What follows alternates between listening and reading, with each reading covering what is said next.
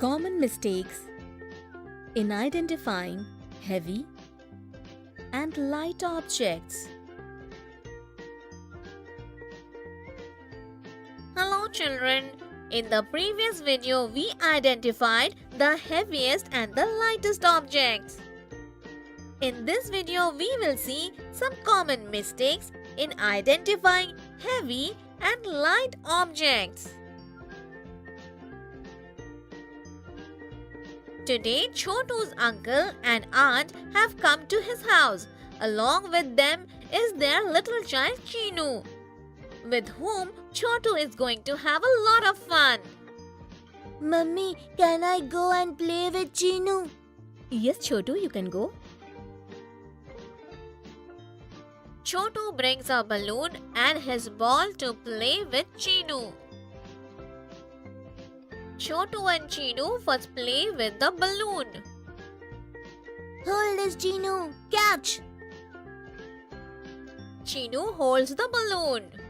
After some time, both of them started playing with the ball, but Chinu is unable to play. He misses the ball every time. So children, do you know why this is happening every time? That Chinu can hold the balloon very well but cannot catch the ball at all? Yes, you thought it right. The ball is heavier than the balloon. Chinu cannot catch the ball. And the balloon is lighter than the ball. Children, but Chotu cannot understand what happened. The size of the ball and the balloon are the same. But still, how did the ball become heavier than the balloon? This shows that it is not always necessary that the object that looks the same should be of the same weight. Did you see, children? The balloon was light, so Chinu lifted the balloon. But the ball was heavy. That's why Chinu was not able to pick it up. Today is Pinky's birthday. Chotu goes to a shop to buy a toy for Pinky along with his mother. They saw a teddy bear at the shop. Chotu, let's give this teddy bear to Pinky. No, Mummy. Let's give this piggy bank. Since this teddy bear is very big, it will be heavy. Hence, Pinky will not be able to lift it. Chotu, do one thing. You just try picking them. Okay, Mummy. Chotu tries to pick up the piggy bank, but he is not able to do that. Mummy, this piggy bank is very heavy. I'm unable to lift it. Yes, Chotu, this piggy bank is heavy. Come on, now try picking this teddy bear. Chotu picked up the teddy bear and he lifted it easily. Children, can you tell how Chotu picked up such a huge teddy bear? Yes, piggy bank was heavy. Chotu could not lift it. And teddy bear was very light. Chotu picked it up very easily. So did you see, Chotu? Objects that look big in size need not always be the heavy. Yes, Mummy. We will give this teddy bear to Pinky. She'll be really happy. So children, this means that objects which look big are not always heavy. And objects which look small are not always light. That was all for today. In this video, we learned about some common mistakes in identifying heavy and light objects. I hope you have understood this topic properly. Bye, children.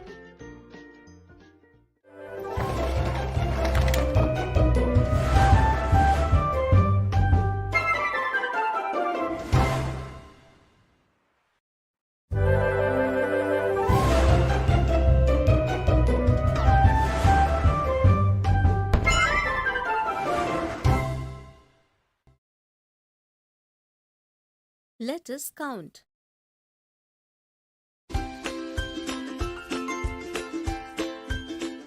Hello, friends. I am Bunny. And this is Chotu.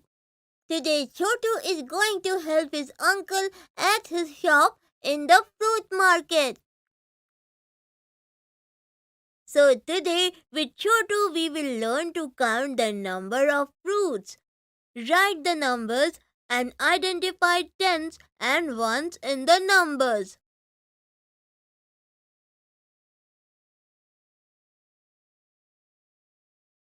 Chotu, look. Different varieties of fruit are kept here. You have to count the fruits and tell their number. You also have to tell how many groups of 10 are there in each, so that we can count them easily. Uncle, a group of 10 means tens. In school, our teacher taught us that a group of 10 is called tens and less than 10 are called ones. Okay, Chotu. So you count the fruits and tell me how we can show them in tens and ones. Okay, Uncle. 1, 2, 3, 4, 5, 6, 7, 8, 9, 10, 11, and 12. There are 12 apples. Well done. Apples 12. Now tell me how many tens and ones are there in 12? One group of 10 will be formed and 2 apples will be left. So there is 1 tens and 2 ones. Well done. Now count these bananas and place them in the second box. 1, 2, 3, 4, 5, 6, 7, 8, 9, 10, 11, 12, 13, 14, and 15. There are 15 bananas. How many tens are there in 15? There are 15 bananas. A group of 10 will be formed. So there is 1 tenth in 15. And how many ones are there? There are 5 bananas left. So there are 5 ones. Well done, Chotu. Now let's count these oranges and place them in the box. 1, 2, 3, 4, 5, 6, 7, 8, 9, 10, 11, 12, 13, 14, 15, 16, 17, 18, 19, and 20. There are 20 oranges. Well done. Now tell me, how many tens are there in 20? With 20 oranges, 2 groups of 10 oranges will be formed. So there are 2 tens. And how many ones are there in 20? There are no oranges left here. So number of ones is 0. Well done, Chotu. Now count these coconuts and place them in the basket. Okay. 1, 2, 3, 4, 5, 6, 7, 8, 9, 10, and 11. Yes. So how many groups of 10 coconuts are there? And how many single coconuts are left? There is 1 group of 10 coconuts and 1 single coconut left. So it will be 1 tenth and 1 ones in 11. Absolutely right. Now count these watermelons and tell their count. 1, 2, 3, 4, 5, 6, 7, and 8. There are 8 watermelons. So how many tens and ones are there in 8? There are only 8 watermelons, so we cannot form any group of 10. So there is 0 tens and 8 ones. Chotu, I have counted the pomegranates and placed them in the groups of tens. Can you tell me how many pomegranates are there? Uncle, there are 2 groups of tens. That means 2 tens and 3 single pomegranates. That means 3 ones. Uncle, there are 23 pomegranates. 2 groups of tens, so it will be 10 and 10, 20. And there are 3 more pomegranates, so it will be 21, 22, and 23. There are 23 pomegranates. Absolutely right. Chotu, you did a great job today. Thank you, Uncle. I had so much fun working with you today. So, friends, today we learned to count the number of fruits and write the numbers and identify tens and ones in numbers.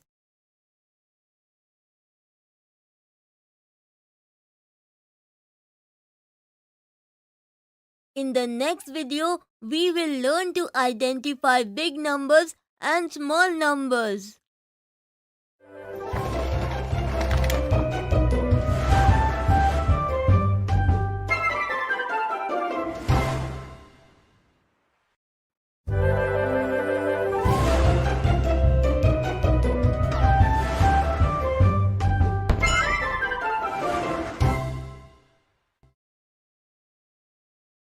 Let us count.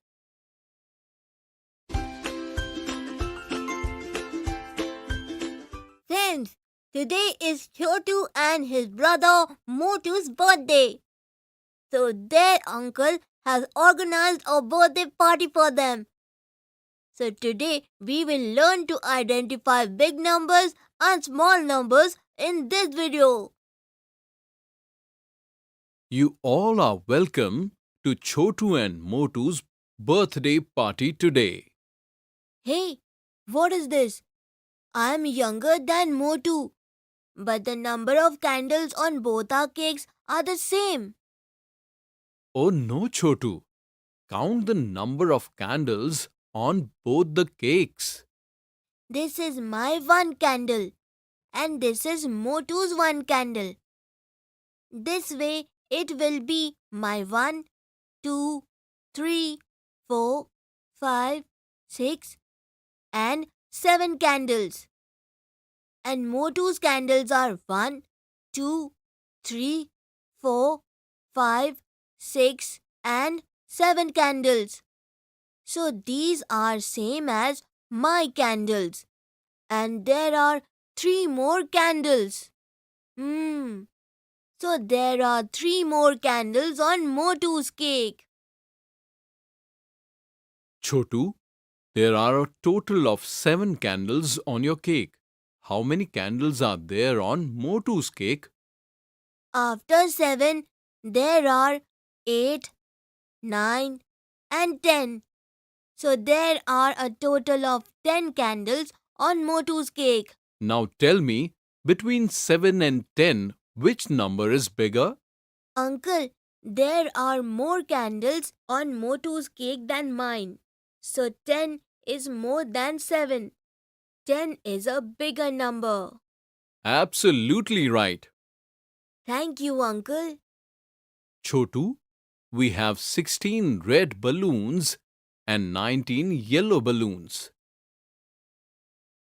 Tell me, which color balloons are more?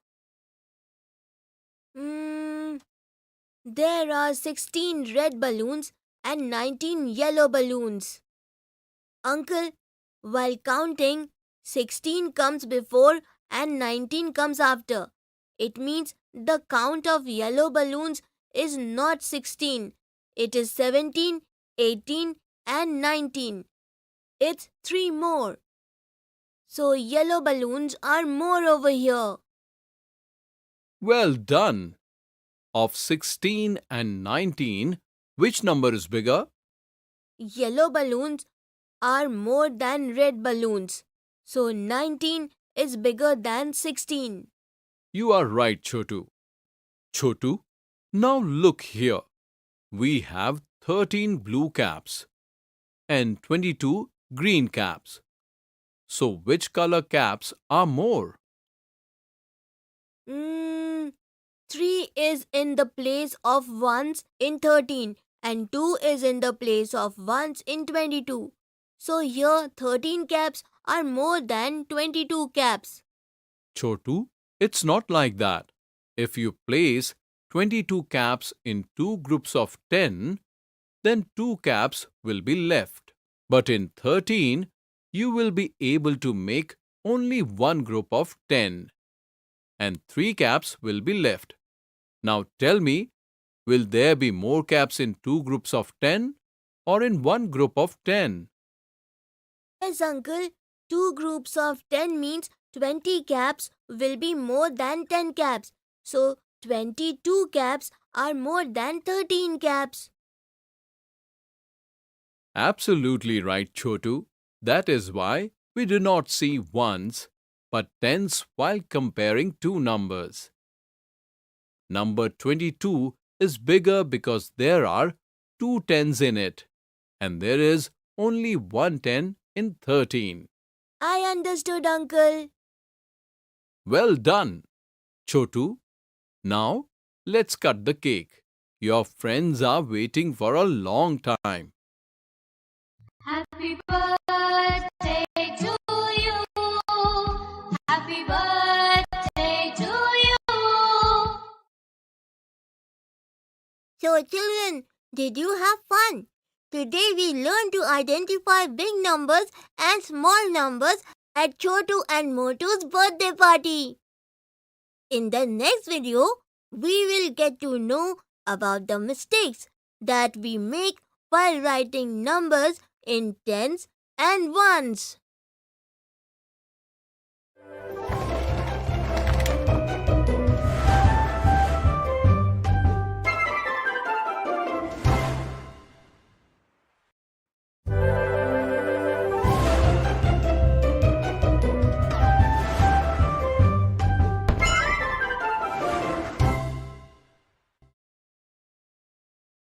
Let us count some common mistakes.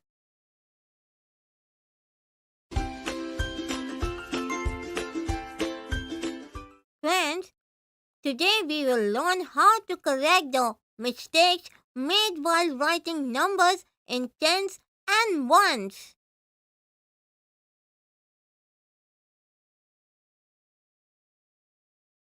Chotu, you know how to make groups of tens?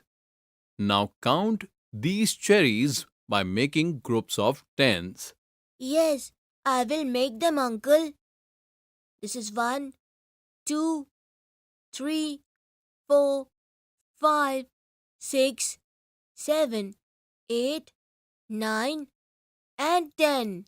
First group of 10, second group of 10, and this is the third group of 10. Now let's count the remaining cherries. 1, 2, 3, 4, 5, 6, 7, and 8. How many groups of tens were made with these cherries?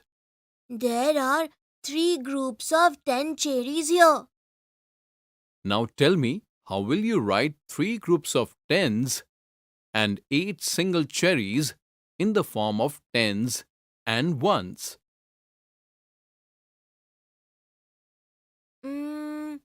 8 in the box of tens and 3 in the box of ones. Oh, Chotu, there are 38 cherries in total. 38 means 3 tens and 8 ones.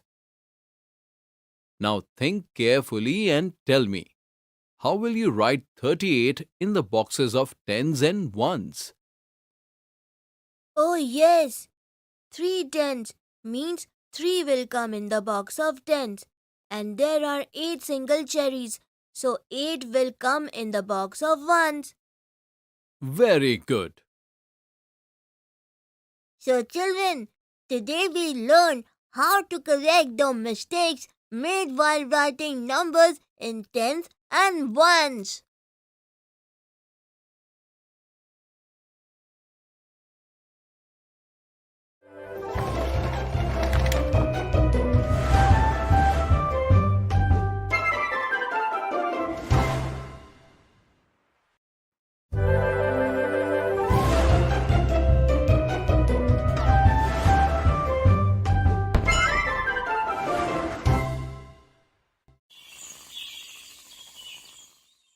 Today, we will learn about some interesting facts related to objects in the box or bundle of tens and their number. Lily, if I have 8 bangles, how many bangles would I have to add? So I would have 10 bangles. On adding 1 to 8, we get 9. By adding 1 to 9, we get 10. So we will have 10 bangles by adding 2 bangles in 8. Well done, Lily. Here are total 2 boxes of bangles. So tell me, how many bangles are there in the first box? There are 1, 2, 3, 4, 5, 6, 7, 8, 9 and 10 bangles in the first box. Lily, we do not have to count the bangles one by one like this. I will teach you.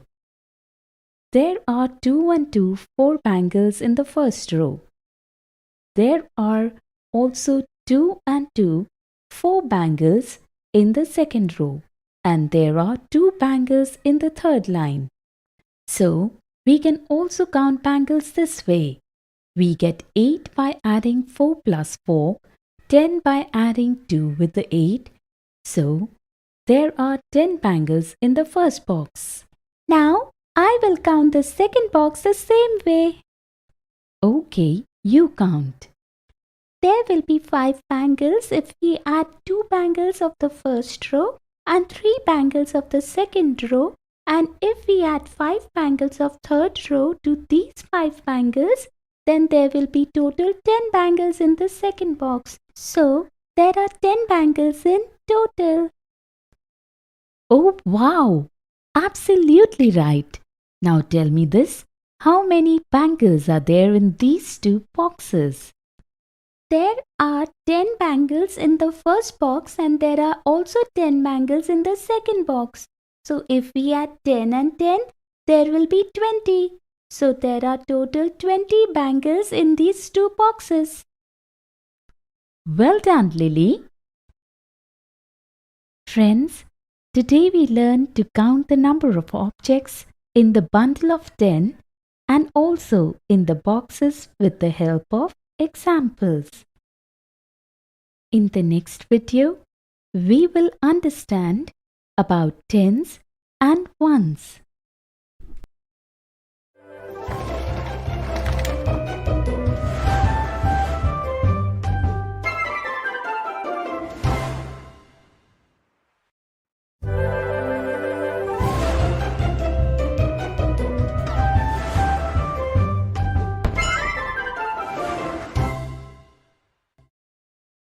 Carryover additions, sums using groups of tens.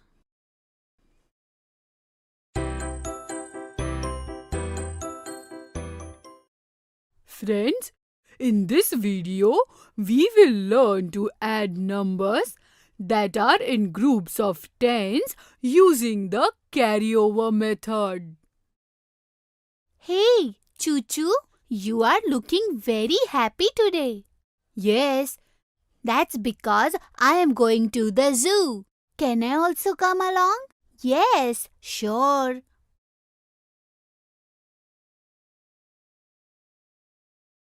Let's get a bus ticket from there to go to the zoo. Yes, let's go. Please give us 2 tickets to the zoo. you are older, so your ticket will be 48 rupees. And for this child, the ticket will be for 24 rupees. So, Choo Choo, how many rupees do we have to pay in total?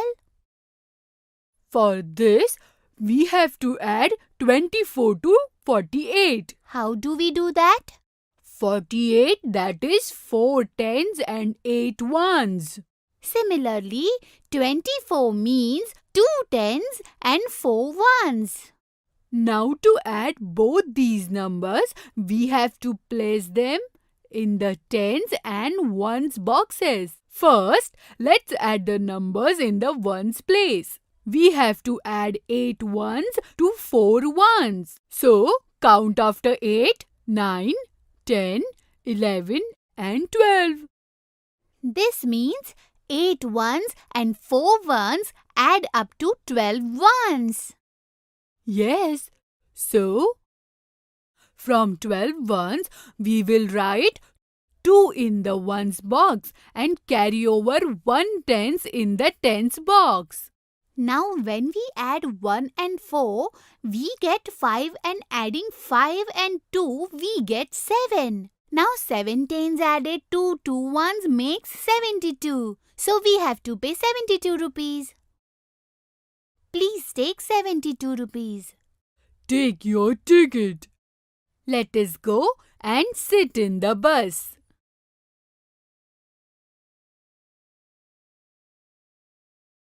I'm enjoying the bus ride. Let's go, Gigi. We have reached the zoo.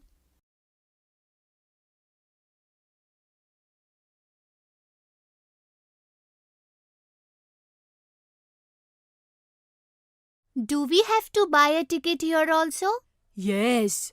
Bhaiya, please give us 2 tickets. Your ticket will cost 56 rupees and the younger child's ticket will cost 28 rupees. Chichi, now tell me how much money do we have to pay in total? 56, that is 5 tens and 6 ones, and 28, that is 2 tens and 8 ones. Well done. And then? First of all, we will add the numbers in the ones place. 6 ones added to 8 ones will equal 14. This means 6 ones and 8 ones added together will equal 14 ones. And out of 14 ones, we can form a group of 1 tens. So 14 has 1 tens and 4 ones. Now we have to write 4 in the ones box. And we have to carry over 1 tens in the tens box. Now adding 1 and 5 will make 6. And 6 added to 2 will make 8. Now 8 tens and 4 ones, which means we have to give 84 rupees. Perfect answer. Please take 84 rupees. Take your ticket. Let's go inside.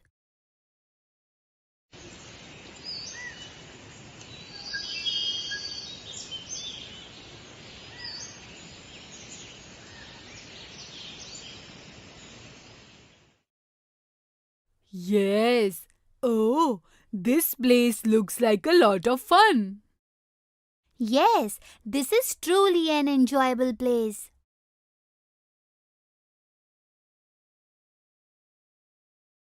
Young friends, through this video,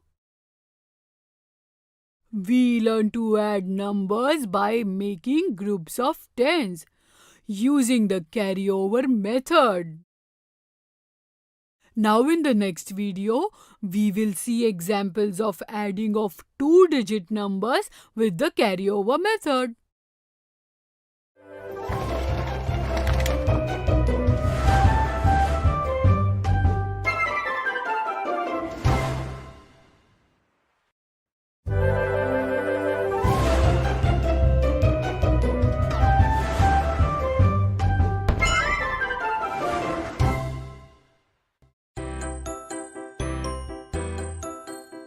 Children, in this video, we will see some interesting examples of adding numbers using the carryover method with the help of groups of tens. We had great fun in the zoo yesterday. And we learned a lot as well. Yes. Give me some more examples to practice. Look, here are 2 abacus. With the help of the abacus beads, try to identify the numbers and add them. In the first abacus, in the tens box, there are 7 beads. This makes it 7 tens, that is 70. And in ones box, there are 4 beads, which makes it 4 ones, that is 4. Now to add 4 to 70, count after 70. 71, 72, 73 and 74. Well done.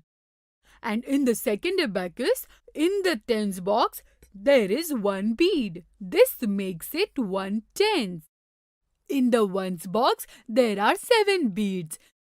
That is 7 ones. So adding 1/10 and 7 makes 17.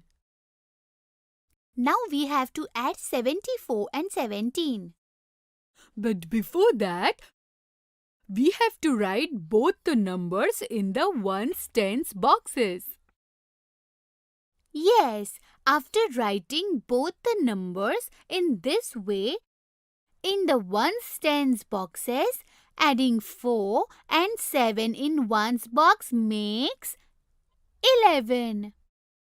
11 means 1 tens and 1 ones.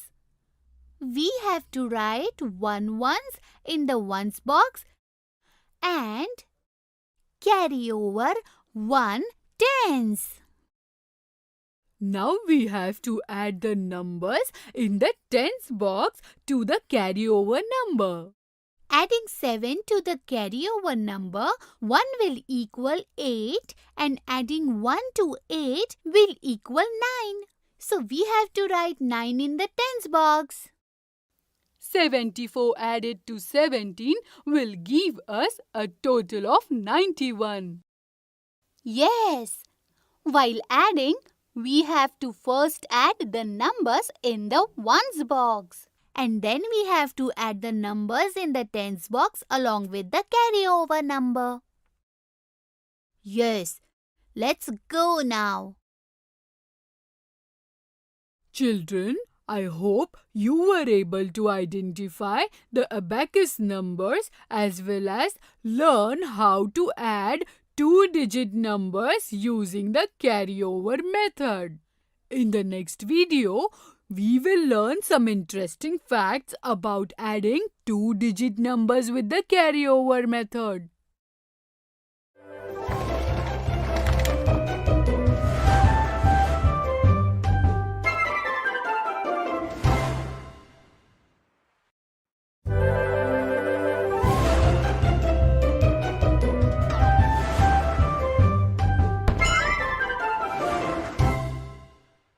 Hello children, today we will listen to the interesting stories narrated by Uncle Big Mouth and learn about the expanded form of three-digit numbers.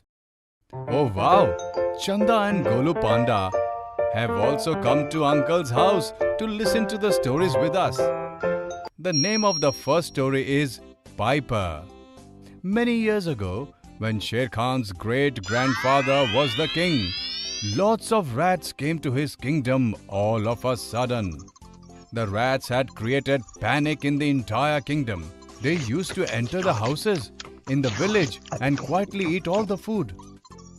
The king made an announcement in the village that whoever will be successful in getting the rats out of the village will be given a reward.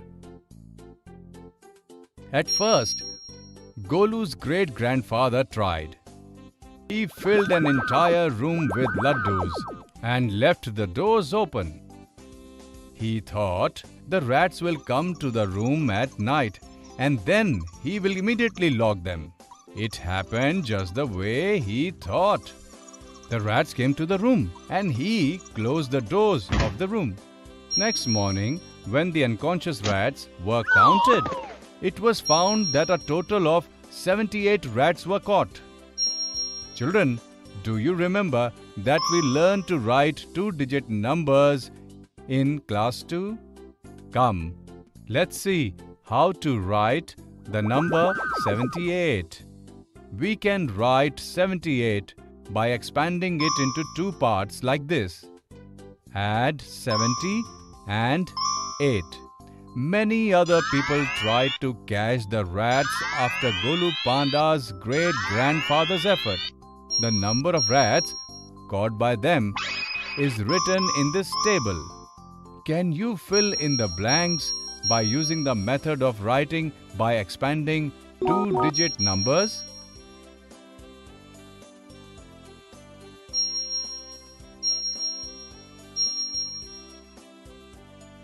Despite everyone's efforts, there were still many rats in the kingdom. Finally, one day, Bunny Rabbit, the piper, came to the village. He went around the village playing his flute. Hearing the melodious sound of his flute, the rats started following him. All the rats gathered behind him. He continued playing his flute and was successful in taking the rats out of the village. The king was very happy and decided to give 625 gold coins to Bunny as a reward.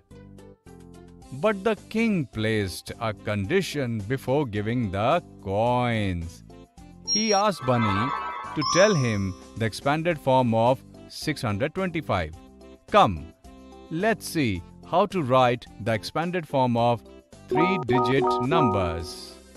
To write 625, let's start with 600. Can you tell what will we get by adding 1 to 600? Yes, you got it right. We will get 601. Similarly, by adding 2 to 600, we will get 602. By adding 3, we will get 603. In the same way, when we add 25 to 600, we will get 625. In other words, we can say that 625 is 25 digits ahead of 600. Now, by using the method of expanding 2-digit numbers, we can also write 25 like this. Add 20 and 5. This method is known as writing in expanded form. Bunny became very popular and he went village to village playing his flute. From the next village, he got 801 coins as reward. Can you write this number in expanded form? Come, let's do it together. 801. This number is 1 ahead of 800. So we can write it in expanded form as add 800 and 1. Bunny got tired going around villages. He thought that whatever prize money he will get in this village, he will use it to buy a small house and spend his remaining life in peace. He drove away all the rats from the last village and got these many coins as reward. Can you identify the number of which this is the expanded form? This is very easy to do. First, we will add 70 and 8 and we get 78. We know that the number 478 is ahead of 400 by 78. In this way, we can identify a number through its expanded form. Bunny bought a small house for himself and started living in it happily. Children, in this lesson, we learn to write 3-digit numbers in expanded form. In the next video, we will see the interesting form of different numbers.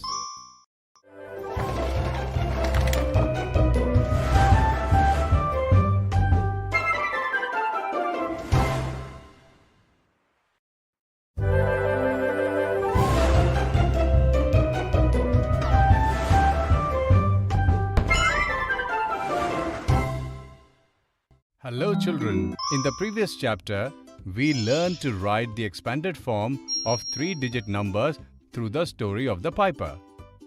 Today, we will learn to write the expanded form of a 3-digit number by its number name with the help of another interesting story from Uncle Big Mouth. But before telling the story, Uncle Big Mouth has a condition. First, we will have to complete this table. Only then Uncle will tell us the next story. So come children, let's fill in this table together.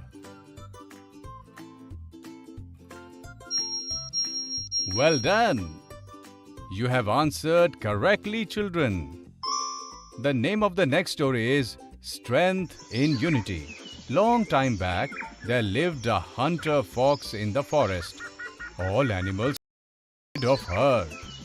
For many days she had not found a single prey. Therefore, she was wandering in the forest hungry, looking for a prey. Just then she saw a group of birds feeding on the grain. The fox started salivating. The next day it laid a net there. Like any other day, the birds came to feed on grains there, but they were caught in the net. Some of the birds thought that they will fly away, taking the net with them.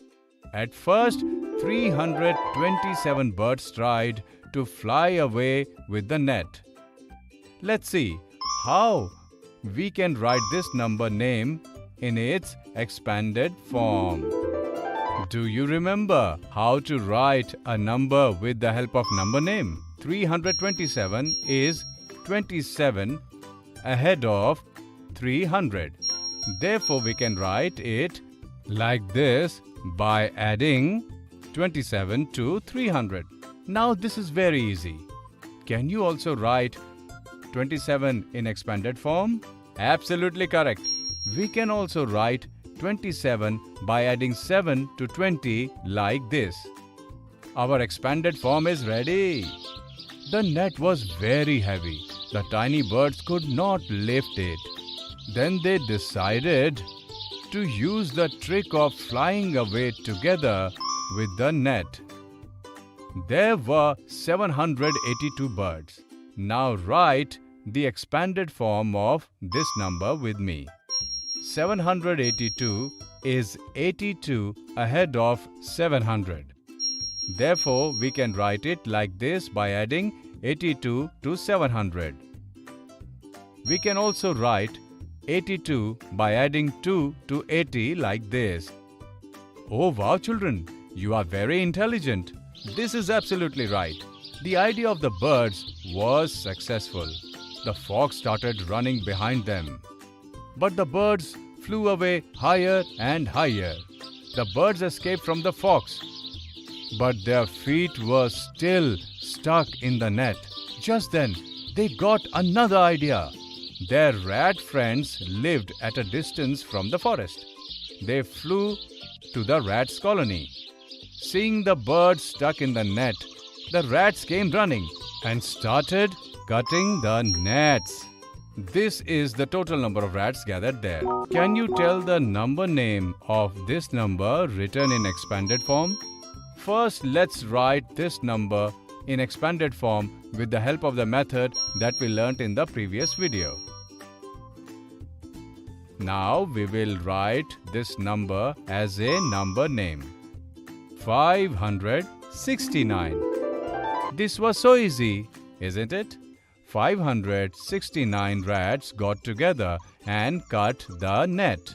The birds thanked them and happily flew to their home. So children, you saw that there is a lot of strength in unity.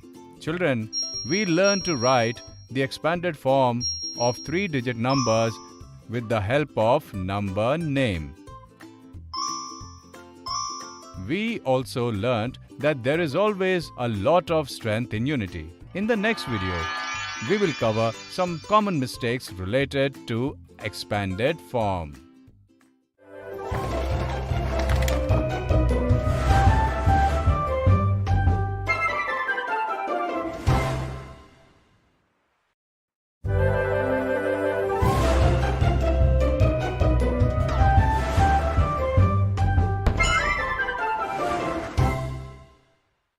Hello children, are you liking the stories of Uncle Big Mouth? In this lesson, we will look at some common mistakes related to writing 3-digit numbers in expanded form.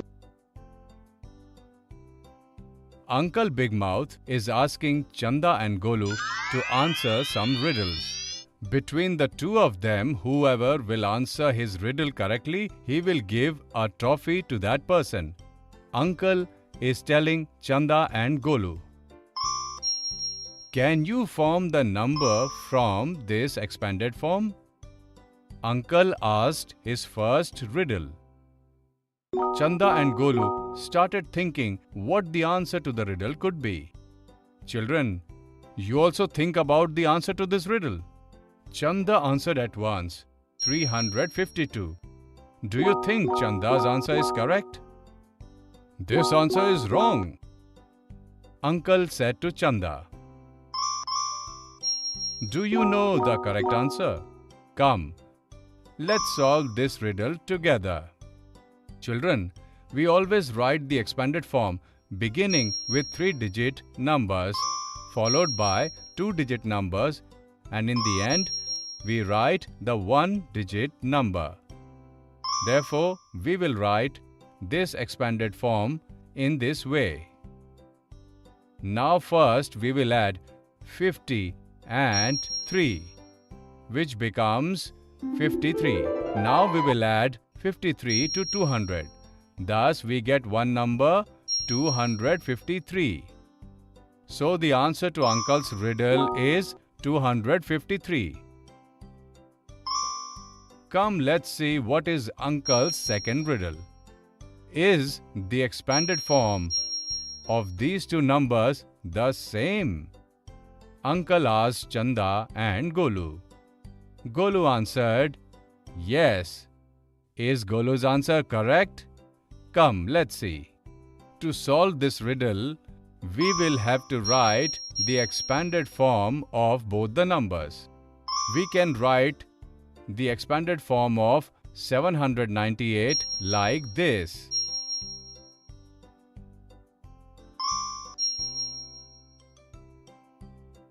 And 897 can be written in expanded form like this. We can see that the expanded form of both the numbers is different. That's why Golu's answer is incorrect. You will not get the toffee, Golu. Your answer is wrong. While writing the expanded form, you exchanged the places of numbers 100 and 1. Therefore, both the expanded forms seemed same to you. Although in reality, the expanded form of these two numbers is different. Uncle says to Golu, here is my last riddle. Can you write the expanded form of this number? Uncle asked Chanda and Golu. Chanda gave this answer. And Golu's answer is this. Can you tell whose answer is correct? Think. Come, let's write this number in expanded form. 553 is 53 ahead of 500. Therefore, we can write it like this by adding 53 to 500. Now we will write the expanded form of 53 as 3 added to 50. So, this is the expanded form of 553. Chanda just added the 3 digits while writing the expanded form of the number, which adds up to 13, not 553. That is wrong. We can see that Golu has written the correct answer by using the correct method of writing the expanded form of number. Well done, Golu. Your answer is correct. Here is your trophy. Uncle said to Golu and gave him a toffee. Golu gave half of the toffee to Chanda. Chanda and Golu ate the toffee. Then they went to their homes. Children, in this lesson, we looked at some common mistakes related to writing the expanded form of 3-digit numbers. Hope you will not repeat those mistakes.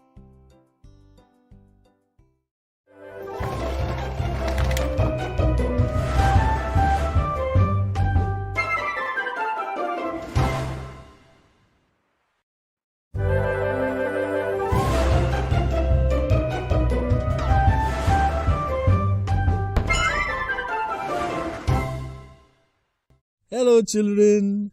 In this video, we will learn to recognize growing patterns.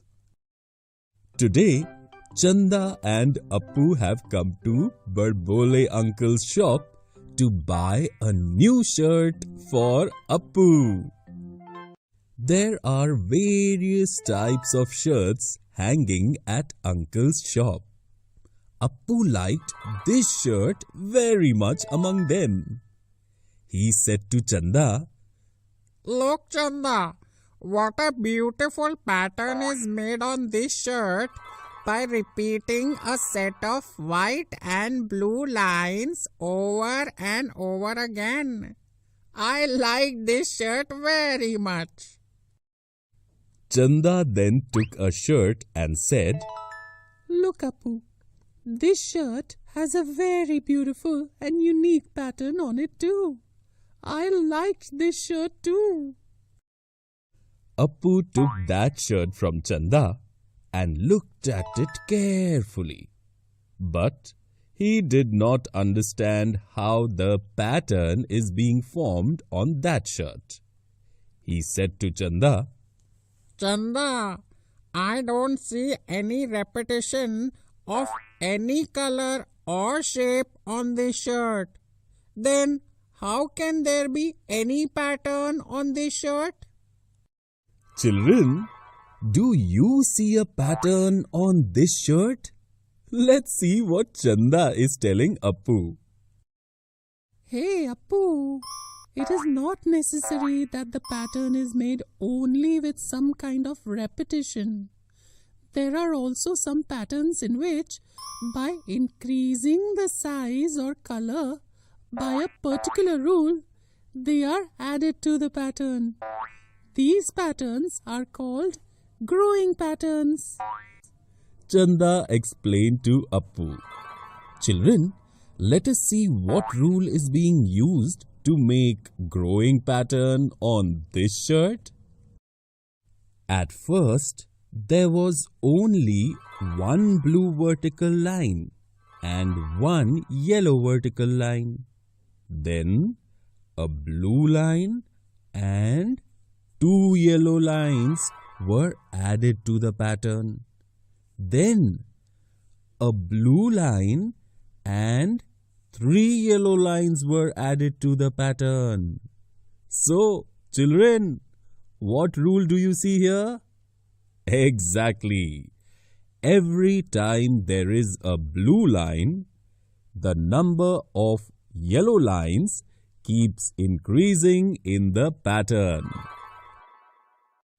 Chanda also explained to Appu the growing pattern on the shirt. Appu quickly understood. He also liked that shirt very much. Appu bought that shirt and both of them walked towards Appu's house. Appu started feeling hungry on the way. Appu and Chanda thought that they would eat something at Babban's new hotel. The direction of the hotel is shown by such a board near Babban's new hotel. Appu was excited to see the board. He immediately pointed to the board and said, Look, Chanda, this is another growing pattern. Children, can you find the rule of this growing pattern? If you want, you can stop the video and find the answer. Well done! Your answer is absolutely correct. In this growing pattern, the number of squares in each line is increasing by 2. As such, only 2 vertical lines were drawn first, and the second line has 2 squares more than the first line. Now, when this group was repeated, another vertical line was added to the pattern and it increased by 2 squares from the second vertical line. So, what happened when this group was repeated again? Exactly.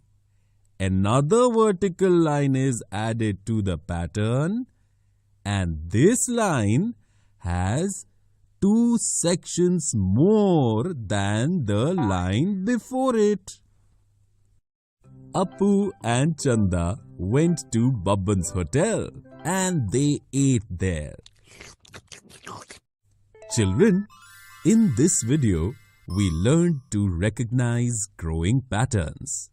In the next video, we will learn more about growing patterns by some interesting examples.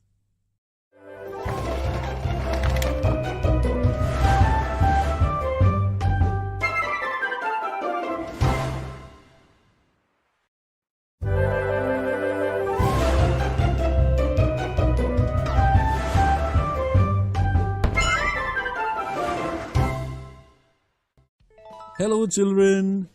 In the previous video, we learned to recognize growing patterns. In this video, we will learn more about growing patterns by some interesting examples. Diwali preparations are going strong in Champapur. Garlands, crackers and rangoli stalls are installed all over the place. Bablu and Raju have come to the market to buy things for their respective homes. Bablu wants to buy a beautiful dress for his sister on Diwali. Raju told Bablu, "Bablu, this dress has very unique pattern." Children, can you follow the growing pattern of the dress Bablu liked? If you want, you can stop the video and find the answer. Here, Bablu liked the unique growing pattern of flowers in the dress. The pattern began with a 3-petal flower. Then, a 4-petal flower was added to it. In this way, every time a more petal flower is being added to it. Now, how many petal flowers do we have to add to carry this pattern forward? Exactly! We have to add a flower with 6 petals. Bablu bought the dress and Raju and Bablu went to the next shop to buy diyas. This time, different types of diyas are available in the market. Raju saw one of those decorations made from diyas and liked it very much. Bablu drew Raju's attention this time and said, Look, Raju, this has a unique growing pattern even in the decoration made in your diyas. Children, can you recognize the rule of growing patterns made of Raju's diyas and carry it forward? Well done, children! Your answer is absolutely correct. Here, every line of diyas has 2 times the diyas from its earlier line. Thus, how many diyas will be in the next line of this growing pattern? 16 diyas. Raju bought the decoration of the diyas. Now, Raju and Bablu have come to Appu's shop to buy sweets. Such a beautiful rangoli is made in front of Appu's shop. Children, can you carry forward the growing pattern of rangoli at Appu's shop? You have carried forward this growing pattern perfectly. Children, in this video, we learned more about growing patterns by some interesting examples.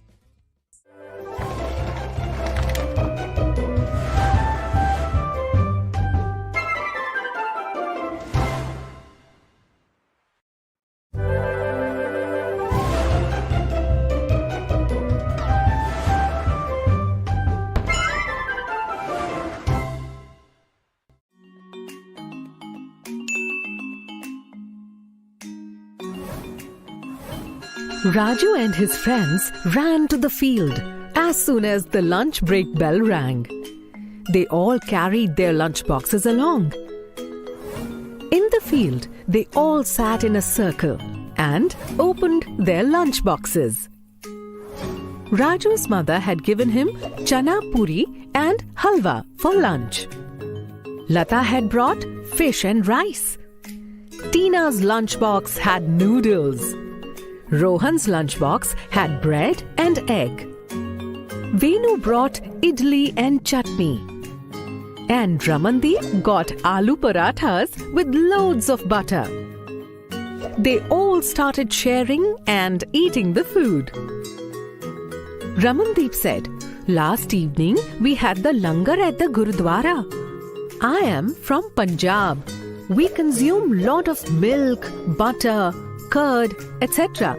Basically milk products. Our people also eat a lot of wheat and rice. My favorite food items are chole bhature and lassi." Tina informed, "When we went to Delhi, we visited a lot of malls and had pizzas, burgers and pastas there. My mother made me understand that all this food is not good for health, but I really liked them. My mother really enjoyed eating Delhi's chaat. I also liked noodles, and that's why I have brought them in lunch today." In Raju's house, the daily meals are made up of dal, vegetables, and roti. At times, on special occasions, his mother cooks special sweets and dishes. Last month, his distant relatives visited from Hong Kong. They informed that in Hong Kong, people ate snakes and insects too. All the kids were stunned to hear this. Venu was from Chennai. He informed that their cuisine had many items other than idli, vada, dosa, sambar and rasam. Have you heard of pongal or bisibel bhat? Then Lata informed that fish and rice is very popular in Kolkata. People in Kolkata love eating sweets. Rasgulla, Sandesh, Mishti Doi are everyone's favorites. See, such different varieties of food. If children from the same class had brought such different kinds of food, imagine how many different kinds of food would exist in the whole world. When do you eat food? When you're hungry. How do you get to know you're hungry? Your tummy tells you. At times, your tummy tells it with a growl. Children, when you are hungry, do you always get hot and nutritious food to eat? There are several people who do not get access to good, nutritious food. Some survive on salt and roti, and some on simple grains of rice. Some even have to make do with sleeping on an empty stomach. In the last chapter, you met Chotu and Monu. Remember them? Think about them. On days they aren't able to earn anything, they survive on mere tea biscuits. Some days they aren't lucky enough to get even that. Do all the members of a family eat the same food? Not necessarily. Let's go to Raju's house. Raju's grandmother eats soft food because she's losing teeth to old age. Raju's mother prepares khichdi or dal chawal, and sometimes she serves her rotis dipped and soaked in dal. When Raju's sister was young, she was not able to chew. So her mother fed her milk and other liquid food items. Like Raju's mother, Raju's father also enjoys cooking. He helps Raju's mother out in the kitchen. Raju loves what his mother cooks, but sometimes he insists on eating outside. Raju needs to understand that in his growing age, it is important that he eats all kinds of nutritious food like dal, roti, vegetables, etc. Raju's mother ensures Raju gets a balanced and nutritious diet. Children, you should also take care of the same. Hotel and restaurant food looks tempting and tasty, but it is not as hygienic and nutritious as home-cooked food. Today we learnt about different kinds of food. India is a huge country. People from different regions consume different kinds of food items. We learnt that everyone feels hungry, but not everyone is lucky enough to get access to nutritious food. At the end, we learnt that members of the same family eat different kind of food depending upon their age and preferences. The story doesn't end here. In the next video, we will learn about food from different states and regions of the country. We will also try to understand why different places have different food habits.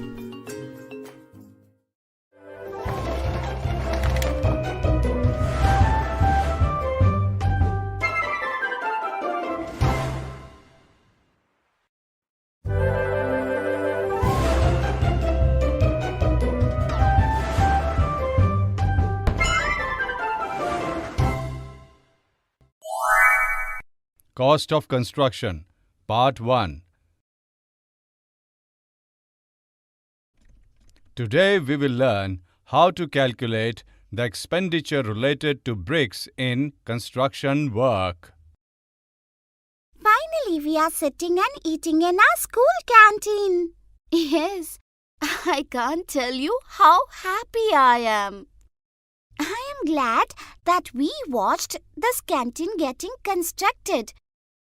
And we learnt about bricks as well, right? But how many bricks do you think are used to build this canteen? Engineer sir only knows this. Where are we going to find him now? The construction is over. He must have gone now.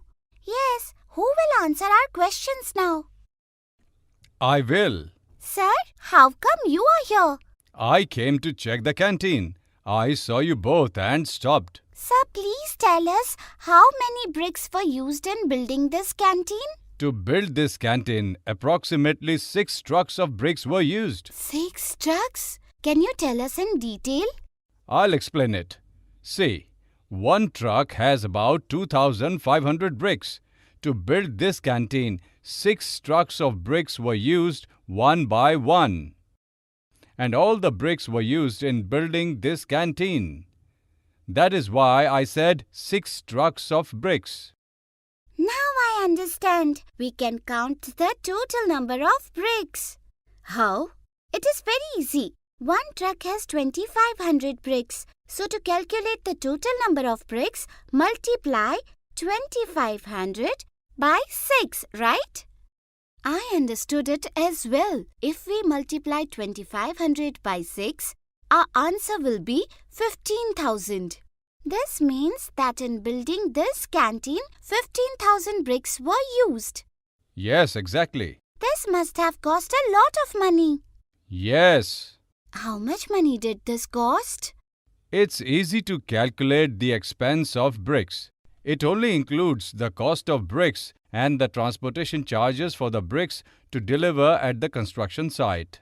Transportation charges? Yes, trucks are used to transport bricks from the furnace to the construction site.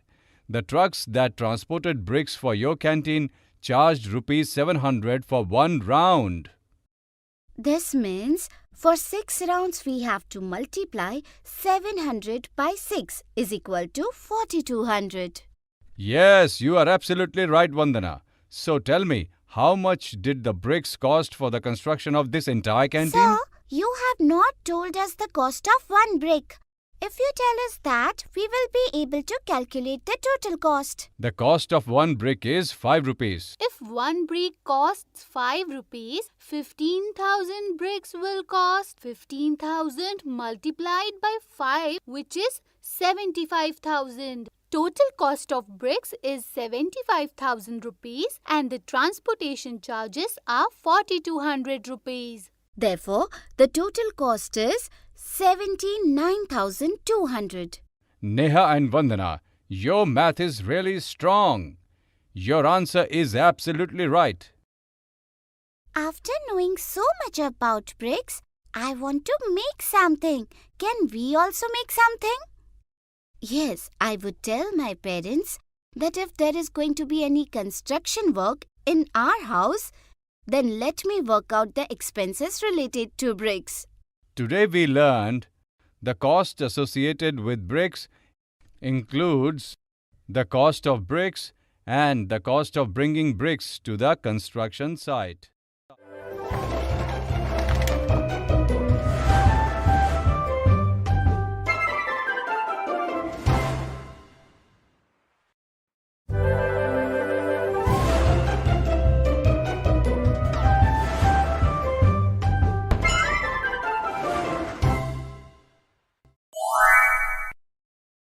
Cost of Construction, Part 2.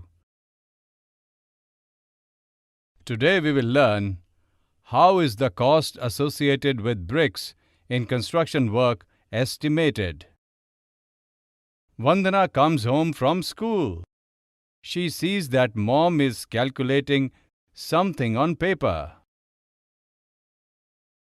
Mother, what are you doing? Your father and I have decided to build rooms on the top floor of our house, Vandana. Therefore, I am calculating how much will be the total cost to build that floor. Today in my school, I spoke to our engineer, sir. He told us about the expenditure incurred in bricks in making the canteen. Therefore, I can help you in calculating the expenses related to bricks. That's good, Vandana. Calculate the expenses associated with the bricks. I will calculate the rest. Okay, Mom. But I want to know how many bricks will be needed for that. It is not so easy to find out how many bricks will be required. But as we are going to build just above this floor, the number of bricks required has to be more or less the same as the number of bricks used in building this floor. 22,600 bricks were used to build this floor. So you calculate the expenses related to 22,600 bricks. I will calculate the rest. Okay, Mom. Now we know that a total of 22,600 bricks will be used. First, let's find how much they would cost us. A brick costs 5 rupees. So to find the value of 22,600 bricks, we will multiply 22,600 by 5. Let's multiply. First we write 22,600 and 5 like this to multiply them. Now the first 5 will be multiplied by 0. The answer is 0. Now let's multiply 5 again with 0. The answer is 0. Now we will multiply 5 by 6. The answer is 30. 30 has 0 at 1's place and 3 at 10 place. While multiplying, we place the digits of ones at the designated place and the tens digit is taken as a carryover, which will be expressed like this. Now we will multiply 5 by 2. The answer comes to 10. But we already have 3. So we will add 10 and 3. The answer we get is 13. Now even here, ones and tens digits are placed at their designated place. Now again we will multiply 5 by 2.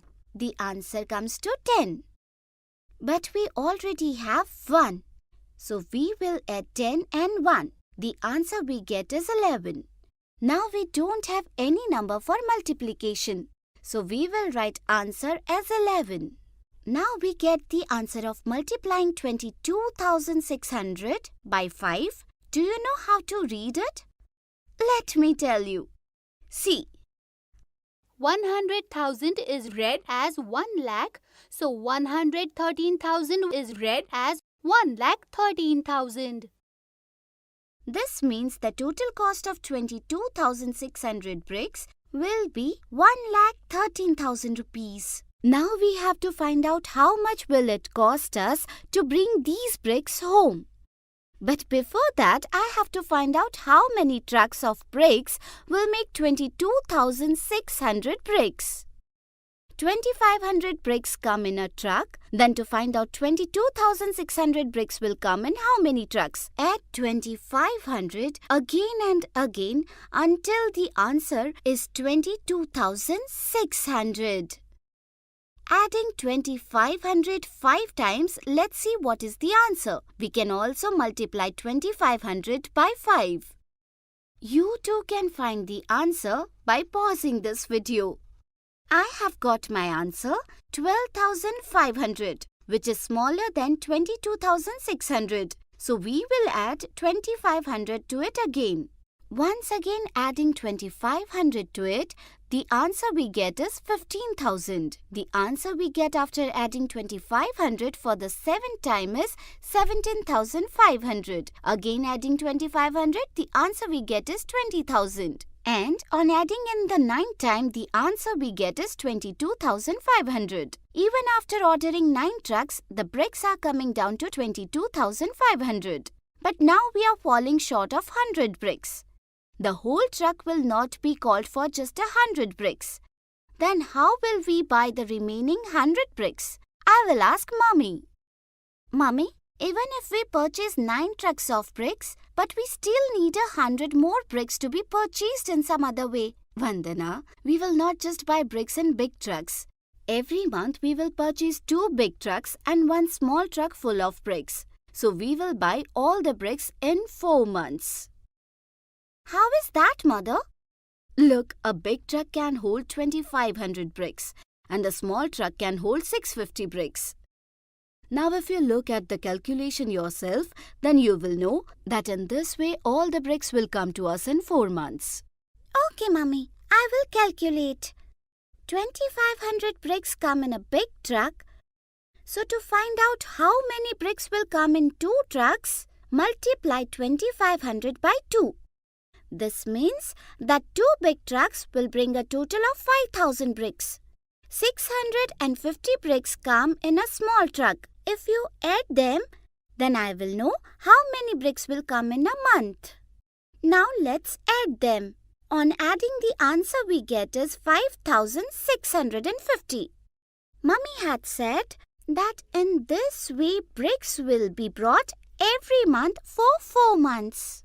To check this, I have to multiply this number 5,650 by 4. Multiplying the two numbers gives the answer 22,600, which is equal to total bricks required. This means my mom was right. If we are to purchase 2 big trucks and 1 small truck of bricks every month, then 22,600 bricks can be purchased in 4 months. So we have to purchase a total of 8 big trucks and 4 small truck of bricks in 4 months. Now let me calculate the cost of transportation.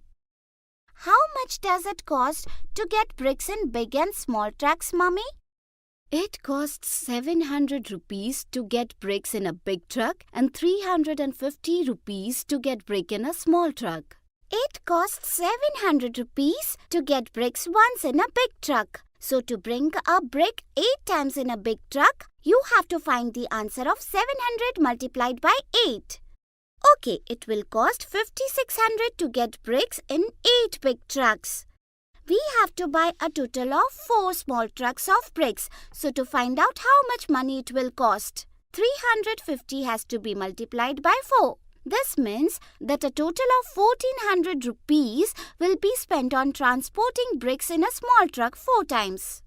Now I have calculated all the expenses related to bricks, including the value of bricks and the cost of transporting the bricks as well. Now let's just add them all. Answer I'm getting is 1,20,000 rupees. It means that it will cost us 1,20,000 rupees just to purchase the required bricks to build the top floor of our house. Let me inform Mom. Today we calculated the expenses related to bricks in construction work. Similarly, you can also calculate the expenses incurred in any construction work or in our day-to-day life.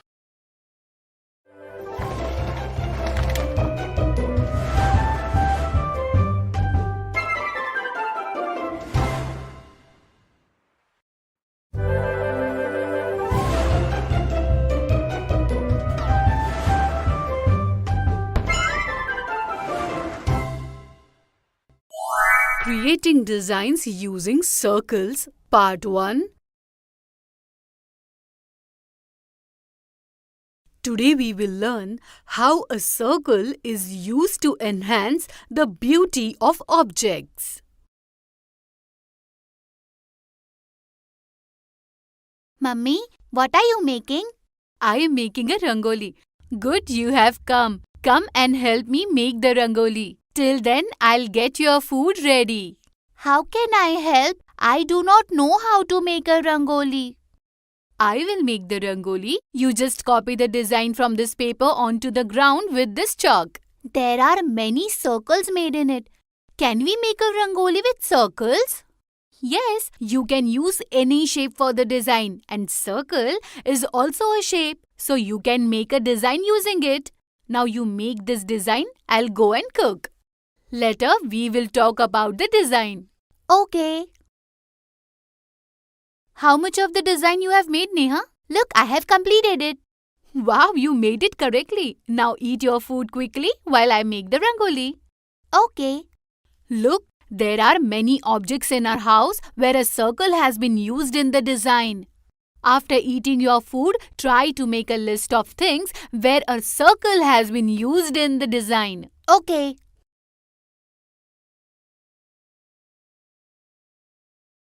Mummy, look, I have made a list of objects where a circle has been used in the design.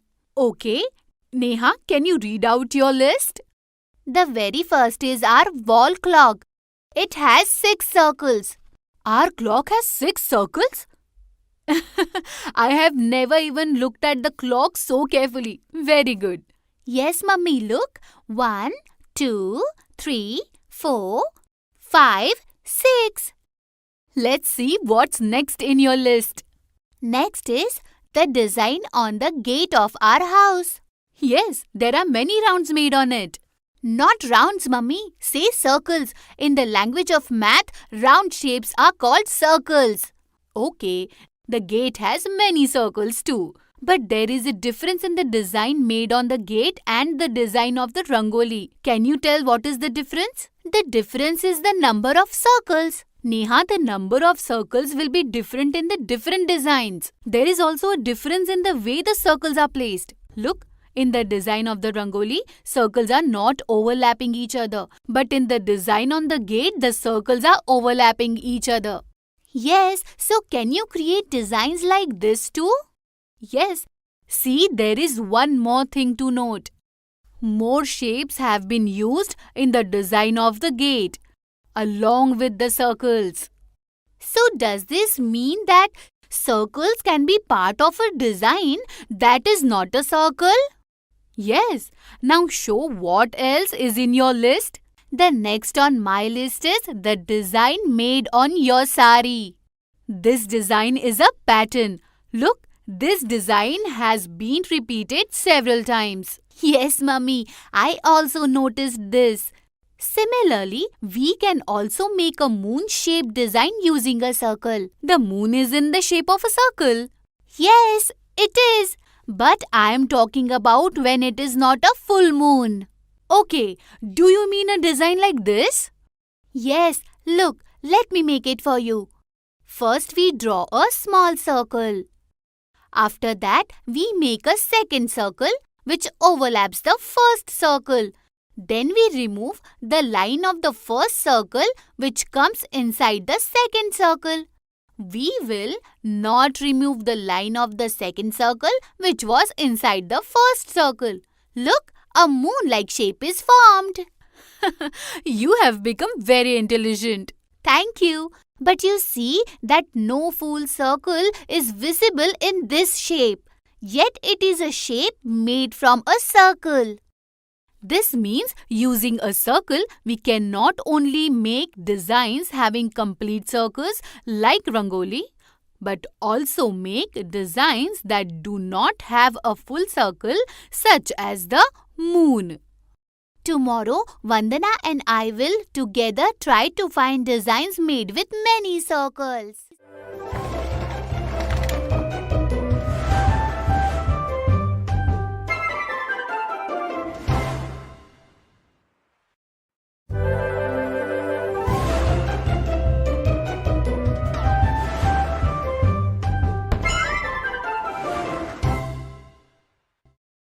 Creating designs using circles. Part 2.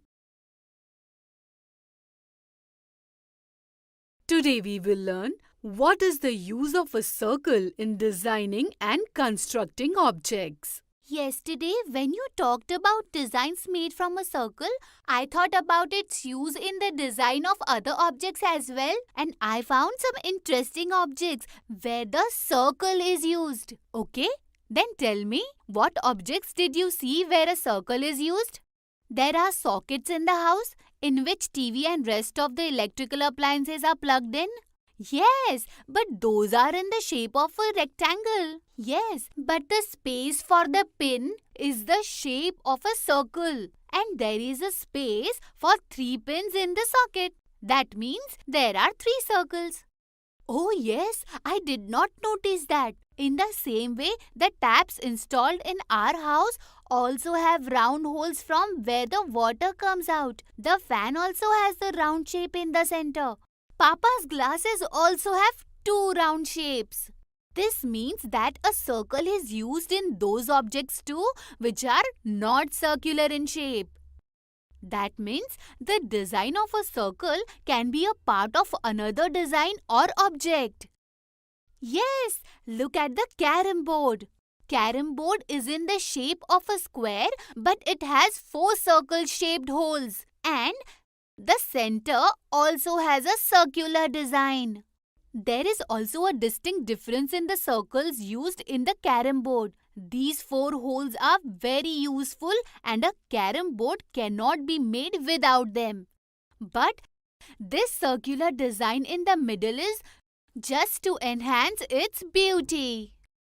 If it is not there or is in some other shape, we can still play on the carom board. Well, it means that a circle can be used to enhance the beauty of an object, or it may be a necessity for an object. Yes, like in Rangoli, Mummy's sari, and the design on the gate, the circle is there to enhance their beauty. Whereas for the wheels of a bicycle, center part of a fan, holes in the carom board, the circular shape is an essential part. Think if the wheels of the cycle are in the shape of a square, how will we ride it? Look at this bowl. This too has a circular shape. Looking at it from the top, that it is. But even from the front, it looks like it is made in the shape of a circle. That doesn't look like a circle to me. Look carefully. Doesn't the design of the bowl look like a half circle? Yes, it does look like it. It is half and also open from one side. Such a design of an open circle is also there on the gate of your house, where I have never noticed it. Let's go to the gate and I will show you. Look at this design. Oh yes, these are open circles. Like this, we can make many beautiful designs. Yes, we will make them in school tomorrow. I will go home now as it's getting late. Okay, bye-bye. Bye-bye. Today you learned what is the use of a circle in designing and constructing objects.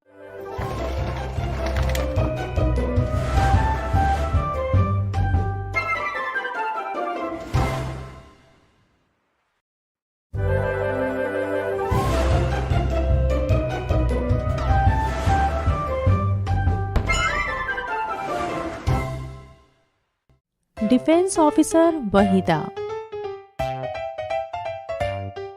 introduction. In this video, we will learn about Officer Wahida Prism of Indian Navy.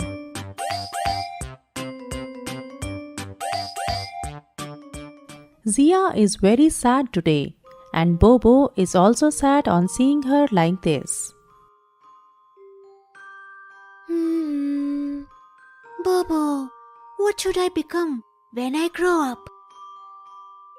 Suddenly, Zia's grandpa comes into her room. Zia, what happened? Why are you sitting so sadly? Grandpa, I am unable to decide. What should I become when I grow up? This is it then. Well, tell me, what do you think? What do you want to become? Have you thought what you want to become when you grow up? Grandpa, I want to become an army officer and a doctor, both. But can I be both? Yes, of course. You can become both. You just have to do a lot of hard work and believe in yourself. Is it true, Grandpa? Then it is a very good thing. Yes, Zia. Okay, let me tell you about a brave person. She is both a doctor and a Navy officer. Zia is absolutely stunned on hearing this. Oh wow! This is exactly what I want to be when I grow up. What is her name, Grandpa? Do you know anyone who does more than one job?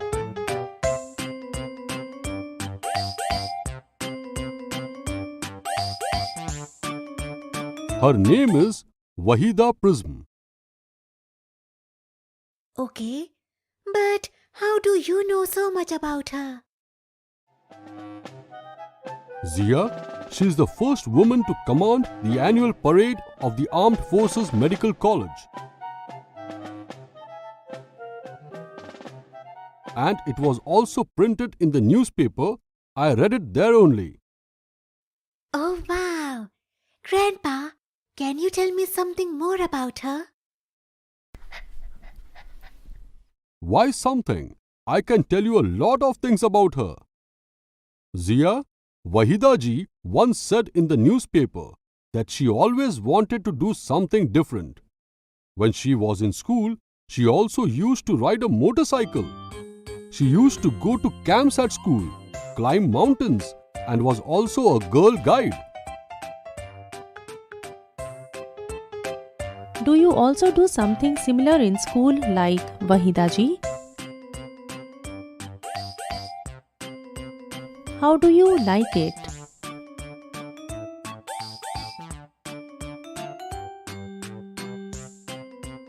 Wow! She did so many things. But Grandpa, how did she become both a doctor and a Navy officer? I will tell you that now. After finishing her schooling in Jammu and Kashmir, she started her studies to become a doctor. Grandpa, how many years did it take her to finish her studies to become a doctor? It took her 5 years, Zia. For 5 years, she studied hard at the medical college in Jammu and became a doctor. Oh. Then she gave an interview to join the army. And after being selected in that interview, she also attended a 6-month training. And then after that? After that, when she got an opportunity to work in the Navy, she went ahead and gave her name. Then she became an officer in the Navy. Yes, that is correct. And you know, Zia, she also said in the newspaper that she was very fond of traveling, and now she travels to different places in the Navy ship. It must be so good, isn't it, Grandpa? Yes, but there are few women who work in the Navy. So, Grandpa, She doesn't work as a doctor now? She does, Zia. She works as a doctor in the Navy and takes care of the health of all officers and sailors on the ship. That means she is a doctor on a Navy ship. So, Grandpa, do those ships have hospitals? Do you think there are hospitals on the Navy ships?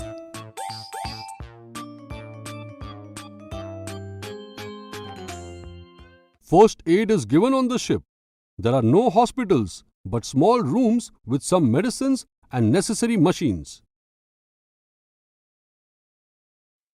So, Wahida ji would treat everyone with the help of those medicines and machines. Yes, Zia, it was her good work that helped her to be the commander of the parade. Nice. So, what did she do in the parade? She was heading 4 platoons in the parade and she gave 36 commands, that too loudly, so that everyone sitting in the stadium could hear. Oh, then she must have done a lot of preparations for it. She used to practice for it in the morning and evening. Grandpa, I will also work very hard like her. Very good, Zia. And when you give an interview in the newspaper, you must tell them about your grandpa also. Yes, Grandpa, of course. Zia now started thinking what her friends Sarla, Bunty and Nafisa would like to become when they grow up. Grandpa, should I go and ask my friends what they want to become? Look here, I have made a table as well.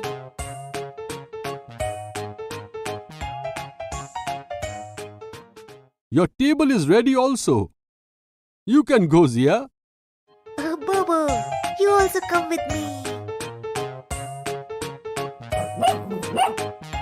Both Bobo and Zia step out to see her friends. Zia fills her table by asking her friends, "Do you know what your friends want to grow up to be?"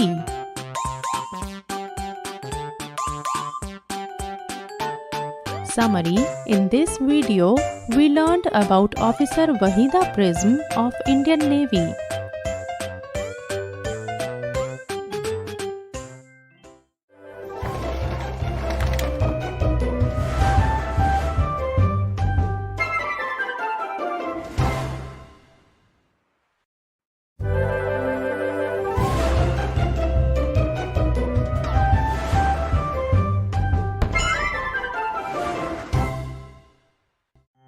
Hello children! In this video, we will see some interesting examples of identifying and comparing fractions. Babban does a lot of mischief with all the people in the village. Today, he has come to buy sweets at Appu's sweet shop. He could not decide which sweets he wants to buy. So Appu divided the sweet box into 10 equal parts like this. Now Appu put Kaju Katli, Laddu and Peda in the sections in this way. We can write the different sweets filled in the box in the form of fractions in this way. Which sweet is filled in the largest part of the sweet box? And in how many parts? If you wish to, you can stop the video and find the answer. Absolutely correct! Laddus are filled in the largest part, 4/10 of the sweet box. When Babban saw the box of sweets, Appu had filled Peda in some parts. Chanda had told him that Appu's pedas are not tasty at all. So, he asked Appu to fill jalebi in parts of the box where he had filled pedas. Appu was a bit irritated as his shop was starting to get crowded. He quickly filled the jalebi in the parts where pedas were filled. Children, can you tell how many parts of the box is jalebi filled now? You can find the answer by pausing the video. Yes, jalebi is filled in 3/10 parts of the box.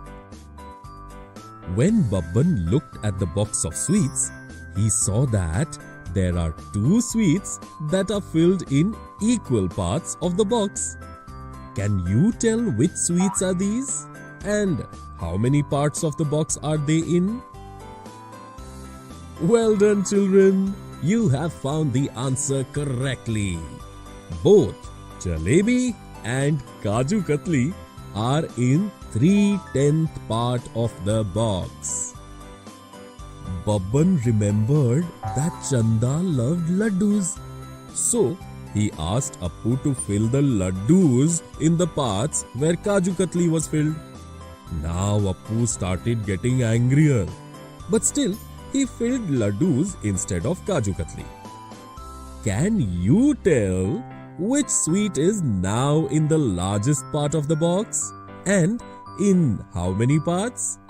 If you want, you can stop the video and find the answer. Correct! Laddus are filled in the largest part of the box, 7/10 part. Now Appu's shop was very crowded. Just then, Babban told him that he no longer needed jalebi and he should also fill laddus in place of jalebi. Appu became very angry and asked Babban that which sweets did he really want. Then Babban told him that from the beginning he wanted only laddus, which are now filled in all parts of his box. Babban started laughing out loud on saying this. He immediately gave Appu the money for the laddus and ran away. Poor Appu once again succumbed to Babban's mischief. Children, in this video we saw some interesting examples of identifying and comparing fractions.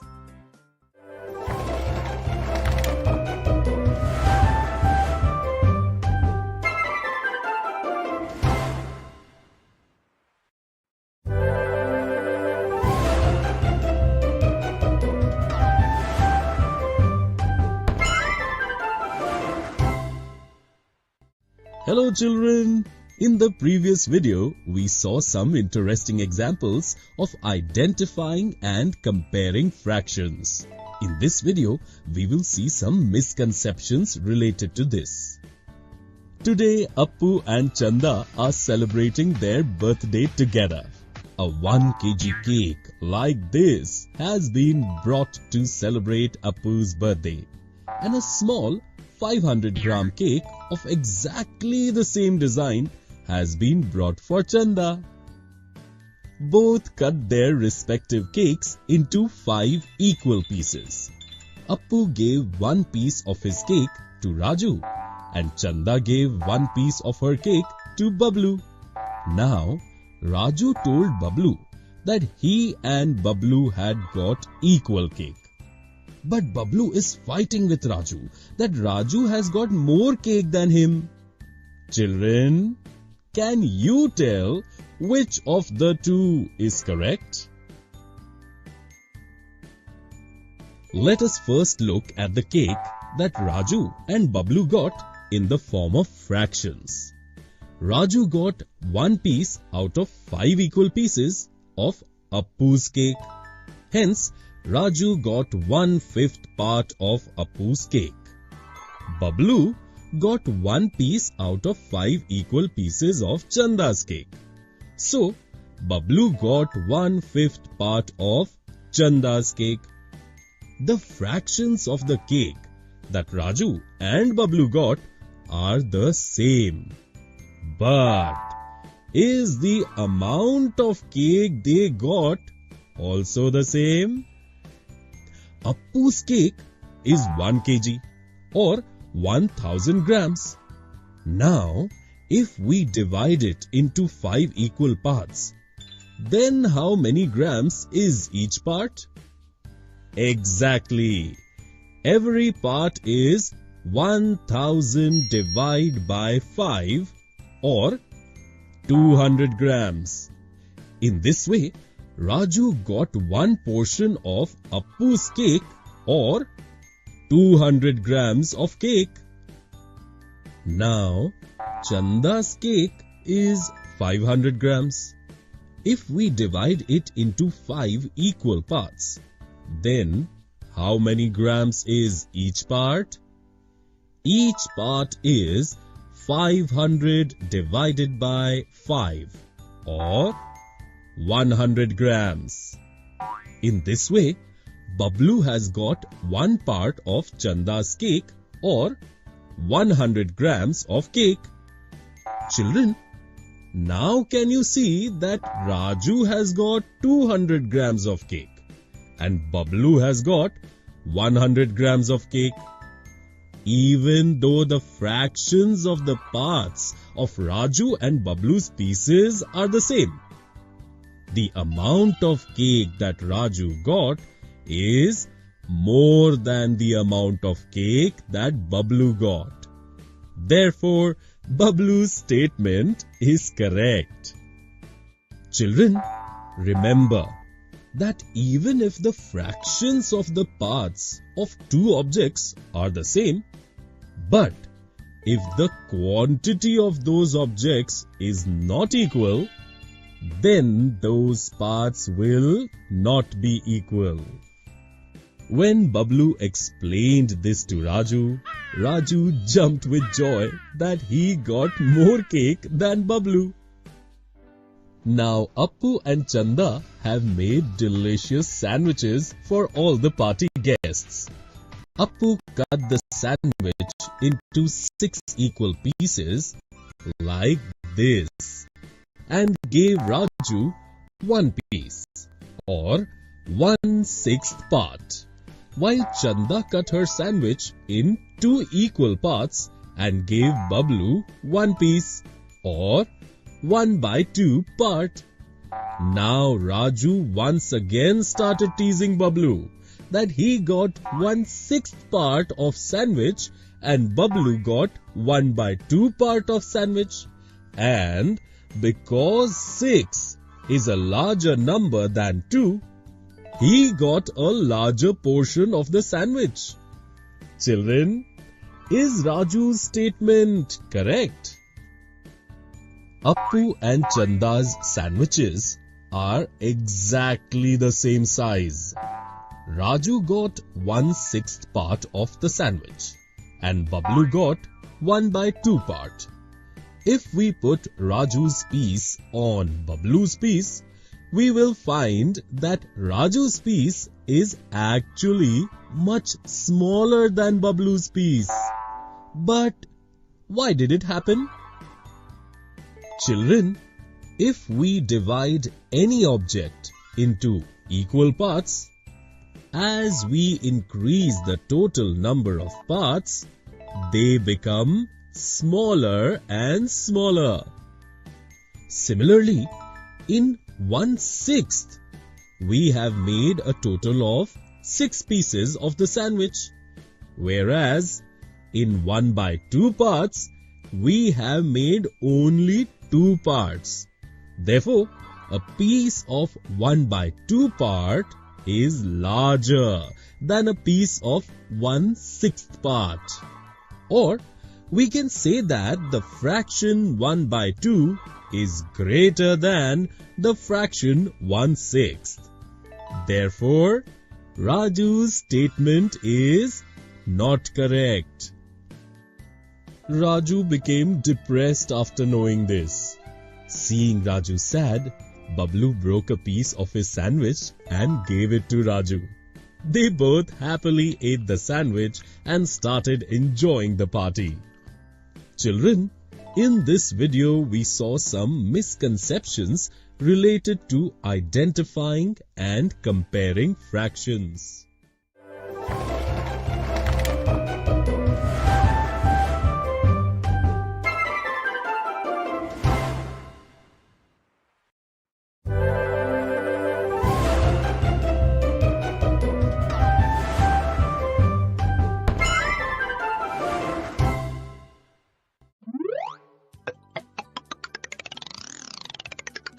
Hello children!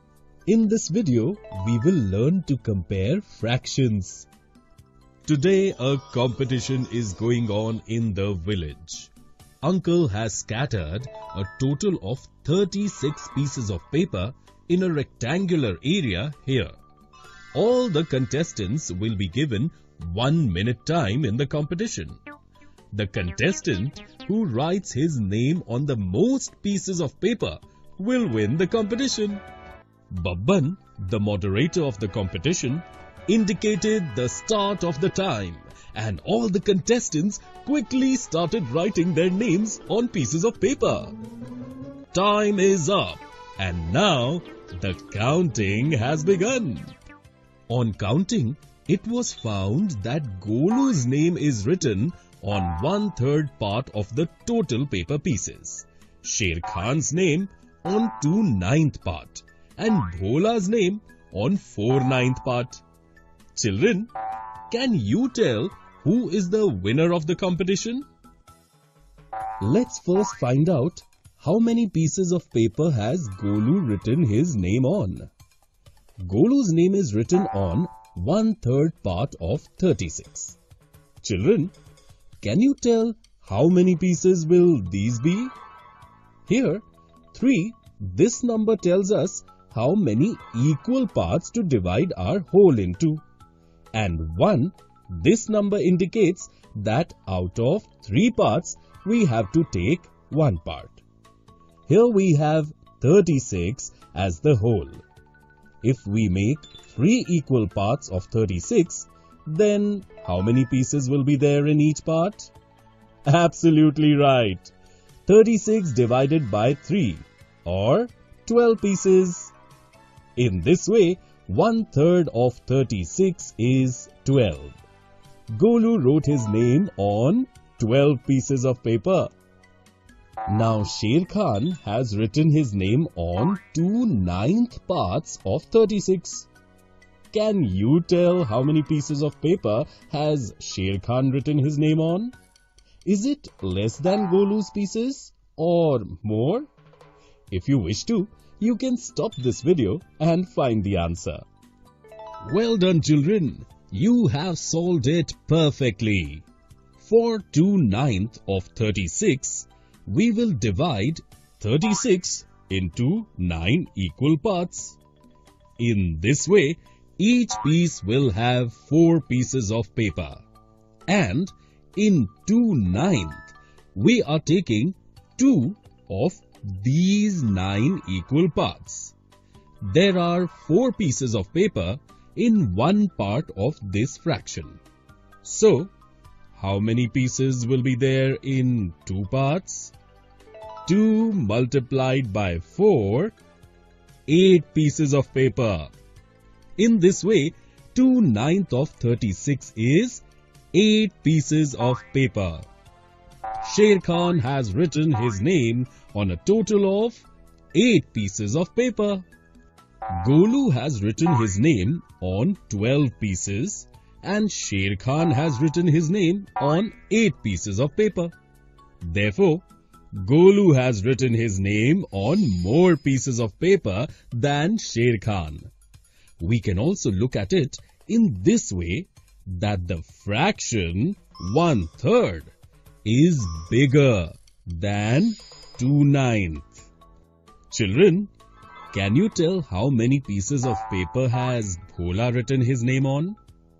Are these more or less than the pieces of paper on which Golu has written his name on? You may find the answer to this question by pausing the video. Well done, children. You have found the right answer. Bhola has written his name on 4/9 parts of 36. For 4/9 of 36, we will divide 36 into 9 equal parts. In this way, each part will have 4 pieces of paper. And in 4/9, we are taking 4 of these 9 equal parts. There are 4 pieces of paper in 1 part of this fraction.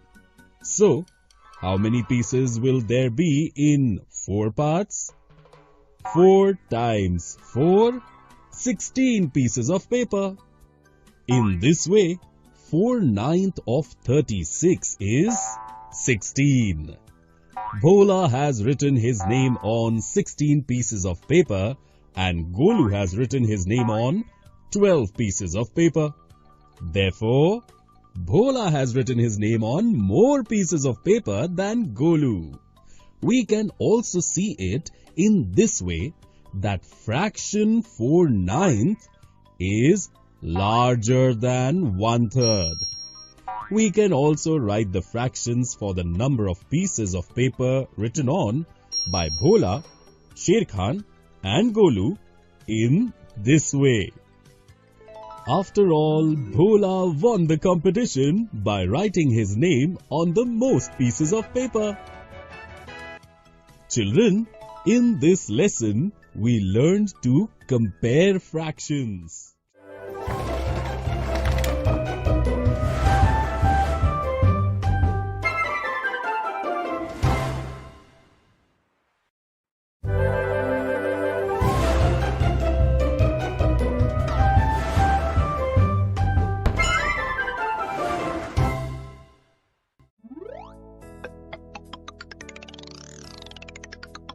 Hello children! In this video, we will see some interesting examples of comparing fractions. Babban has sown 12 pumpkin seeds in his field. A few days later, he saw plants growing from those seeds.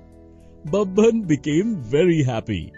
Now, Babban started thinking that when 12 pumpkins grow out of those plants, he will give 1/4 of them to Badbole uncle.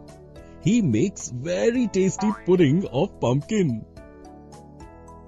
Children, can you tell how many pumpkins Babban will give to uncle? In 1/4, we have to divide our whole into 4 equal parts. Here, we have a total of 12 pumpkins. So we have 12 pumpkins as our whole.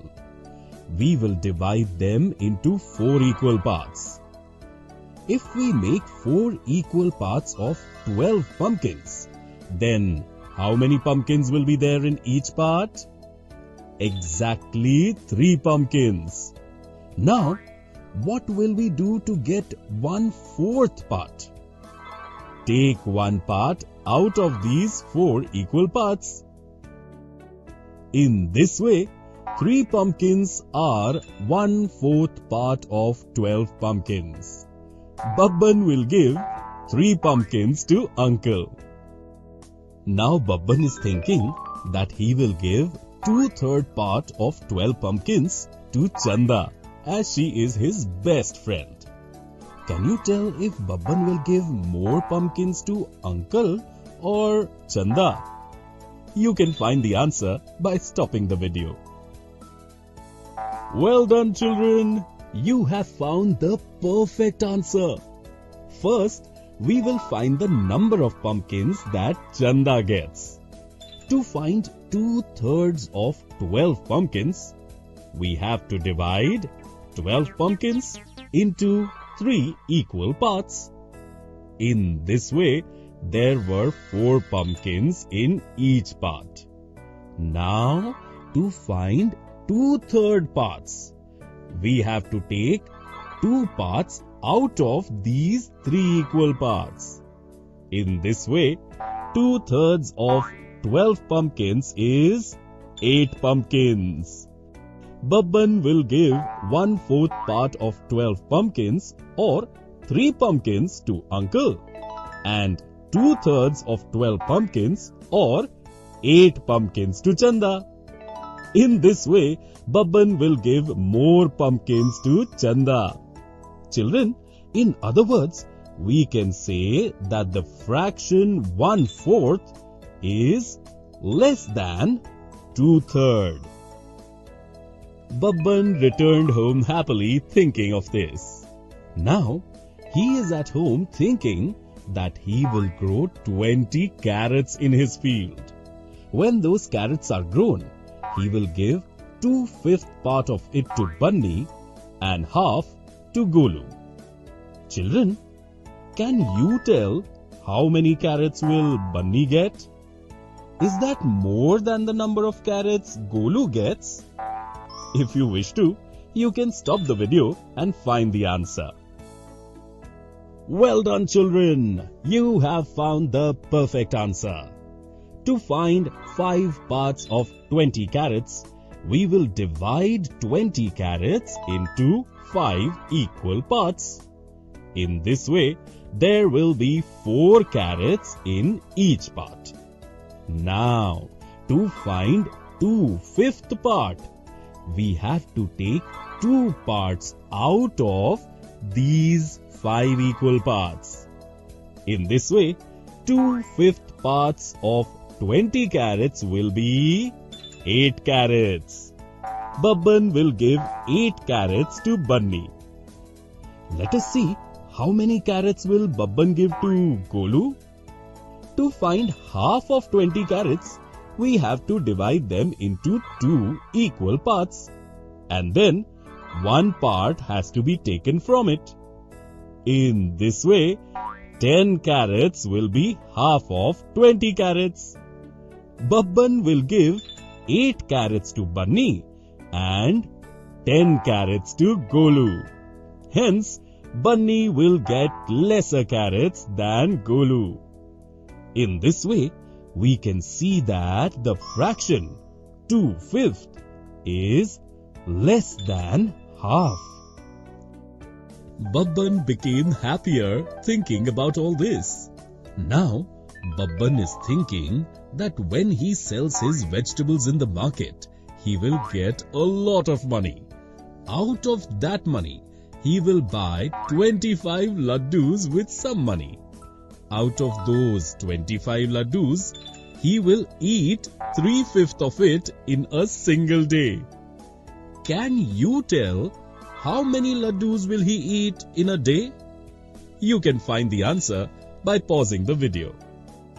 Well done, kids! Your answer is absolutely correct. To find 3/5 of 25 laddus, we will first divide the 25 laddus into 5 equal parts. In this way, there will be 5 laddus in each part. Now, to find 3/5, we will take 3 parts out of these 5 parts. In this way, 3/5 of 25 laddus are 15 laddus. Babban fell asleep thinking about laddus.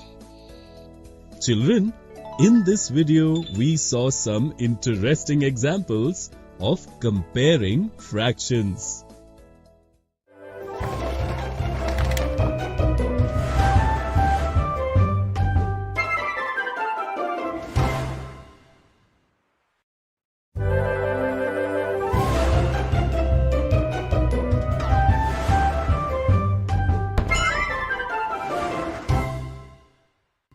Hello children!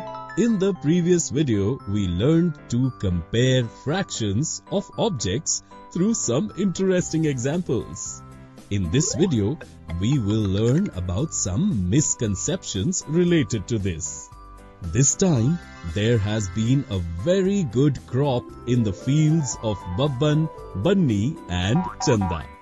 The 3 of them thought, why don't they collect some of their respective crops and together make something delicious? There are 100 corns grown in Babban's field, 30 carrots are grown in Bunny's field, and 70 tomatoes are grown in Chanda's field. Babban said he would give 1/5 of his corn. Bunny said he would give half of his carrots, and Chanda said she would give 1/7 of her tomatoes. The 3 gathered their vegetables and made a delicious dish from them. Now, when it came to distributing the dish, Bunny said, that because half is more than 1/5 and 1/7, he should get half of that dish. But Babban is saying that he has given the most vegetables. Therefore, he should get the largest part of the dish. Children, who do you think is right? Babban or Bunny? If we only compare fractions, we will find that Bunny is right, because half is greater than 1/5 and 1/7. But here, these are different items whose quantity is also different. Like half of 30 carrots, 1/5 of 100 corns, and 1/7 of 70 tomatoes. The amount of vegetables of Babban, Bunny and Chanda are different.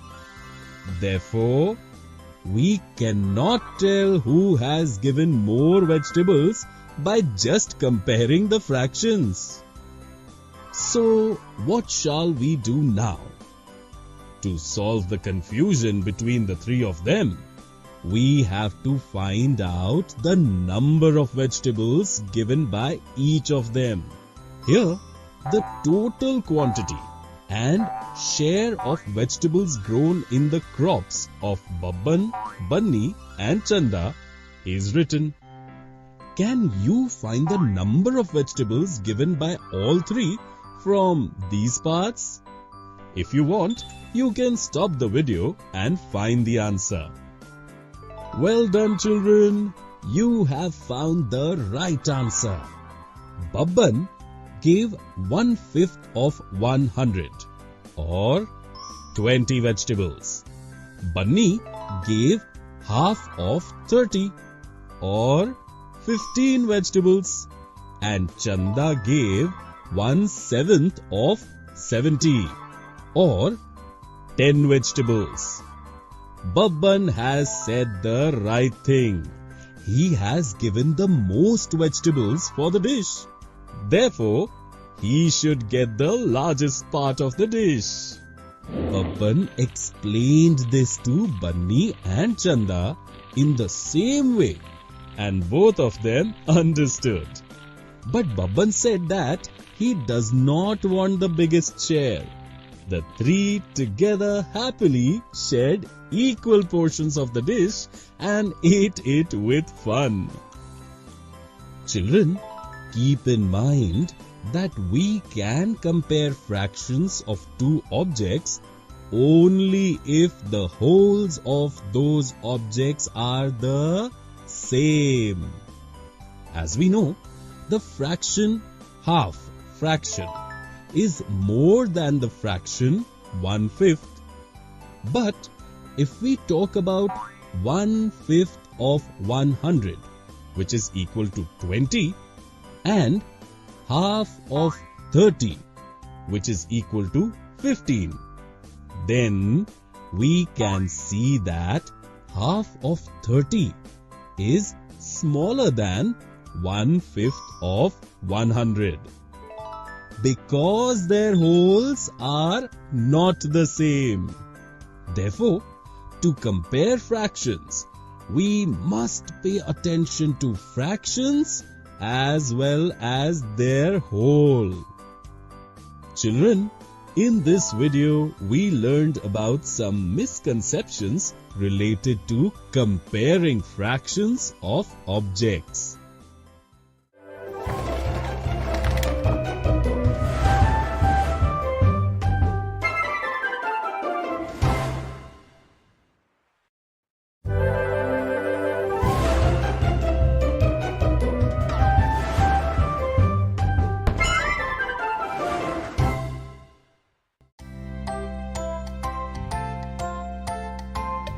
The story of the seed and the farmer. At the time of harvest, there is an atmosphere of joy and glee in the village. A farmer works really hard from sowing of seed till harvesting the crop. Ram and Shyam are brothers. Their father is a farmer. In this video, let us know the story of a seed and the farmer through two brothers, Ram and Shyam. Learning objective: to understand the journey of a seed from the farm till the kitchen of a house.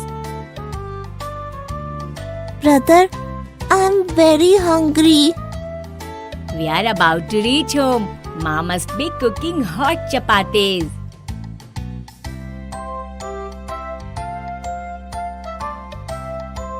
Ma, we are hungry. Wash your hands and come into the kitchen. Bajra and wheat grains are kept in the kitchen. Ram notices them. What are these, Ma?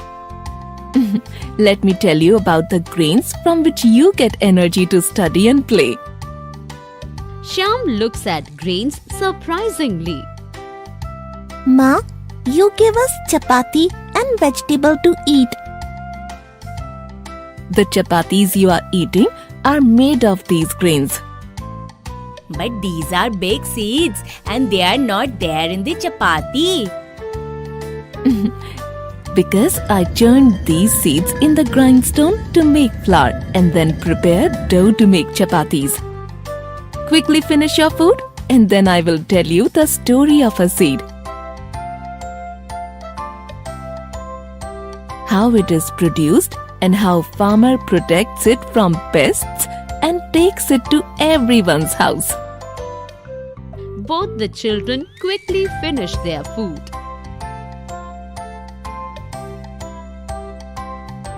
Let me take you to your father's farm where these seeds are produced. After reaching the farm, both the children inquisitively ask their father about the seeds. Tell us about the seed crops. How do you grow them? Protect them from pests and everything else about crops? Children, the chapatis which your mother cooked today were made of bajra. Bajra is a kind of cereal which is grown in the states of Maharashtra, Rajasthan, Uttar Pradesh, Gujarat, etc. in India. Like bajra, finger millet, sorghum, jowar, etc. are other cereals which are used to prepare different healthy food like porridge, poha, parathas, etc. The funniest thing is, less water is required to grow bajra crop. That is why it can be grown in desert areas of Rajasthan and Gujarat and hence also called drought-resistant crop. We were not knowing that there are grains which need less water to grow. Father, give us elaborate information about farmer and seed. Son, a farmer starts celebrating when he starts plowing the field. What is plowing? A farmer uses plow or tractor to prepare the soil for sowing seeds by digging and overturning it. Does he add seeds after this process? Yes, children. He sows the seeds and then timely and as per the requirement of crops irrigates the field. What is the meaning of irrigation? The process of supplying water to the field by artificial means, canal, tube well, etc. to increase the quantity of water present in the soil is called irrigation. Father, people would be very happy when crops of these seeds get ready. Yes, people celebrate different harvest festivals in different states when crops are harvested. As we live in Gujarat, which harvest festival do we celebrate? Makar Sankranti. Likewise, people from Punjab celebrate Lohri. People of Assam celebrate Bihu, etc. Children, can you list the harvest festivals of other states of India? At the time of harvest, people sing, dance and celebrate. Great! When the crops are harvested, grains have to be separated from husk. This process is called threshing which is followed by winnowing, which separates the grain from the chaff. It is a very long process. When and how do they reach our kitchen?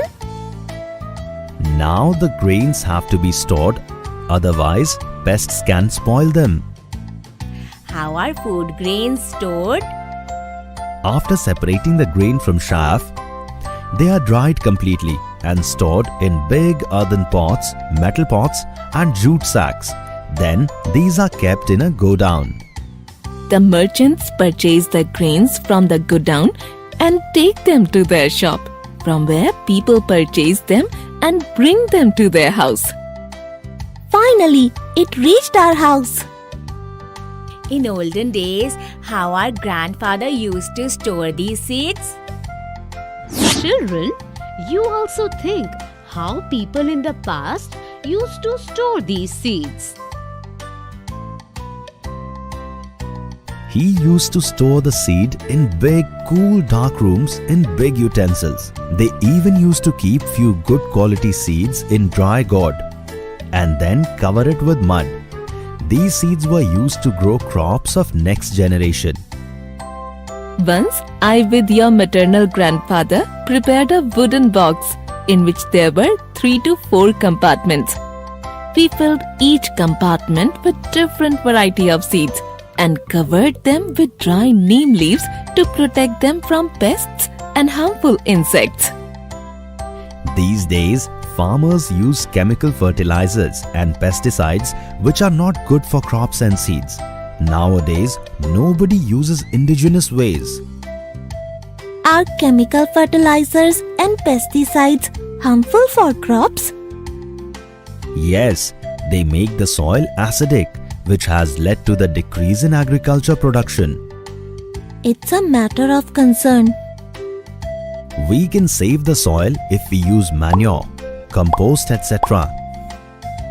Mother, today we will also dig a hole in our yard and collect fruits and vegetable peels, dry leaves, etc. to make compost. We will also inform other farmers to follow the same. Yes, sure, we will do this. Father, our teacher told us that our country India is the agriculture-based nation. Yes, children, India is a country where more than 50% of the population is involved in agriculture. We are the second largest producer of fruits in the world. Really, Father? Yes, children. Father, when we will grow up, we want to educate our farmer friends about the latest modern techniques of farming so that they can improve agriculture production and bring our nation on the first position in the world. This will also help in eradicating poverty from our country. Wow, children, it's a great thought. Children, today you have gathered information about the journey of seed from your father. Let us go home now. We hope you would have liked the video. We hope that the given information would be beneficial for you.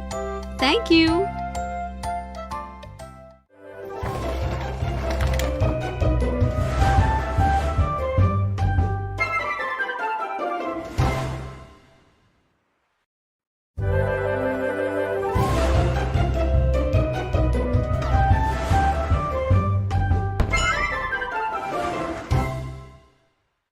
Today, we will learn how to construct a circle when its radius is known.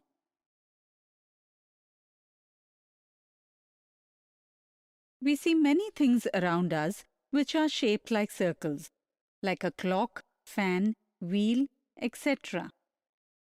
Sometimes it becomes necessary for us to construct their shape on a piece of paper.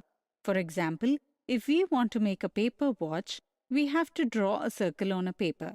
Although we can easily construct a circle using some means such as a bangle, but with this we cannot construct a circle with the desired radius. We can construct a circle with the desired radius using the tools of geometry. In this video, we will learn how to draw a circle when the length of the radius is known. Suppose we have to draw a circle with a radius of 2.5 centimeters. Here, the radius of the circle tells us that the distance of any point on the circle from the center will be 2.5 centimeters. To draw a circle using the measurement of the radius, we need a paper, 2 pencils, a ruler and a compass, etc. First, we will attach a pointed pencil to the compass. Now let's draw a circle using the following method. Step 1. First, we will place the pointed end of the compass on the symbol 0 of the ruler, and opening the compass, we will place the pencil end on the required radius of 2.5 centimeters. Step 2. Using a sharp pencil, we will mark a point in the middle of the paper, which is the center of the circle, and name it as C. Step 3. Now, we will place the pointed end of the compass at the center C. We will find that the tip of the pencil has also reached a point on the paper. The distance taken should not change. Step 4. Now, we will keep the pointed end of the compass fixed at the center and rotate the tip of the pencil slowly to draw the circle and complete the movement around in one instant. From this, we will get a circle with radius 2.5 centimeters. Now, if you want to draw a circle whose diameter is 5 centimeters, how will you do it? Try it by pausing the video. Let me tell you. Diameter, as you know, is a line segment that connects any 2 points at the boundary of a circle through the center of the circle. That is, it is twice as long as the radius. We can say that the length of the radius is half the length of the diameter. Since, to draw a circle, the length of the radius is required, we will divide the diameter by 2 so that we know the measurement of the radius to be 5 by 2, which is equal to 2.5 centimeters. Therefore, whenever there is a question to construct a circle, it is important to note whether the measurement provided is of the radius or the diameter. Now, you will be able to draw a circle if you know the length of the radius. Today, we learned how to draw a circle when its radius is known. We will understand it more comprehensively with the help of some examples.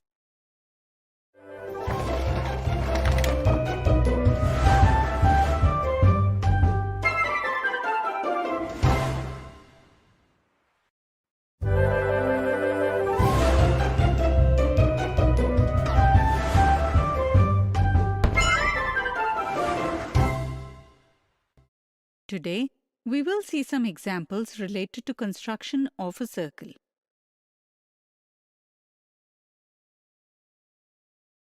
Draw a circle with a radius 2.8 centimeters with center A. Here, the radius of the circle is 2.8 centimeters, which tells us that the distance of any point on the circle from the center is 2.8 centimeters.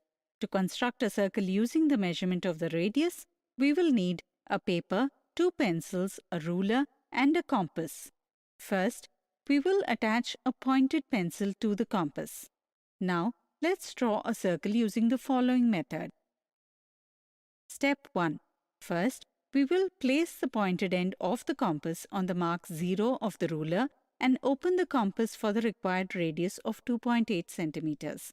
Step 2. Using a sharp pencil, we will mark a point on the paper. This will be the center of the circle and we name it A. Step 3. Now, we will place the pointed end of the compass at the center A. Step 4. Now, we will keep the pointed end of the compass fixed at the center and rotate the tip of the pencil slowly and complete one round. From this, we get a circle with center A and radius 2.8 centimeters. Next example. With the circle formed in the previous example, can we construct another circle with the center B in such a way that each one of them passes through the center of the other? Can you answer this question? Stop the video and think about your answer.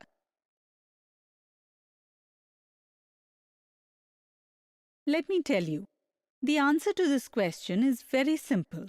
Suppose we take the center of the second circle at the boundary of the first circle, and its radius will be equal to the radius of the first circle, that is 2.8 centimeters. So the center of the first circle will pass through the boundary of the second circle. Let's try to draw a circle based on this understanding. Step 1. First, we will place the pointed end of the compass on the mark 0 of the ruler and open the compass for the required radius of 2.8 centimeters. Step 2. Using a pointed pencil, we will draw a point on the boundary of the first circle. This will be considered the center of the second circle and we name it B. Remember, we can mark point B anywhere on the boundary of the first circle. Can you explain why? Think a little. Absolutely right, because any point taken from the center A to the boundary of the circle will be at equal distance. Step 3. Now, we will place the pointed end of the compass at the center B. Step 4. Now, we will keep the pointed end of the compass fixed at the center B and rotate the tip of the pencil slowly and complete one round. From this, we will get a second circle with center B and radius 2.8 centimeters. We can also see that the center of the first circle passes through the boundary of the second circle.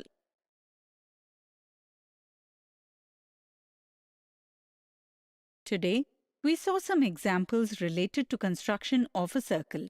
In the next video, we will see some misconceptions related to construction of a circle.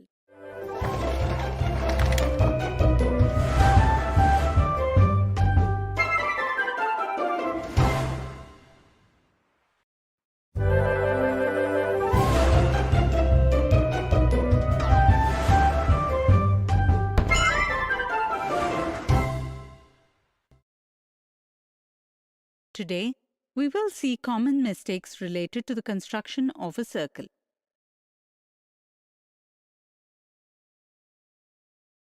Common mistake 1.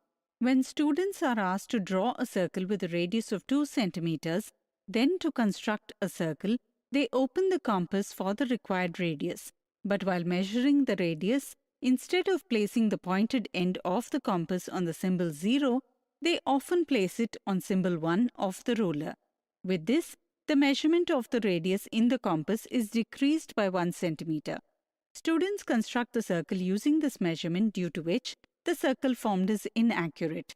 Keeping in mind that while measuring in the compass, it is necessary to keep the pointed end at 0. If the ruler is broken or the 0 sign is not visible properly, then we can place the pointed end on the other symbol. But then, it is important that the distance from this symbol is measured properly. That is, if we place the pointed end on 1 and we need to open the compass for a required radius of 2 centimeters, then it is important that the tip of the pencil is placed on the symbol 3. If we place it on symbol 2, it will be wrong.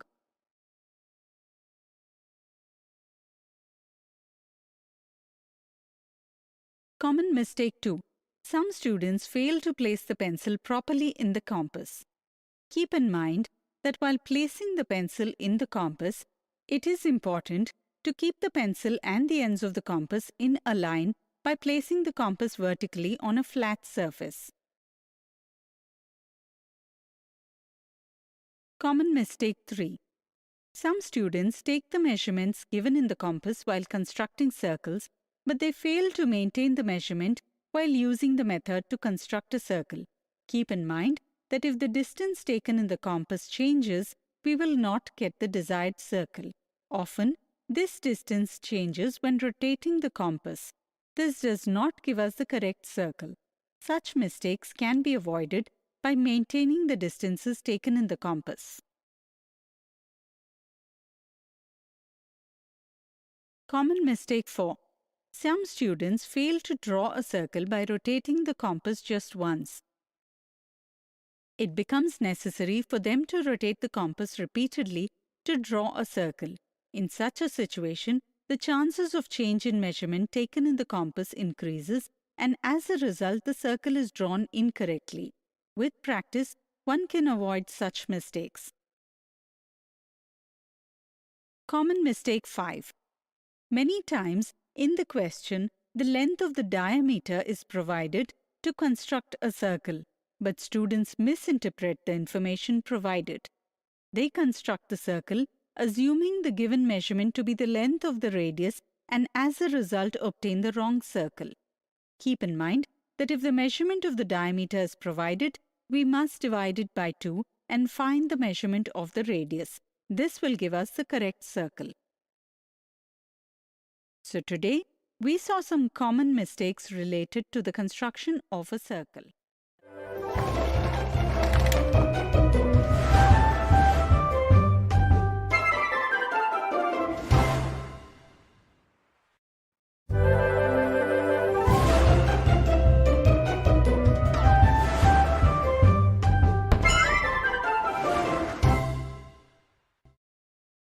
Today we will learn how to construct a copy of an angle.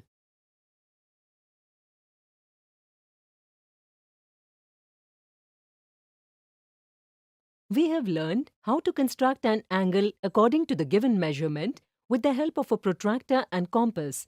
Today we will learn the method by which we will be able to make an angle equal to an angle whose measurement is not known to us.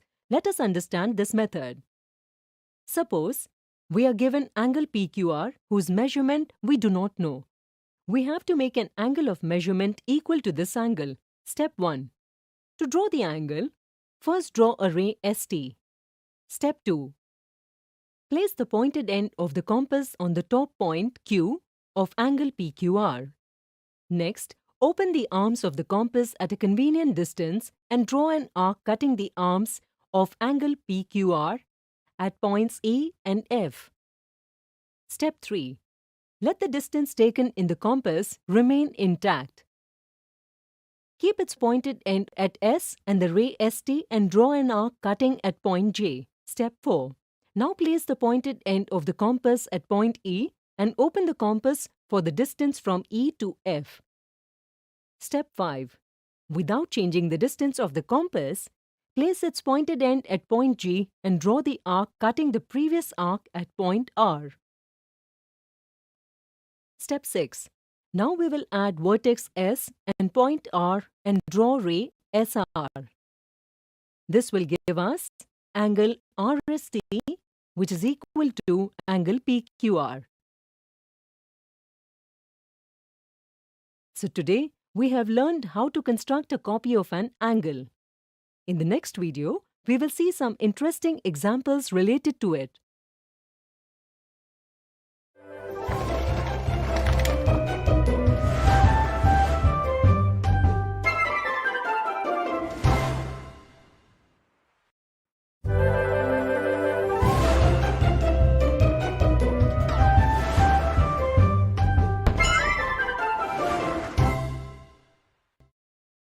Today we will see examples of constructing angles equal to a given angle.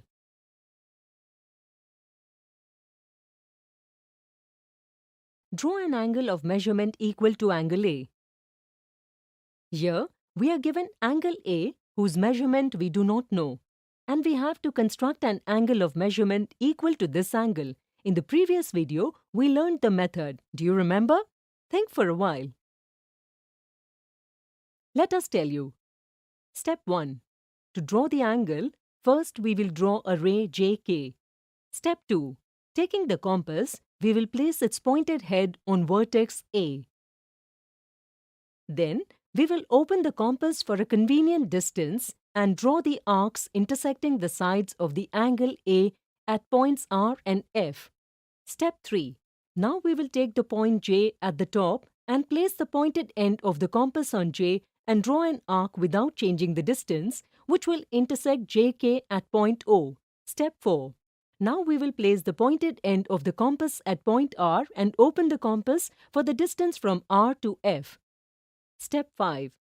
Without changing the distance of the compass, we will place its pointed end at point O and draw the arc cutting the previous arc at point P. Step 6. Now, we will connect point J to the point P and draw the ray JP. This gives us angle J, which is equal to angle A. Next example. Construct an angle measuring 110 degrees. Make an angle equal to this angle with the help of ruler and compass. Here, we have to make an angle of measurement of 110 degree. We know the measurement of angle, so will we be able to make angle from the given measurement? Think for a while. Absolutely right. We have seen this in a previous video. Let us go through it and make an angle of 110 degree. First, we will draw a ray of any measurement. Name it BC. Here, we will use the protractor. Now, we will place the protractor on the ray BC as if the center of the protractor is on the point B and the zero edge is along the ray BC. As we have to measure 110 degree here, we will start from 0, which is close to point C. Now, we will mark a point in front of 110 degree and name it A. Then, we will join the point A and point B. This gives us the angle ABC of measurement of 110 degree. Now we have to make an angle equal to angle ABC with the help of ruler and compass. Step 1. Draw line A and mark a point F on it. Step 2. Now we will draw an arc by placing the pointed end of the compass at point B, which will cut the sides of angle ABC at points X and Y. Step 3. We will then place the pointed end at point F without altering the width of the compass and draw an arc that cuts the line A at point G. Step 4. Now we will take the distance equal to XY in the compass. Step 5.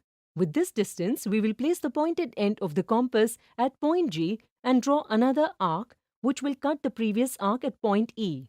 Step 6. After this, we will join the pointed F and E and create a ray named FE.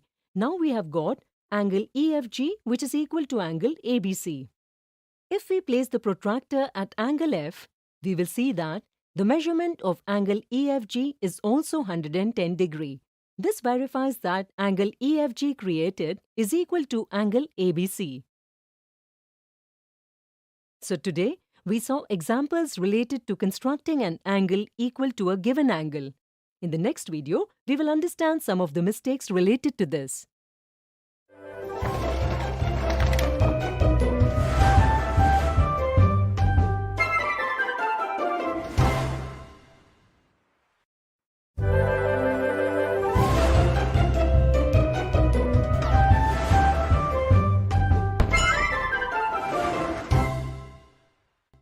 Today we will see some misconceptions related to constructing an angle equal to a given angle.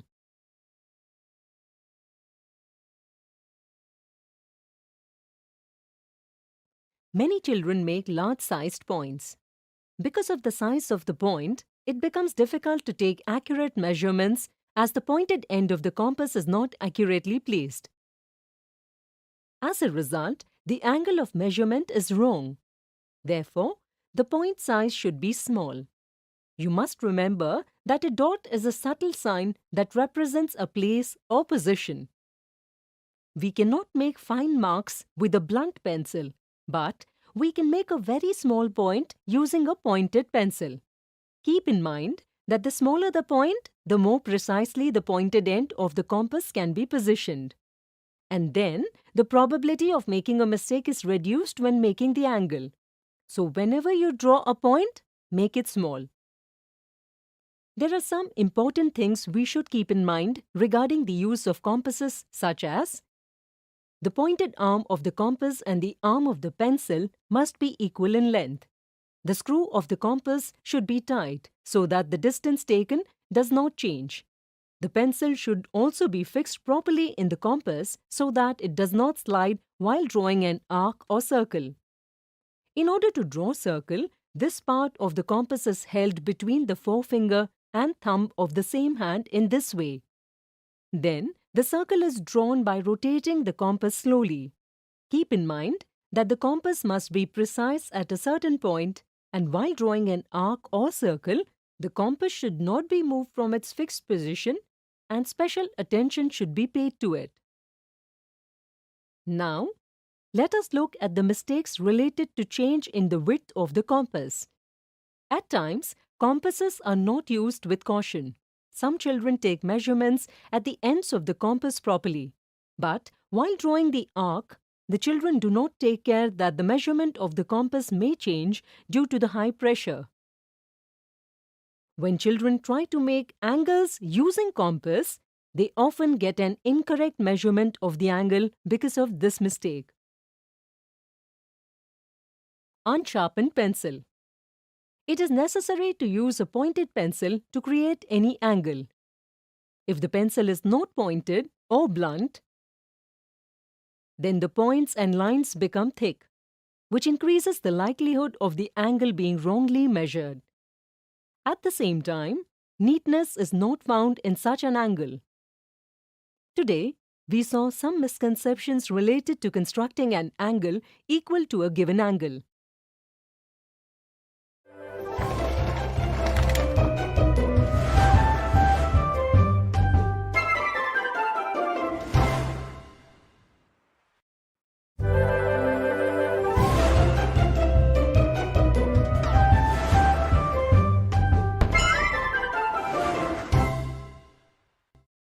Today we will learn construction of a line segment.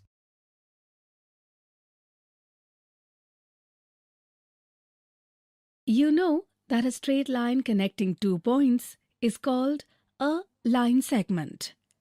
Like here, by connecting point A and point B, we have drawn a line segment. We write its name as and read as line segment AB. Since the line segment starts at one fixed point and ends at another fixed point, its length is definite. This means that if we know the length of the line segment, then we can draw one. So, let's learn how to draw a line segment of the given length. Suppose we have to draw a line segment of 6.2 centimeter. Just think, can we draw a line segment of the measurement with the help of ruler? Give it a thought.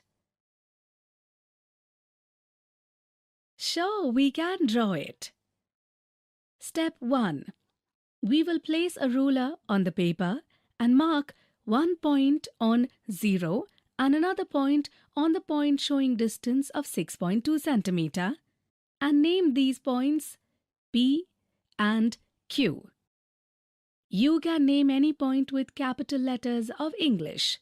While taking measurement, make sure that you observe the line carefully and mark the exact point, otherwise there may be a mistake in the measurement. Step 2. We will connect the obtained points with a straight line. This will give us the line segment PQ. We have another method to draw a line segment in which we also use compass with ruler. So, let's understand this method. Suppose we have to draw a line segment of length 6.2 centimeter. Step 1. First of all, we will draw a line. We will name it line M. Then we will mark a point on the line and name it P. Step 2. Now placing the pointed end of the compass on 0, we will stretch the compass so that the end with the pencil reaches the sign indicating the distance of 6.2 centimeter. Step 3. Now we will place the pointed end of the compass on point P and make an arc cutting the line M. Keep in mind that the distance taken in the compass should not change under any circumstances, otherwise the construction will be wrong. Step 4. We will name the point where the arc intersects the line M as Q. Here we have obtained a line segment PQ of length 6.2 centimeter.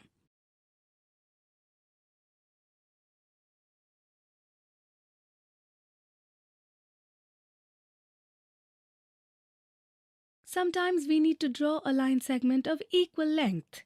So, let's see how we can draw a line of equal length using a given line segment.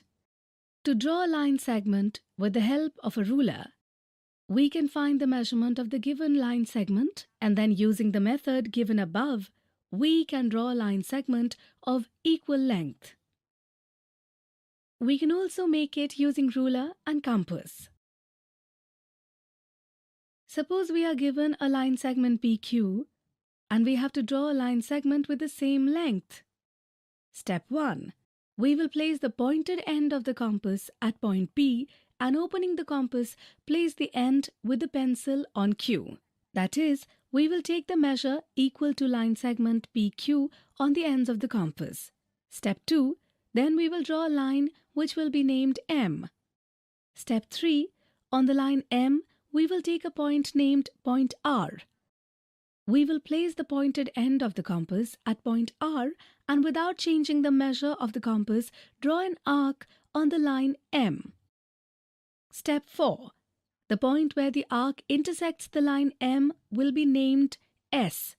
Here we will get line segment RS whose length is equal to given line segment PQ. Now you must have learned how to draw a line segment.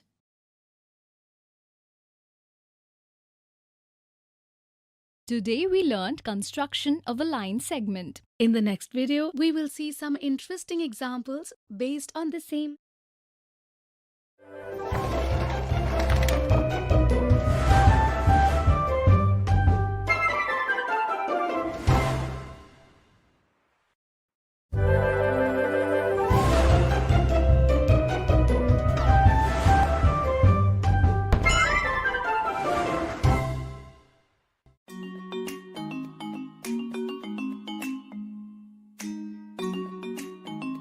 After discussing about clothes and fibers, all the children went to Mohan's house. Mohan's father works in a textile factory.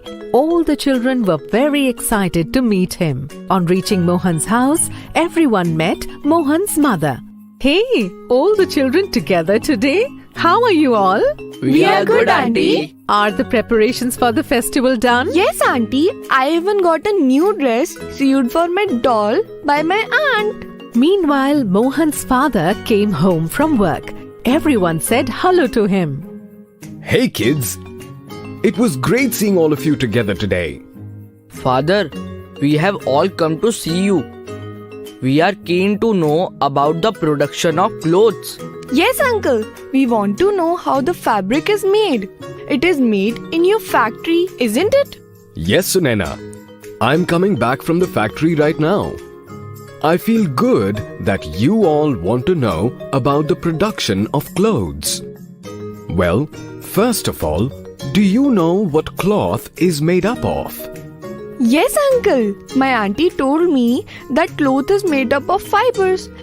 And we can get these fibers from plants and animals. Oh wow, Sunena. You are absolutely right.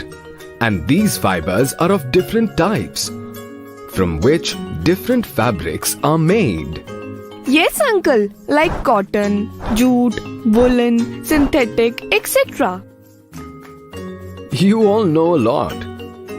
Cotton cloth is made where I work. So, I will tell you in detail about how cotton cloth is manufactured. Okay? Okay, Uncle. Cotton cloth is made from cotton. It is cultivated in many parts of our country. Cotton is hand-picked from cotton plants. It is then combed to remove its fibers. This process is known as cotton ginning. With the help of a large comb-like device, the cotton swab is made. Earlier, people used to do this work by hand, but nowadays it is also done by machines. Then how do we make clothes from fiber? I'll tell you, kids. Just wait a minute. I'll tell you everything. Mohan's mother was in the preparation to light earthen lamps to decorate the house. Mohan's father brings a cotton ball and gives it to the children. Children, this is the ball made of cotton. Come on, try to make wicks out of this for the lamps. Okay, Uncle.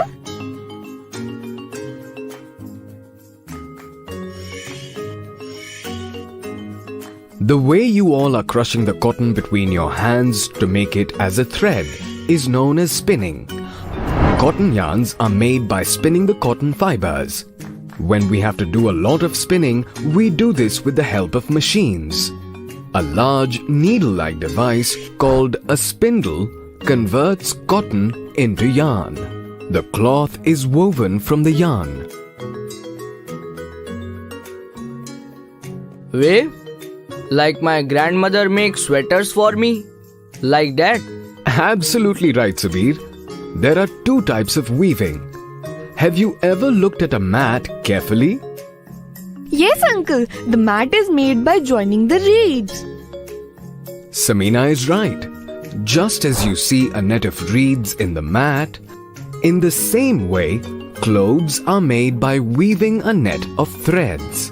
To make a net by weaving each piece of thread would take a lot of time to make fabrics. No, Subir. A device called a loom is used to do this type of weaving. This device is also operated by hand, and it can be operated by machines too. Really? So fabric is made quickly by this machine? Absolutely. Thanks, uncle. I enjoyed learning all this about fibers and fabric. I did not know that the clothes we wear are made up of such small fibers. Children, not only this, our Bapu, that is Gandhiji, had made the British rule very weak on the basis of fabric and khadi. How did he do it, Dad? Bapu himself boycotted English clothes and used his spinning wheel, which is used to make the fabric khadi. The Swadeshi wave was then swept across the country and everyone boycotted English clothes. Wow, that's amazing. The British must have missed success. I really enjoyed listening to this story, Father. I will read about it in more detail. Come on, kids. You all had a long day today. Now, let's have the scrumptious food that I have made for you all. Okay, Auntie.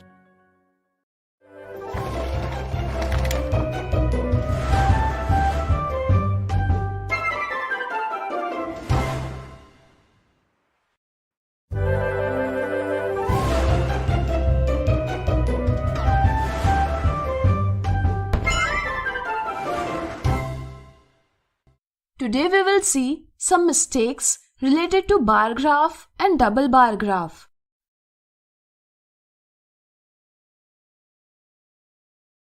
Mistake 1. Students often have difficulty in choosing the right scale when drawing a bar graph or a double bar graph. Like here, the number of students present in the class on Monday, Tuesday, and Wednesday are shown. Children often think that it becomes easier to draw a bar graph if the scale is considered as multiple of 5, 10, and multiple of 10. But this is a misconception. Here we see if all the numbers are multiples of 6, therefore it will take 1 unit is equal to 6 students. Then it will be very easy to draw the bar graph. But if we take the value of the unit as 10, then it will be difficult to represent the numbers shown. It will also increase the chances of mistakes. Can you tell what scale can we take here instead of 1 unit is equal to 6 students? Think.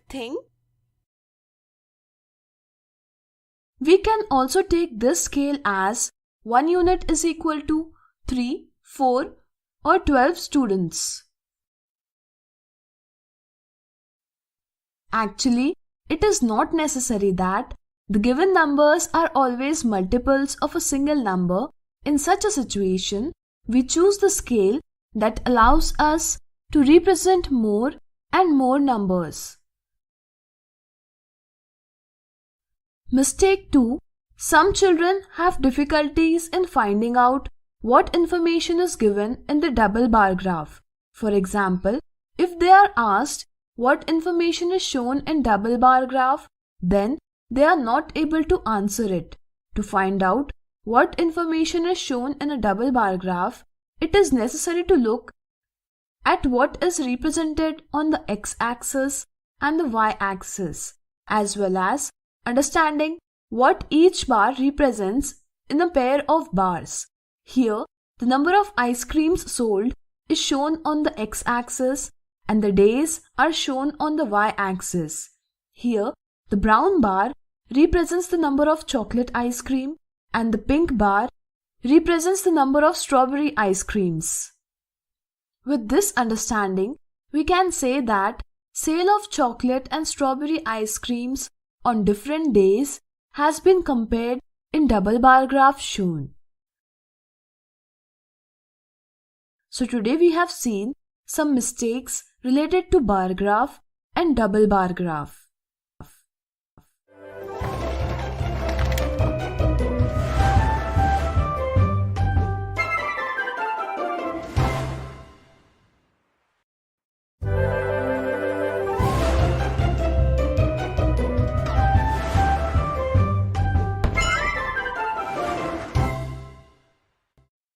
Today we will learn about chance and probability.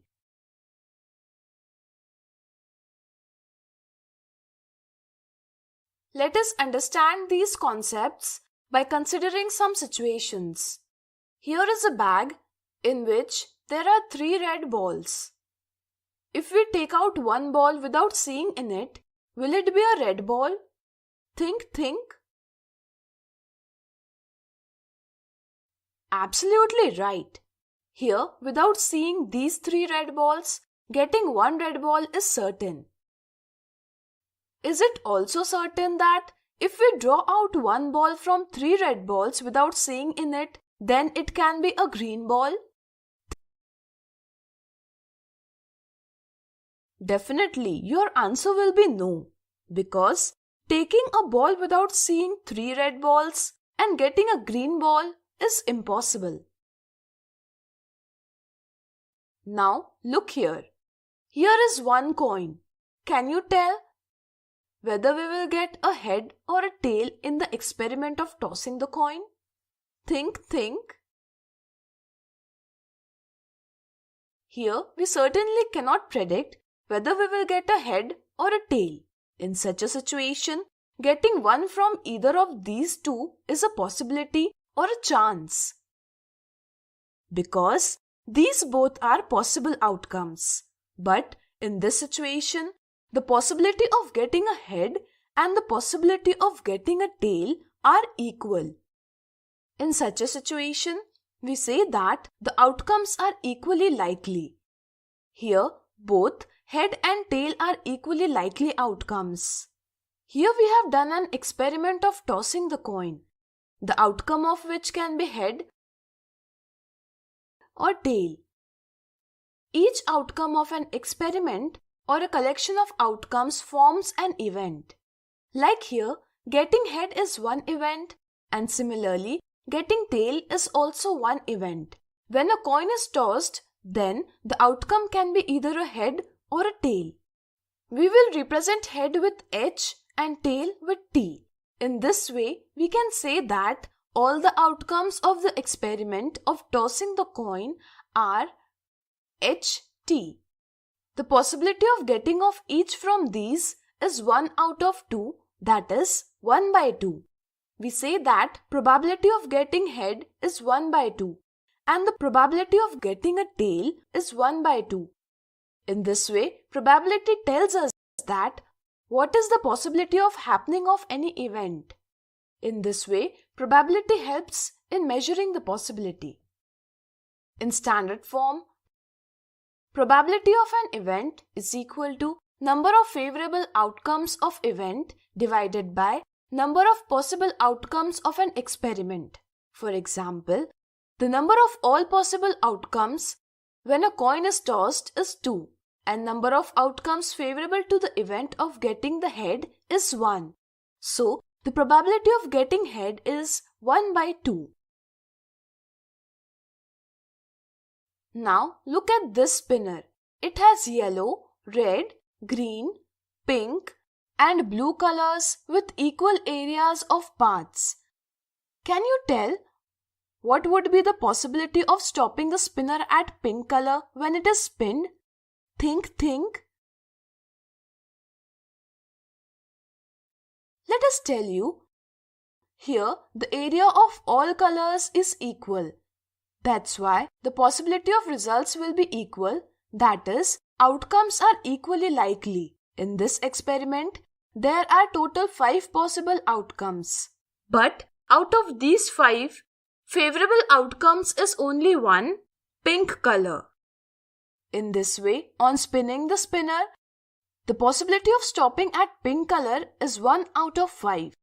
We say that on spinning the spinner, the probability of stopping at pink color is 1 by 5. If the outcome of event is certain, the probability of that event is 1, and if the event is impossible, its probability is 0. Like in a bag containing all the red balls, if a ball is taken out, then it will be a red ball. So, the probability of getting a red ball is 1.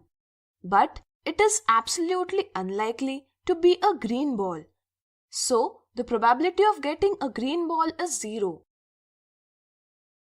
But when the event is likely to occur, then the probability is greater than 0 and less than 1. Now you must have understood probability. So, today we have learned about chance and probability. In the next video, we will see some interesting examples related to chance and probability.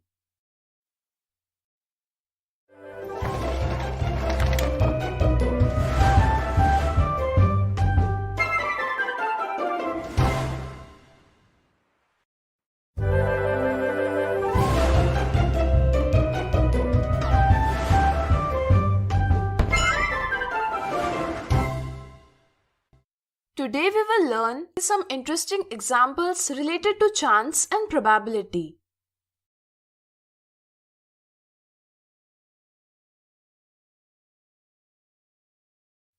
Read the following situations to find out whether they are certain, impossible, or can happen by chance. If the price of one chocolate is rupees 5, then price of 10 chocolates will be 50. If we know the price of one item, then we can find the price of any number of items. Here, considering the price of one chocolate, it can be said certainly that the price of 10 chocolates will be 10 multiplied by 5 rupees is equal to 50 rupees. Therefore, the outcome of this event is certain. On throwing the dice, 8 will be obtained. On dice, only number 1, 2, 3, 4, 5 and 6 are marked. Therefore, it is impossible to get 8 when the dice is thrown. On randomly choosing a student from a class of 12 boys and 8 girls, it will be a boy. Here definitely, number of boys is more, but this does not mean that if a student is selected randomly, it will be a boy. It can also be a girl.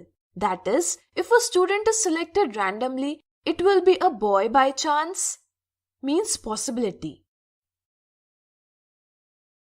Next example. On throwing the dice, find the probability of getting the odd number. All possible outcomes of experiment of throwing the dice are 1, 2, 3, 4, 5, 6. Therefore, all possible outcomes of the experiment are 6. Here, we have to find out the probability of getting the odd number. Favorable outcomes for obtaining the odd number is 1, 3, 5. In this way, for getting the odd number, the number of favorable outcomes is 3. Probability of any event is equal to number of outcomes for that event divided by number of all possible outcomes of the experiment. Hence, the probability of getting the odd number is number of outcomes for obtaining odd number divided by number of all possible outcomes of the experiment. In this way, the probability of getting the odd number is 1 by 2. Similarly, can you now find out the probability of getting an even number on throwing the dice? Try yourself.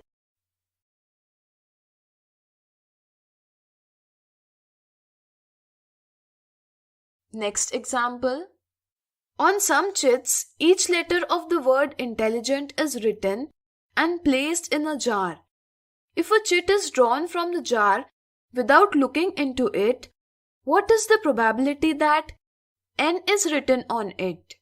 Intelligent This word has total 11 letters, that is, the number of chits will be 11.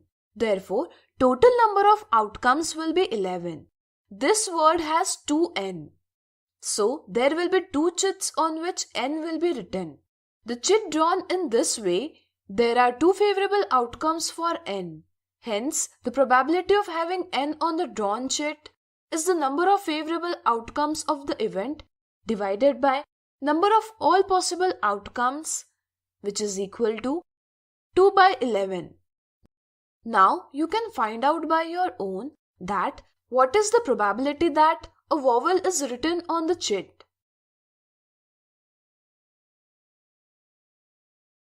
So today we have learned some examples related to chance and probability. In the next video, we will see some misconceptions related to chance and probability.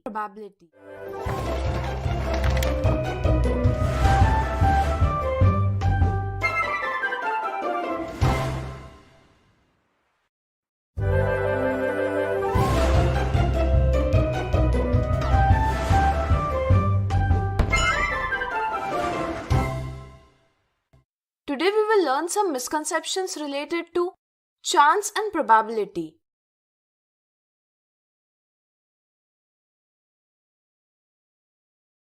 Misconception 1. On tossing a coin 15 times, following outcomes are obtained. Find out what will be the result if the coin is tossed next time. Some children see the pattern and think that on tossing a coin, next time outcome T will be obtained. So, they give option 1 as an answer, which is the wrong answer. In such an experiment, it is wrong to predict the outcome based on observations. Keep in mind that after tossing a coin, it cannot be said certainly that we will get a head or tail. The outcome will neither depend on any pattern nor on earlier observations. The coin is tossed any number of times, but in every case, there is equal possibility of getting head or tail. That's why we say that the probability of getting each outcome, head or tail, is 1 by 2. So here, the correct answer is option 2. Misconception 2. In the shown spinners, there are 2 colors. According to Ramesh, the probability of stopping on blue color of all 3 spinners is 1 by 2. But according to Manish, in the first spinner, the probability of stopping at blue color is 1 by 2, 1 by 4 in second and 3 by 4 in third. Find out whose understanding is correct. Like Ramesh, some children think that each spinner has 2 paths, one blue and one green. So, the spinner will stop on one of these 2 paths. That is, the probability of stopping on the blue part of spinner in all 3 spinners is 1 by 2. But this is a wrong understanding. That is, option 1 is wrong answer. Here the first spinner has 2 equal paths, so all possible outcomes will be blue and green. That is, the number of all possible outcomes is 2. But condition of getting blue color is only 1. So, the number of favorable outcomes is 1. In this way, the probability of getting favorable outcome, blue color, is equal to number of favorable outcomes divided by number of all possible outcomes of an experiment, which is 1 by 2. On doing 4 equal parts of second spinner, there are 3 green parts and 1 blue part. That is, the number of possible outcomes of the experiment are 4. From these, the condition of getting blue color is only 1. Therefore, the number of favorable outcomes of experiment are 1. We can say that the probability of getting blue color is equal to 1 by 4. On doing 4 equal parts of the third spinner, there are 1 green part and 3 blue parts. That is, the number of possible outcomes of the experiment are 4. From these, the condition of getting blue color is 3. Therefore, the number of favorable outcomes of experiment are 3. We can say that the probability of getting blue color is 3 by 4. In this way, The probability of getting blue color in first spinner is 1 by 2, in second spinner is 1 by 4, and in third spinner is 3 by 4. That is, option 2 is correct answer.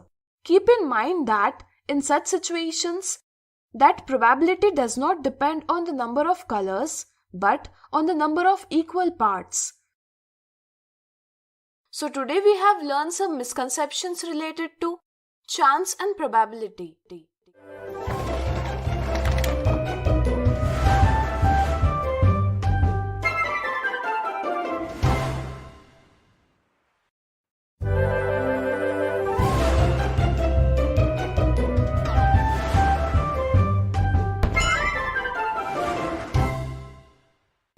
Today we will learn about circumference and area of the circle and semicircle.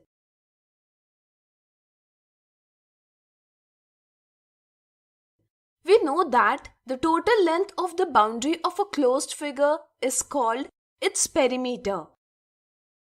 In the context of a circle, we call it a circumference. That is, the length of the boundary of a circle is called its circumference. We denote it as C. Let us perform an interesting activity to know how to find the circumference of a circle. Take a cardboard.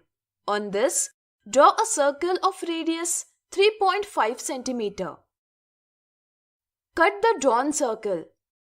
Can you tell how we can find out length of the boundary of the circle, that is its circumference? Think.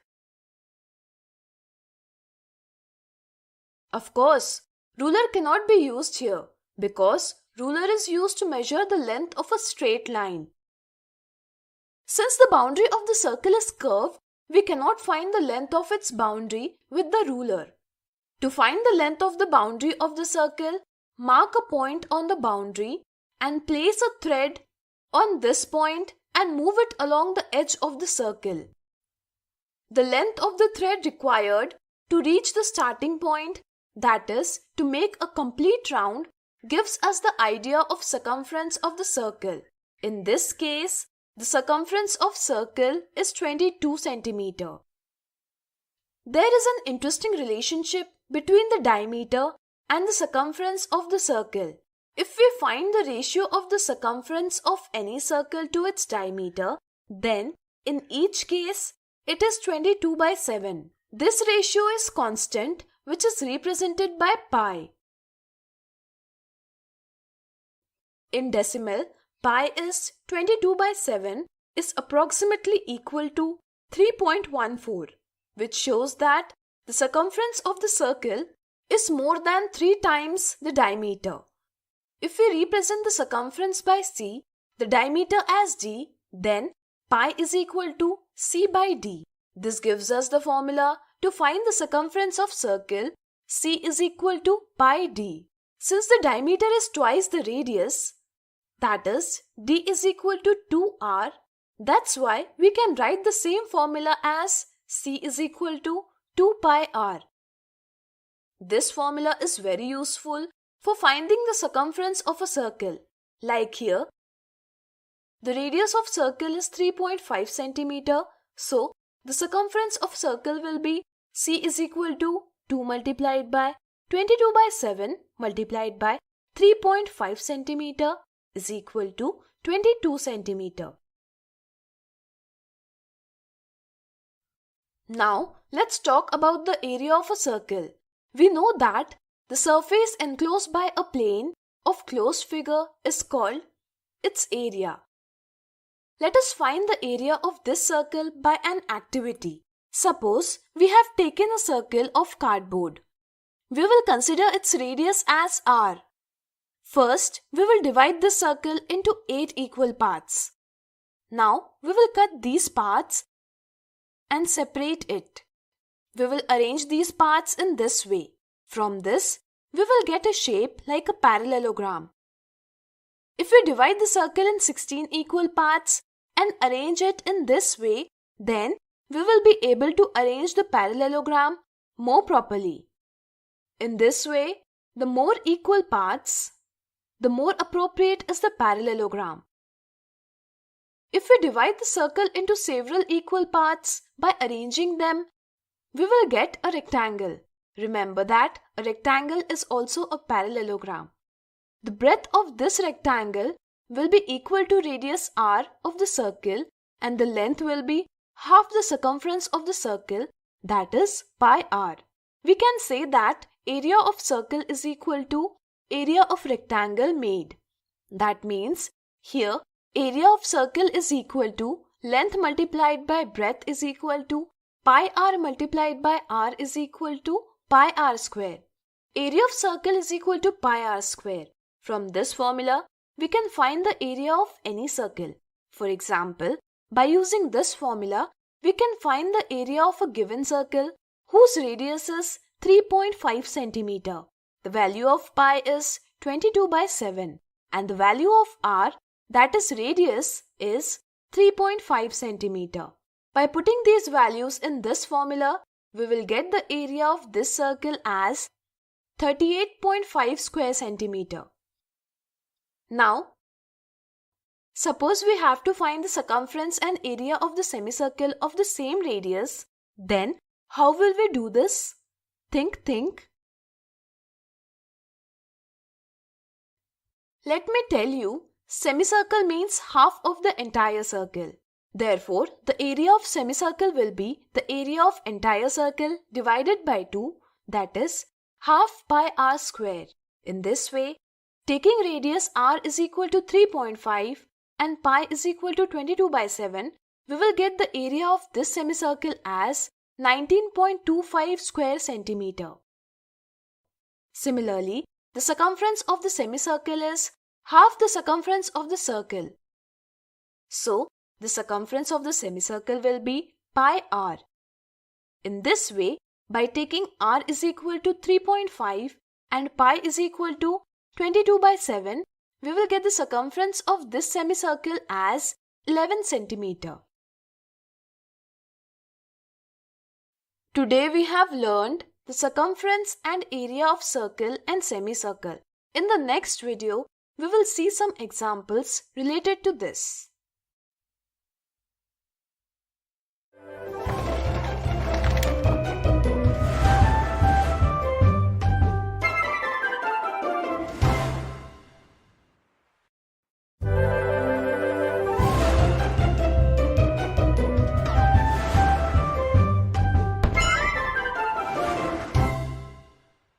Today we will see interesting examples on circumference and area of circle and semicircle.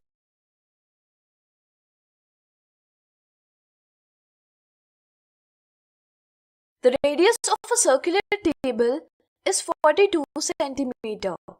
Find the circumference and area of the table. For convenience, take pi is equal to 22 by 7. The radius of a circular table is r is equal to 42 cm. Since the circumference of a circle is c is equal to 2 pi r, hence the circumference of circular table is 2 multiplied by 22 by 7 multiplied by 42 cm is equal to 264 cm. Similarly, to find the area of a circle, we will use this formula. Hence, the area of circular table is 22 by 7 multiplied by 42 cm multiplied by 42 cm is equal to 5544 square centimeter. Let's see the next example. If the radius of a semicircular ground is 35 meter, then find the cost of fencing the boundary of ground at a rate of rupees 75 per meter. The radius of semicircular ground is r is equal to 35 meter.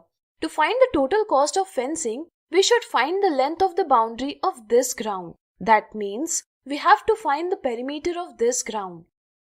By looking at the figure, we can say that to find the perimeter of this ground, we have to add the circumference and length of the diameter of the semicircle. We know that the circumference of a semicircle is pi r and the diameter is twice the radius 2r. So we can say that the perimeter of semicircular ground is pi r plus 2r. By putting all the values in the formula and simplifying it, we get the perimeter of semicircular ground as 180 meter. Since the cost of fencing is rupees 75 per meter, therefore the total cost of fencing 180 meter will be 180 meter multiplied by rupees 75 per meter is equal to 13,500 rupees. Today we have seen some interesting examples related to circumference and area of circle and semicircle. In the next video, we will see some more examples related to this.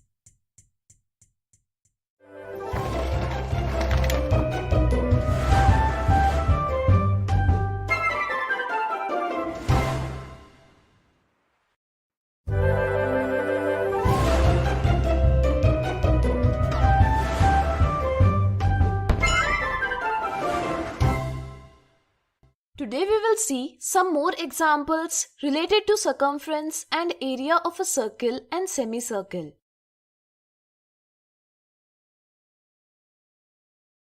The circumference of a circular garden is 220 meter. Around the garden, there is a 3 meter wide path. Find the area of a path. For the given information, we can draw a figure like this. The inner circle in the figure represents the boundary of the garden and the outer circle represents the outer boundary of the path. The area between these two circles represents the area of the circular path. We have to find the area of this path. We see that area of the path is included in the area of the outer circle but not included in the area of the inner circle.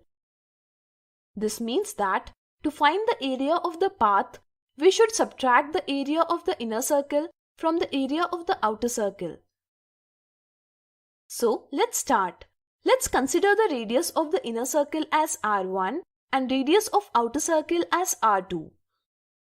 According to given information, the circumference of the inner circle is 220 meter. Since the circumference of the circle is C is equal to 2 pi r, therefore here 2 pi r1 is equal to 220 meter. So it is 2 multiplied by 22 by 7 multiplied by r1 is equal to 220 meter. By dividing both sides with 2, we get 22 by 7 multiplied by r1 is equal to 110 meter. Similarly, by multiplying both sides with 7 by 22, we will get r1 means radius of the inner circle is equal to 35 meter. Now, can you tell what will be the radius of R2 of the outer circle? Think. Absolutely right.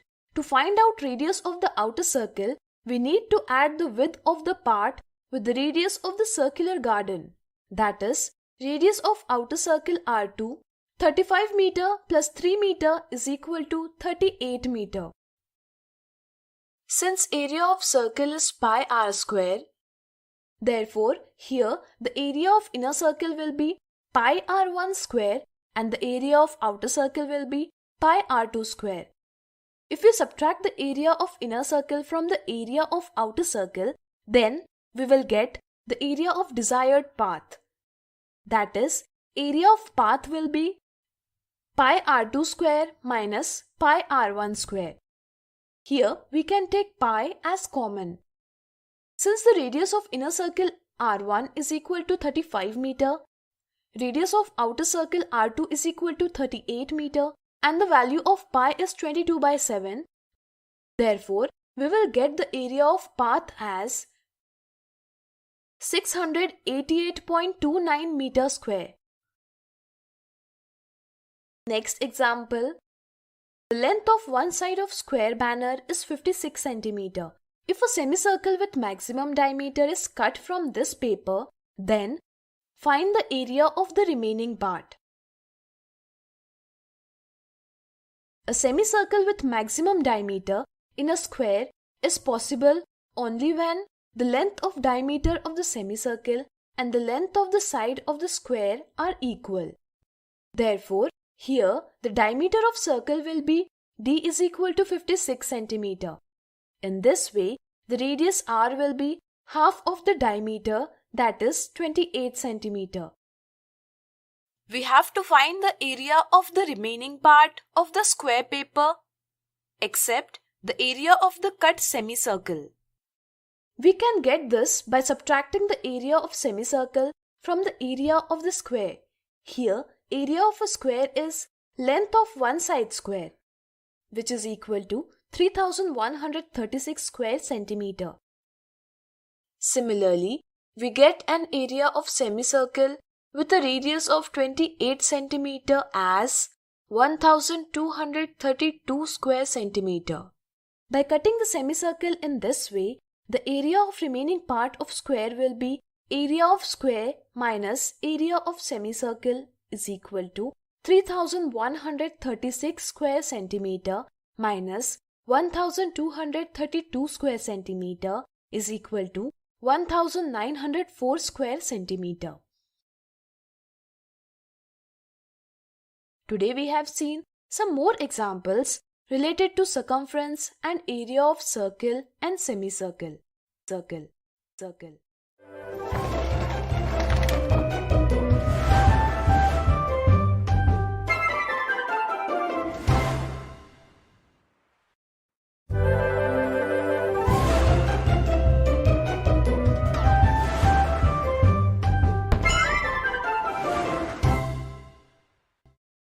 Today we will learn about the closure property in terms of the following mathematical operations of integers.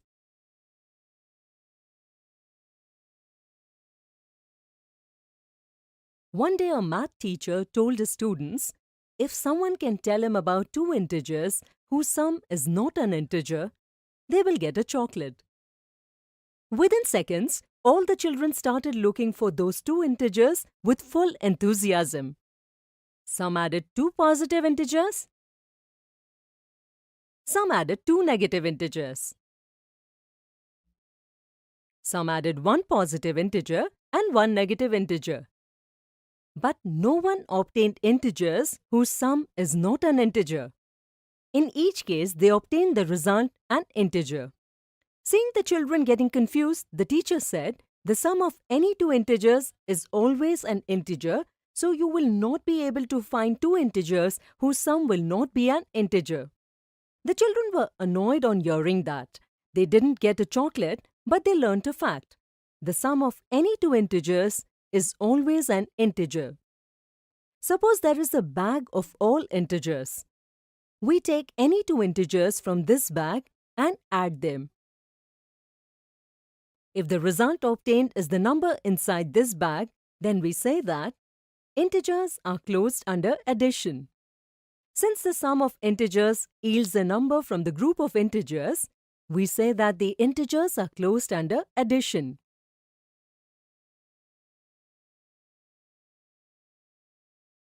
Is the integer closed under subtraction? Think for a while. Let's find out. There are some red and some blue balls here. Suppose the value of a red ball is +1 and the value of a blue ball is -1. If we take 7 red balls, what will be their value?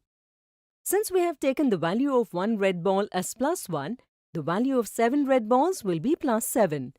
If we take out 3 red balls from these, then it will mean we are subtracting +3 from +7.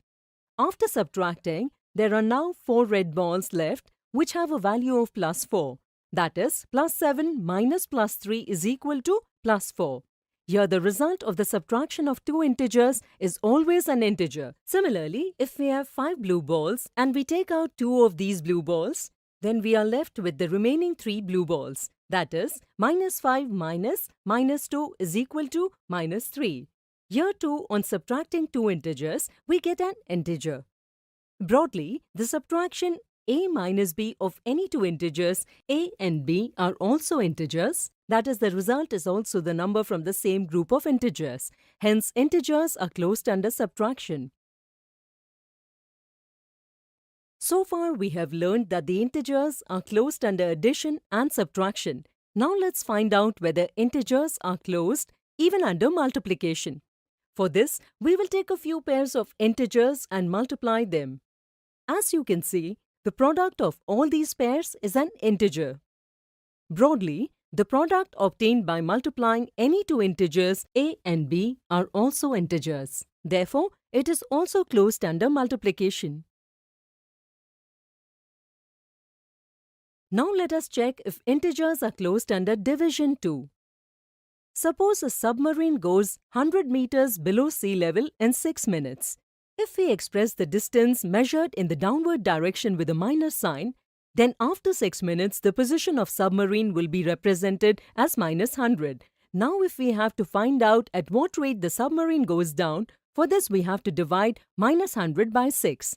This will result in minus 100 divided by 6, or we can write it like this. This number is not an integer. Broadly, the result obtained from the division of any two integers is not an integer in every case. Therefore, integers are not closed under division. In this way, you now know that the integers are closed under addition, subtraction and multiplication, but not closed under division. So today we learned the closure property in terms of the following mathematical operations of integers. In the next video, we will learn in more detail with the help of some examples.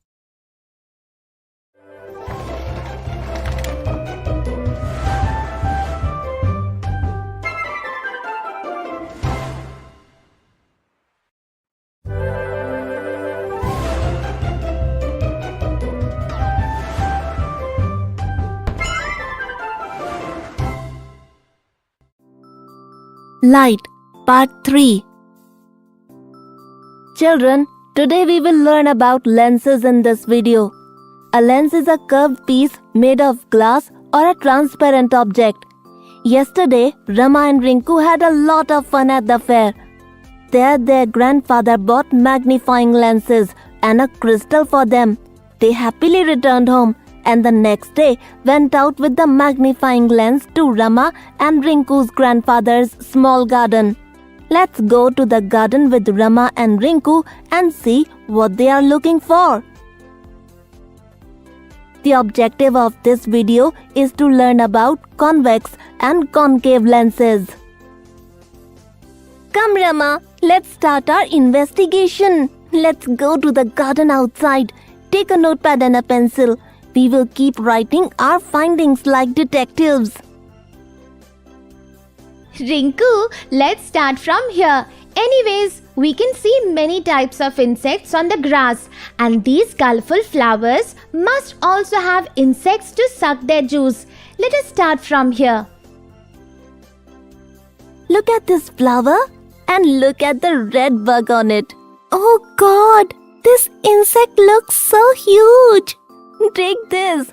You also see. Looks like it will eat me. How big are the black dots on it? It was fun. Shoo, shoo, shoo. See, now this red insect is running here and there on the grass. Save, save. Why are you both burning this grass? This grass is my home. Where will I live now? Rama, what is this bug babbling? Why would we burn his house? We were detectives, isn't it? Rinku, see here. This farm is telling the truth. Here the grass burned a little bit, but we don't have anything to burn. There is neither matchbox nor anything else that can burn this grass. This is nothing short of a miracle. Now I have turned a wizard from a detective. But how did all this miracle happen? Wow! Why are you burning me? This is due to the magnifying glass you have. Get it out of here immediately. What? We were playing with a magnifying glass. Does it burn anything? Yes, children. Do you know that whenever you bring a magnifying lens closer to me and the ray of the sun fall on them, I burn. These rays have a lot of power and energy in them. How ordinary are these lenses look? Thick in the middle and thin in the edges? But they are so powerful. Children, did you exercise your brain? Go to school and tell your friends what is the principle behind the magnifying lens. Rama, I'm very excited to show this to my friends. There will be great fun at school. I'm tired and I'm hungry. Let's go inside. Rinku, enough of this detective game. I don't want to play. Come on then, let's go towards the lake. Dadaji, we are going out. Children, don't go too far. I have heard that there is a lot of commotion in the village. Heard that a group of scientists has come. Scientists? Rinku, don't tell me that you want to become a scientist. Sometimes a spy, sometimes a scientist. Oh God! Oh, at least we will see what this commotion is about. Come, let us go. I will get my magnifying lens. I might find something interesting there.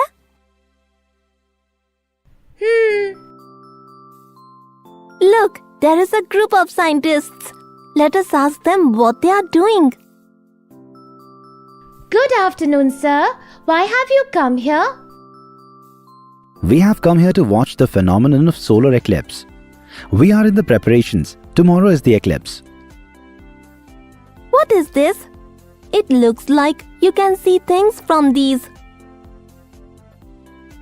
These are binoculars. What is it in your hand? That is her magnifying lens. She wants to become a detective. We use these binoculars to view the solar eclipse.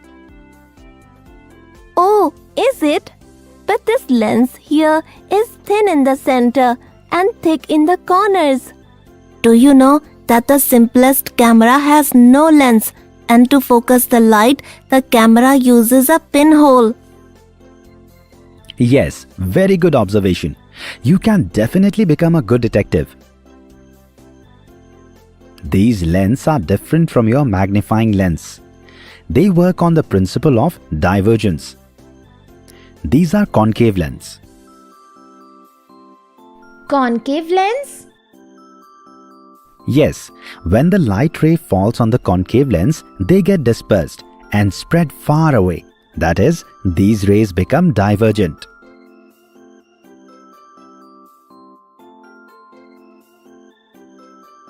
Sir, can you give us one example? Look at the torchlight, which has been kept here. This also has concave lens.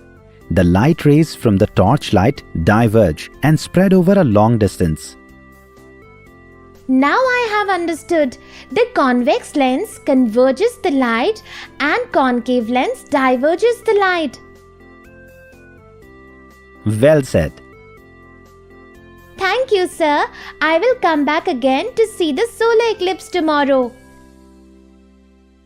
Wow, Rama, these lenses are miraculous. I will discuss all this with my friends. Children, we learnt about 2 kinds of lenses today. Now inform me quickly as to what kind of lenses you use for spectacles, telescope, camera, flashlights, etc. I am confident that you will answer to all these questions. Thank you for watching this video. In the next video, we will talk of the rainbow formation. See you!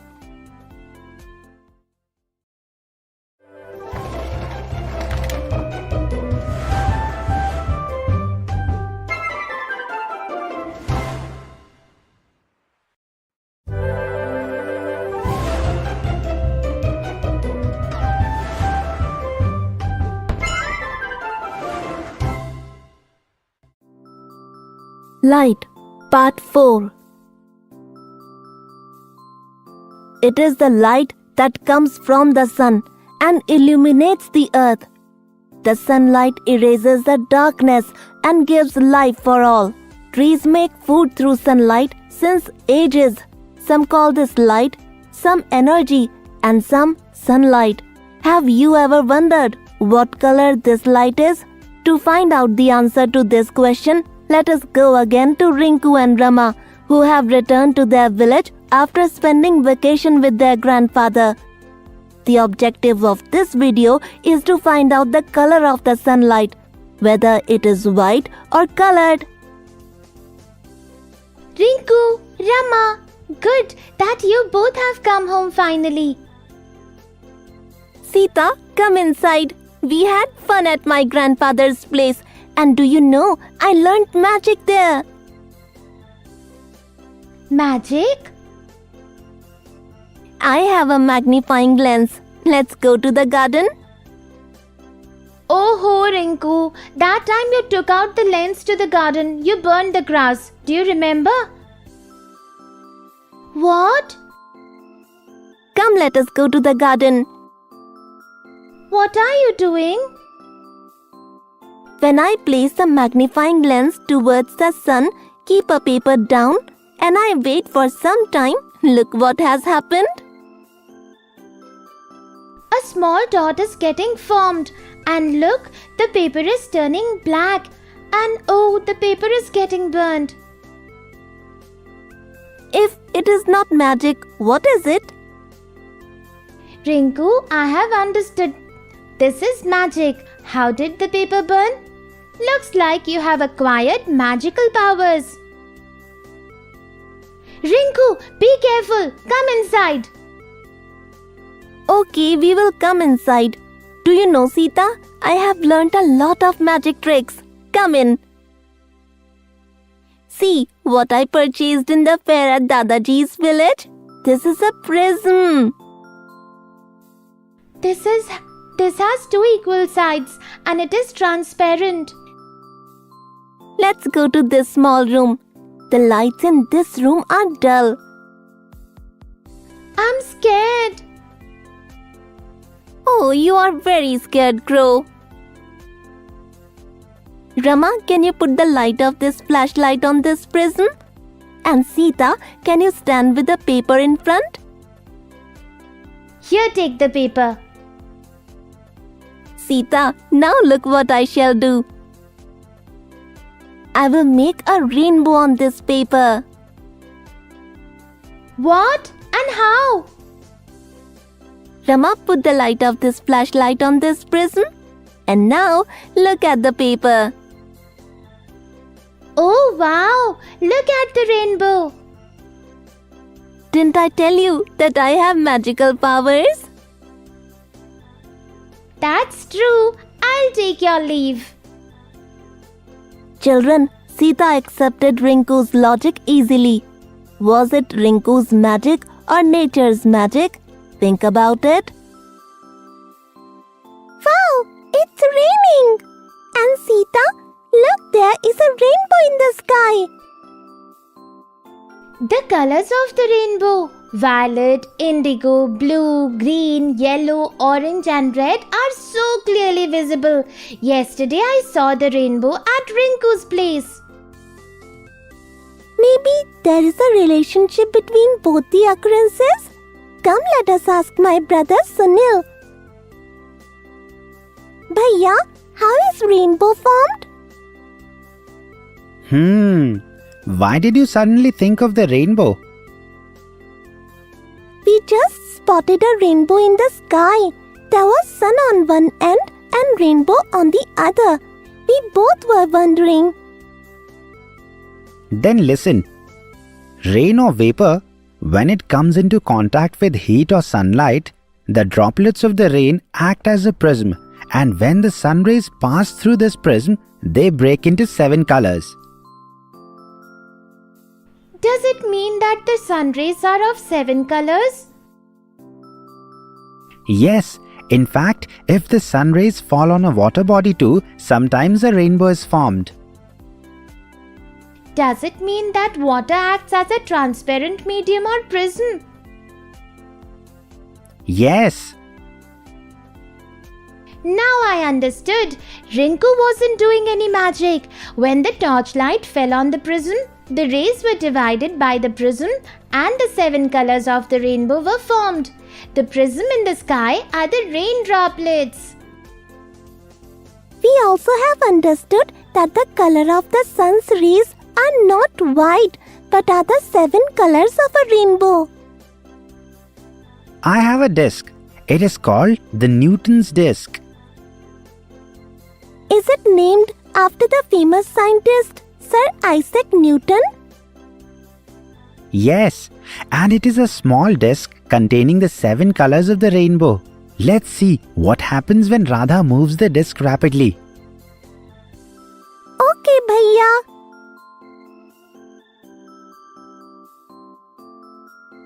This disc turned white. Yes, the white color contains these 7 colors. When they are mixed, they look like white. Oh, now I understood why the sun's rays look white despite having 7 colors. Thanks for explaining this. Else, Rinku would have further fooled us.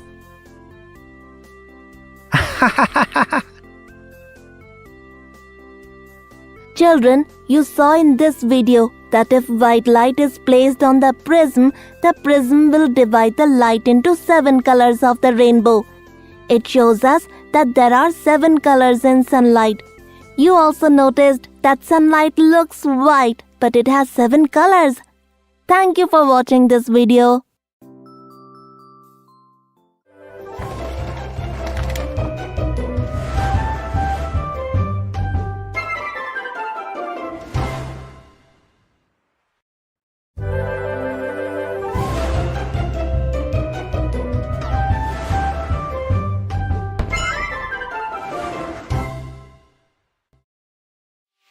Welcome all of you to this video. Today in this video, we will learn how to construct a quadrilateral in certain situations. So far, we have learned the construction of a quadrilateral when the length of 4 sides and a diagonal, length of 3 sides and 2 diagonals, measurement 2 adjacent sides and 3 angles, measured 3 sides and 2 angles between them are given. As you know from the previous video, any 5 measurements are required to construct a quadrilateral. Can we construct a quadrilateral with less than 5 measurements under certain circumstances?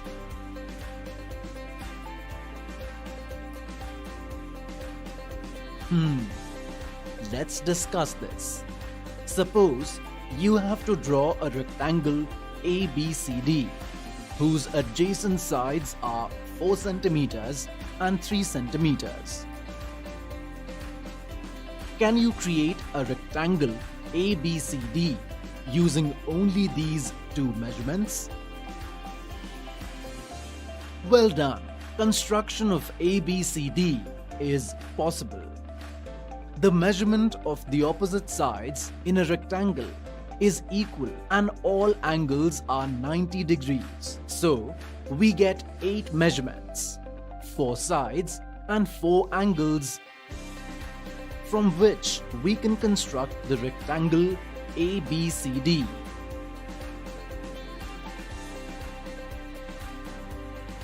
Shikha wants to make a birthday card for her best friend's birthday, in which the diagonal length of a square sticker used is 5 centimeters. Can you help Shikha in making stickers? Shikha wants a square whose diagonal length is 5 centimeters. So, let's write the characteristics of the square diagonal as follows. Both diagonals in the square have equal measurement. The diagonals of a square bisect each other at right angles.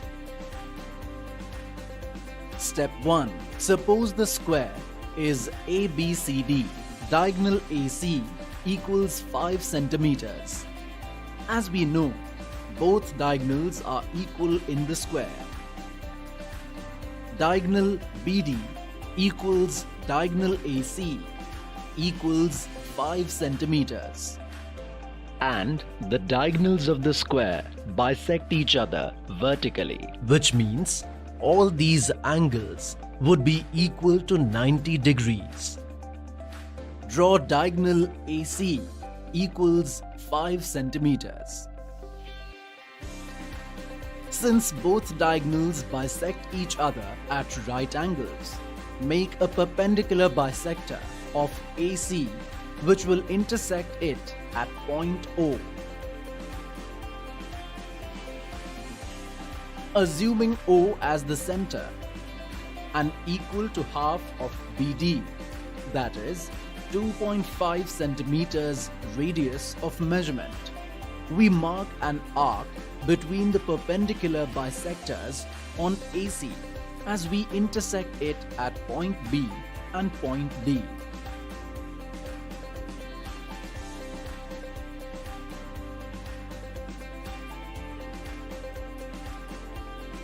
Connect A, B, point B, C, point C, D, point D, A. Thus, the square ABCD is obtained.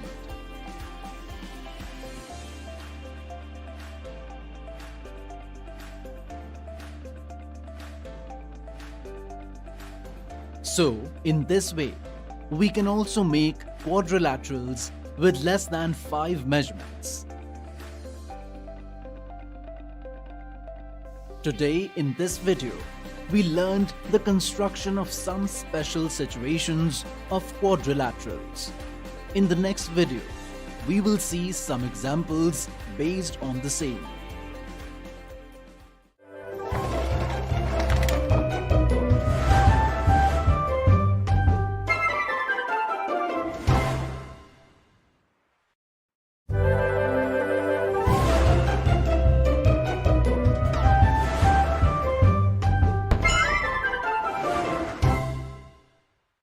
Welcome all of you to this video. Today we will see examples based on the construction of quadrilaterals. Can you construct a rhombus BEND with diagonal BN equals 5.2 centimeters and DE equals 6.4 centimeters? Create a rough shape. So, let's first construct a rough shape in which BN equals 5.2 centimeters and DE equals 6.4 centimeters. Draw a line segment of any one of the two measurements given. Draw a line segment BN equals 5.2 centimeters. Since we know by the properties of rhombus that both diagonals of a rhombus are always perpendicular bisectors of each other, so now we will consider BN as base and make a perpendicular bisector on it.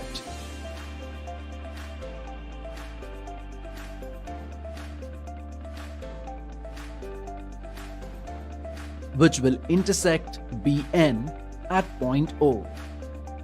Since the diagonals bisect each other,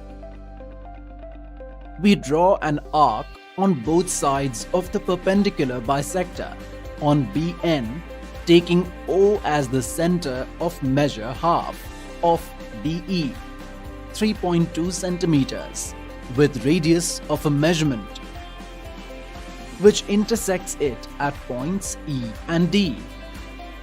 Thus, we get diagonal DE equal to 6.4 centimeter. Connect the points BE, points EN, points ND and points DB. BEND is a desired rhombus. You can confirm this with the help of scale and points. You will see that all the sides of the quadrilateral are of equal measure. Today we understood the construction of a quadrilateral with the help of examples.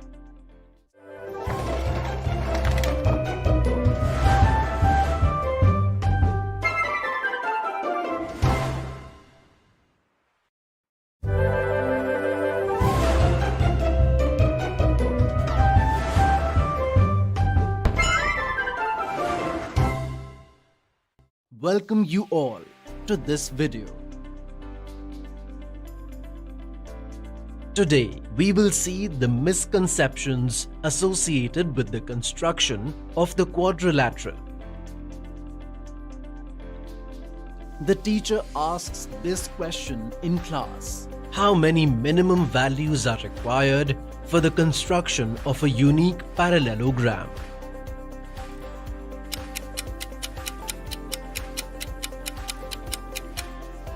The answers of Charu, Meera and Sonia are as follows. Charu 5, Meera 2, Sonia 3. Can you tell whose answer is correct and why? So let's see why Charu would have chosen option 1. As we have been reading from the beginning, that the composition of any quadrilateral requires the value of 5 measurements, which are as follows: length of 4 sides and a diagonal, length of 3 sides and 2 diagonals, measurement of 2 adjacent sides and 3 angles, measured 3 sides and 2 angles between them. Hence, Charu selected option 1, which is the wrong answer. Meera thinks that option 2 is the correct answer. Can you tell why she thinks so?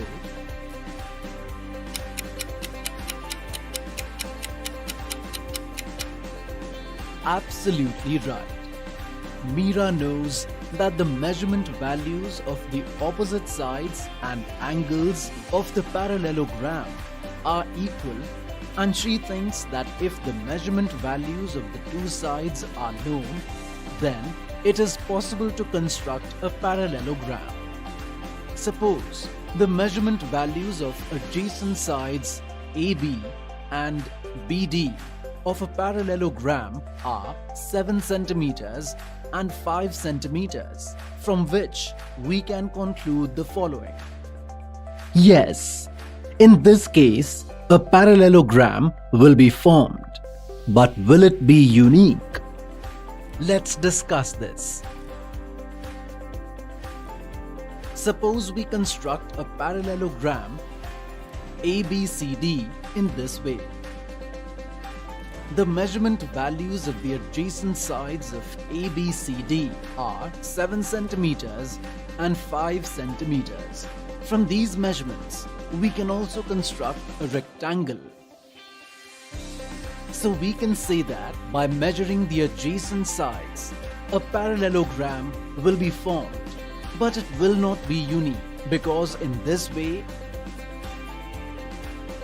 rectangle can also be created. Therefore, a unique parallel quadrilateral cannot be constructed by the value of adjacent sides only.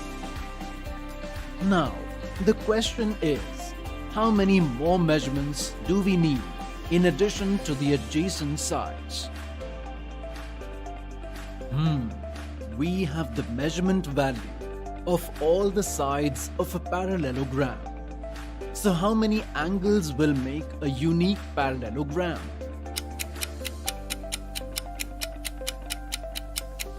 Let us discuss this.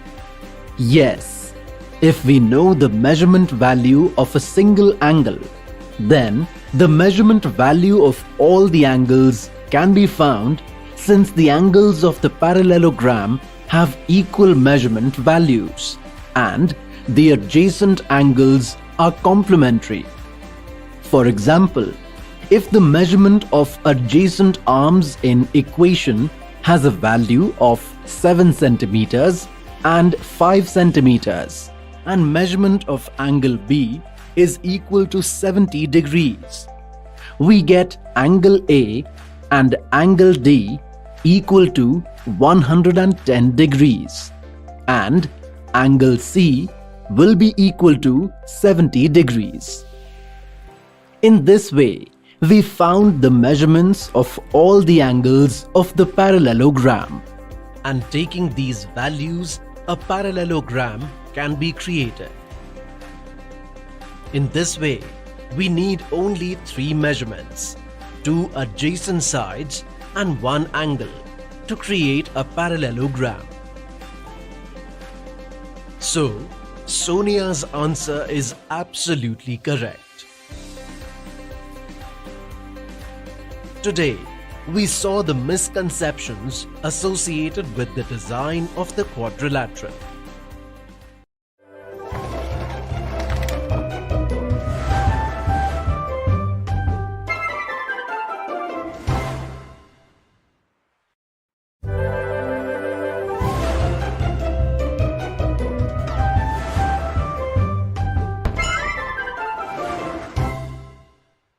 Today we will learn Introduction to Coordinate System and Linear Graph.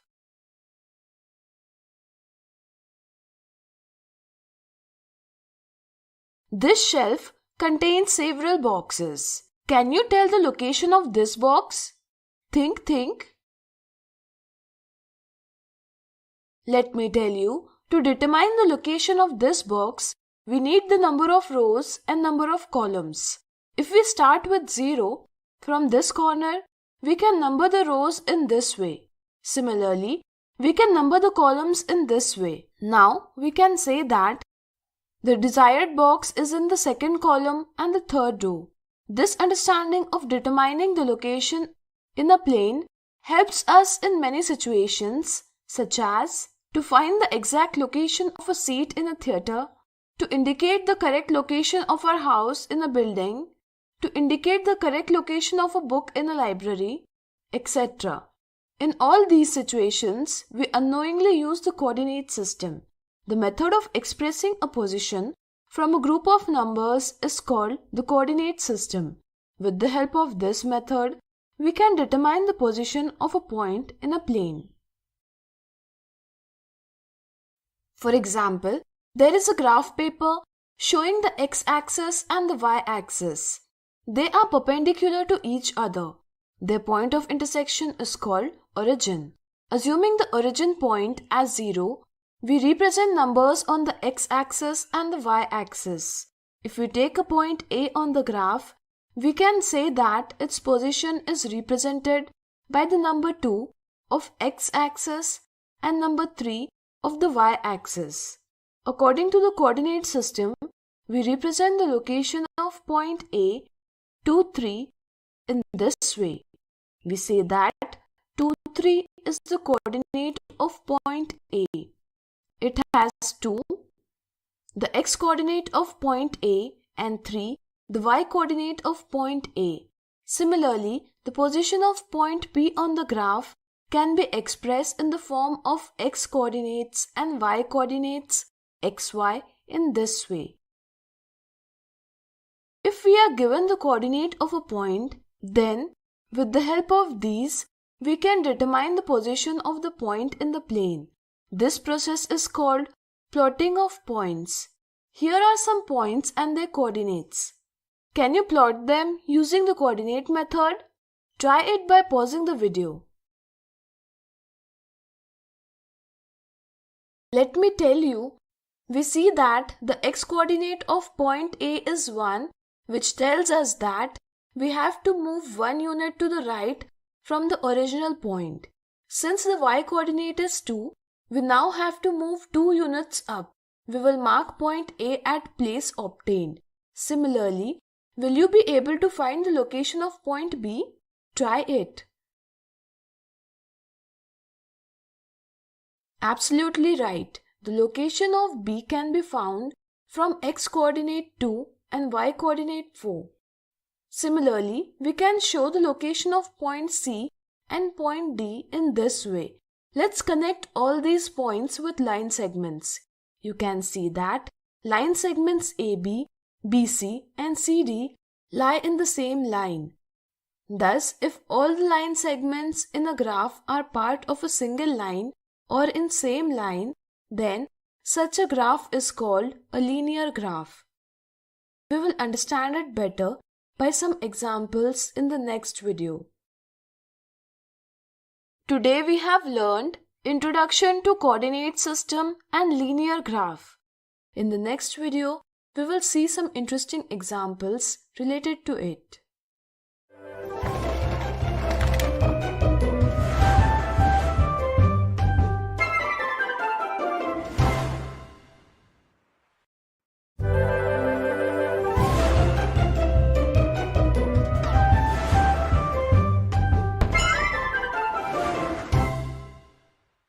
Today we will see some examples on the coordinate system and linear graph.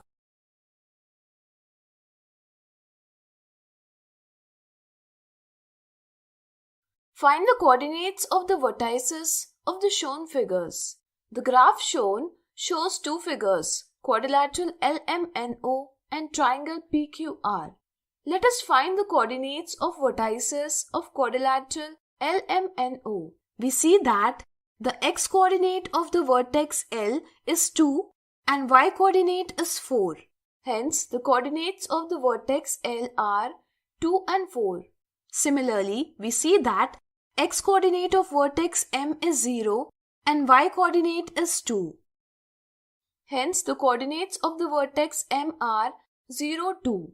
The x-coordinate of vertex N is 2 and the y-coordinate is 0.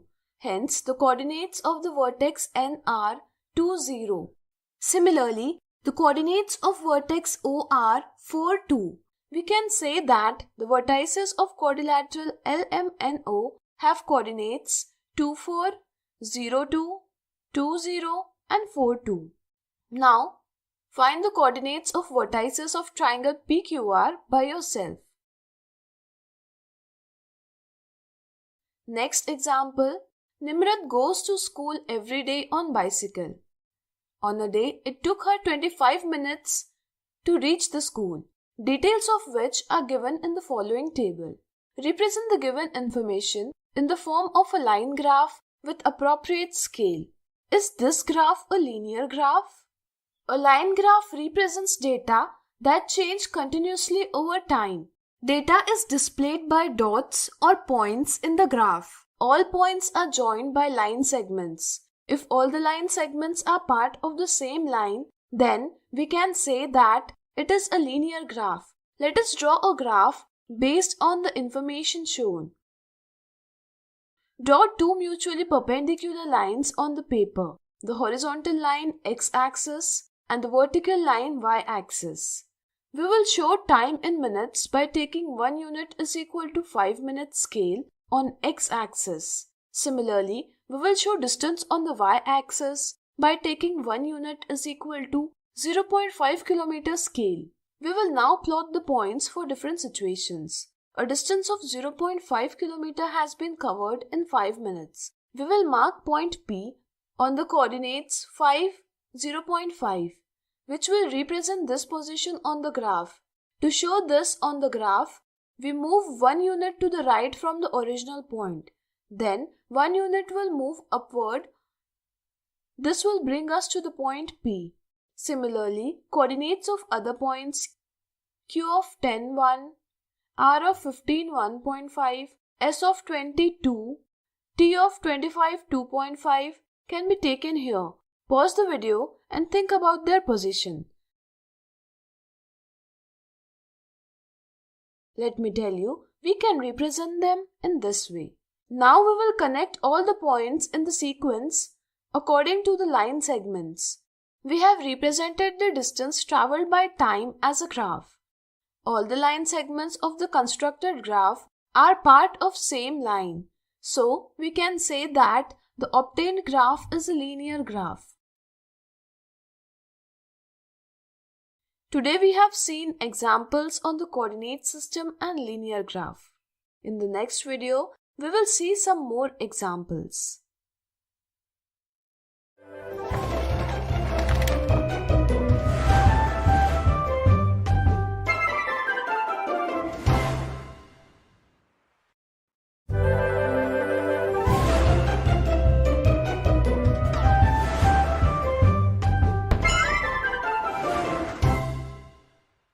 Today we will see some more examples on coordinate system and linear graph.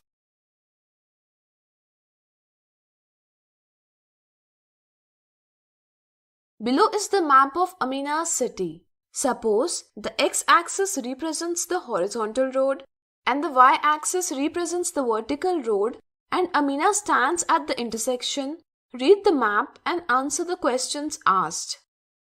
How will Amina's location be represented in the coordinate system? Amina's location can be represented by x-coordinate 0 and y-coordinate 0. So, her location will be 0, 0. We can call it the origin. If Amina had to represent the position of post office in the coordinate system, how would she be able to do this? The location of post office can be represented by x-coordinate 1 and y-coordinate 2.5. Hence, the position of post office will be represented by 1, 2.5. Which places do coordinate 3, 5 and 2, 4 represent?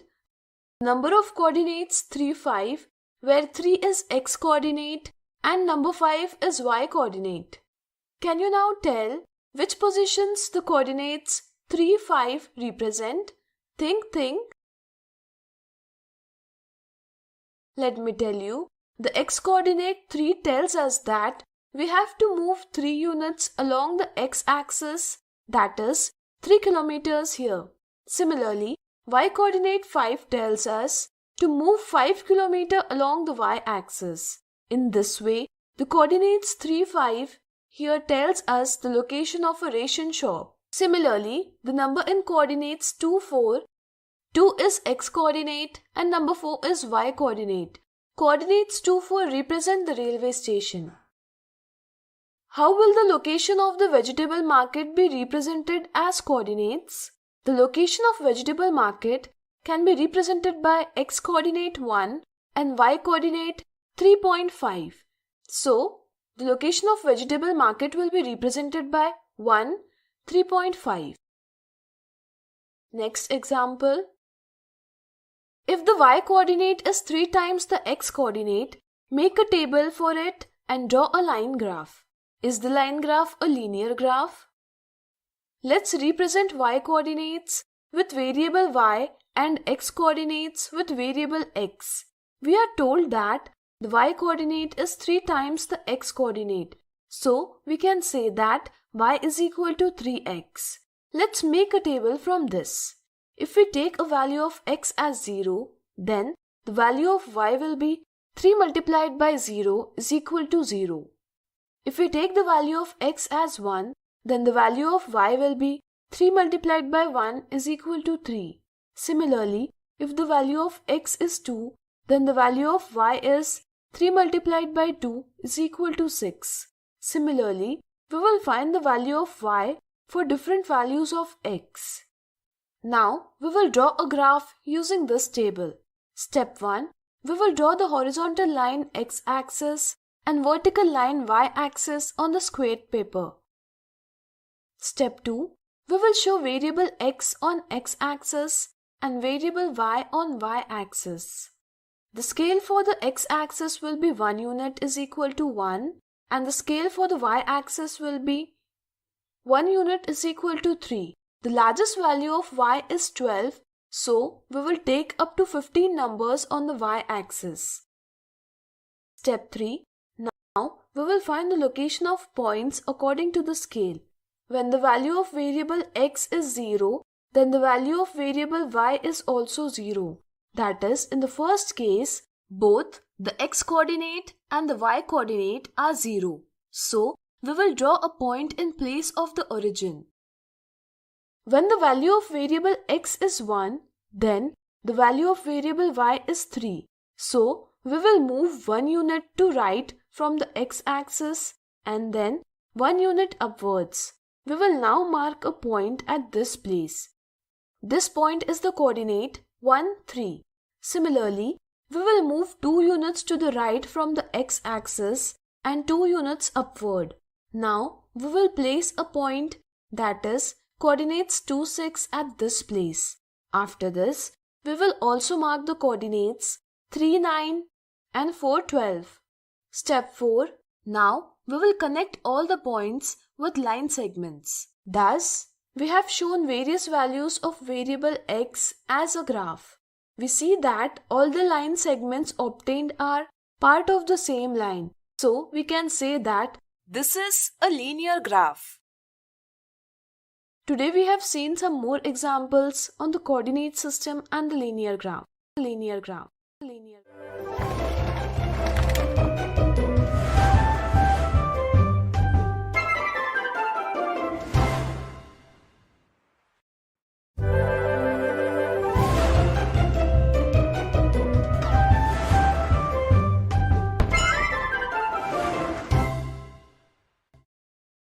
Today we will learn cube roots.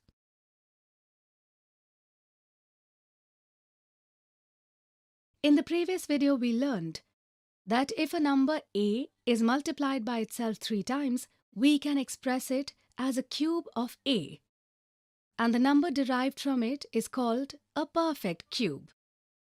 Today we are going to talk about the opposite operation, that is cube root. You must remember that 3 cube is equal to 27. We can say that the cube root of 27 is 3, and this is how we represent it. Keep in mind that this sign symbolizes cube root. Similarly, if we say that 4 cube is equal to 64, in a different way we can say that the cube root of 64 is 4. So if 5 cube is equal to 125, then for 125, what will be the cube root? Think. Absolutely right. The cube root of 125 will be 5. Similarly, you can see some perfect cube and their cube root here. Think on these by pausing the video. We cannot memorize the cube root of all numbers. In such a situation, it is necessary that we learn to derive cube root using some method. Let's talk about some such methods. First of all, we will learn how, by using prime factorization, we can derive the cube roots. Let's get the cube root of 1728. For this, we will do prime factorization of 1728. In this method, we divide the number by prime factors until we get a prime number or 1. Like here, we will divide 1728 by 2, 2, 2, 2, 2, 2, 3, 3 and 3 respectively. All these are prime factors of 1728. Now we will express this as the multiplication of prime multiplication blocks obtained on 1728, which can be written as 2 cube into 2 cube into 3 cube in this way. One rule in the law of exponents is that a to the power m into b to the power m is equal to a into b whole to the power m. Using this rule, we can write this multiplication of factors as 2 into 2 into 3 whole cube, which would mean 12 cube. That is, 12 cube is equal to 1728. Or we can say that the cube root of 1728 is 12. Here, the cube root 1728 is obtained as 12. Isn't this a fun method? Would you like to learn another fun method? With this method, you can get the cube root of any perfect cube without paper or pen. So, let's learn about this. Suppose the cube root of 32,768 is to be obtained by you. Step 1. In the first step, we make groups of 3 from the right of the given number. Like here, we will create a group of 768 and 32 will be in another group. Step 2. If you remember, in the previous video, we showed a relation with the number and the last digit of its cube. Let's revise the concept. If the digit in the unit place of the number is 0, 1, 4, 5, 6 or 9, the unit digit of the cube of such number is the same as the digit of the unit of the number. If the unit digit of the number is 2, the unit digit of its cube is 8. And if the unit digit of the number is 8, then the unit digit of its cube is 2. Similarly, if the unit digit of the number is 3, then the unit digit of its cube is 7, and if the unit digit of the number is 7, the unit digit of its cube is 3. So tell me, the last digit of the number is 8, so what will be the unit digit of its cube root? Think. Absolutely right. The unit of the cube root will be 2.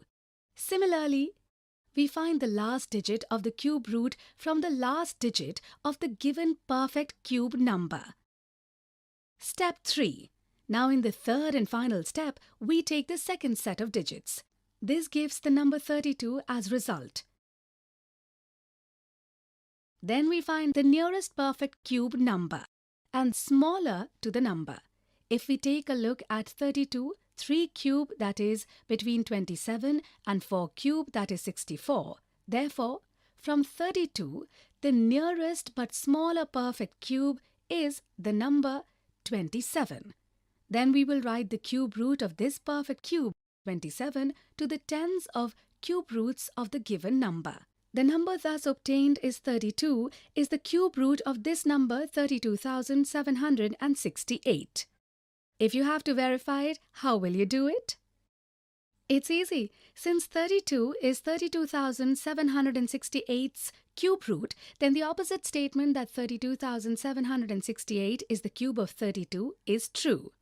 That is, 32 cube is equal to 32,768. Thus, the result obtained is true. We see that 32 into 32 into 32 is equal to 32,768. That is, the result obtained is correct. Keep in mind, this is an approximate method, which will work only with the perfect cube. So today, we learned cube roots. In the next video, we will see some interesting examples related to it.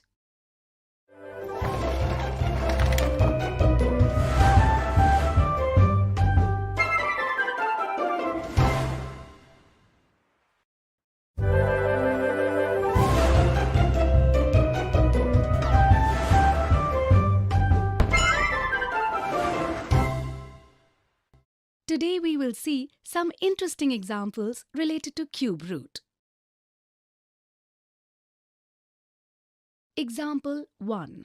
The volume of a cube-shaped tank is 17,576 cubic meter. Find the length of its arms. You must know that all the sides of a cube are equal.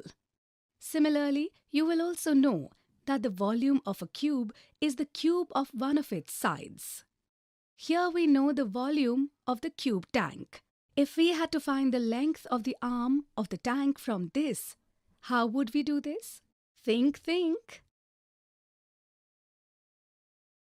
Absolutely right. Since the volume of the cube is equal to side to the power 3, we can say that cube root of cube's volume is equal to arm length. Here we have to find the cube root of 17,576. Let's find its cube root by prime factorization method. For this, we will do the prime factorization of the number 17,576. In this method, we will divide the number by prime numbers until we get a prime number or 1. Like here, we will divide 17,576 by 2, 2, 2, 13, 13, 13 respectively. In the last stage, we are getting 1, so here we will stop. The prime numbers obtained are prime factors of 17,576. We shall now express this as the multiplication of prime factors obtained on 17,576. We can write it this way, which can be written as 2 to the power 3 into 13 to the power 3 like this. Using the law of exponents, a to the power m into b to the power m is equal to a into b whole to the power m. We can write it as 2 into 13 whole cube, that is 26 cube. In this way, we can say that 26 is the cube root of 17,576, and this is also the length of the arm of the tank. Next example 2. Solve the following puzzle. I am a number of 2 digits. 79,507 is my cube. If you understand the origin of the cube root, so guess who am I? Let's solve this interesting puzzle. Here we have to find a number whose cube is 79,507. That is, we have to find the cube root of 79,507. So let's find it out. Since we know that the given number is a perfect cube, we can also derive the cube root from the approximation method. Step 1. In the first step, we make groups of 3 from the right of the given number. Like here, we will make a group of 507 and 79 in another group. Step 2. The last digit of the number given here is 7. From this we know that the unit digit of the cube root would be 3. Step 3. We see that the next set of digits is 79. Number 79 is between the cube of 4, that is 64, and cube of 5, that is 125. 64 as a number is smaller than 79. So, in the tens place of cube root of 79,507, we will write 4. This gives us the number 43, which is the cube root of 79,507. Thus, the answer to the given puzzle is 43. So today we saw some interesting examples of cube roots. In the next video, we will learn about some mistakes related to cube roots.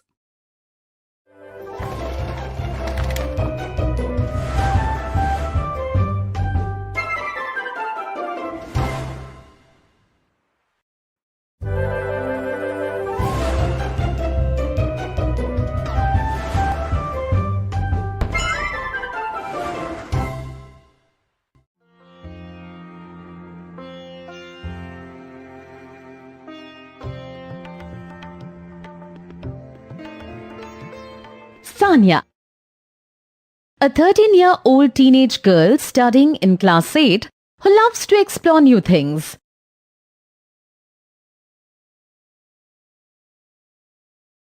Mummy, Sanya's mother, a 40-year-old lady who lives in the city. She helps Sanya in exploring new things.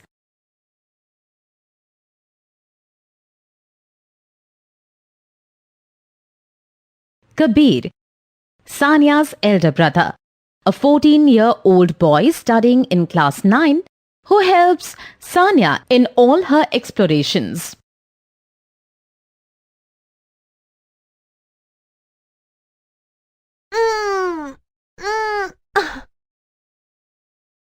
Oof, this is too heavy. Bhaiya, this table is so heavy.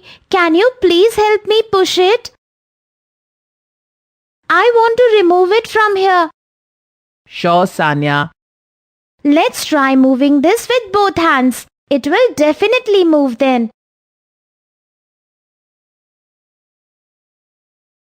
Done. This was so not possible alone. Thank you, Bhaiya. Well, pushing it together helped move table even faster. Yes, I remember having read that to move an object you need to either push it or pull it. So does that mean that by pushing or pulling an object, we can actually applying force on it, is it? Yes. Okay. Can you tell me where all have you used force since morning? Let me think. Things like opening and shutting a door, kicking a ball, opening and closing a drawer, pulling out a book from the book rack. Friends, can you help me find some more examples? Sanya, can you guess what will happen if you push the table from this side and I push it from the opposite side? Oh, that is so obvious, Bhaiya. Either the table will not move at all, or whoever pushes it harder will be able to move it. So what do you think? Can a force be more, less or equal to another force? Yes, Bhaiya, like you are older than me, you will be able to put more force than me. That's exactly what happens in the game of tug of war too. When two teams pull a rope in opposite directions with equal force, the rope doesn't move, and whichever team pulls with more force wins the game. Bhaiya, I want to know more about force. Oh sure, Sanya. Let's find out. See, this is your childhood toy car. Can you push it gently to move it? Good. Now push it again with some more force and see what happens. Bhaiya, it is moving faster now. Friends, this reminds me of the rubber tire game. The rubber tire had to be pushed continuously to make it move faster. Sanya, can you tell me what will happen if you put your palm in front of this moving toy car? The car will stop right here. Oh, so you mean if we apply force in the direction of a moving object, it will move faster. On the other hand, if we apply force in an opposite direction, then either it will slow down or completely stop moving. Am I right, Bhaiya? Absolutely right, Sanya. Friends, can you also tell us some examples where force affects the speed of an object? We see such examples in the playground and very frequently. Can you list them? Does force change only the speed of an object? What do you think? Bhaiya, even I want to know about it. Look at the people playing badminton outside. Can you find any difference in the impact of force there? The shuttlecock went straight when hit by the first player, but it turned in opposite direction when hit by the second player. So friends, does this mean that the direction of motion of an object can also be changed by applying force to it? What do you think? Kabir and Sanya, I need your help. Can you both come here? Bhaiya, look at this chapati. Can you see how force is applied while rolling it? See how its shape has changed. The round dough ball has now become flat. Bhaiya, when I pull this elastic ring, then also its shape changes. Oh, now I understand. Some objects change shape when force is applied on them. This also happens when we press a rubber balloon or a ball. Oh, my ball, Bhaiya. Please catch it for me. Bhaiya, how is it that no force was applied on this ball? Then also it slowed down and stopped in the end? How is it possible? Does this ball too have some kind of force?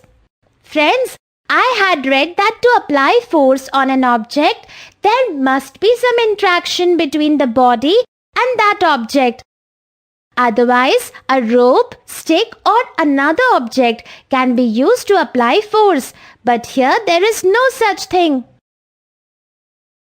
Sanya, what if it is not the interaction between our body and the object, but instead it is between the ball and the floor?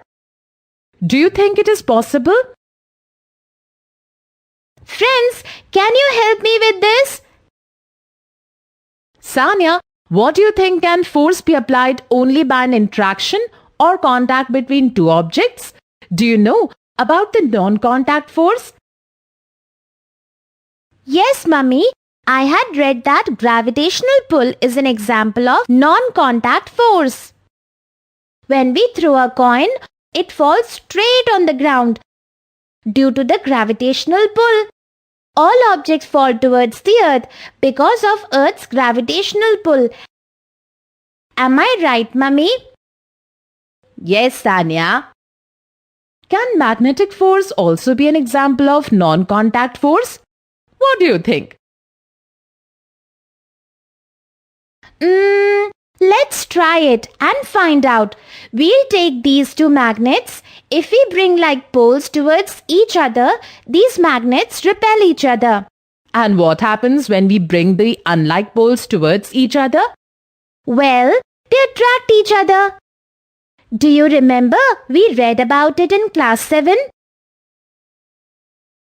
I get it. Magnets can exert force on each other without any contact. This is also non-contact force.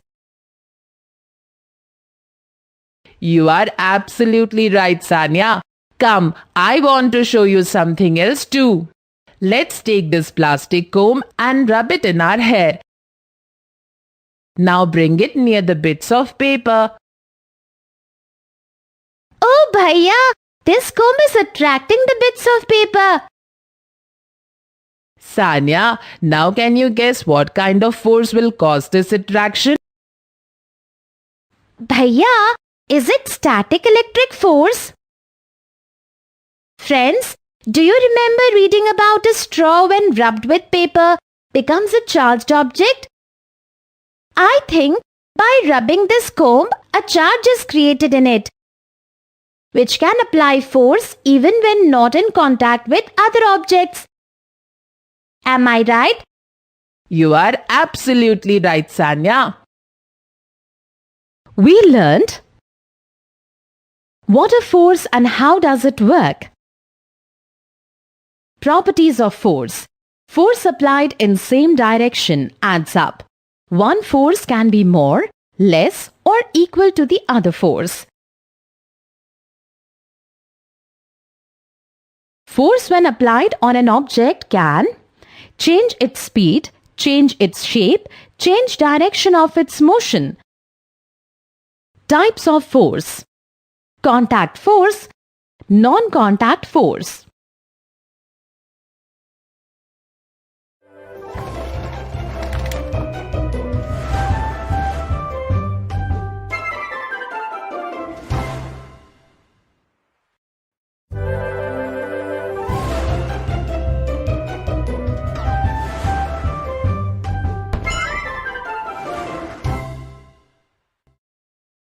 Hello friends.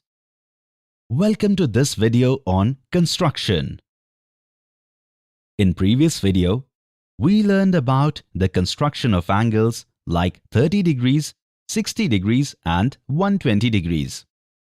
In this video, we will learn to construct some more angles. So come on, let's start. From the initial point of ray XY, construct an angle of 45 degrees and prove that the construction is geometrically correct. As you know, we have only scale, pencils and compass. With the help of this, we have to construct the angle. So, find out how. Come on, I'll give you a hint. We will increase the ray to the left of point X. Now, with the help of compass, taking any one measurement, take the point X at the center, cutting an extended ray XY on the left and right of point X and place an arc. Can we say that AB is a line segment and X is its midpoint? Now what can we do? Can we construct perpendicular bisector of line AB? From point A and B, taking more than half the measure of AB, either at the top and bottom or only to the top, draw one arc each and join their intersection point P to X. Can we now say the angle PXY or PXB is 90 degrees? Let us first check the validity of the diagram before moving forward. We will join point P to A and B. Now, in triangle PAX and triangle PBX, side AX is equal to side BX because they are arcs of equal radius. Side PA equals side PB because they are arcs of equal radius. Side PX is equal to side PX because they are common sides. This is how triangle PAX and triangle PBX are congruent by side-side-side congruency rule. Therefore, angle PXA is equal to angle PXB. As corresponding parts of congruent triangles are equal, let's call it equation 1. And angle PXA plus angle PXB is equal to 180 degrees because they are linear pairs. Let's name it as equation 2. Which means angle PXA is equal to angle PXB is equal to 90 degrees from equation 1 and 2. That is, at point X, we have made an angle of 90 degrees. Now tell us whether it is easy to construct 45-degree angle from here or not. Now from here, follow the steps of angle bisector and to vertex X, on ray XY and ray XP, draw arcs of equal radius. Then, by adding arc of equal radius, once again from the intersection points, joining the intersection point obtained to vertex X to the bisector of the angle PXY, we can easily construct an angle of 45 degrees from the vertex X.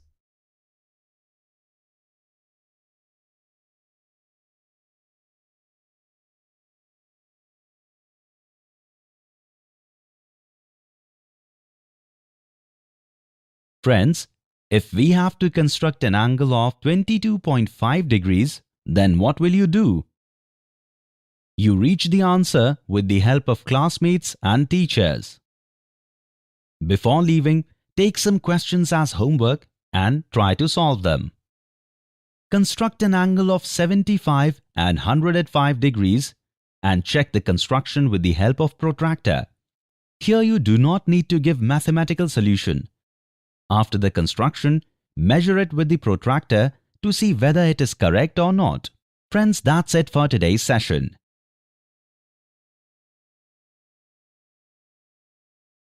See you in the next video with the construction of some more angles. Thank you.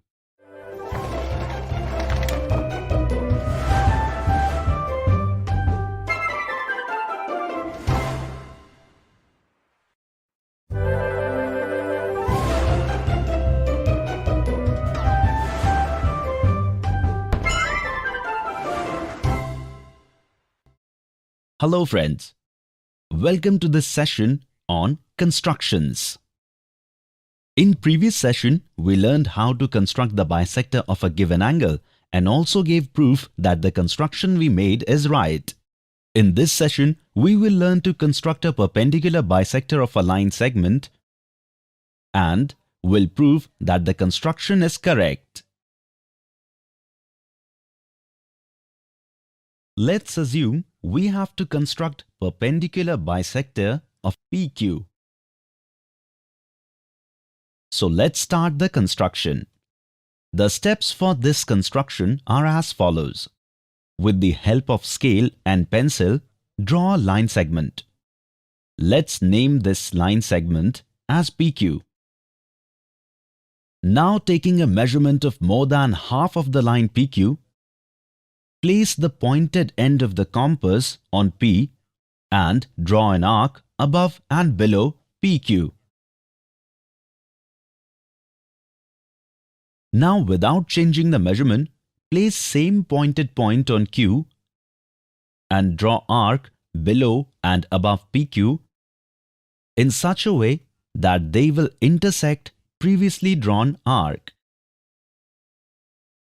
Note that measurements of radius from point P and Q have not changed.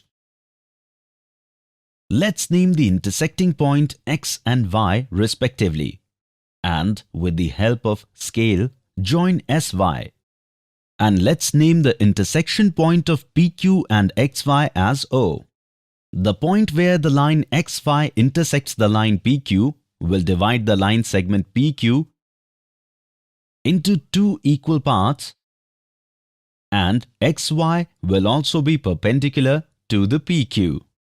You can check the measurement of PO and OQ with the help of the scale, whether it is equal or not. Also, with the help of the protractor, we can also check whether the angle formed is 90 degrees or not. So in this way, we constructed a perpendicular bisector of a line segment.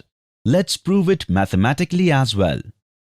Now we will prove that PO is equal to OQ and angle XOP is equal to angle XOQ is equal to 90 degrees.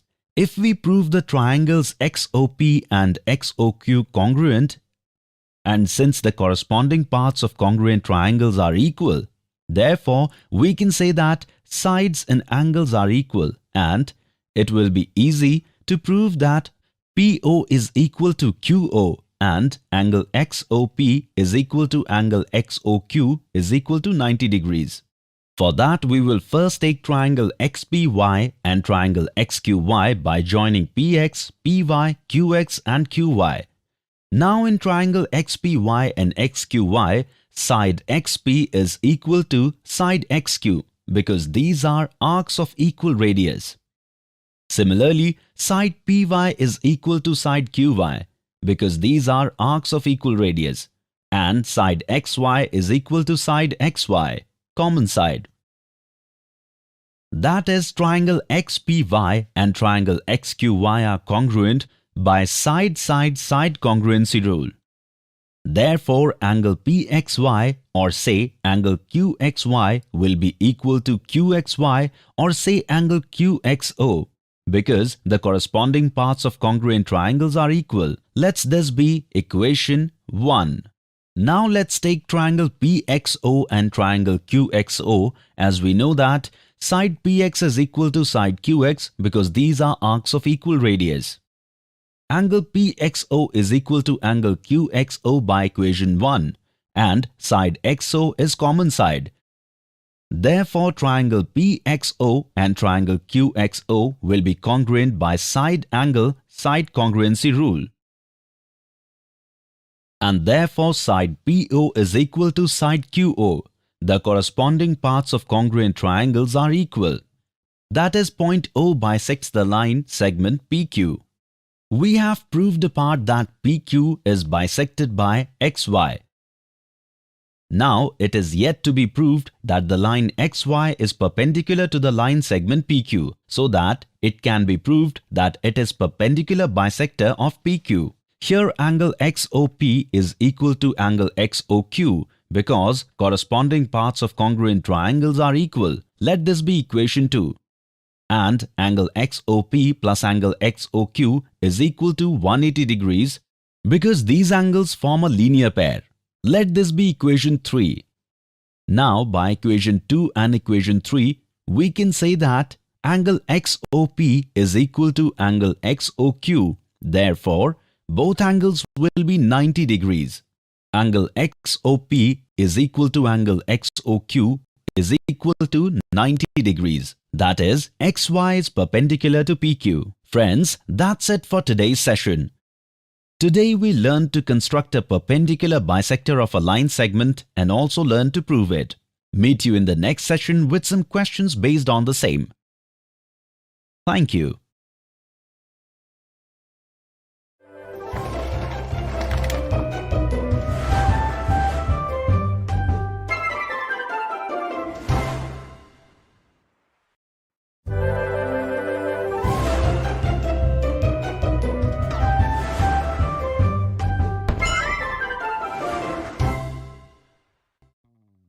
Hello friends, welcome to this video on constructions.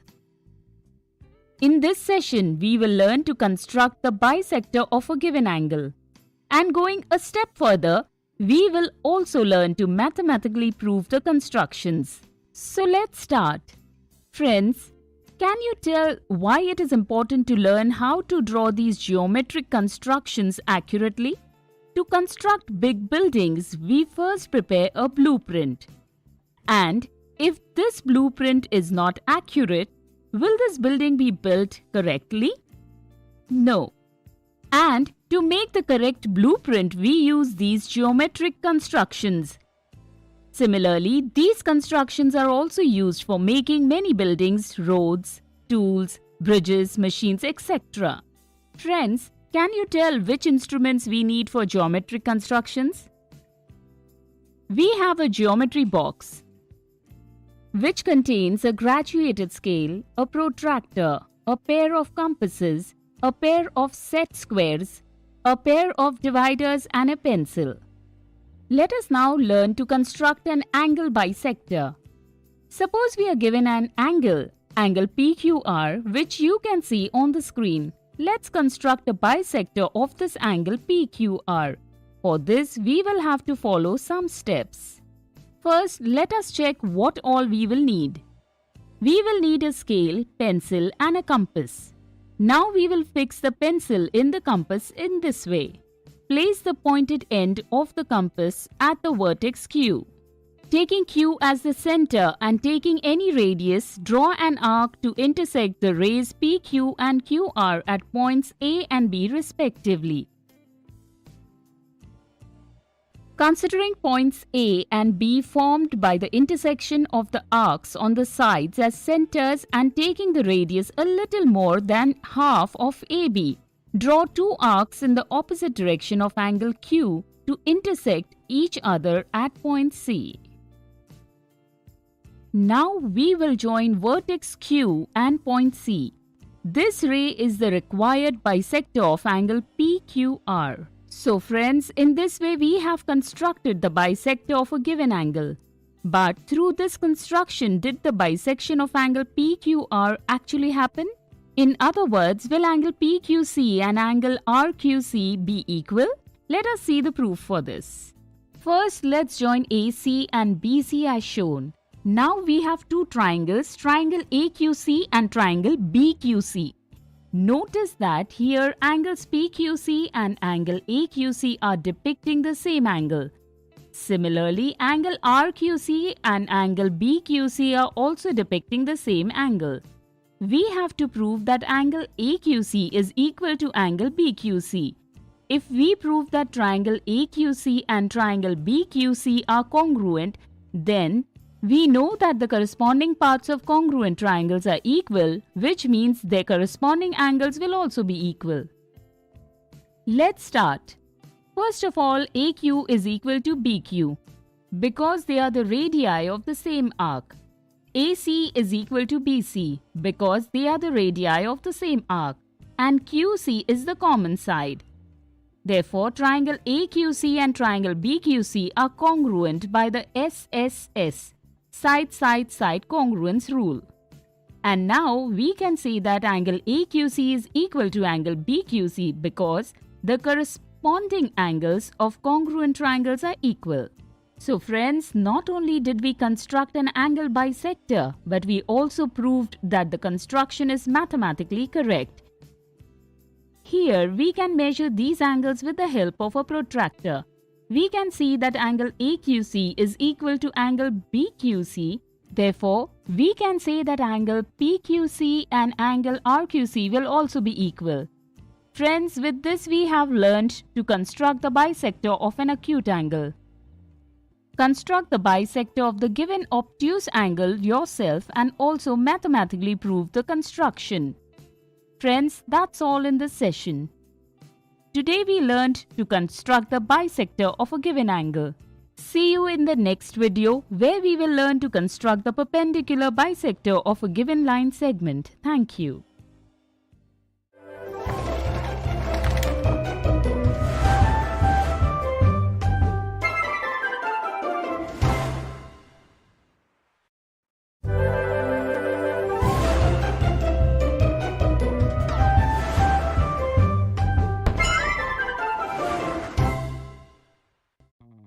Hello friends, welcome to this video on circles.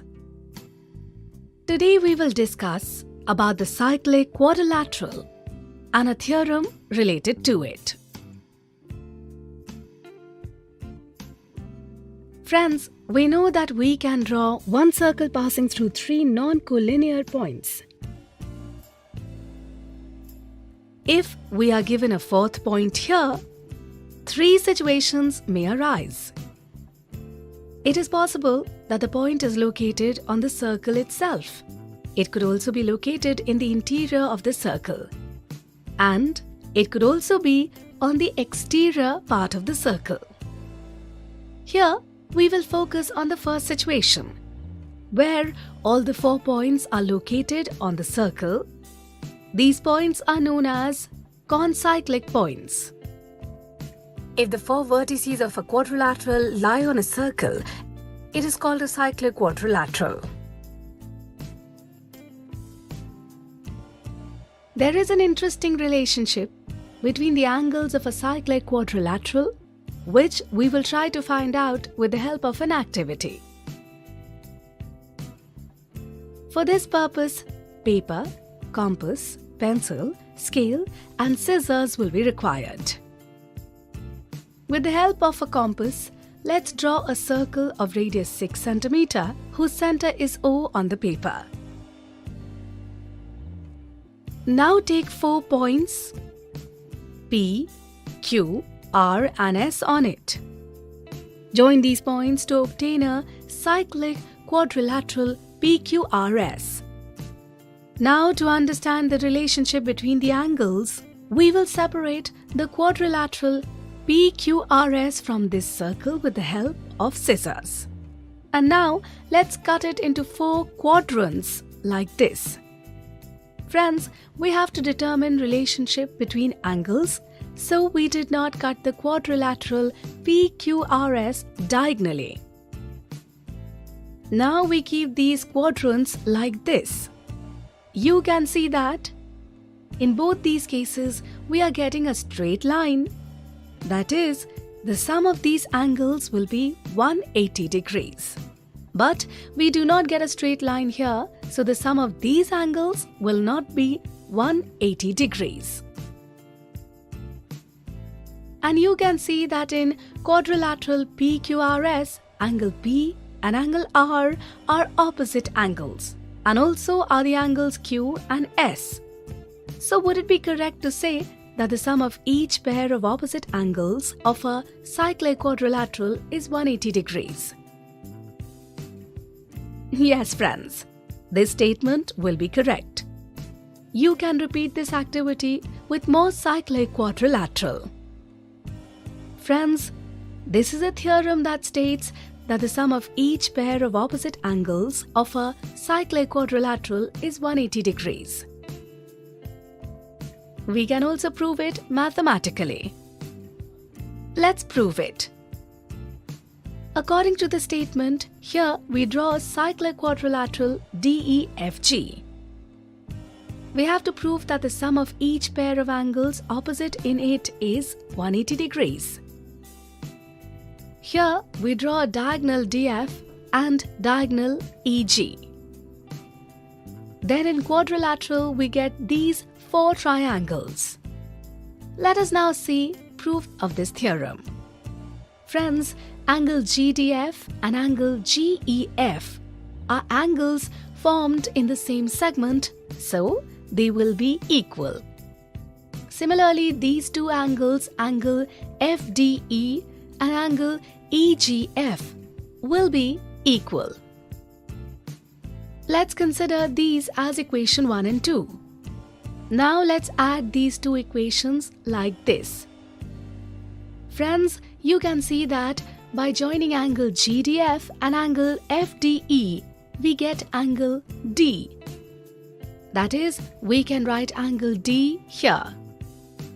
If we add the angle F to both sides of this equation, then the sum of the right side of this equation will be 180 degrees. Can you explain the reason for this? You can think by pausing the video. These 3 are the angles of triangle GFE, and we know that the sum of the 3 angles of a triangle is 180 degrees. That is, the sum of angle D and angle F will be 180 degrees. Friends, both these angles D and angle F are opposite angles in this cyclic quadrilateral. Thus, we have proved that this pair of opposite angles is supplementary. Friends, we know that the sum of the four angles of a quadrilateral is 360 degrees.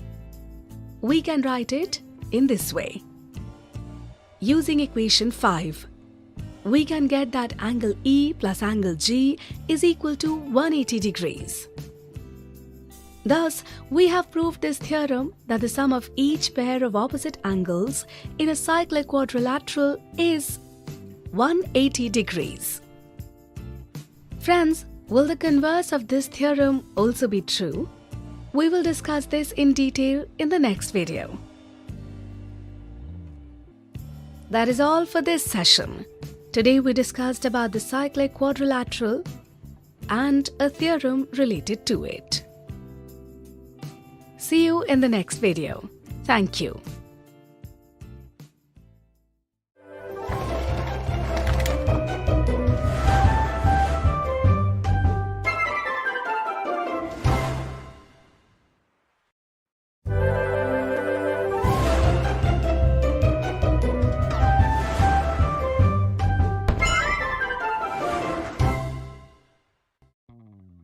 Hello friends, welcome to this video on circles. In the previous video we learned that the sum of each pair of opposite angles in a cyclic quadrilateral is 180 degrees. Today we will discuss the converse of this theorem.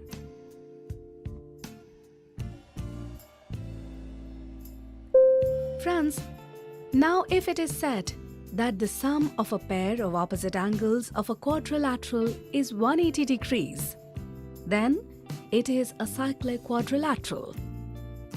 Will this statement be correct? Let's see.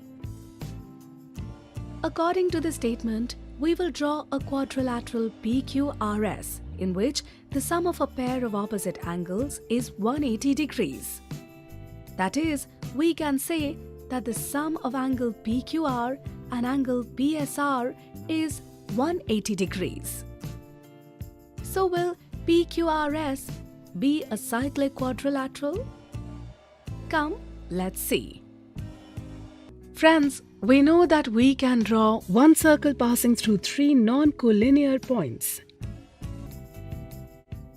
We make a similar construction here, drawing a circle that passes through the points P, Q and R. Now if we prove that point S is also located on this circle, then we can say that PQRS is a cyclic quadrilateral. So let's assume that point S is not located on the circle. Then line segment PS will intersect the circle at some point. Suppose it will intersect it at point T. Friends, it is also possible that the point S lies in the interior of the circle. In this case, the figure will look something like this. Look at the first situation. Now the 4 points P, Q, R and T are located on the circle. Thus, quadrilateral PQRT will be a cyclic quadrilateral. We know that the sum of each pair of opposite angles of the cyclic quadrilateral is 180 degrees. In this way, we will get these two equations. And the sum of the angle PQR and angle PSR is given as 180 degrees. We assume this as equation 3. Now observe the equations 2 and 3 carefully. In this, angle PQR is common. That is, angle PTR and angle PSR are equal. Now observe triangle TSR. Angle PTR is its external angle, which will be equal to the sum of angles TSR and TRS. We can also call angle TSR as angle PSR. And we can see in equation 4 that angle PSR and angle PTR are equal. Therefore, we get that the value of angle TRS is 0. Friends, this is possible only when the points T and S are coincident.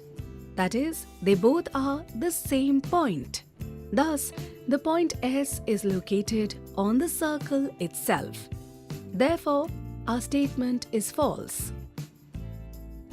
So we can say that PQRS is a cyclic quadrilateral. In this way, we proved this theorem. You can repeat the same process for the second case and verify this statement. That is it for this session. Today we have proved that if the sum of a pair of opposite angles in a quadrilateral is 180 degrees, that quadrilateral is cyclic. See you in the next video with some questions based on this. Thank you.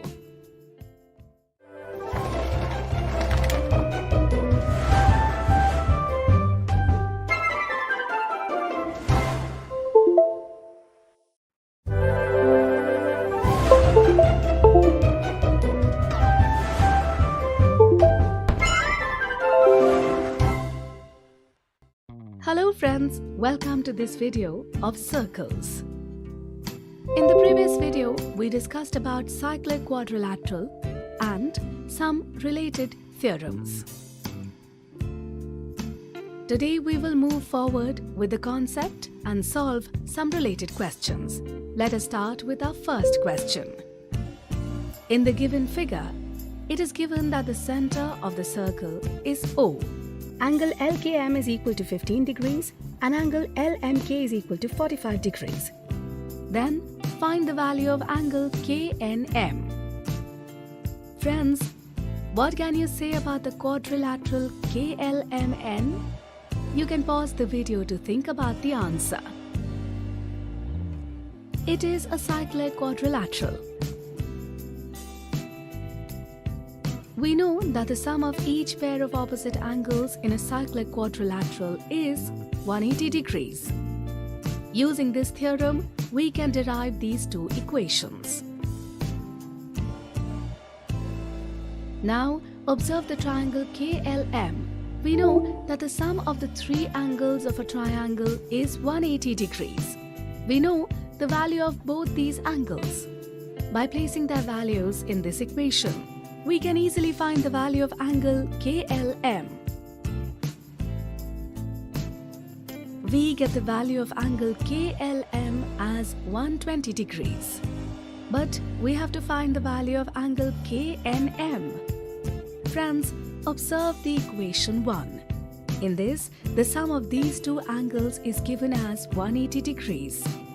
By placing the value of angle KLM as 120 degrees, gives us the value of angle KNM as 60 degrees. Now let's look at our next question. In the given figure, quadrilateral ABCD is a cyclic quadrilateral in which the value of angle BOD is 140 degrees and angle ADB is 25 degrees. Then find the value of angle ABD. Friends, let us first see what is given to us. ABCD is a cyclic quadrilateral. That is, the sum of each pair of opposite angles opposite it will be 180 degrees. By this property, we will get these two equations. Looking at the figure, can you determine a relationship between angle BCD and angle BOD? Pause the video and think about the answer. Yes, friends, these two angles are the angles subtended by the same arc BD. Angle BOD is the angle subtended at the center by the arc BD and angle BCD is subtended by the arc BD at point C.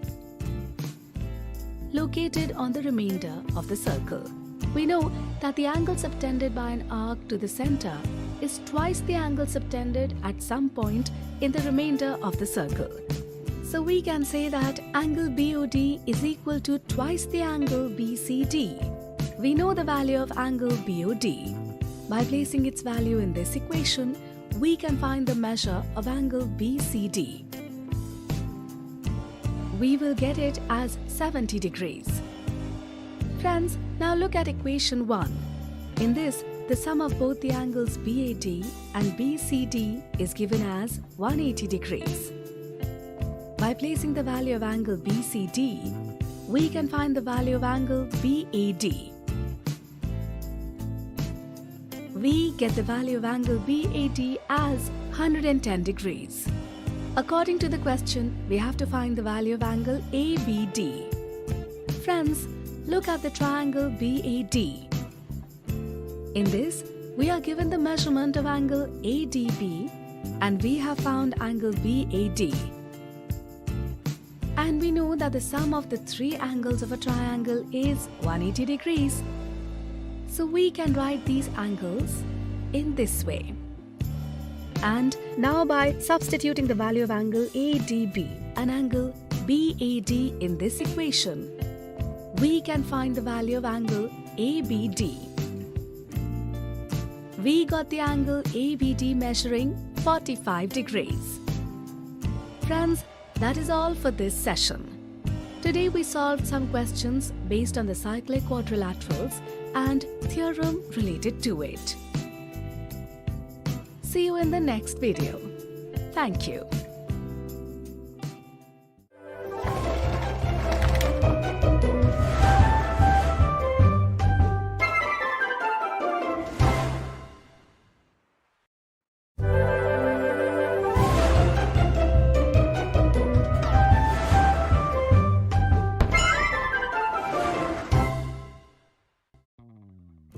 Hello friends, welcome to the video on circles.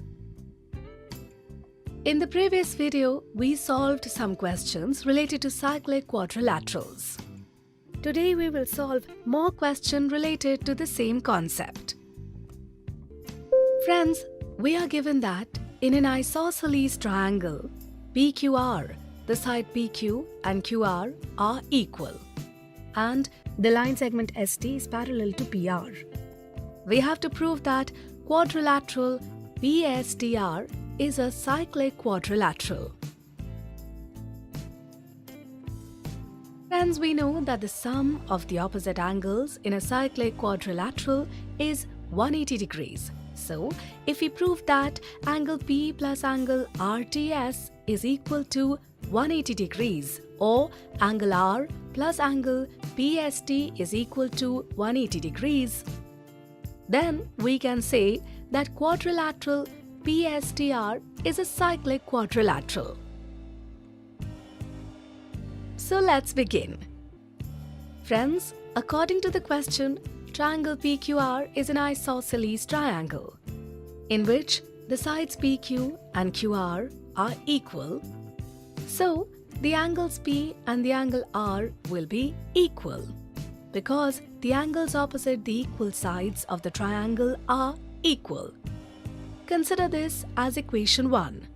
And it is given that the line segment ST is parallel to PR. If PQ is considered a transversal, then the sum of the angles P and angle PST will be 180 degrees, because we know if a transversal intersects two parallel lines, then each pair of interior angles on the same side of the transversal is supplementary. Considering this as equation 2, the angle P and angle R from equation 1 are equal. Now, in the equation 2, angle P can be replaced by angle R. That is, angle R plus angle PST will be equal to 180 degrees. We know that the sum of the four angles of a quadrilateral is 360 degrees, which will give us this equation. And the sum of these two angles is 180 degrees. So the sum of angle P and angle RTS will also be 180 degrees. Friends, now observe equation 3 and 4. On the basis of these, we can say that the opposite angle in the quadrilateral PSTR are supplementary. And that is what we had to prove, that PSTR is a cyclic quadrilateral. Friends, that is it for this session. Today we solved a question based on cyclic quadrilaterals. See you in the next video. Thank you.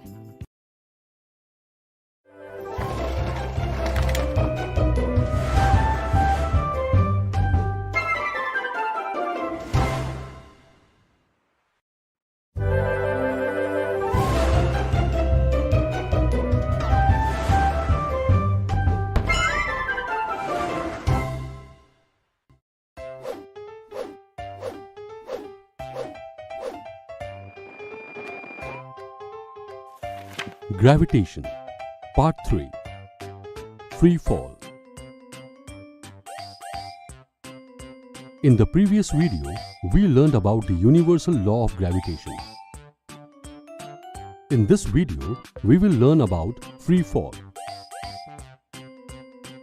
Almost everything that goes up falls down.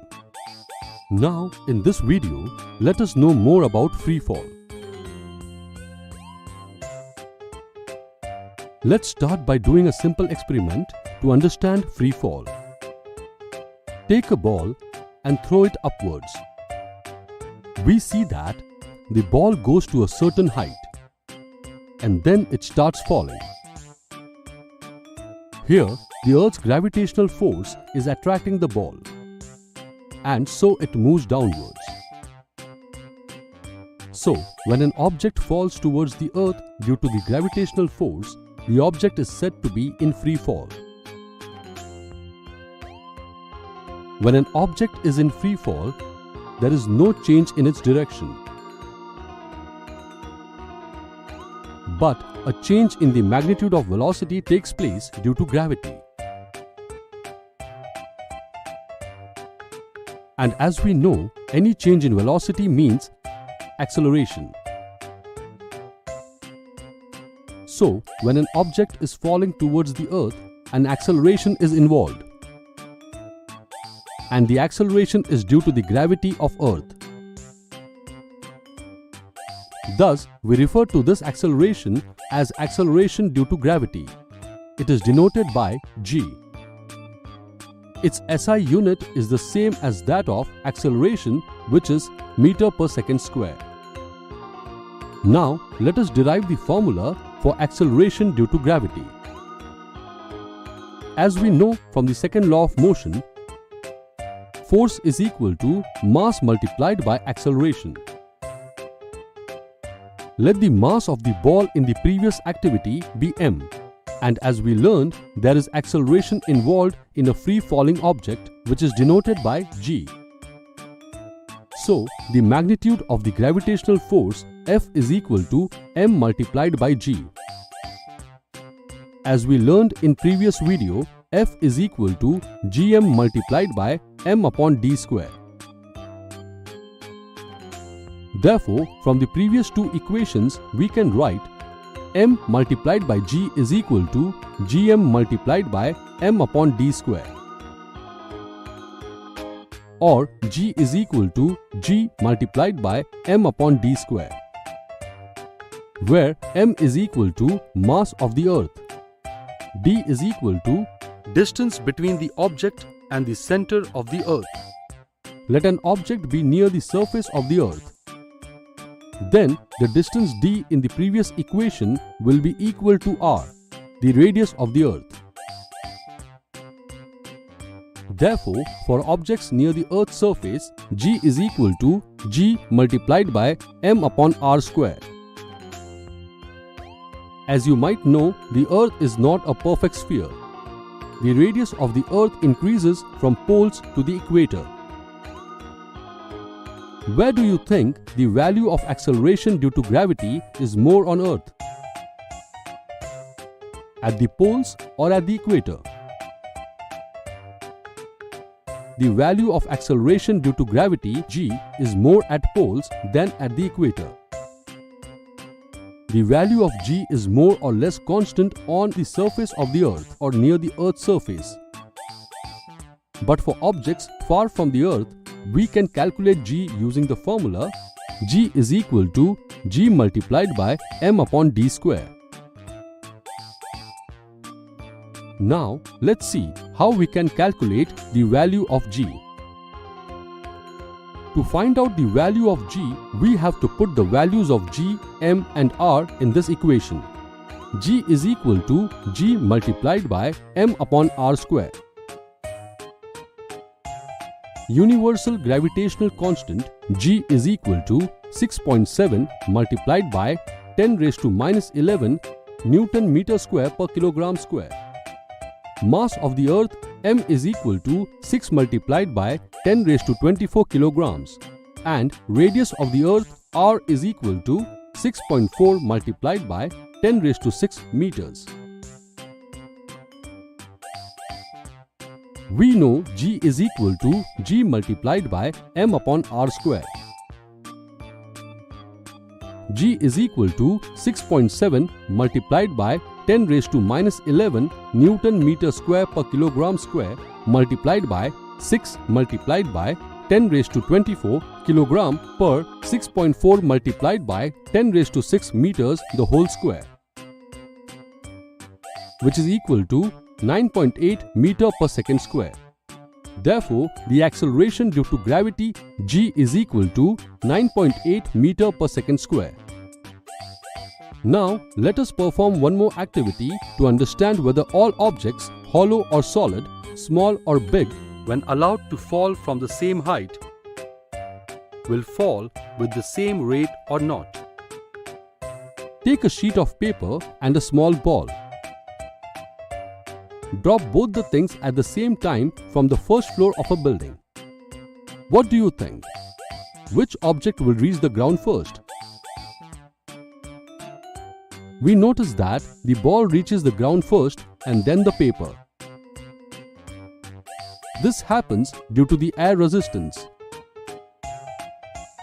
Air resistance is because of the friction to the motion of the falling objects.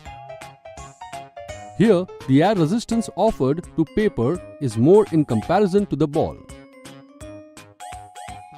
However, if we perform this activity in a glass box from which all the air has been sucked out, the paper and the ball will fall at the same rate. In this video, we learned about free fall. In the next video, we will learn about mass and weight.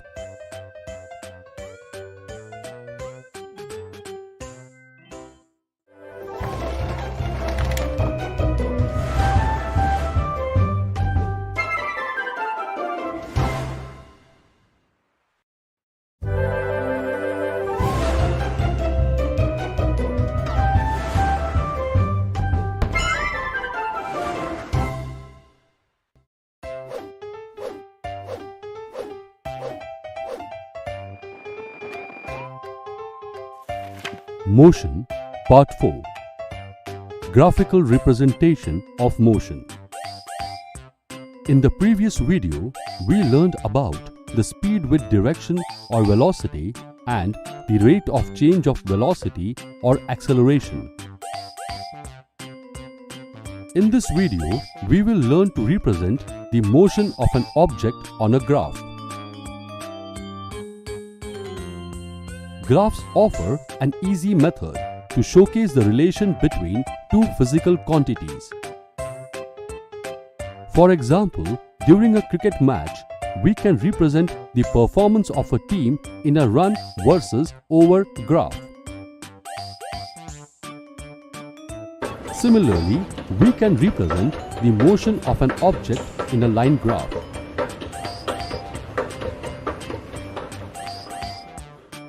In a line graph, we can represent one physical quantity like distance or velocity with another quantity such as time.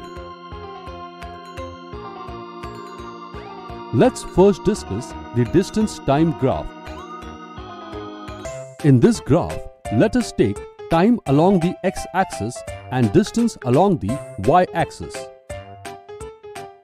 Distance-time graphs can be made by considering two situations. Either the object moves with a uniform speed or with non-uniform speed. First, we will consider the case of uniform speed. If an object is moving with a uniform speed, we know that it covers equal distances in equal time intervals. We can say that the distance is directly proportional to the time taken. So, let's start by plotting the graph. Suppose the object covers 10 meters in the first 5 seconds. For the next 5 seconds, it covers another 10 meters and so on. Mark the points on the graph.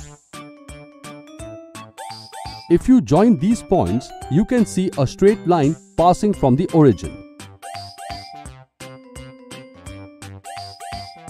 Thus, for uniform speed, a graph of distance travelled against time is a straight line.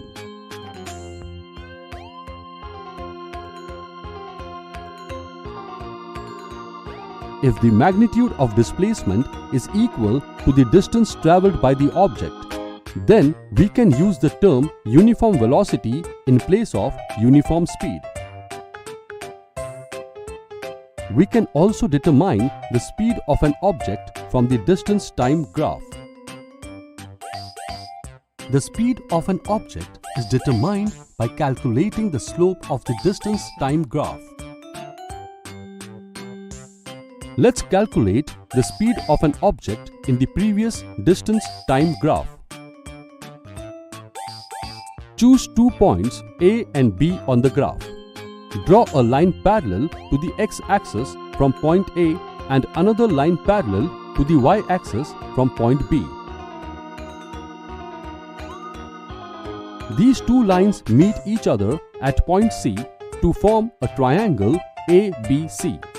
Now, on the graph, AC denotes the time interval while BC corresponds to the distance. We can see from the graph that as the object moves from point A to B, it covers a distance 30 minus 20 is equal to 10 meters. In time, 15 minus 10 is equal to 5 seconds.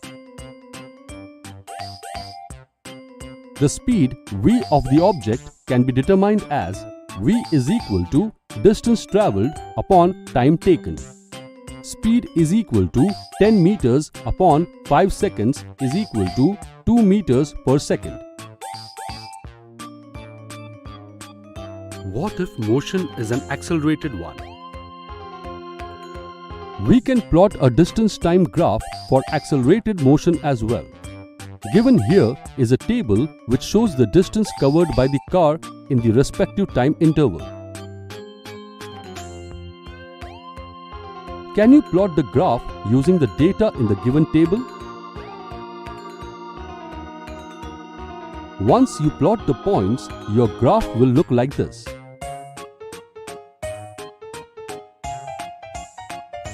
The nature of this graph shows non-linear variation of the distance travelled by the car with time.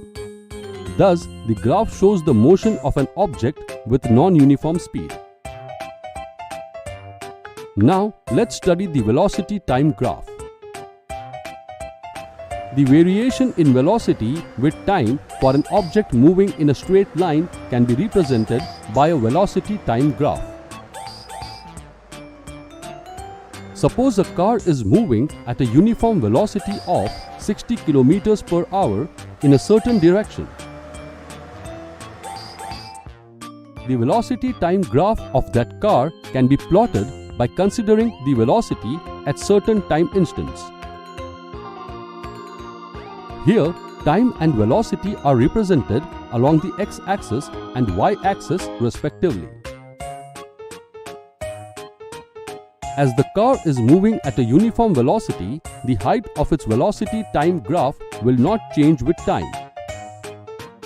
It is a straight line parallel to the x-axis. Earlier, we studied the relation among uniform velocity, time and displacement. That is, velocity is equal to displacement upon time, or displacement is equal to velocity multiplied by time. Hence, the area enclosed by the velocity time graph and the time axis is equal to the magnitude of the displacement. As the car is moving in a single direction, the magnitude of displacement is equal to distance covered. To calculate the distance covered by the car between time 1 hour and 2 hours, draw perpendiculars from the time points on the graph. The velocity of 60 km per hour is represented by the height AC or BD, and the time interval is represented by the length AB or CD. So, the distance moved by car in time interval can be calculated as S is equal to area of the rectangle ABDC, which is equal to AC multiplied by CD, which is equal to 60 km per hour multiplied by 2 minus 1 hour, which is equal to 60 km. Now, let us consider the accelerated motion. Let's first discuss the effect of uniform acceleration on the velocity time graph. In uniform accelerated motion, velocity changes by equal amounts in equal time intervals. Let's suppose the train driver records the velocity of the train starting from rest at each 10-second intervals.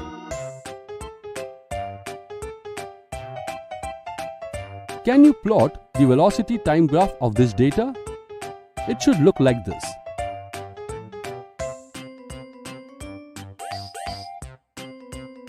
For uniformly accelerated motion, the velocity time graph is again a straight line.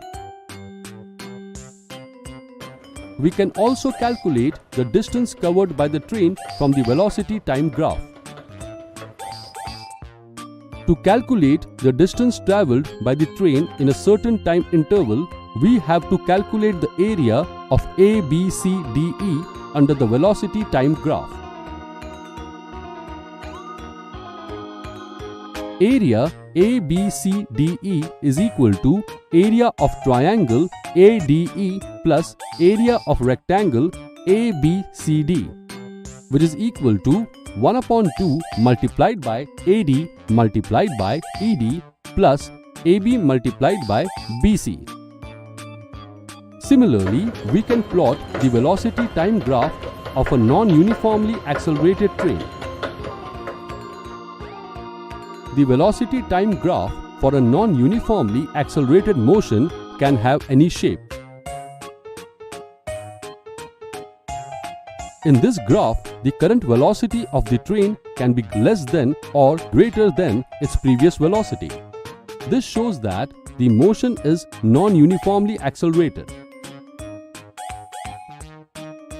We can also determine the acceleration of an object by calculating the slope of its velocity time graph. In this video, we learned how to represent the motion of an object on a graph. In the next video, we will learn about equations of motion by graphical method.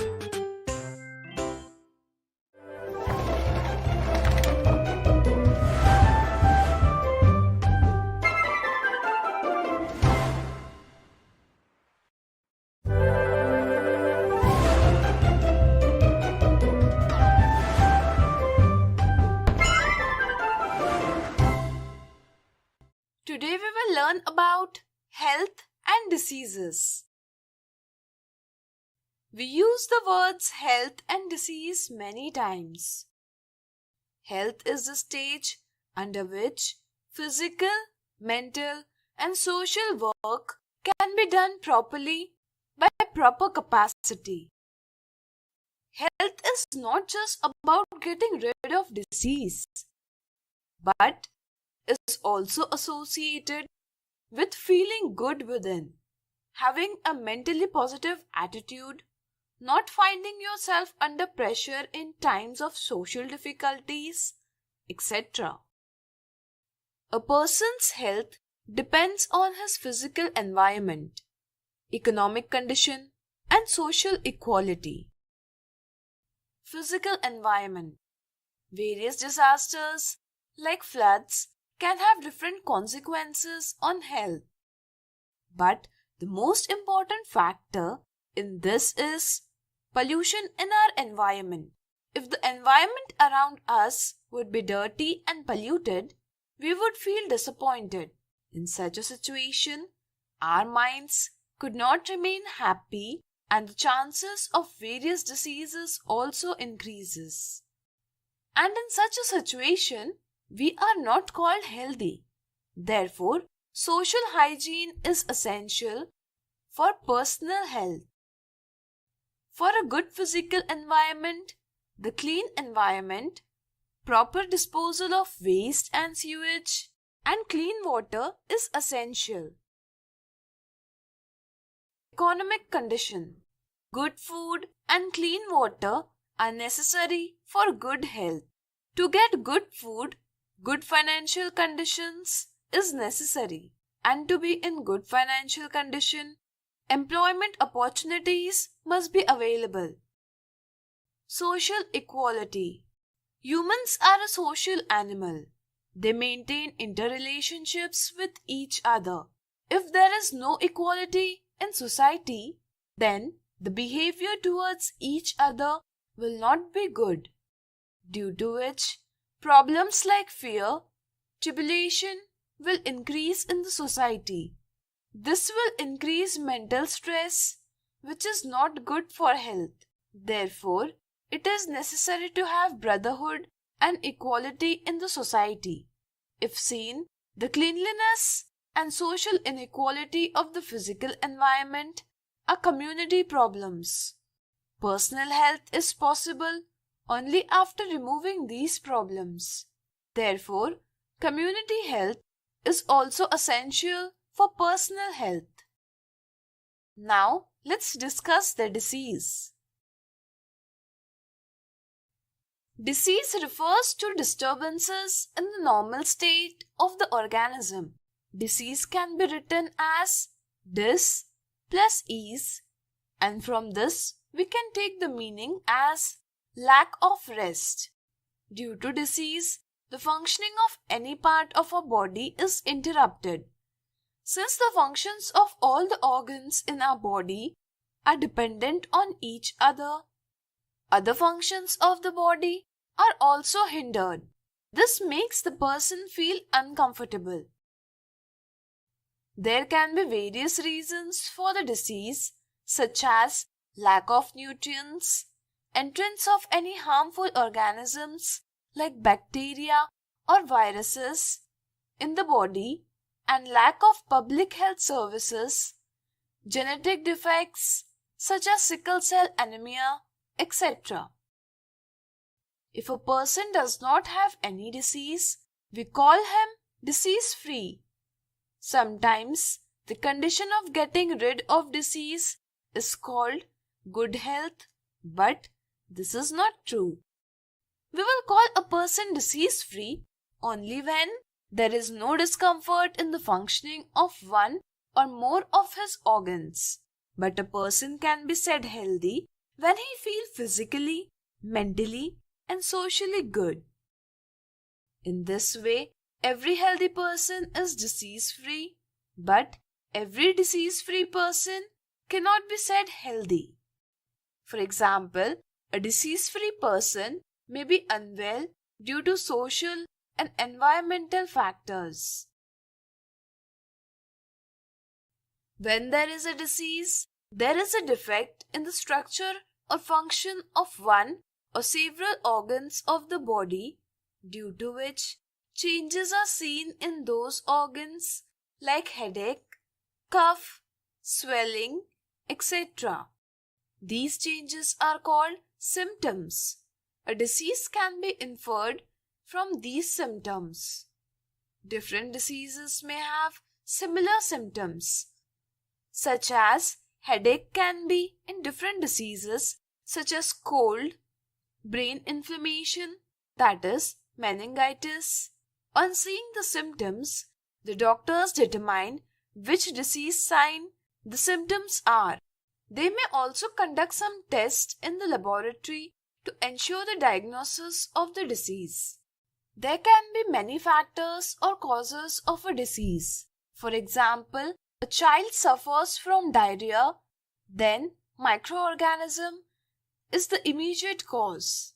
But many factors like genetic variation, nutritional deficiency, water pollution, poverty are its contributory causes. Immediate cause can be infectious, which includes microorganisms, or can be non-infectious, which does not include microorganisms. In the next video, we will discuss this in detail.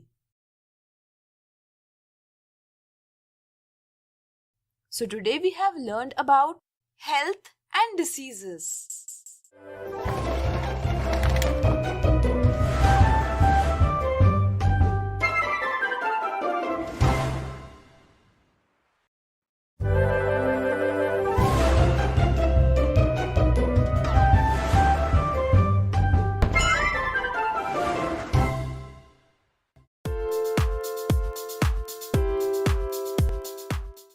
You all are welcome to this video. Till now,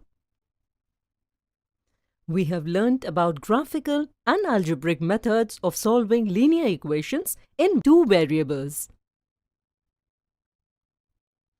Today, we will learn how to solve equations reducible to a pair of linear equations in two variables.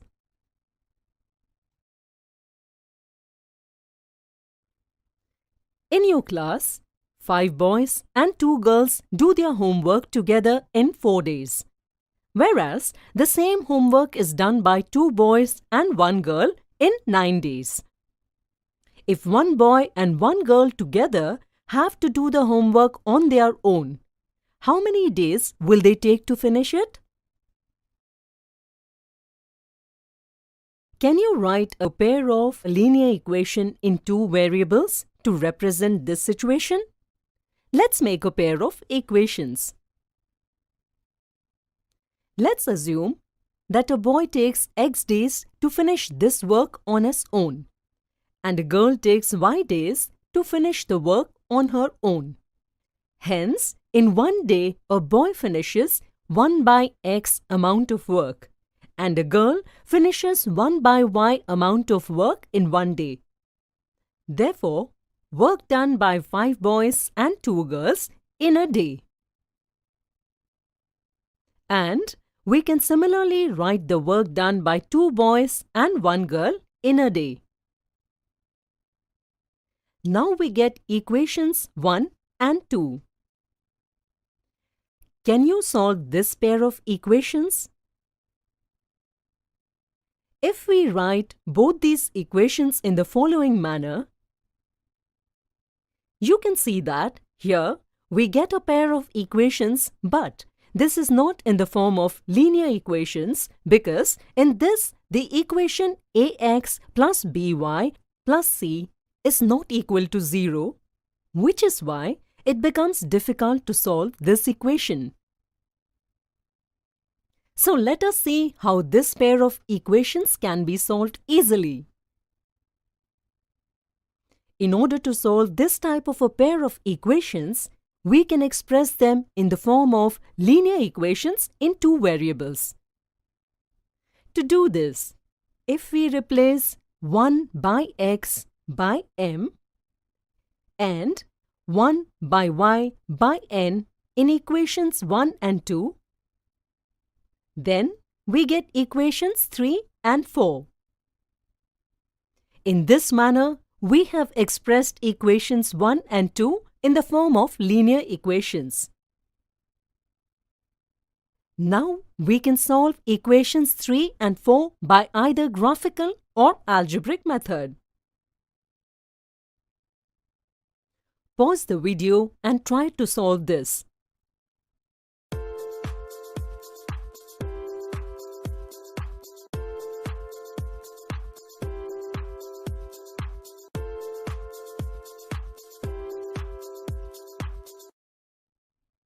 When we solve the pair of equations, we get the value of m as 1 by 36 and n as 1 by 18.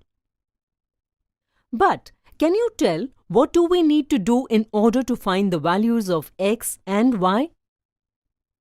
Because we assumed 1 by x as m and 1 by y as n. So now, when we replace 1 by x as m and 1 by y as n,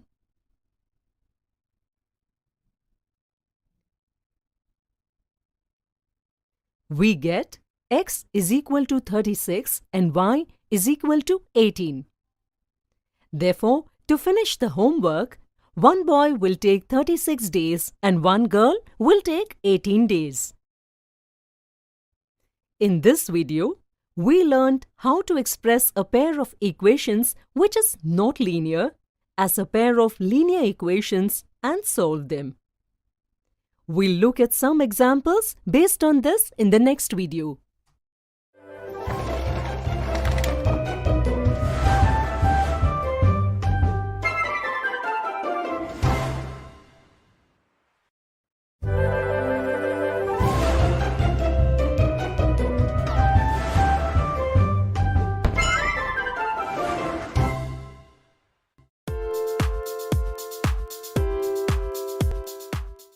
You all are welcome to this video.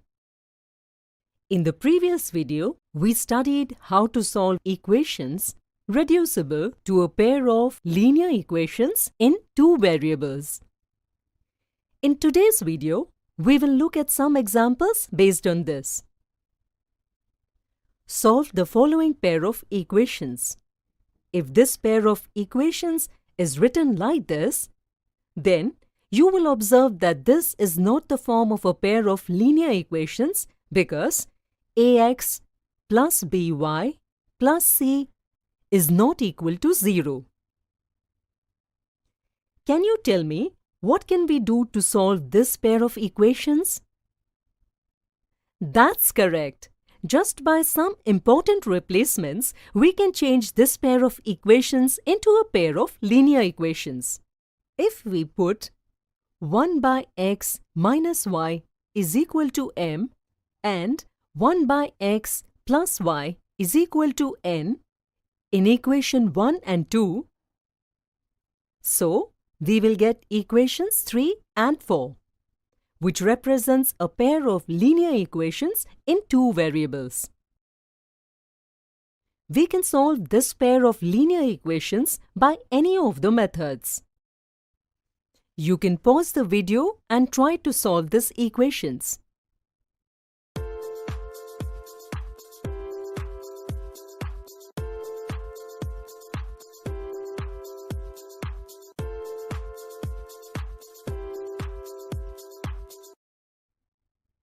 On solving the equations, we get m is equal to 4 and n is equal to minus 1.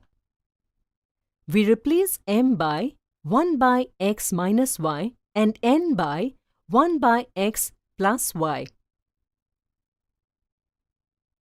On solving further, we get equations 5 and 6. On adding equations 5 and 6, we get x is equal to minus 3 by 8. Similarly, on subtracting equation 6 from equation 5, we get y is equal to minus 5 by 8. Therefore, the intended solution for the given pair of equation is x is equal to minus 3 by 8 and y is equal to minus 5 by 8. Putting the values from equations 1 and 2.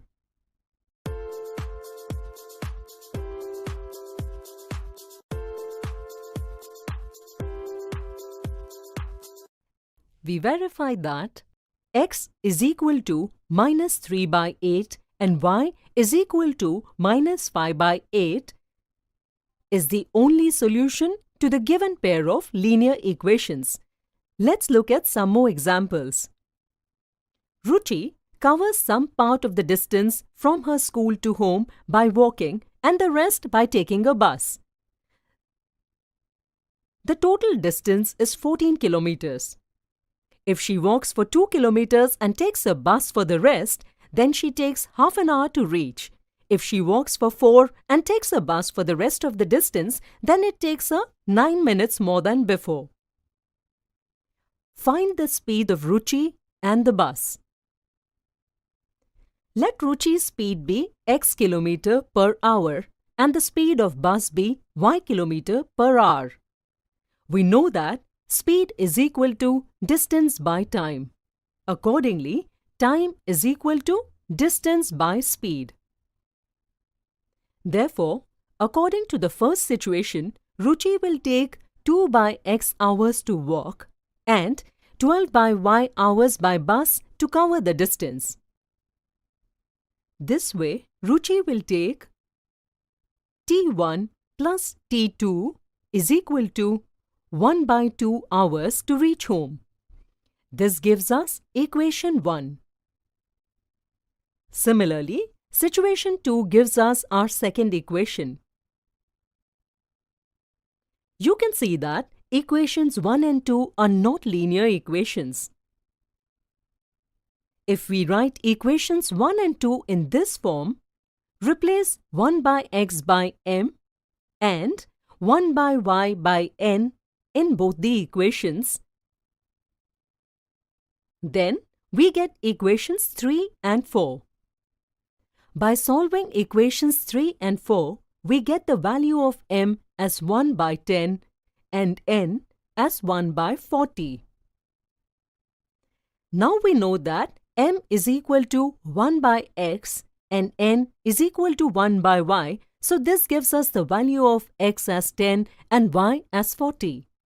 Hence, Ruchi's walking speed is 10 km per hour and the speed of bus is 40 km per hour. In this video, we saw some examples of how to represent equations in the form of linear equations in 2 variables. In the next video, we will look at the common mistakes made while solving such questions.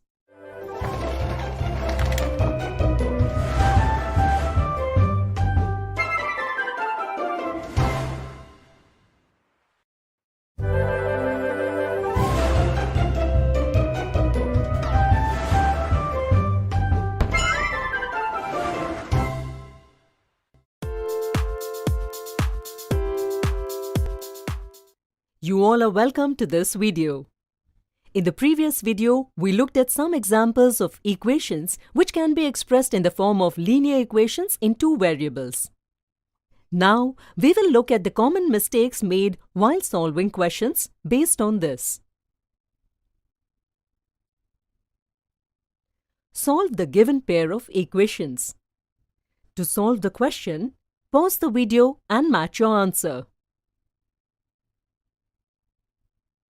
To obtain a constant on the RHS, let us divide the equations by x, y. This gives us equations 1 and 2. We can write these equations as follows.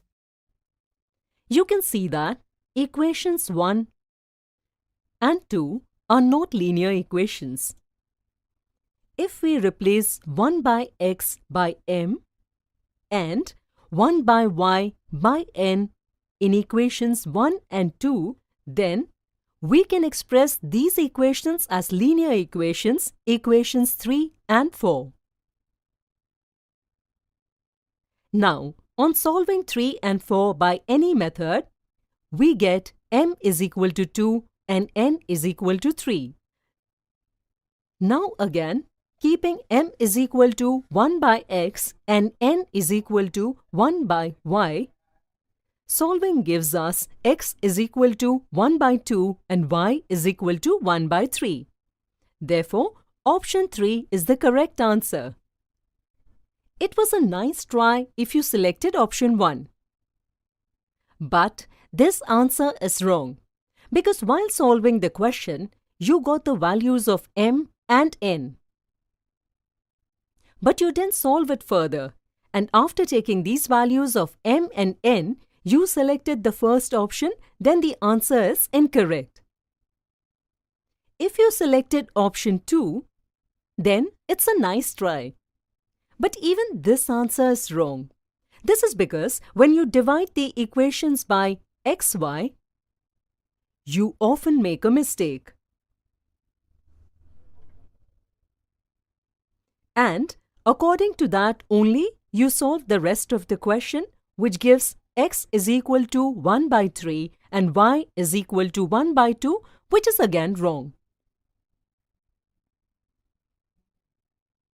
So, we hope you understood why the third option is correct and the rest of them are wrong. Such examples can be used by the teacher to test students' comprehension in class.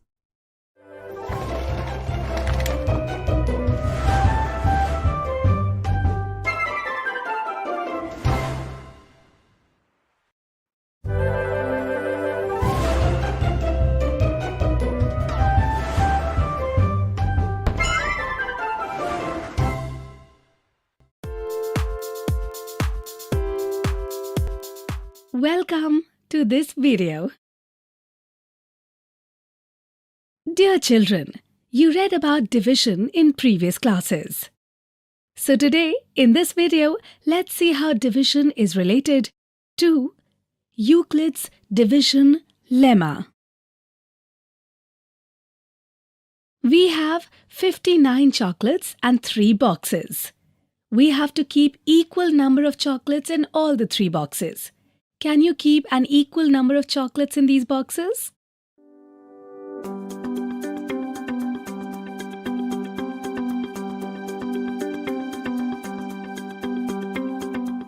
Well done! We saw that 19 chocolates are kept in each box, whereas 2 chocolates remain. Just think, now can you solve it with simple division method? Absolutely right. On solving, we get quotient equals to 19 and remainder 2, where 3 is divisor and 59 is dividend. Now if you want to keep the same chocolates in 5 boxes instead of 3, such that there are equal number of chocolates in each box, then what will you do?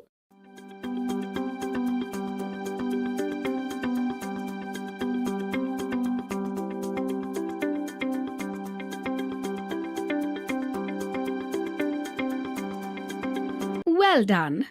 Now we have 11 chocolates in each box, while 4 chocolates still remain, which we represent in this way. Similarly, if the number of boxes is increased to 7,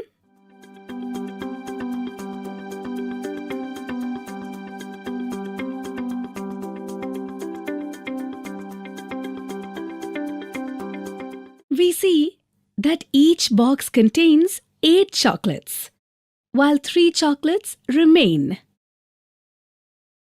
which we represent like this. In the above 3 situations, we saw that both dividend and divisor are positive integers. Where on dividing the dividend 59 by divisor 3, 5, 7, we got 2, 4, and 3 respectively. On observing carefully, we get to know that in all the 3 situations, the remainder is less than the divisor. Where we represent dividend by A, divisor by B, quotient by Q, and remainder by R. In the above situations, 2 positive integers A and B are seen, where A is greater than B. And there exists unique integers Q and R. On division, we get remainder R, which is greater than or equal to 0 and less than B. from which we can say that A is equal to B times Q plus R. This is known as Euclid's division lemma. Today in this video, we studied the Euclid's division lemma. In the next video, we will learn to find the HCF using this.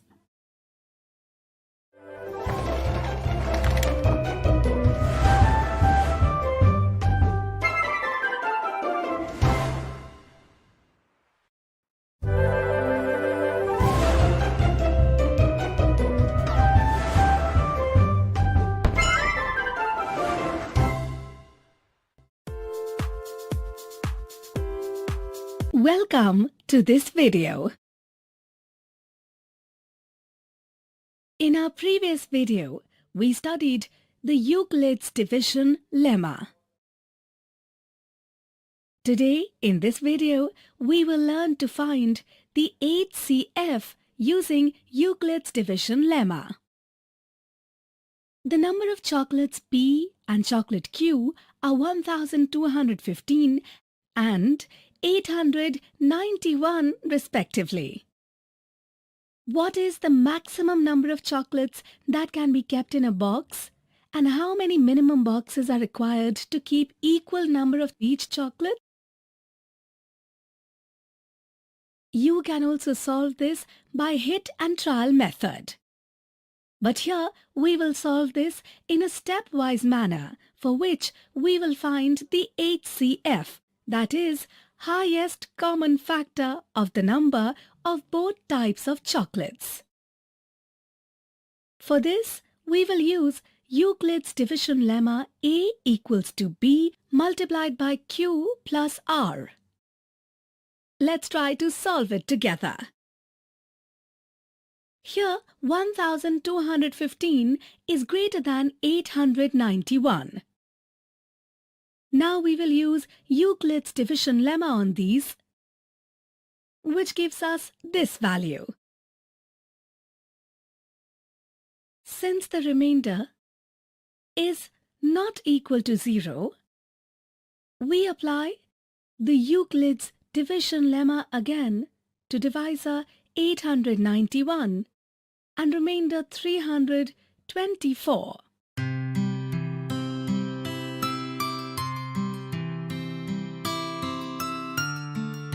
And by this, we get this value.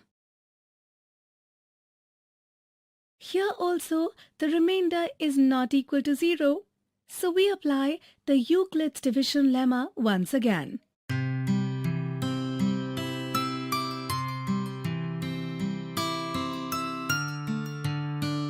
The remainder has now become 0, so our procedure stops here. Since the divisor at this stage is 81, which is the HCF of 1215 and 891, so maximum 81 chocolates can be kept in the box out of chocolate P and chocolate Q.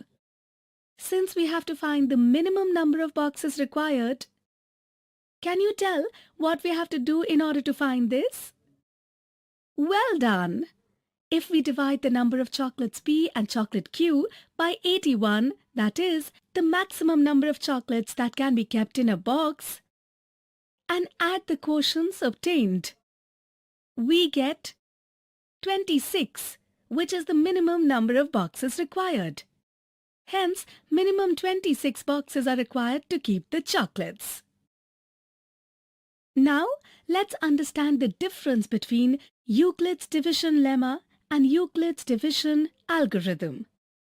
Euclid's division lemma is a proven statement which is used to prove another statement,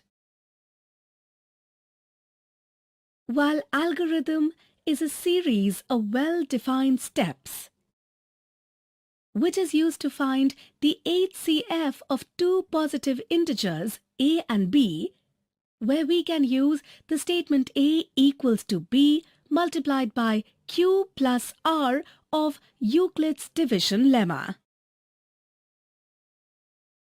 Today in this video, we saw an example based on Euclid's division lemma. In the next video, we will see the common errors which occur while solving these types of questions.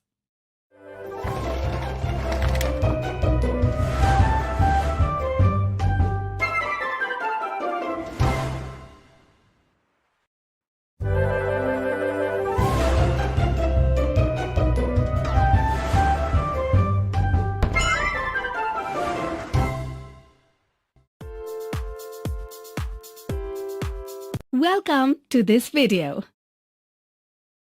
In the previous video, we saw an example based on Euclid's division lemma. Now we will see the common errors which occur while solving these types of questions. Example 1. A shopkeeper has 1517 pairs of shoes and 902 pairs of slippers. He wants to keep them in boxes in such a way that the number of pairs of each type of footwear remains equal. How many pairs can be put in each box to do this? Pause the video to solve the question and then match your answer. Since here we have to find out the equal number of pairs of both type of footwear that can be kept in the box, so we have to find out the HCF of both. And for this, we use Euclid's division lemma. Here 1517 is greater than 902, so we substitute the value of A and B and solve.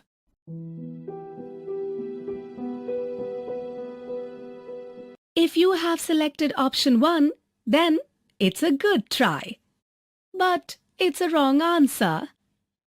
As while using Euclid's division lemma, you hastily select dividend in place of divisor,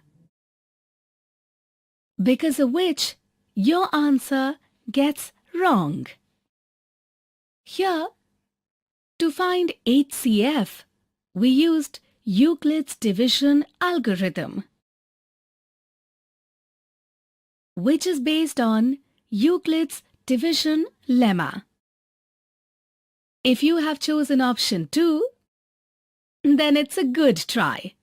But this is also a wrong answer, because when you apply Euclid's division lemma again to the new divisor 902 and 615, then you get negative remainder which is not correct, as in the lemma. Value of R is not negative. It is either greater than or equal to 0. And in this procedure, we don't get 0 as the remainder value. This we also ignore. And for this reason, here, you consider 615 as the HCF of 1517 and 902. Hence, your answer becomes wrong. If you have chosen the third option, then it's correct. To find the HCF, let's solve this using Euclid's division lemma. Here, 1517 is greater than 902.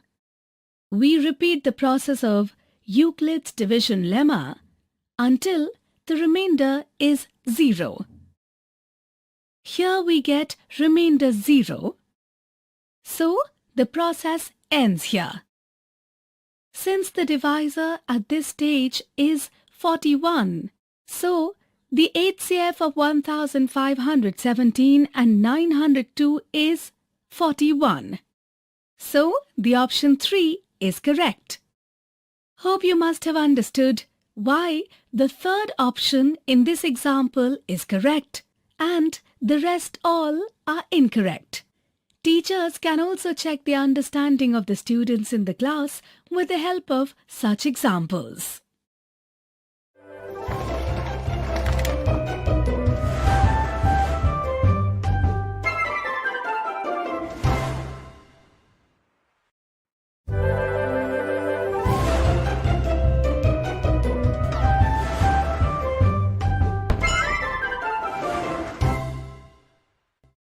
Today we will learn about endocrine control. In the previous video, we learned that nervous control coordinates various functions in our body. But not every cell in our body is connected to nervous system. Therefore, the nervous system cannot carry the electrical impulse to all the cells of the body. Similarly, when electrical impulses are generated and circulated by a cell, it takes some time for it to resume its mechanism before producing and transmitting another impulse. That is, cells do not generate and communicate electrical impulses continuously. Similarly, neural coordination is fast but only for a short time. In our body, hormones are used to carry signals to all the cells of the body and to maintain the coordination in the body for a long time. Hormones are non-nutritious chemicals that are produced in the body in a very low concentration. They are used to carry signals to various cells of the body. Therefore, hormones are called chemical messengers. Synthesis and secretion of hormones in animals is done by the endocrine glands. The mechanism that regulates various functions of all organs, tissues, and cells of the body by the secretion of hormones is called the endocrine system. All the endocrine glands of our body are part of endocrine system. The endocrine glands do not have ducts, so the endocrine glands are called ductless glands. The hormones produced by them are secreted directly into the blood. With the blood, the hormones reaches all the cells of the body. Therefore, the location of the synthesis of hormones and the place of action in the body are different. The main endocrine glands in the human body are as shown. Let's understand them. The pituitary gland is present below the hypothalamus in the forebrain part of our brain. The pituitary gland secretes various hormones in our body, such as growth hormone, which control the growth and development of the body. If the secretion of growth hormone is high during childhood, then there is abnormal growth of the body, which is called gigantism. If the secretion of growth hormone is less during childhood, growth is blocked and height of the body does not increase, which is called dwarfism. When the level of growth hormone decreases in the body, the hypothalamus secretes the growth hormone releasing factor, which causes the pituitary gland to secrete growth hormone. Thus, hormones produced by the hypothalamus regulate the synthesis and secretion of hormones secreted by the pituitary gland. The pineal gland is present in the upper part of the forebrain. It secretes melatonin hormone. Melatonin regulates the body's daily 24 hours rhythm. That is, it controls sleep-wake cycle and temperature.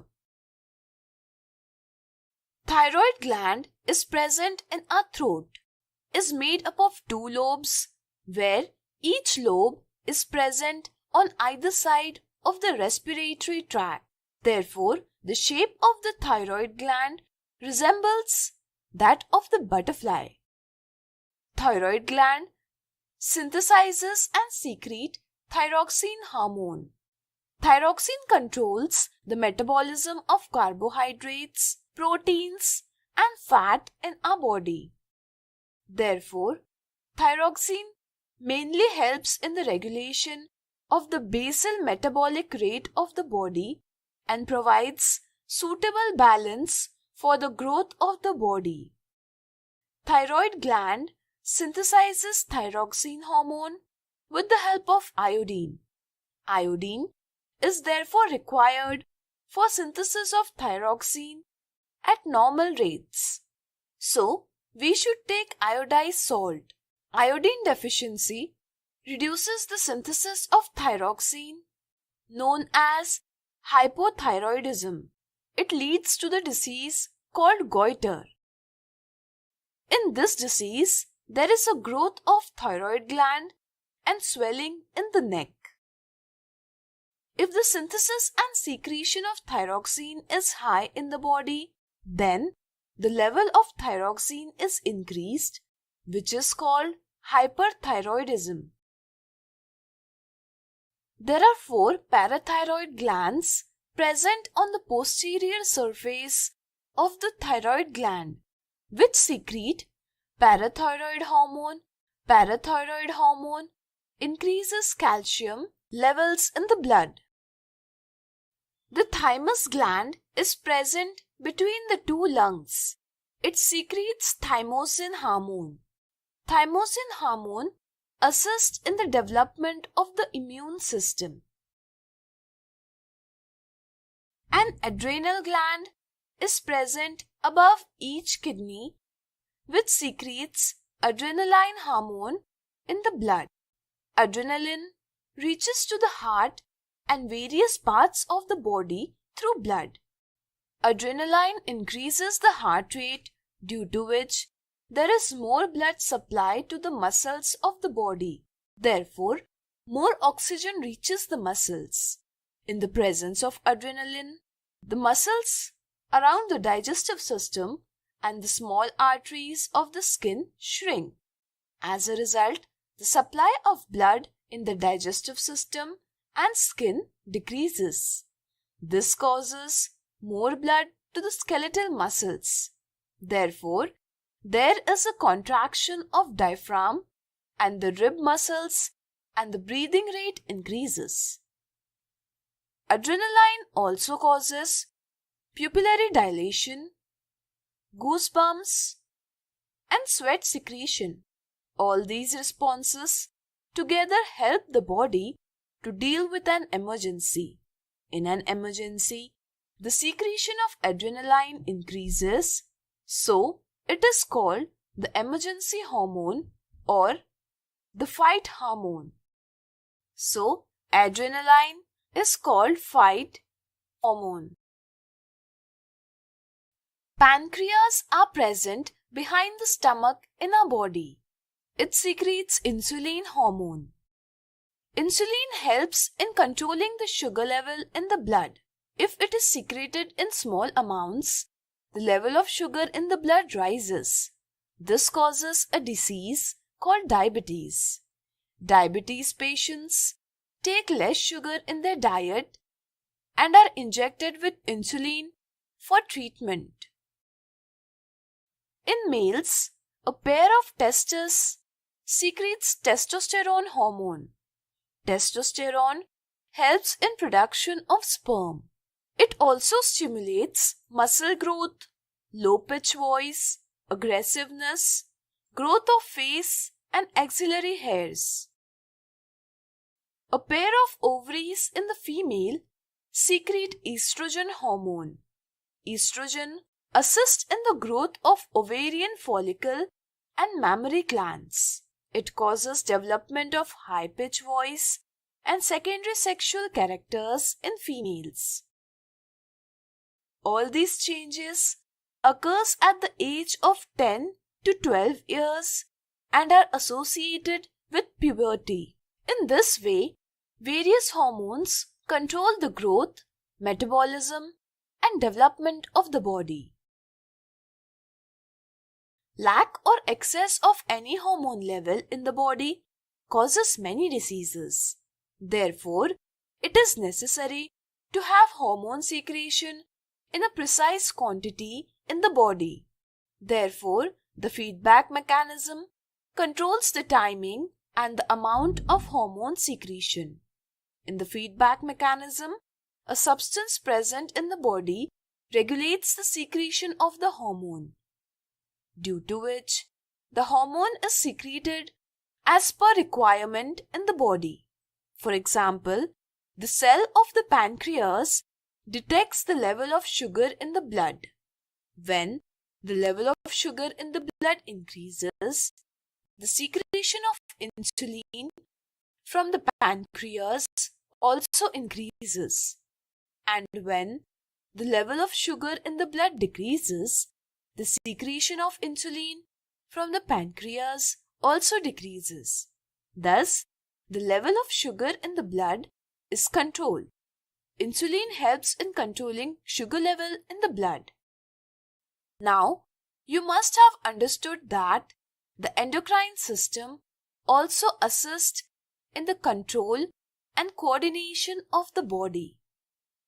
Therefore, the nervous system and the endocrine system together perform the function of control and coordination in the body.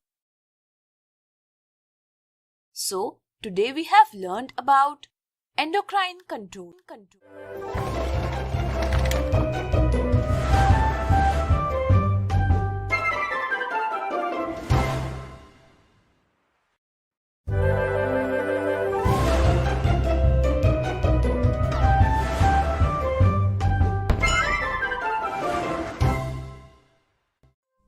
Hello friends, welcome to this video session. The topic that we are going to cover in this session is ethanol and ethanoic acid. Many carbon compounds are invaluable to us. But here we shall study the properties of two commercially important compounds, ethanol and ethanoic acid. Ethanol is a liquid at room temperature. It is commonly called alcohol and is the active ingredient of all alcoholic drinks. In addition, because it is a good solvent, it is also used in medicines such as tincture iodine, cough syrups, and many tonics. Ethanol is also soluble in water in all proportions. Consumption of small quantities of dilute ethanol causes drunkenness. Even though this practice is condemned, it is a socially widespread practice.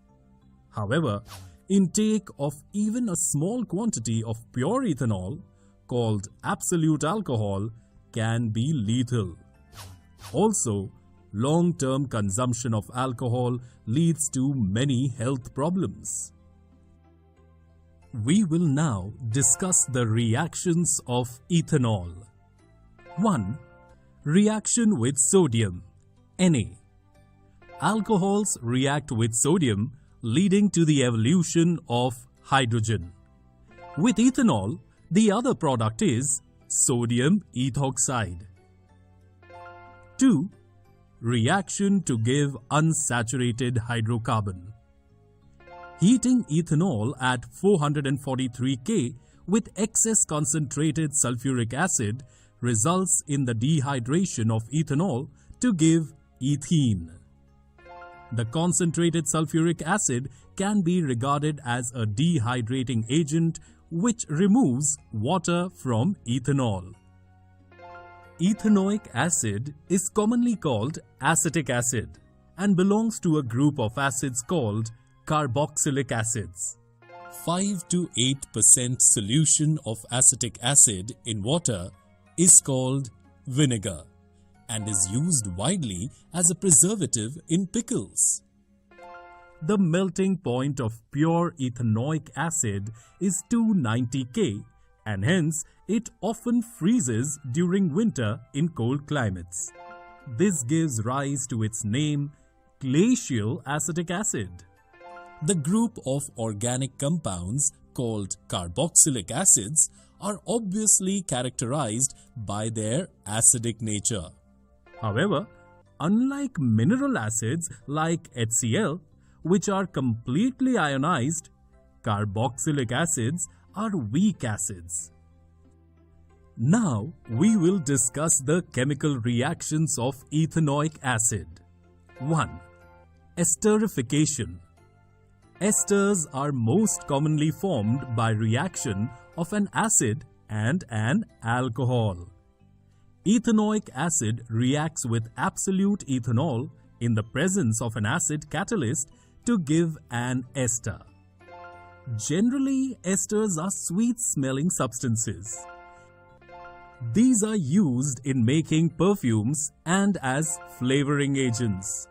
On treating with sodium hydroxide, which is an alkali, the ester is converted back to alcohol and sodium salt of carboxylic acid.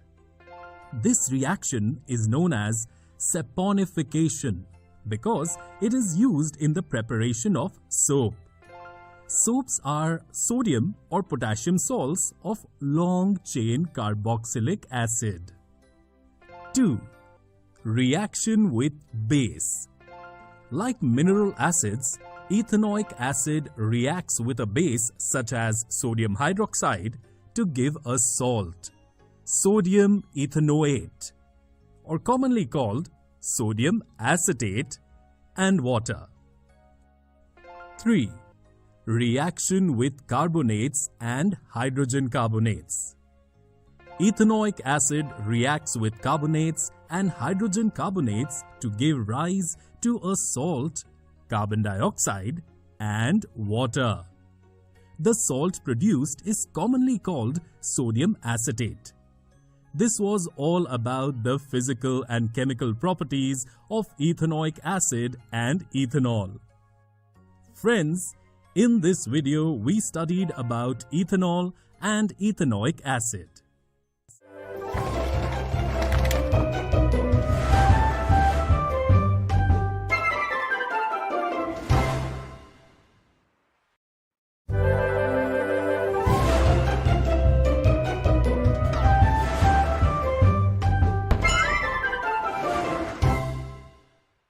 Today we will learn about evidences of evolution. There are various species around us, and they are evolving at a slow rate. Evolution is the result of the accumulation of variations over many generations. Several proofs can be given about evidence of evolution. Let's understand them. Characteristics is the description of an external shape or behavior. If different organisms have the same characteristics, then it can be inferred that they must have evolved from the common ancestor. In this way, if the characteristics of two species are closely related, then they must have common ancestor. But if the two species have a distant relationship, it means that their ancestors will be similar, but much before the previous case. In this, by creating links in the past, we can reach the early species of evolution. If this method is correct, then it can be assumed that life must have originated from the inorganic substances. Let us discuss various evidences in the context of evolution. Evidence from classification. There are many species of plants and animals on Earth. If we classify them on the basis of natural similarities and differences, for example, kingdom, phylum or division, class, order, family, genus, and species, then we get the idea of how various groups would have evolved. Evidence from homologous organs. Seal's flipper, bat's patagium, humans' hands all have the same basic structure, but they are used for different purposes. For example, patagium to fly, seal flippers to swim, and man's hand to hold. Such structures are called homologous structures. Homologous structures suggest the same ancestor. That is, these organisms must have evolved from the common ancestor. Evidence from analogous organs. In birds, bats and butterflies' wings have the same functions, that is, flying in the air, but their origin and basic structure are different. When different groups of organisms have the same habitat, then they develop similar structures in the appearance and action, which gives them the survival advantage.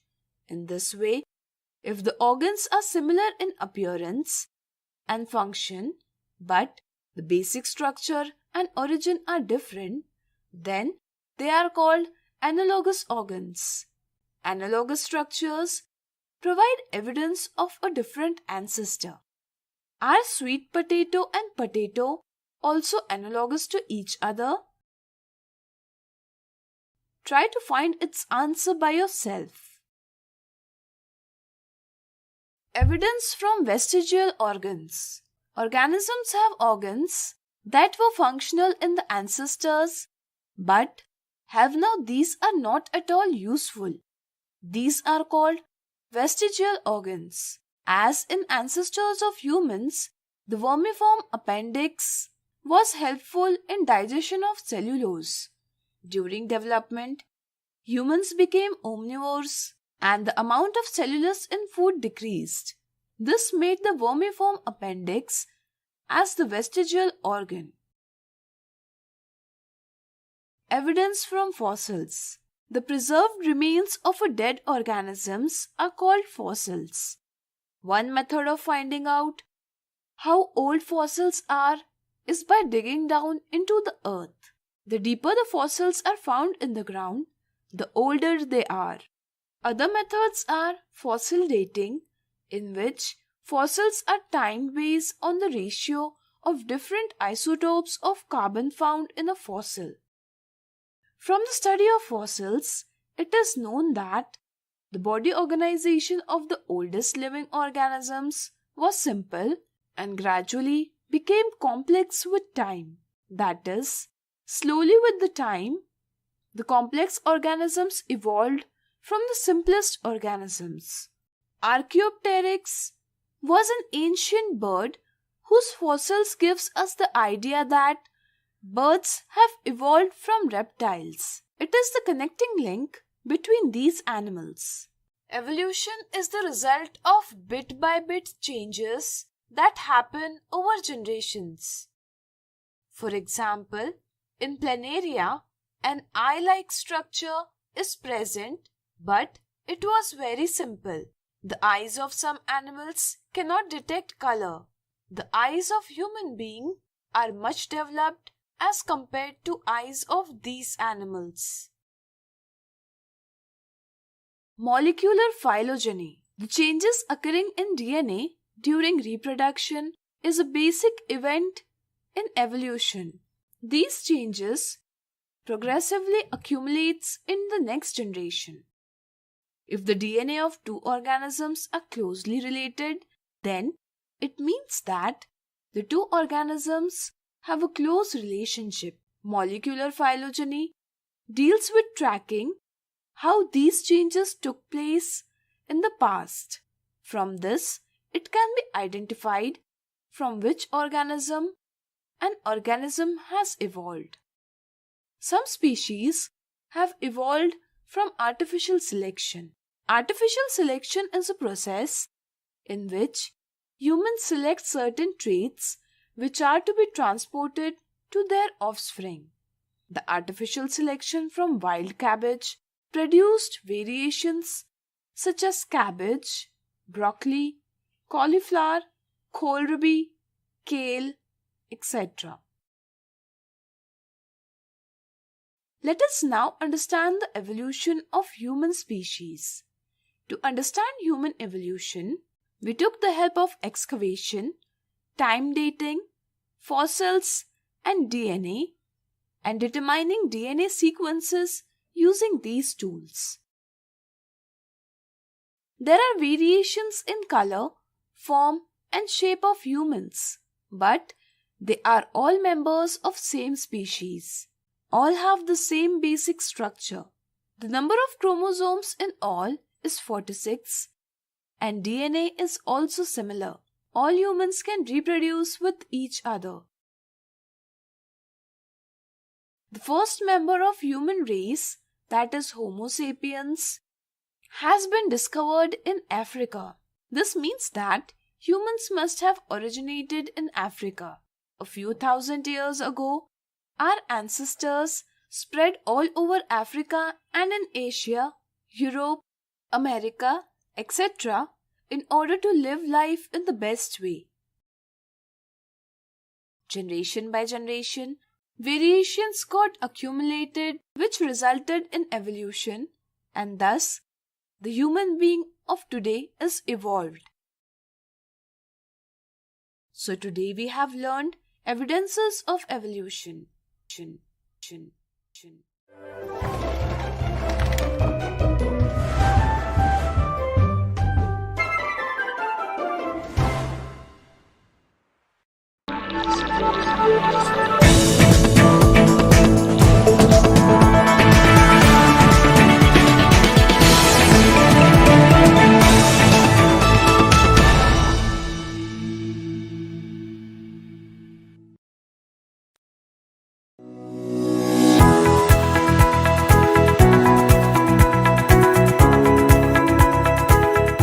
ప్రీవియస్గా మనం time and work chain rule 2 topics చూసాం.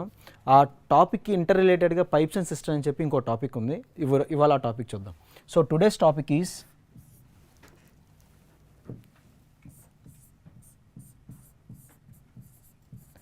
Pipes and systems. Pipes and systems అంటే pipes అంటే మనం ఇంట్లో వాడే పంపులండి. System అంటే తొట్టి. అంటే దీని ఎగ్జాక్ట్ మీనింగ్ ఏంటంటే ఒక పైపు ఒక తొట్టిని ఎంత టైంలో ఫిల్ చేస్తుంది అనే దాని మీద బేసిక్గా ఉంటుంది. అంటే for example time and work చూసాం. టైమ్ అండ్ వర్క్ కూడా అంతే. టైమ్ అండ్ వర్క్ ఏం చేసాం మనం, ఏ అనే వర్క్ 8 డేస్లో చేస్తాడు, అలాగే బి అనేవాడు ఒక వర్క్ని 3 డేస్లో చేస్తాడు. సేమ్ దాన్ని ఏం చేసామంటే వాడి కెపాసిటీస్ చూసాం. ఏ కెపాసిటీ ఎంతంటే 1/8, బి కెపాసిటీ 1/3. సో అలా చేసాం. సో అలాగే ఇక్కడ ఒక పైపు ఏ అనే పైప్ తీసుకుంటే ఒక సిస్టమ్ ఎంత టైంలో ఫిల్ చేస్తుంది సో అనే దాని మీద బేసిక్ ఉంటుంది. అంటే ఫర్ ఎగ్జాంపుల్ ఏ అనే పైప్ తీసుకుందాం. ఏ అనే ఒక పైపు ఈ సిస్టమ్ని 6 మినిట్స్లో ఫిల్ చేసింది అనుకున్నాం. నెక్స్ట్ నేను ఇంకో పైప్ తీసుకుంటున్నా, బి అనే పైప్ తీసుకుంటున్నా. సో ఇక్కడ బి అనే పైపు ఇంకొక సిస్టమ్ మీన్స్ అదే సిస్టమ్ని ఒక 3 మినిట్స్లో ఫిల్ చేసింది అనుకున్నామండి. సో ఏ అనే పైప్ ఏంటంటే ఒక సిస్టమ్ని 6 మినిట్స్లో ఫిల్ చేస్తుంది. బి అనే పైపు అదే సిస్టమ్ని 3 మినిట్స్లో ఫిల్ చేస్తుంది. ఇప్పుడు దేని కెపాసిటీ ఎక్కువ అంటే బి కెపాసిటీ ఎక్కువ. ఎందుకు బి కెపాసిటీ ఎక్కువ అంటే ఇదేమో ఈ సిస్టమ్ నింపడానికి 6 నిమిషాలు టైం తీసుకుంటుంది. అలాగే ఈ సిస్టమ్ నింపడానికి ఇది 3 మినిట్స్ టైం తీసుకుంటుంది. అంటే తక్కువ టైంలో ఇదే ఫిల్ చేస్తుంది కాబట్టి దీని కెపాసిటీ ఎక్కువ అవుతుంది.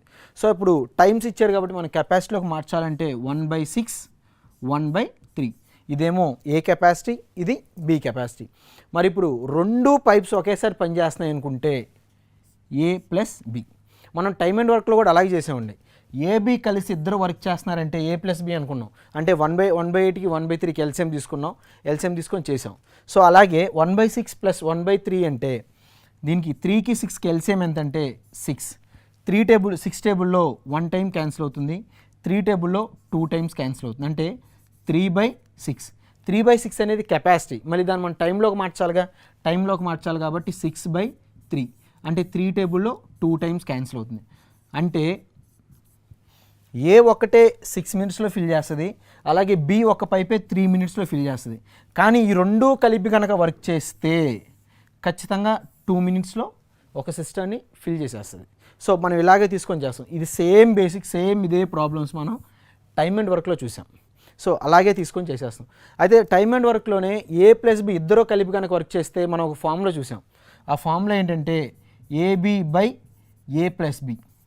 సో అలాగే ఇక్కడ కూడా ఇద్దరు కలిపి వర్క్ చేస్తున్నారు కాబట్టి AB/A + B అనే ఫార్ములా కూడా యూస్ చేసుకోవచ్చు. ఏ అంటే 6 మినిట్స్, బి అంటే 3 మినిట్స్. చూడండి 6 × 3/6 + 3 అంటే 9. 3 టేబుల్లో 3 టైమ్స్ క్యాన్సిల్ అవుతుంది. ఇదే 3 టేబుల్లో 6 ఇక్కడ 2 టైమ్స్ క్యాన్సిల్ అవుతుంది. అంటే 2 మినిట్స్లో ఫిల్ చేసేస్తుంది. సో ఇవి బేసిక్స్ అండి. సో 2 కలిపి ఫిల్ చేస్తున్నాయి కాబట్టి AB/A + B అనుకున్నాం. అయితే ఇక్కడ ఏమవుతుందంటే ఏ అనే పైపు 6 మినిట్స్లో ఫిల్ చేస్తే మరి బి అనే పైపు 3 మినిట్స్లో ఎంటీ చేస్తూ ఉంటుంది. ఇప్పుడు ఫర్ ఎగ్జాంపుల్ ఒక తొట్టి తీసుకున్నాను, ఒక సిస్టమ్ తీసుకున్నాం అనుకోండి, ఆ సిస్టమ్కి పైనుంచి ఫిల్ చేసే పంప్ ఉంటే ఖచ్చితంగా కింద ఖాళీ చేసే డ్రైన్, అంటే కింద ఖాళీ చేయడానికి ఒక హోల్ ఉంటుందిగా, సో ఆ హోల్ అంటే ఎంటీ చేస్తుంది. ఎంటీ ఎన్ని మినిట్స్లో చేస్తుంది అంటే 3 మినిట్స్లో చేస్తుంది. ఇవి కూడా AB by A minus B అనే ఫార్ములా తీసుకొని చేస్తాం. సో ప్రతి ప్రాబ్లం మనం ఏం చేయాలంటే కెపాసిటీలోకి మార్చుకొని మనం సొల్యూషన్ అనేది ఫైండ్ అవుట్ చేసుకొని మళ్ళీ కెపాసిటీలోంచి టైంలోకి చేంజ్ చేసుకొని దాని టైం చెప్పాలి. సేమ్ టైమ్ అండ్ వర్క్ ఎలా అయితే చేసామో పైప్స్ అండ్ సిస్టమ్స్ కూడా అలాగే చేస్తాం. కాకపోతే టైమ్ అండ్ వర్క్లో మెన్ వర్క్ తీసుకున్నాడు, ఇక్కడ ఏంటంటే పైప్స్ అండ్ సిస్టమ్స్ తీసుకుంటాడు. సో ఇవి బేసిక్స్ అండి. సో ఒక్కసారి మనం ప్రాబ్లమ్స్ చూద్దాం దీని మీద ఏమున్నాయో.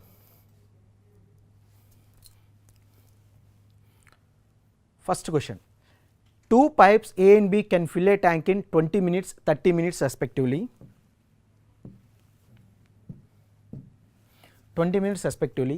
If both pipes are used together, then how long will take it fill the tank? Take కదండి, ట్యాంక్ అదే టైపింగ్ మిస్టేక్ అయి ఉంటుంది. ఒకసారి చూడండి, 2 pipes అన్నాడు, 2 pipes A and B can fill a tank in 20 minutes, 30 minutes. First pipe A 20 మినిట్స్లో fill చేస్తుందంట, pipe A. So ఏ అనే పైపు 20 మినిట్స్లో ఫిల్ చేస్తుంది. నెక్స్ట్ బి అనే పైపు 30 మినిట్స్లో ఫిల్ చేస్తుంది respectively. If both pipes are used together, ఒకేసారి కనుక 2 పైప్స్ ఓపెన్ చేస్తే how much time will it take to take the tank? అంటే ఆ 2 పైప్స్ కనుక ఒకేసారి ఓపెన్ చేస్తే ట్యాంక్ ఫిల్ అవ్వడానికి ఎంత టైం పడుతుంది అన్నారు. అంటే ఇప్పుడు ఏ పైప్ బి పైప్ అంటే ఏ కెపాసిటీ ఎంత అంటే 1/20 ప్లస్ బి కెపాసిటీ ఎంత అంటే 1/30, దట్ ఈజ్ ఈక్వల్ టు 20కి 30కి ఎల్సిఎం ఎంత అంటే 60. 20 టేబుల్లో 3 టైమ్స్ క్యాన్సిల్ అవుతుంది. సో 30 టేబుల్లో 2 టైమ్స్ క్యాన్సిల్ అయితే 2 1s are 2, అంటే 5/60. 5/60 అంటే ఇప్పుడు అది కెపాసిటీలో ఉంది, మన కెపాసిటీలో చేంజ్ చేసేసాం కదా, ఇప్పుడు కెపాసిటీలో ఉంది, కానీ టైంలో కావాలి కాబట్టి నేను దీన్ని చేంజ్ చేస్తున్నా, అంటే 60/5. 60/5 అంటే 5 టేబుల్ ఇక్కడ 12 టైమ్స్ క్యాన్సిల్ అవుతుంది. అంటే 2 పైప్స్ కనుక కలిపి వర్క్ చేస్తే ఖచ్చితంగా 12 మినిట్స్లో సిస్టమ్ అనేది నిండిపోతుంది. ఒకసారి చూడండి మన ఆప్షన్, ఫస్ట్ ఆప్షనే. సో ఫస్ట్ ఆన్సర్ మన ఆన్సర్ అవుతుంది. A system can be filled by tap in 4 hours while it can be empty by another tap in 9 hours. If both the taps are open simultaneously then after how much time will the system get filled? ఒకసారి చూడండి, a system can be filled a tap in 5 hours. అంటే ఒక system ఉంది, ఆ system ఏం చేస్తుంది అంటే ఆ సిస్టమ్ని ఒక ట్యాప్ అనేది 4 hours ఫిల్ చేస్తుంది. While it can B emptied by another tap in 9 hours.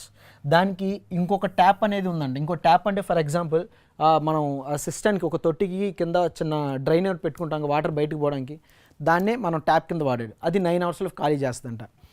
If both the taps are open simultaneously, 2 ఒకేసారి ఓపెన్ చేశారు. అంటే ఇప్పుడు నేను ఒక సిస్టమ్ తీసుకుంటే ఆ సిస్టంలో ఒక ట్యాప్ అనేది ఫిల్ చేస్తుంది, అది ఎంత టైం ఫిల్ చేస్తుంది అంటే 4 hours ఫిల్ చేస్తుంది. అలాగే ఇది ఎప్పుడైతే వర్క్ చేస్తుందో కింద నుంచి ఆటోమేటిక్గా ఆ హోల్ అనేది తీసాడు, ఆ డ్రైన్ అనేది తీసాడు, అది ఎంత టైంలో ఖాళీ చేస్తుంది అంటే 9 hours ఖాళీ చేస్తుంది. అయితే ఆ 2 కలిపి ఒకేసారి అంట చూడండి, if both taps are open simultaneously, ఒకేసారి ఓపెన్ చేశారంట, అంటే పైనుంచి వాటర్ ఒకేసారి పడుతుంది, సిస్టంలోంచి ఒకేసారి బయటికి వెళ్ళిపోతుంది. అయితే then after how much time the system will get filled? System ఎంత టైంలో ఫిల్ అవుతుంది అన్నాడు. మరి సిస్టమ్ ఫిల్ అవుతుందంటే ఖచ్చితంగా సిస్టమ్ ఫిల్ అవుతుంది. ఎందుకంటే ఈ తొట్టిని ఇది 4 hours నింపేస్తుంటే ఈ తొట్టిని ఖాళీ చేయడానికి దీనికి 9 hours టైం పడుతుంది, అంటే 5 hours ఎక్స్ట్రా తీసుకుంటుందిగా. అంటే ఇది ఖాళీ చేసేలోపు ఖచ్చితంగా ఫిల్ చేసే ఛాన్స్ అయితే ఉంది. సో ఒకసారి మనం చూద్దాం. ఏ తీసుకుంటే ఏ కెపాసిటీ ఎంత అంటే 4 hours. ఏ కెపాసిటీ 4 hours అంటే దాని కెపాసిటీ అవుతుందంటే 1/4 అవుతుంది. నెక్స్ట్ బీని తీసుకుందాం. బి అనేది ఏంటంటే ఖాళీ చేస్తుంది, ఎంటీ చేస్తుంది. సో బి టైం ఎంత అంటే 9 hours, దాని కెపాసిటీ ఎంత అంటే 1/9. ఇప్పుడు ఏ అనేది ఫిల్ చేస్తుంది, బి అనేది ఖాళీ చేస్తుంది కాబట్టి మైనస్ రాసుకుంటున్నాం. బి అనేది మైనస్ వర్కే చేసేది, ఖాళీ చేయడం అంటే, సో మైనస్ చేసాం. 4కి 9కి ఎల్సిఎం ఎంత అంటే 36. 4 టేబుల్లో 36 9 టైమ్స్ క్యాన్సిల్ అవుతుంది, 9 1s are 9 మైనస్ 9 టేబుల్ 36లో 4 టైమ్స్ క్యాన్సిల్ అవుతుంది, 4 1s are 4, అంటే 9 - 4 అంటే 5/36. మరి 5/36 అనేది కెపాసిటీలో ఉంది, మనకి టైంలో కావాలి కాబట్టి 36/5. 36/5 అంటే 5 టేబుల్లో 5 7s are 35. 35 పోతే 1 ఉంటుంది, 1 పక్కన పాయింట్ పెట్టుకుని 0 పెట్టుకుంటాం, అంటే 5 2s 10, అంటే ఖచ్చితంగా 7.2 అవర్స్లో ఫిల్ అయ్యిద్ది. అంటే 4 అవర్స్లో ఫిల్ అవ్వాల్సింది కింద డ్రైన్ ఉండడం వల్ల అది 7.2 అవర్స్లో ఫిల్ అవుతుంది. సో మన ఆప్షన్ ఇదిగోండి, 4th option. A tap can fill a tank in 6 hours. After half the tank is filled, 3 more similar taps are open. What is the total time taken to fill the tank completely? A tap can fill a tank in 6 hours. ఒక tank ఉంది, ఆ tank ఫుల్గా నిండడానికి ఒక tap open చేశాడు, ఆ tap 6 hours time తీసుకుంటుంది. అంటే ఇక్కడ ట్యాప్ తీసుకుంటే ట్యాప్ 1 అది ఫిల్ చేయడానికి 6 అవర్స్ టైం తీసుకుంటుంది. టైం ఎంత అంటే 6 అవర్స్. అయితే ఇప్పుడు ఏమంటున్నాడు, ఆఫ్టర్ హాఫ్ ట్యాంక్ ఫిల్, ఇక్కడ హాఫ్ ట్యాంక్ ఫిల్ అయిపోయిందంట. హాఫ్ ట్యాంక్ ఫిల్ అయిపోయిన తర్వాత 3 more similar taps are open. 3 more similar taps open చేశారంట. హాఫ్ ట్యాంక్ ఫిల్ అయిపోయింది అంటే ఇది ఒక ట్యాపే 6 అవర్స్ టైం పట్టిందంటే, హాఫ్ ట్యాంక్ ఫిల్ అయిపోయిందంటే ఈ ట్యాప్ ఖచ్చితంగా 3 అవర్స్ పనిచేసిందనేగా. అంటే ట్యాప్ 1 అనేది ఖచ్చితంగా 3 అవర్స్ పనిచేసింది. అది ఎలా చెప్పాడంటే ఆడే చెప్పాడు, హాఫ్ ట్యాంక్ ఫిల్ అయిపోయింది అన్నాడు. అంటే ఒక ట్యాంక్ 6 అవర్స్ టైం పట్టిందంటే హాఫ్ ట్యాంక్ ఫిల్ అయిందంటే ఖచ్చితంగా 3 అవర్సే టైం పట్టాలి. అయితే 3 అవర్స్ తర్వాత ఏం చేశారంటే 3 more similar taps are open. అలాంటి పైప్సే అలాంటి ట్యాప్సే 3 ఓపెన్ చేశారంట. అంటే దీంతో పాటు ఇంకో 3 ఓపెన్ చేస్తున్నాయి. అంటే 3 అవర్స్ తర్వాత ఎన్ని పైప్స్ ఓపెన్ చేస్తున్నాయి, మొత్తం 4 పైప్స్ ఓపెన్ చేస్తున్నాయి. మరి 4 పైప్స్ ఓపెన్ చేస్తే what is the total time to tank fill the tank completely. అయితే మొత్తం ఎంత టైంలో ఫిల్ అవుతుంది అన్నాడు. ఒకసారి చూస్తే ఒక ట్యాప్తోనే 3 అవర్స్ టైం పట్టిందంటే మరి నేను 4 ట్యాప్స్ ఓపెన్ చేస్తున్నా, 3 అవర్స్ కానీ తక్కువ టైం పట్టాలా ఎక్కువ టైం పట్టాలా? సో తక్కువ టైం పట్టాలి. తక్కువ టైం అంటే 3 ఇంటూ తక్కువ టైం అంటే తక్కువ వాల్యూ ఏంటి ఇక్కడ 1, అంటే 1/4. 1/4 అంటే ఖచ్చితంగా 3/4 అవర్స్లో నిండిపోవాలి. ఎప్పుడు 3/4 అవర్స్లో? ఈ 3 ట్యాప్స్ ఓపెన్ చేసిన తర్వాత 3/4 అవర్స్లో నిండిపోవాలి. కానీ దానికి ముందు ఒక సింగిల్ ట్యాప్ ఒక 3 అవర్స్ పనిచేసిందిగా, అంటే 3 hour 3/4 3/4 అవర్స్ టైం తీసుకుంది ఫిల్ చేయడానికి. అంటే 3/4 అవర్స్లో ఫిల్ అవుతుంది. చూడండి, సో మనకి డైరెక్ట్ మినిట్స్లో ఇచ్చారు. అంటే ఫర్ ఎగ్జాంపుల్ 3/4 ఉందిగా, 3 అవర్స్ ఓకే, 3/4ని నేను అవర్స్లో కన్వర్ట్ చేస్తాను అంటే 60. 4 టేబుల్లో 15 టైమ్స్ క్యాన్సిల్ అవుతుంది, 15 3s 45, అంటే 3 hours 45 minutesలో ట్యాంక్ అనేది ఫిల్ అవుతుంది. చూడండి, 3 hours 45 minutesలో ట్యాంక్ ఫిల్ అవుతుంది. Pipe A can fill A tank in 5 hours, pipe B in 10 hours and pipe C in 30 hours. If all the pipes are opened, in how many hours will the tank be filled? Pipe A అనేది 5 hours fill చేస్తుంది, pipe B అనేది 10 hours fill చేస్తుంది, pipe C అనేది 30 hours fill చేస్తుంది. If all the pipes are open, ఒకేసారి అన్ని pipes కనుక పనిచేస్తున్నాయి, అన్ని పైప్స్ కనుక వర్క్ అయితే అది ఎంత టైంలో ట్యాంక్ అనేది ఫిల్ అవుతుంది అన్నాడు. ఇప్పుడు ఏ తీసుకుంటున్నా, A B C. First pipe ఏంటంటే ఇది 5 అవర్స్లో ఫిల్ చేస్తుందంట, నెక్స్ట్ బి అనేది 10 అవర్స్లో ఫిల్ చేస్తుంది, సి అనేది 30 అవర్స్లో ఫిల్ చేస్తుంది. అయితే ఇప్పుడు ఏ కెపాసిటీ ఏమవుతుందంటే 1/5 అవుతుంది, next B capacity 1/10, C capacity 1/30. So ఎవరి కెపాసిటీ సార్ ఫైండ్ అవుట్ చేసాం. అయితే ఇక్కడ ఏమంటున్నారంటే if all the pipes are open, అంటే ఒకేసారి అన్ని పైప్స్ కనుక ఓపెన్ చేస్తే అంటే అన్ని పైప్స్ ఒకేసారి పనిచేస్తున్నాయి కాబట్టి ఈ పైప్ ఈ పైప్ ఈ పైప్ అట్ ఏ టైం పనిచేస్తుంది కాబట్టి ప్లస్. సో ఒకసారి చూడండి, 5కి 10కి 30కి ఎల్సిఎం ఎంత అంటే 30. 5 టేబుల్లో 6 టైమ్స్ క్యాన్సిల్ అవుతుంది కాబట్టి 6 1s are 6 ప్లస్ 10 టేబుల్లో 3 టైమ్స్ క్యాన్సిల్ అవుతుంది, 3 1s 3 ప్లస్ 30 టేబుల్లో 1 టైం క్యాన్సిల్ అవుతుంది కాబట్టి 1 1s are 1. 6 + 3 9, 9 + 1 10/30. 10/30 అంటే అది కెపాసిటీలో ఉంది, సో మనం టైంలోకి మార్చాలి కాబట్టి 30/10. 30/10 అంటే 10 టేబుల్లో 3 టైమ్స్ క్యాన్సిల్ అవుతుంది, అంటే 3 కలిపి కనుక వర్క్ చేస్తే 3 అవర్స్లో ట్యాంక్ అనేది ఫిల్ అవుతుంది. సో మన ఆప్షన్ వచ్చి థర్డ్ ఆప్షన్ అండి. Next, A pump can fill A tank with water in 2 hours. Because of leak it took 1/3 hours to fill the tank. The leak can drain all the water in the tank.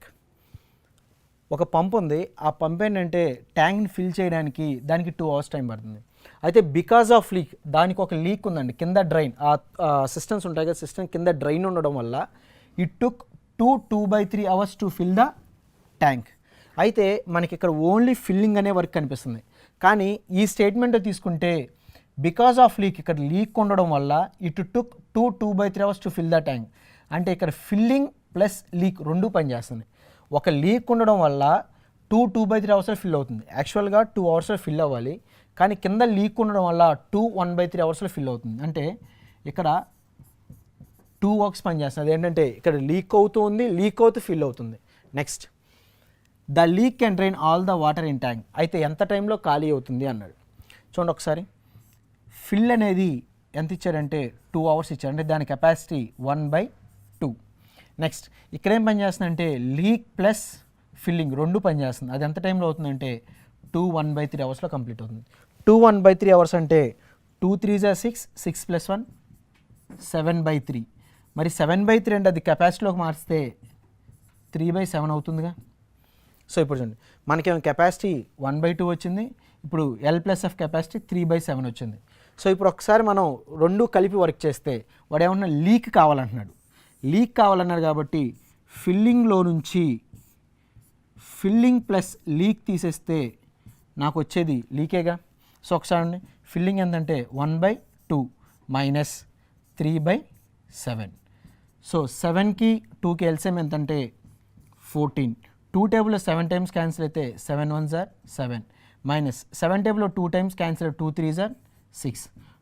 7 - 6 అంటే 1/14. 1/4 కెపాసిటీలో ఉంది. So టైంలోకి మారిస్తే 14/1 అంటే మొత్తం 14 hours. అంటే అది ఖాళీ అవ్వడానికి ఎంత టైం పడుతుందంటే 14 అవర్స్ టైం పడుతుంది. మన ఆప్షన్ ఇదిగోండి, 4th option. So 14 hours. Next, 2 pipes A and B can fill a tank in 15 minutes and 20 minutes respectively. 2 pipes ఉన్నాయి, అది 15 minutes 20 minutesలో ఫిల్ చేస్తుంది. Both the pipes are open. రెండు పైప్స్ ఒకేసారి open చేశారంట. Both the pipes are open అంటే రెండు taps ఒకేసారి పనిచేస్తున్నాయి. బట్ ఆఫ్టర్ 4 minutes, ఒక 4 నిమిషాలు గడిచిన తర్వాత A pipe is turn off, pipe A is turn off. Pipe ఏని ఆఫ్ చేస్తారంట. అంటే పైప్ ఏని ఆఫ్ చేశారంటే 4 నిమిషాల తర్వాత, 4 నిమిషాల ముందు పైప్ ఏ పైప్ బి రెండు పనిచేసినాయి. కానీ 4 నిమిషాల తర్వాత పైప్ ఏని క్లోజ్ చేశారంటే ఇక్కడ ఖచ్చితంగా పైప్ బి ఒకటే పనిచేయాలి, పైప్ ఏ అనేది పనిచేయదు. అయితే what is the total time required to fill the tank? First చూడండి, ఇప్పుడు ఏ తీసుకుంటున్నా, బి తీసుకుంటున్నా. సో ఏ టైం ఎంతంటే 15 minutes, అంటే దాని కెపాసిటీ ఎంతంటే 1/15. బి టైం ఎంతంటే 20 minutes, దాని కెపాసిటీ ఎంతంటే 1/20. Both the pipes are open together. రెండు కలిపి ఒకేసారి ఓపెన్ చేశారంట. సో రెండు కలిపి ఒకేసారి ఓపెన్ చేశారంటే 15కి 20కి ఎల్సిఎం ఎంతంటే 60. సో 15 టేబుల్లో 4 టైమ్స్ క్యాన్సిల్ అవుతుంది, 4 1s are 4 ప్లస్ 20 టేబుల్లో 3 టైమ్స్ క్యాన్సిల్ అవుతుంది, 3 1s are 3 అంటే 7/60. సో రెండు కలిపి 1 నిమిషం, ఇదిగోండి ఏ పైప్ 1 minute, బి పైప్, ఈ రెండు కలిపి 1 నిమిషం వర్క్ చేయడం వల్ల 7/60 అనేది ఫిల్ అవుతుంది. అయితే ఇక్కడ ఏం జరిగిందంటే but both the pipes are open together, but after 4 minutes pipe A is turn off. But after 4 minutes అంటే 4 నిమిషాల తర్వాత పైప్ ఏని ఆఫ్ చేశారంట. అంటే 4 నిమిషాల తర్వాత పైప్ ఏని ఆఫ్ చేశారంటే 4 నిమిషాల ముందు వరకు పైప్ ఏ పైప్ బి రెండు పనిచేస్తుంది. అంటే pipe A pipe B 1 minute చేసే పని ఇదైతే మరి 4 minutes వర్క్ చేసిందిగా, అంటే ఇంటూ 4 అంటే 7 4s 28, 28/60 అంటే ఇంత టైం నింపాలి. సో 28/60 క్యాన్సిల్ అవుతుంది కానీ మళ్ళీ 4 టేబుల్లో క్యాన్సిల్ చేస్తున్నా. 4 7s 4 15s అంటే 7/15. అంటే 4 నిమిషాలు వర్క్ చేయడం వల్ల ఎంత ఫిల్ అవుతుందంటే 7/15 ఫిల్ అవుతుంది. అంటే 15 partsలో 7 part ఫిల్ అయిపోతుంది. సో రిమైనింగ్ ఇదేం ఫిల్డ్ పార్ట్, ఇదేం ఫిల్ అయిపోయింది. ఇంకా రిమైనింగ్ ఎంత మిగిలిపోయిందంటే, సో 15 partsలో 7 parts కంప్లీట్ చేసిందంటే ఖచ్చితంగా 8 parts మిగిలిపోయింది. అంటే 8/15 మిగిలిపోయింది. ఇప్పుడేమవుతుంది, పైప్ ఏని క్లోజ్ చేశారు, అంటే పైప్ బి ఒకటేగా పనిచేసేది. పైప్ బి అంటే ఎంత టైం పనిచేస్తుంది, దాని టైం ఎంత 20 minutes అంటే into 20.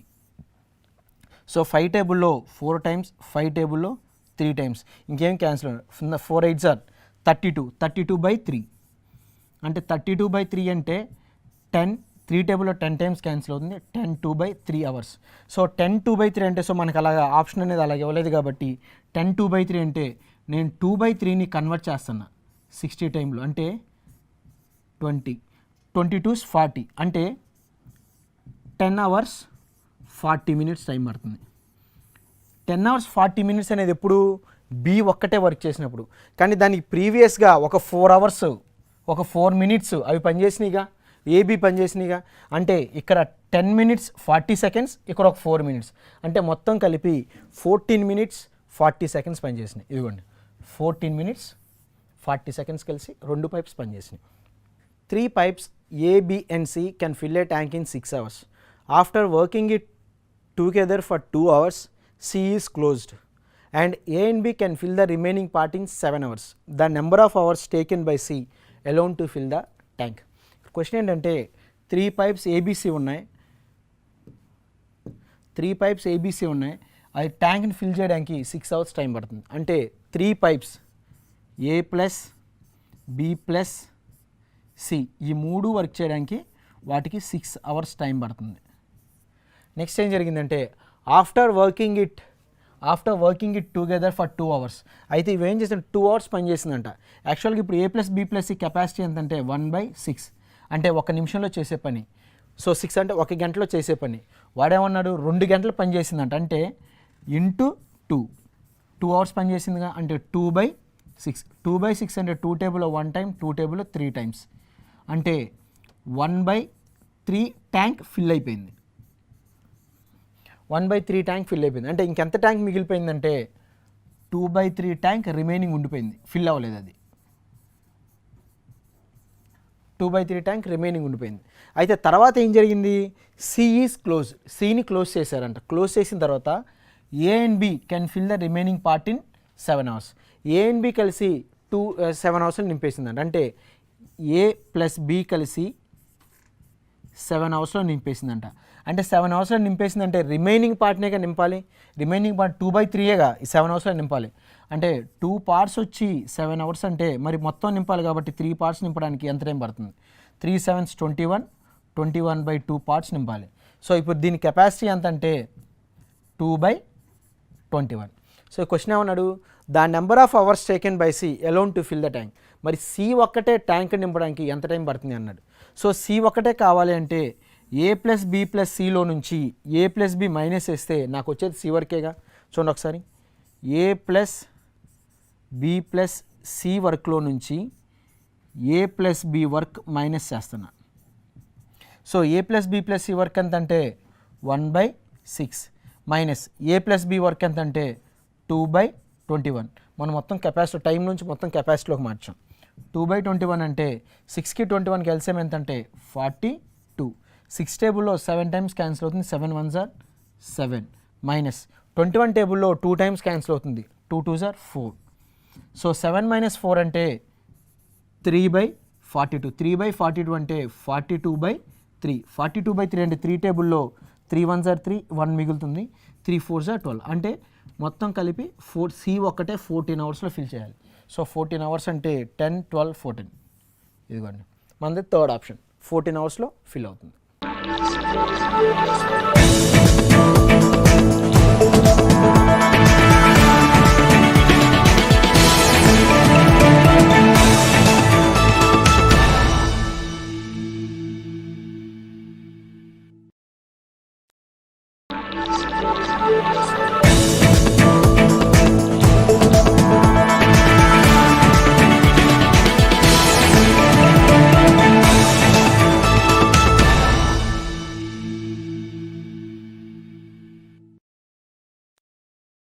One pipe can fill a tank 3 times as fast as another. The 2 pipes can fill a tank in 36 minutes. Then the slower pipe alone will be able to fill the tank. One pipe can fill a tank 3 times as fast as another. అంటే ఇక్కడ 2 pipes ఉన్నాయి. 2 pipes నేను ఏ అనుకుంటున్నా, ఇంకో పైప్ని B అనుకుంటున్నా. So వాడు ఏమనంటే 1 pipe can fill a tank 3 times as fast as another. ఒక పైపు ఇంకో పైప్ కన్నా 3 times ఎక్కువ పని చేస్తుందంట. అంటే ఇది 1 part నింపితే ఇది 3 parts నింపుద్దనేగా. 1 pipe can fill a tank 3 times as fast as another. వేరే దాంతో పోల్చుకుంటే అంటే వేరే పైప్తో పోల్చుకుంటే ఇంకోటి 3 అవర్స్లో మీన్ 3 టైమ్స్ ఎక్కువ పనిచేస్తుంది. ఎక్కువ పనిచేస్తుంది అన్నారంటే ఖచ్చితంగా ఇవి కెపాసిటీస్, వాడే కెపాసిటీస్ ఇచ్చాడు. మనం ప్రీవియస్గా ప్రాబ్లమ్స్లో ఏం చేసామంటే టైం తీసుకొని దాన్ని కెపాసిటీలోకి మార్చాం, కానీ ఇక్కడ వాడు కెపాసిటీస్ ఇచ్చాడు. 3 టైమ్స్ పనిచేస్తుందంట, అంటే ఏ కెపాసిటీ 1 అయితే బి కెపాసిటీ 3 అవుతుంది. Next, the 2 pipes can fill A tank in 36 minutes. 2 pipes కలిపి ఏం చేసిన 36 minutesలో నింపేసినాయి అంట. 2 pipes అంటే ఈ రెండు కలిపేగా, అంటే 1 + 3 అంటే ఈ ఇంత కెపాసిటీతో ఉన్నది 36 minutesలో ఫిల్ చేసిందంట. మరి 36 minutes అంటే ఇదేమో కెపాసిటీ, 36 minutes అనే టైం. మరి కెపాసిటీ టైంని ఈక్వల్ చేయలేం కాబట్టి నేను టైంని ఏం చేస్తాను అంటే కెపాసిటీలోకి మార్చుకున్నాను. అప్పుడు ఏమవుతుందంటే 1/36 అవుతుంది. ఇప్పుడు చూడండి, 4 ఇంత కెపాసిటీ ఉన్నది ఇంత టైంలో నింపేస్తే అంటే దీని కెపాసిటీలోకి మార్చా. Next, then the slower pipe alone will able to fill the tank. Slower pipe అంటే ఇదేగా, మరి 1 part అయితే ఎంత టైం పడుతుంది అన్నారు. చూడండి, 1 × 1/36 × 4. సో 36 × 4 అంటే 1 × 1 అంటే 1/36 × 4 అంటే 144. సో దీని టైంలోకి మార్చామనుకోండి 144 minutes. సో ఇప్పుడు ఆ స్లోయర్ పైపు ఎంత టైంలో ఫిల్ చేస్తుందంటే 144 minutesలో ఫిల్ చేస్తుంది. సో మన ఆప్షన్ 81, 108 ఇదిగోండి, థర్డ్ ఆప్షన్ 144 minutesలో ఫిల్ చేస్తుంది. Next, A tank is filled in 5 hours by 3 pipes A, B and C. The pipe is C twice as fast as B and B is twice as fast as A. How much time will pipe A alone take to fill the tank? A tank is filled in 5 hours by 3 pipes A, B, C. A, B, C అనే 3 pipes ఉన్నాయి. ఆ pipes 3 కలిపి work చేస్తే ఎంత టైంలో fill చేస్తుంది అంటే 5 hours fill చేస్తుంది. అయితే వాటి కెపాసిటీస్ ఇచ్చాడు. ఏబిసి కెపాసిటీ అంటే ఏబిసి కెపాసిటీ ఏమి ఇచ్చాడంటే the pipe C is twice as fast as B. Pipe C is twice as fast as B. C pipe అంట బి పైప్ ఎలా ఉందో, బి పైప్ ఎంతైతే వర్క్ చేస్తుందో దాని మీద ట్వైస్ వర్క్ చేస్తుందంట. చూడండి, pipe C is twice as fast as B అంటే ఇది ఇంటూ 2 times పనిచేస్తుంది. అంటే ఇది 1 వర్క్ చేసేది 2 times వర్క్ చేస్తుంది. Next, and B is twice as fast as A. B అనేది 2 times వర్క్ చేస్తుందంట. ఇవే దేంతో కంపేర్ చేస్తే ఏతో కంపేర్ చేస్తే. సో ఈ 3 కలిపి 5 hours ఫిల్ చేస్తుంది. సో 3 కలిపాలంటే ఇప్పుడు చూడండి, ఇప్పుడు నేను ఏని 1 అనుకుంటే ఇంటూ 2 అంటే 2 times పని చేస్తుందిగా, ఇంటూ 2 అవుతుంది.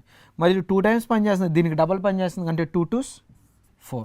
చూడండి, 4 2 6 + 1 7 అంటే 7 అంటే 4 + 2 6 + 1 7 అంటే ఈ 3 కలిపి 5 hours నింపేస్తుందిగా. కానీ ఇక్కడ నాకు వచ్చింది కెపాసిటీ అంటే మొత్తం 7 parts అయితే ఎన్ని అవర్స్లో నింపేస్తుంది 5 hours ఫిల్ చేస్తుంది. కానీ 5 hours ఫిల్ చేస్తుంది అంటే 5 అనేది టైం, 7 అనేది కెపాసిటీ. మరి అందుకని ఏం చేస్తున్నానంటే అవర్స్ని కెపాసిటీలోకి చేంజ్ చేస్తున్నాను అంటే 1/5. క్వశ్చన్ ఏం అడిగాడు, how much time will pipe A alone to fill the tank. A ఒకటి ఎంత టైం పడుతుందంటే ఏకి 1 పార్టేగా, మరి 1 part అయితే ఎంత టైం పడుతుంది. సో 1 × 1/5 × 7 అంటే 1 × 1/5 × 7 అంటే 1/35.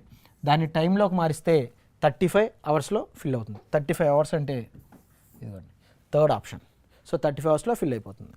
Next, 2 pipes A and B can fill the tank in 6 hours and 4 hours respectively. If they are opened alternate hours and if pipe A is opened first, in how many hours to tank shall be full. So alternates అండి, దీన్ని time and వర్క్లో చేసినట్టున్నాం alternate అనేది. So ఇక్కడ చూద్దాం, pipe A B 2 pipes ఉన్నాయి.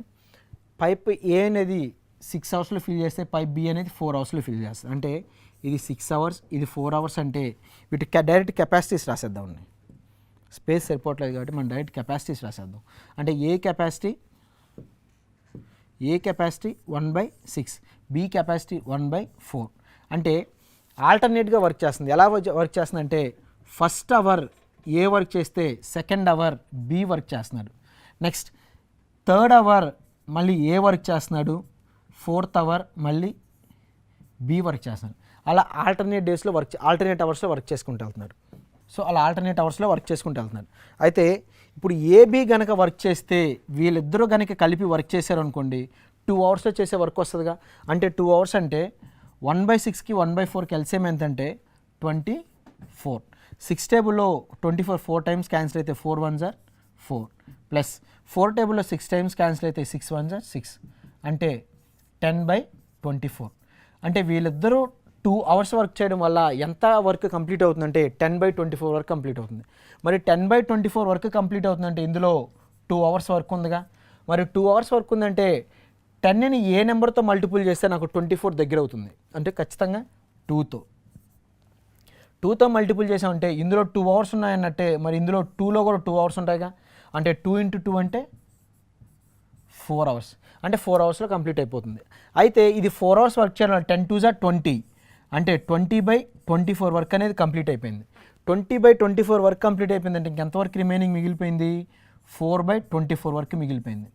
అయితే 4 hours తర్వాత మరి ఎవరు వస్తారంటే ఫస్ట్ అవర్ వీడు వచ్చాడు, second hour B, third hour ఏమో ఏ వచ్చాడు, ఫోర్త్ అవర్ బి వచ్చాడు. మరి 5th అవర్ మళ్ళీ ఏ రావాలి. 5th అవర్ ఏ రావాలంటే ఆడు ఎంత వర్క్ చేస్తారంటే 6 వర్క్ చేస్తాడు. సో 6 టేబుల్లో 6 4s 24, ఈ 4 క్యాన్సిల్ అయితే 1 అంటే ఇక్కడికి 1 వర్క్ కంప్లీట్ అయిపోయింది. సో ఇక్కడ 4 అవర్స్, ఇక్కడ ఒక 1 అవర్ అంటే మొత్తం కలిపి 5 అవర్స్లో వాడి వర్క్ అనేది కంప్లీట్ అవుతుంది. ఇది ఆల్టర్నేట్ అండి. ఇదే ప్రాబ్లమ్ని ఇంకా ఈజీగా చేయొచ్చు. యాక్చువల్గా ఇంకా ఈజీగా ఎలా అంటే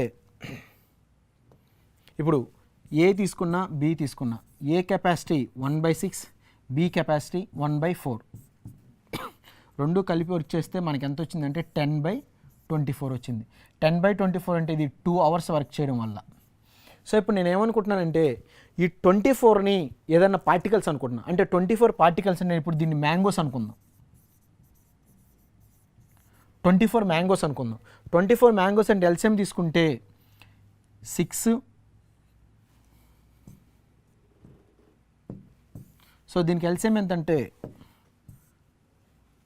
24. 6 టేబుల్లో 4 టైమ్స్ ప్లస్ 4 టేబుల్లో 6 టైమ్స్ క్యాన్సిల్ అవుతుంది. అంటే ఫస్ట్ అవరు ఈడు 4 పార్ట్స్ వర్క్ చేస్తారు, సెకండ్ అవర్ ఈడు 6 పార్ట్స్ వర్క్ చేస్తాడు. సో ఇప్పుడు ఒకసారి చూడండి, నా దగ్గర 24 మ్యాంగోస్ ఉన్నాయి. 24 మ్యాంగోస్ అంటే first hour, second hour, third hour, 4th hour, 5th hour, 6th hour తీసుకుంటున్నాను. ఫస్ట్ అవర్ ఏంటంటే ఈడు 4 మ్యాంగోస్ తింటాడు, సెకండ్ అవర్ 6 మ్యాంగోస్ తింటాడు. అంటే 2 అవర్స్లో వీళ్ళు 10 మ్యాంగోస్ తింటారుగా. మరి ఇప్పుడు 10తో క్యాన్సిల్ అయిన నెంబర్ తీసుకున్నా, 24 క్యాన్సిల్ అవ్వగా 20 మ్యాంగోస్ తీసుకుంటున్నా. 2 అవర్స్లో 10 మ్యాంగోస్ తినేస్తారు. మరి 20 మ్యాంగోస్ కంప్లీట్ అవ్వాలంటే 10 2s are 20 అంటే 2 2s 4. సో 4 అవర్స్లో కంప్లీట్ అయిపోతుంది. కానీ ఇక్కడ 20 మ్యాంగోస్ కంప్లీట్ అయిపోయింది కాబట్టి ఇంకా 4 అవర్స్ ఉన్నాయిగా. సో ఇంకా 4 అవర్స్ అంటే ఇక్కడ ఒక 4, ఇక్కడ ఒక 6 తినేస్తారు. ఇక్కడ ఒక 20 మ్యాంగోస్ కంప్లీట్ అయిపోయినాయి. మరి 5th అవర్ ఎవరు రావాలంటే first hour, second hour, third hour, 4th hour, 5th hour మళ్ళీ 4 రావాలి. నా దగ్గర ఆల్రెడీ ఇక్కడ 20 మ్యాంగోస్ కంప్లీట్ అయిపోయింది, ఇంకా 4 మ్యాంగోస్ రిమైనింగ్ మిగిలిపోయినాయి. ఈ 4 మ్యాంగోస్ 5th అవర్ ఈడు వచ్చి 4 మ్యాంగోస్ తినేస్తాడు. అంటే ఇక్కడ నాకు వర్క్ అంతా కంప్లీట్ అయిపోయింది. అంటే నాకు ఎల్సిఎం 24 వచ్చింది చూడండి. 6 6 6 4 6 4 20 20 ఒక 4 24 అంటే మొత్తం 5 అవర్స్లో నాకు 24 మ్యాంగోస్ అనేవి కంప్లీట్ అయిపోయింది. సో మన ఆన్సర్ ఏంటంటే 5 అవర్స్. ఇదిగోండి third option. Next 3 taps A, B and C can fill a tank in 12, 15, 20 hours respectively. If A is open all the time and B and C are open for 1 hour each alternatively, that tank will be full in. Same problem అండి. But కాకపోతే ఇందాక ఏ 1 hour work చేస్తున్నాడు, B ఒక 1 hour work చేస్తున్నాడు. కానీ ఇక్కడ ఏమంటున్నాడంటే ఏ కంప్లీట్గా వర్క్ చేస్తున్నాడు, బీసీ అనే వాళ్ళు ఏం చేస్తున్నారంటే ఏకి హెల్ప్ చేస్తున్నాడు. అంటే first 3 taps ABC can fill tank in 12, 15 and 20 hours. If A is open all the time, A node ఎప్పుడు పని చేస్తానంట. అయితే B and C are open for 1 hour each alternatively. అంటే ఏ అనే పంపు ఎప్పుడు వర్క్ చేస్తూ ఉన్నది. అయితే B and Cకి హెల్ప్ చేస్తున్నారంట, Bకి Cకి హెల్ప్ చేస్తున్నారు. అంటే ఫస్ట్ ఏ వచ్చి Bకి హెల్ప్ చేస్తే నెక్స్ట్ అటెంప్ట్లో ఏ వచ్చి Cకి హెల్ప్ చేస్తాడు. నెక్స్ట్ అటెంప్ట్లో ఏ వచ్చి Cకి హెల్ప్ చేస్తాడు. అంటే ఇది 1 అవర్, అలాగే ఇది కూడా ఒక 1 అవర్. ఏ ప్లస్ బి అంటే ఏ చేసే వర్క్ ఎంత 1/12, మరి బి చేసే వర్క్ ఎంత 1/15. నెక్స్ట్ ఇక్కడ ఏ చేసే వర్క్ ఎంత అన్న 1/12 ప్లస్ ఇక్కడ సి చేసే వర్క్ ఎంత అంటే 1/20. సో ఒకసారి చూస్తే 12కి 15కి ఎల్సిఎం ఎంత అంటే 60. 12 టేబుల్లో 5 టైమ్స్ క్యాన్సిల్ అవుతుంది, 15 టేబుల్లో 4 టైమ్స్ క్యాన్సిల్ అవుతుంది. నెక్స్ట్ 12కి 20కి ఎల్సిఎం ఎంత అంటే 60.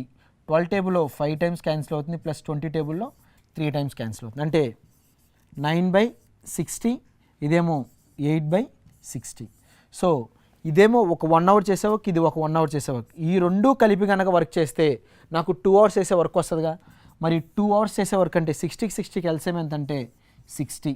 సో ఎందుకంటే క్యాన్సిల్ చేస్తుంటే 3 టేబుల్లో 3 టైమ్స్, 3 టేబుల్లో 20 టైమ్స్, 4 టేబుల్లో 2 టైమ్స్, 4 టేబుల్లో 15 టైమ్స్. సో అయినా కానీ 20, 50కి ఎల్సిఎం 60. 20 టేబుల్లో 3 టైమ్స్ క్యాన్సిల్ అయితే 3 3s 9 ప్లస్ 15 టేబుల్లో 4 టైమ్స్ క్యాన్సిల్ అయితే 4 2s 8. ఒకసారి చూడండి, 1 అవర్లో ఇది 9 పార్ట్స్ కంప్లీట్ చేస్తారు, ఇంకో 1 అవర్లో ఇది 8 పార్ట్స్ కంప్లీట్ చేస్తారు. అంటే మొత్తం 2 అవర్స్ కంప్లీట్ చేయడం నాకు ఎంతవరకు కంప్లీట్ అవుతుంది? 17 పార్ట్స్ కంప్లీట్ అవుతుంది. అంటే 2 అవర్స్లో 17 పార్ట్స్ కంప్లీట్ చేశారనుకోండి, మరి 60 పార్ట్స్ కంప్లీట్ చేయాలి. 60 పార్ట్స్ కంప్లీట్ చేయాలి అంటే 17తో అయితే క్యాన్సిల్ అవ్వదు. కానీ 17కి దగ్గర నెంబర్ ఏంటంటే 51. 51 అంటే 17 టేబుల్లో 51 ఎన్ని టైమ్స్ క్యాన్సిల్ అవుతుందంటే 3 టైమ్స్ క్యాన్సిల్ అవుతుంది. అంటే 3 2s 6 అవర్స్. ఎక్కడికి 6 అవర్స్ కంప్లీట్ అయిపోయింది. మరి 6 అవర్స్ కంప్లీట్ అయిపోవడం వల్ల ఎంతవరకు కంప్లీట్ అయిపోయిందంటే 51/60 మాత్రమే కంప్లీట్ అయిపోయింది. ఇంకా రిమైనింగ్ వర్క్ ఎంత మిగిలిపోయింది? 9/60 మిగిలిపోయింది. 9/60 అంటే 9 పార్ట్స్ కంప్లీట్ అయితే సరిపోద్దిగా. సో చూడండి, first hour, second hour, third hour, fourth hour, fifth hour, sixth hour, 6 hour complete అయిపోయినాయి. మరి 7th అవర్ ఎవరు రావాలి? ఏ రావాలి, ఏ ప్లస్ బి రావాలి. అంటే వాడు 9 పార్ట్స్ చేస్తాడు. మరి ఈ 9 పార్ట్స్ ఇక్కడ కంప్లీట్ అయిపోద్దిగా. మరి 9 పార్ట్స్ కంప్లీట్ అయిపోయిన తర్వాత 6 అవర్స్, ఆ తర్వాత ఇంకొక 1 అవర్లో 7 పార్ట్స్ కంప్లీట్ అయిపోయింది. అంటే మొత్తం 7 అవర్స్లో వర్క్ అంతా కంప్లీట్ అయిపోయింది. అయితే ఆప్షన్ లేదండి, 7 అవర్స్ అంటే ఇక్కడ 7.5 ఇచ్చారు, కాదండి 7 అవర్స్లో కంప్లీట్ అవుతుంది. Next, 2 pipes can fill a tank in 20 and 24 minutes respectively, and waste pipe can empty in 3 gallons per minute. All the 3 pipes working together can fill the tank in 15 minutes. The capacity of the tank. ఇక్కడ 2 pipes పనిచేస్తున్నాయి. 2 pipes ఏంటంటే 20-25 minutes తీసుకుంటుంది. ఇంకొక waste pipe అనేది పనిచేస్తుంది. Waste pipe ఎంత అంటే empty 3 gallons per minute. నిమిషానికి 3 gallons ఎంటీ చేస్తుందంట. మరి నిమిషానికి 3 gallons ఎంటీ చేస్తుందంటే అసలు ముందు ఆ ట్యాంక్లో ఎంత వాటర్ ఉందో నాకు తెలిస్తే దాన్ని బట్టి చెప్పగలను. కానీ ఇక్కడ all the 3 pipes working together అయితే 3 pipes ఒకేసారి పనిచేస్తుందంట. అలా పనిచేయడం వల్ల fill the tank in 15 minutes. 15 minutesలో ఫిల్ అవుతుందంట. అంటే 3 పనిచేస్తుందంటే ఏ, బి, సి. సో ఈ రెండు ఏంటంటే ఏ ప్లస్ బి అనేది ఫిల్ చేస్తుంది, సి అనేది మైనస్ అంటే ఖాళీ చేసే వర్క్. ఇప్పుడు ఏ ఎంత 1/20 ప్లస్ బి అంటే 1/24. మరి సి ఎంత టైంలో ఖాళీ చేస్తుందో తెలియదు కాబట్టి నేను దాన్ని ఎక్స్ అనుకుంటున్నాను. ఇలా వర్క్ చేయడం వల్ల మొత్తం కలిపి 15 minutesలో నింపేస్తుంది. 15 minutes టైం కాబట్టి నేను కూడా కెపాసిటీలోకి మారుస్తున్నాను. 1/15.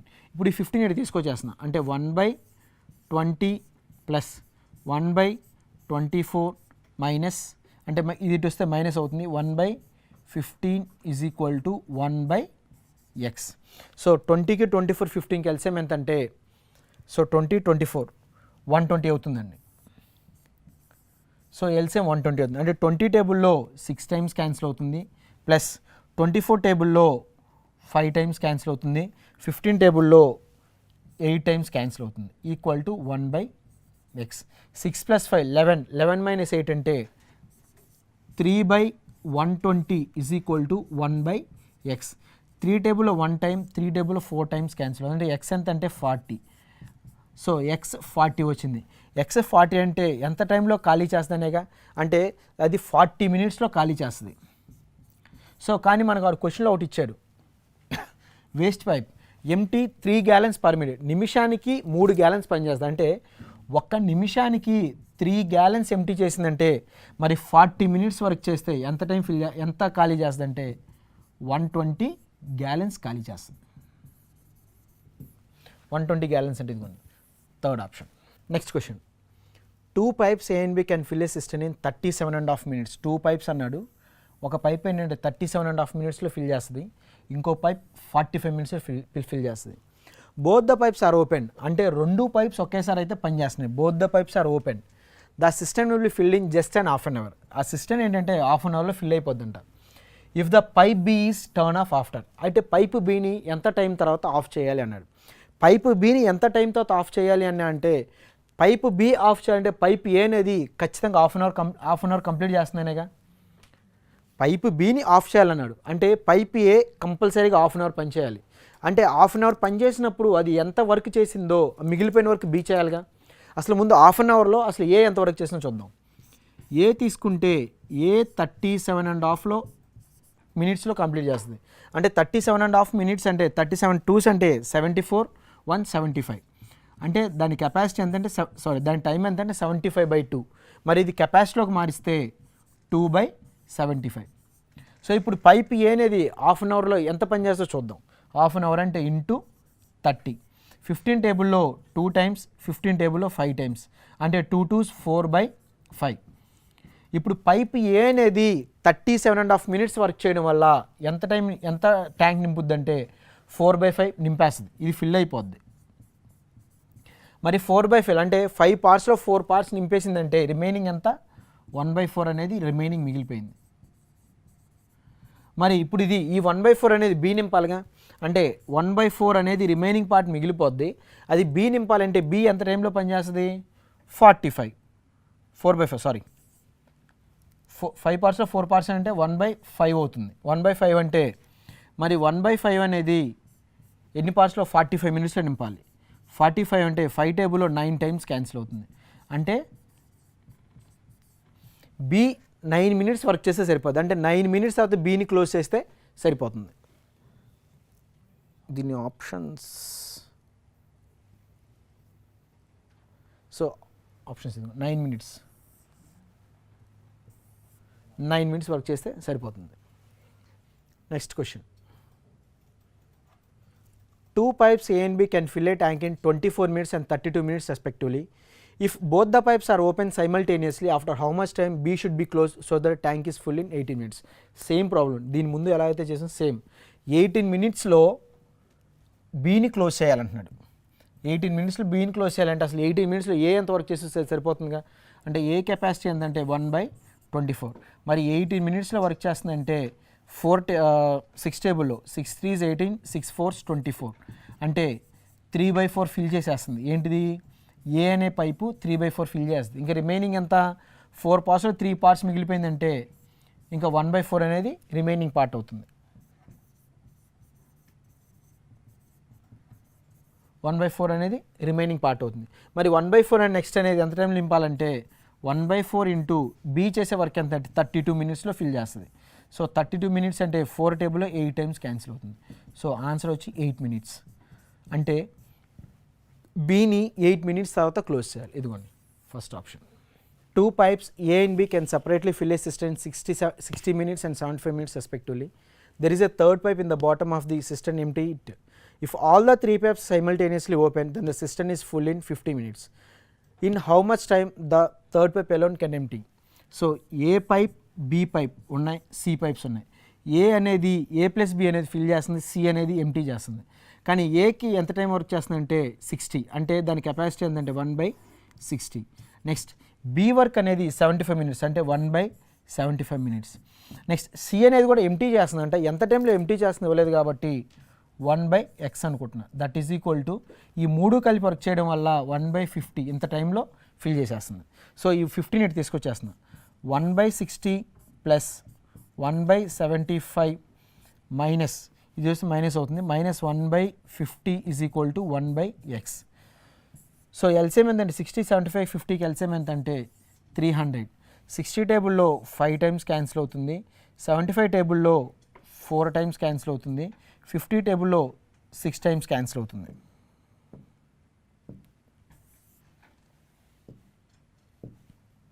సిక్స్ టైమ్స్ క్యాన్సిల్ అవుతుంది. 5 + 4 9 9 - 6 అంటే 3 అంటే 3/300 ఈక్వల్ టు 1/x. 3/300 3 టేబుల్లో ఇక్కడ 100 టైమ్స్ క్యాన్సిల్ అవుతుంది. అంటే ఎక్స్ ఎంత అంటే 100 మినిట్స్. సో 100 మినిట్స్లో ఖాళీ అవుతుంది. 100 మినిట్స్ అంటే ఇదిగోండి సెకండ్ ఆప్షన్ 100 మినిట్స్లో ఖాళీ అవుతుంది.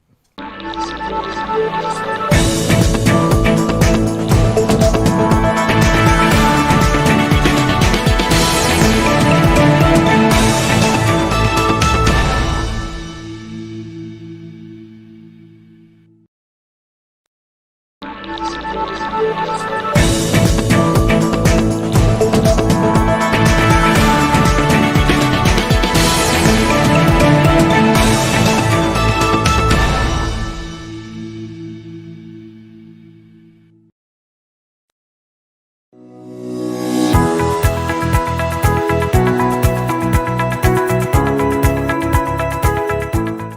topic, percentages.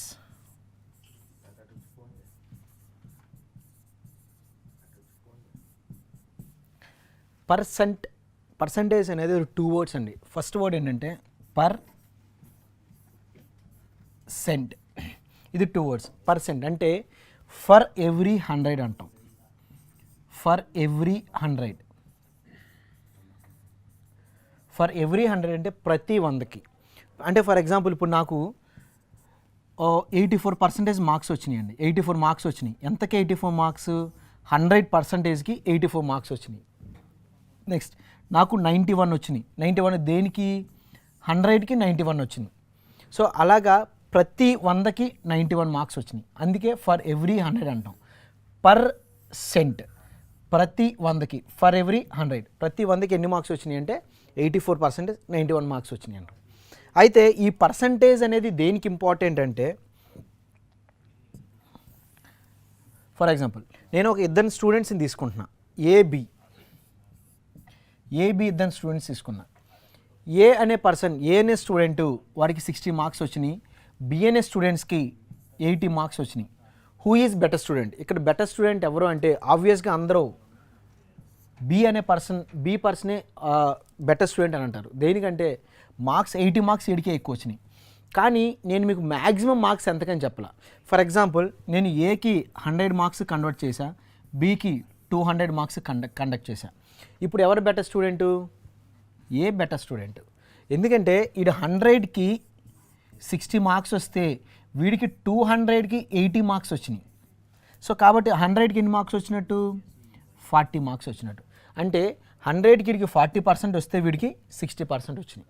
సో అందుకనే మనం 200 కానీ 300 కానీ మార్క్స్ అనేది ఈక్వల్ చేసుకోవాలి అంటే ప్రతి 100కి చేసుకుంటాం. సో ఇలాంటి టైంలో మనం పర్సంటేజ్ అనేది వాడుకుంటాం. సో పర్సెంట్ అంటే ప్రతి 100కి, అంటే 100కి ప్రతి 100కి వీడికి 60 మార్క్స్ వస్తే అదే 100కి వీడికి 40 మార్క్సే వచ్చినాయి. సో ఇప్పుడు ఈడు బెటర్ స్టూడెంట్ అవుతాడు, అంటే మ్యాక్సిమం మార్క్స్ని బట్టి. సో అలాగా ఎవరికి వచ్చిన మార్క్స్ అలా వేసుకోకుండా మనం ఏం చేస్తామంటే ప్రతి 100కి, ఫర్ ఎవ్రీ 100కి మనం ఇలా కన్వర్ట్ చేసుకుంటాం.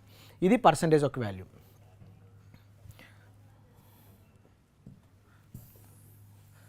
అయితే ఈ పర్సంటేజెస్లో మనకు కొన్ని వాల్యూస్ ఉంటాయండి. ఆ వాల్యూస్ మనం ఖచ్చితంగా బై హార్ట్ చేసుకోవాలి.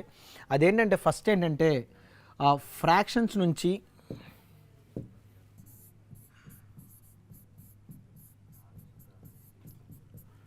Fraction to percentage conversion.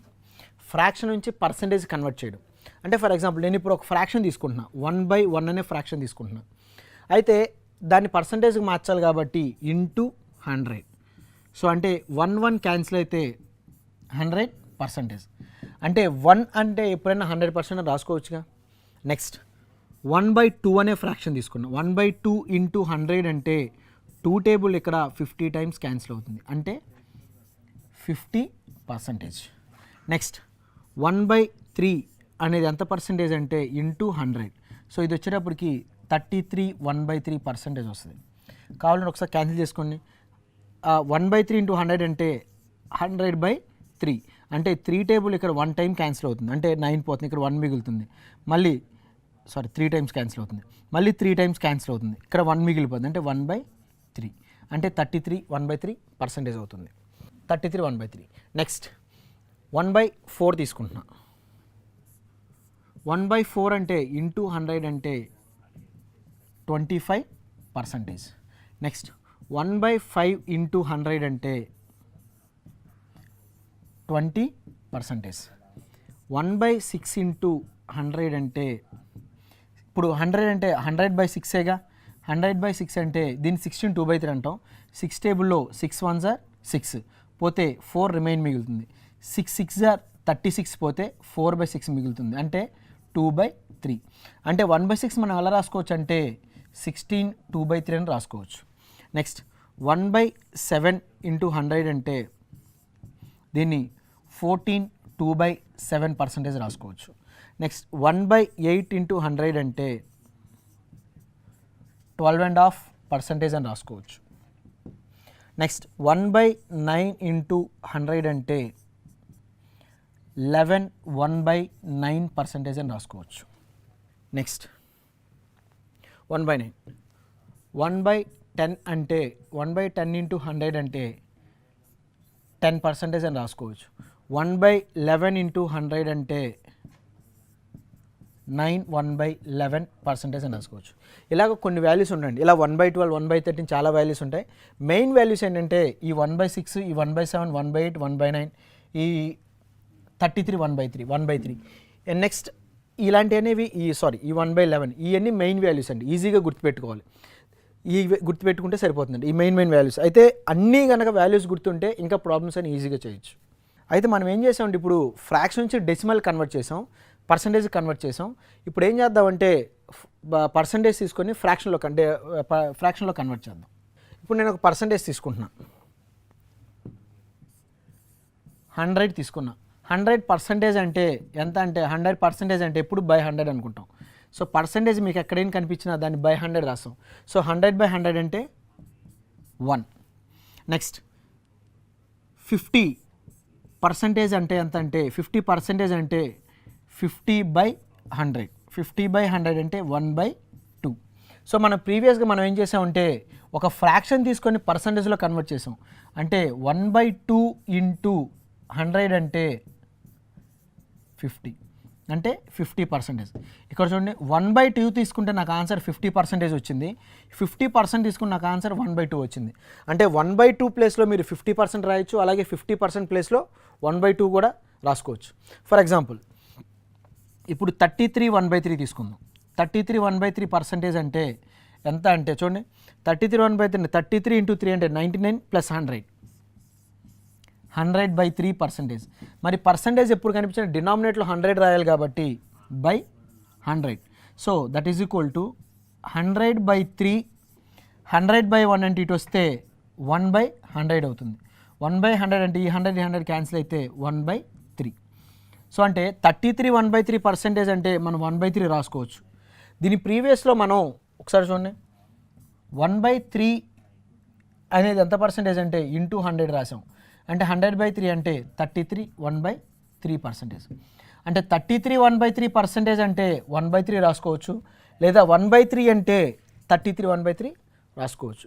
ఇలాగ మనం ప్రీవియస్ చేసిన ప్రాబ్లమ్స్ ఫ్రాక్షన్ నుంచి పర్సంటేజ్ కన్వర్ట్ చేసినన్ని దానికి రివర్స్ కూడా ఇలాగే వస్తాయండి. సో ఈ వాల్యూస్ కూడా గుర్తుపెట్టుకోవాలి. నెక్స్ట్ నేను ఒక వాల్యూ తీసుకుంటున్నా.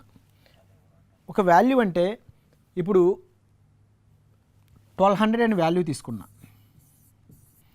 What is 10%? What is 10% of 1200? 1200లో 10% ఎంత అంటే పర్సెంట్ మీకు ఎక్కడ కనిపించిన బై 100 రాయమన్నాం. అంటే 10% అంటే 10/100 ఇంటూ 1200. హాఫ్ అంటే ఇంటూ వేగా ఇంటూ. సో ఈ 2 zeros క్యాన్సిల్ చేసా. 10 ఇంటూ 12 అంటే 120. సో ఒకసారి చూడండి 1200లో 10% ఎంత అంటే 120 రూపీస్ అన్నాం. అంటే 120 రూపీస్ అంటే ఇచ్చిన వాల్యూలో ఒక నెంబర్ తీసేసామనేగా. అంటే ఇచ్చిన వాల్యూ ఒక నెంబర్ ముందు పాయింట్ పెట్టాం. ఫర్ ఎగ్జాంపుల్ ఇంకోటి తీసుకుందాం. What is 50% of 3600? సో 50% 10% తీసుకుందాం. What is 10% of 3600? 10% అంటే ఇక్కడ ఒక నెంబర్ ముందు పాయింట్ పెట్టామంటే ఇక్కడ కూడా ఒక నెంబర్ ముందు పాయింట్ పెట్టాలిగా. అంటే 3600లో 10% ఎంత అంటే 360. సో మీకు ఏదైనా వాల్యూకి 10% ఫైండ్ అవుట్ చేయాలంటే ఇచ్చిన నెంబర్కి ఒక నెంబర్ ముందు పాయింట్ పెట్టండి. అంటే ఫర్ ఎగ్జాంపుల్ నేను ఒక వాల్యూ తీసుకున్నా. 2434లో 10% ఎంత అంటే 10/100 అంటాం. సో ఆల్రెడీ 10% అంటే ఎప్పుడు ఒక నెంబర్ ముందు పాయింట్ పెడుతున్నాం కాబట్టి జస్ట్ ఇక్కడ కూడా ఒక నెంబర్ ముందు పాయింట్ పెట్టండి. అంటే 2434లో 10% ఎంత అంటే 243 రూపీస్ 40 పైసా. ఇది 10% అవుతుంది. మీకు 10% ఫైండ్ అవుట్ చేయాలంటే ఎప్పుడైనా ఒక నెంబర్ ముందు సింపుల్గా ఒక పాయింట్ పెట్టిన సరిపోతుంది. ఫర్ ఎగ్జాంపుల్ 5,928 రూపీస్లో 10% ఎంత అంటే 592 రూపీస్ 80 పైసా అవుతుంది. అది 10% అవుతుంది. సో 10% ఎప్పుడు ఒక నెంబర్ ముందు సింపుల్గా ఒక పాయింట్ పెట్టిన సరిపోతుంది. నెక్స్ట్ 10% చూసాం. ఇప్పుడు 1% చూద్దాం. 1% అంటే ఫర్ ఎగ్జాంపుల్ 1200లో 1% ఎంత అంటే 1/100. 1% ఎంత పర్సెంట్ బై 100 కాబట్టి 1/100. 2 zeros క్యాన్సిల్ చేసా, 12 రాసా. అంటే 12 అంటే 2 నెంబర్స్ ముందు పాయింట్ పెట్టాం. అంటే ఫర్ ఎగ్జాంపుల్ 3600లో 1% ఎంత అంటే 1/100. 2 zeros క్యాన్సిల్ అయితే 36 వస్తుంది. అంటే 2 నెంబర్స్ ముందు పాయింట్ పెట్టా. ఇప్పుడు ఫర్ ఎగ్జాంపుల్ 2434లో 1% ఎంత అంటే జస్ట్ ప్రీవియస్ దాంట్లో చూస్తే 2 నెంబర్స్ ముందు పాయింట్ పెట్టాం కాబట్టి ఇక్కడ 2 నెంబర్స్ ముందు పాయింట్ పెట్టండి. అంటే 1% ఎంత అవుతుందంటే 24 రూపీస్ 34 పైసా అవుతుంది. 24 రూపీస్ 34 పైసా అవుతుంది. ఇప్పుడు ఇంకో వాల్యూ చూద్దాం. 5,964 అంటే ఇందులో 1% ఎంత అంటే 59 రూపీస్ 64 పైసా. అంటే 10% కావాలి అంటే ఒక నెంబర్ ముందు పాయింట్ పెట్టండి. 1% కావాలంటే 2 నెంబర్స్ ముందు పాయింట్ పెట్టండి. ఇది 10%, 1% ఫైండ్ అవుట్ చేసే విధానం. నెక్స్ట్ నేను ఒక నెంబర్ తీసుకుంటున్నాను. What is 30% of 120? What is 30% of 120? 120లో 30% ఎంత అన్నాడు. పర్సంటేజ్ అంటే ఎప్పుడు బై 100 రాయాలిగా. అంటే 30/100 ఇంటూ 120.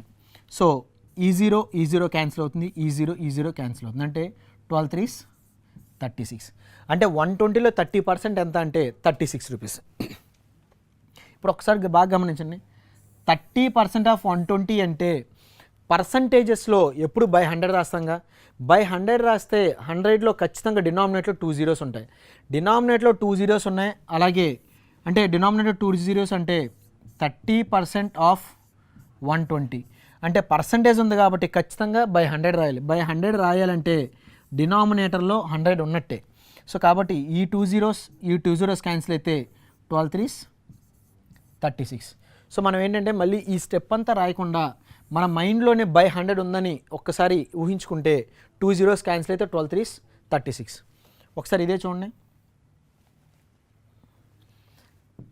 వాట్ ఈజ్ 60% ఆఫ్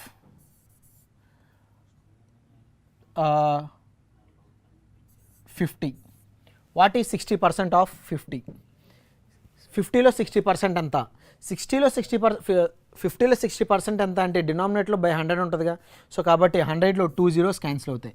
మరి డినామినేట్లో 100లో కూడా 2 zeros క్యాన్సిల్ అవుతాయి. అంటే 6 5s 30. దాని వాల్యూ ఎంత అంటే 30. For example what is 40% of 90? What is 40% of 90 అంటే డినామినేట్లో 40%, డినామినేటర్ 2 zeros ఉంటాయి కాబట్టి ఈ 2 zeros క్యాన్సిల్ చేస్తే 4 9s 36. సో డినామినేటర్ జీరోస్, ఆ జీరోస్ ఎప్పుడు మన మైండ్లో క్యాన్సిలేషన్ చేసేసుకోవాల్సిందే. Next and what is 15% of 60? మరి 15% ఆఫ్ 60 అంటే మరి 15లో 0 లేదుగా. సో 0 లేదంటే ఒకసారి చూడండి. 15% అంటే 15/100 ఇంటూ 60. సో ఈ జీరో క్యాన్సిల్ అవుతుంది. 5 టేబుల్లో ఇక్కడ 3 times, 5 టేబుల్ ఇక్కడ 2 times, 2 టేబుల్ ఇక్కడ 3 times క్యాన్సిల్ అవుతుంది. అంటే 3 3s 9. సో 60లో 15% ఎంత అంటే 9. అయితే దీని ప్రీవియస్లో మీకు ఒకటి చెప్పా, 10%కి 5% కన్వర్ట్ చేసుకోండి అని. సో అలాగనే చేయొచ్చు. లేదు అంటే దీన్ని ఒకసారి 15% అంటే ఫస్ట్ నేను 60%ని 60 నెంబర్ని 50% అంటే 10 + 5గా రాసుకుంటున్నా. అంటే 60లో 10% ఎంత? ఒక నెంబర్ ముందు పాయింట్ పెట్టా 6 ప్లస్ మరి 10% 6 అంటే 5% ఎంత అవ్వాలి? 3 అవ్వాలి. సో 9 అయిపోయిందిగా. సో ఇలా కూడా రాసుకోవచ్చు. 60లో 15% 10 + 5 అనుకున్నా. 60లో 10% అంటే 6, 5% ఇందులో ఆఫేగా 3, 6 + 3 9. లేదు అంటే 15% అంటే ఒకసారి చూడండి, డినామినేట్లో ఖచ్చితంగా 100 ఉంటుంది. అంటే 100లో ఒక 0 క్యాన్సిల్ అవుతుందిగా. అంటే ఎంత మిగిలిపోయింది? 15 6 90. 90లో 90 / 100, 90 / 10 అంటే 90 ఒక 10 పైన 9 కింద పైన 0 కింద 0 క్యాన్సిల్ అవుతుంది, అంటే రిమైనింగ్ ఎంత ఉంటుందంటే 9 ఉంటుంది. సో అలాగనే చేసుకోవచ్చు. ఒకసారి చూడండి, 15% ఆఫ్ 60 అంటే ఇక్కడ 60 క్యాన్సిల్ అయింది, కానీ 100లో 100 క్యాన్సిల్ అయిందంటే ఒక 0 ఉంటుందిగా, అంటే ఒక 0 అంటే 90, 15 6 90, మరి 90లో ఎక్కడో 0 ఇక్కడ 0 క్యాన్సిల్ అవుతుంది, ఎంత మిగిలిపోయిందంటే 9 మిగిలిపోయింది. సో ఇలా కన్వర్షన్ చేసుకోవాలండి. What is 12.5% of what is 12.5% of 2400? 2400 12.5% ఎంత అంటారు?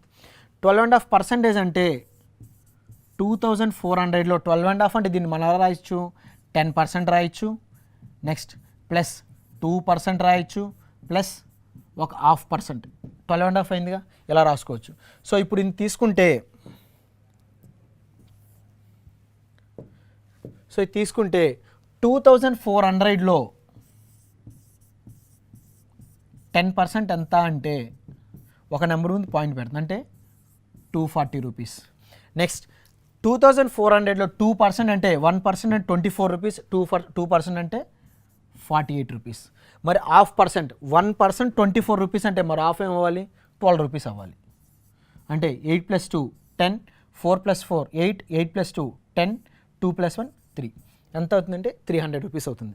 అంటే 12.5% ఎంత అంటే 2400లో 12.5% అంటే 300 వాల్యూ. అయితే మనం ఈ ప్రాసెస్ అంతా చేయడానికి మనకు అంత టైం ఉండదు కదండి కాంపిటేటివ్ ఎగ్జామ్స్లో. అయితే మనం ప్రీవియస్లో ఫ్రాక్షన్స్ నుంచి పర్సంటేజ్ కన్వర్ట్ చేసినప్పుడు 12.5 అంటే 12.5% అంటే ఫ్రాక్షన్స్లో 1/8 రాసుకోవచ్చుగా. సో అంటే ఈ 12.5 ప్లేస్లో 1/8 రాయొచ్చుగా. అంటే 2400 ఇంటూ 12.5 అంటే 1/8, 8 టేబుల్లో 8 3s 24. సో నాకు అదే వాల్యూ వచ్చింది చూడండి, సేమ్ 300 వాల్యూ వస్తుంది. సో అంటే ఈ వాల్యూస్ మనం కొద్దిగా గుర్తుపెట్టుకోగలిగితే మనకి ఇంకా ఈజీ అయిపోతుందండి. నెక్స్ట్, వాట్ ఈజ్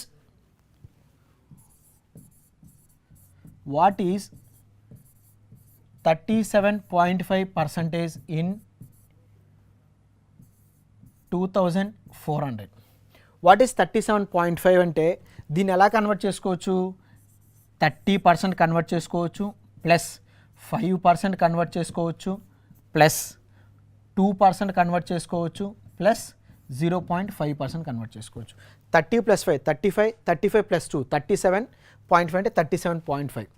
అయితే మనకి దీన్ని 37.5 బేస్ చేసుకుంటే మనం ప్రీవియస్లో కొన్ని వాల్యూస్ గుర్తుపెట్టుకున్నాం. అంటే 12.5 అంటే వాల్యూ ఎంత, 1/8. సో 12.5 అంటే 12.5 రాసుకోవచ్చుగా, 12.5 అంటే 1/8గా. సో నేను ఇప్పుడు దీన్ని ఏం చేస్తానంటే 12.5ని 3తో మల్టిపుల్ చేస్తున్నా. చూడండి 37.5 అయిందిగా. మరి ఎల్హెచ్ఎస్ని 3తో మల్టిపుల్ చేసి అంటే ఖచ్చితంగా ఆర్హెచ్ఎస్ని కూడా 3తో మల్టిపుల్ చేయాలిగా, అంటే 3/8. అంటే 37.5 ప్లేస్లో నేను 3/8 రాసుకోవచ్చుగా. సో ఇప్పుడు 37.5 ప్లేస్లో 3/8 రాసుకుంటున్నాను. అయితే 2400లో 37.5 అంటే 3/8 ఎంత, 3/8 అయితే ఎంత, 8 3s 24, అంటే 300 × 3 అంటే 900 rupees.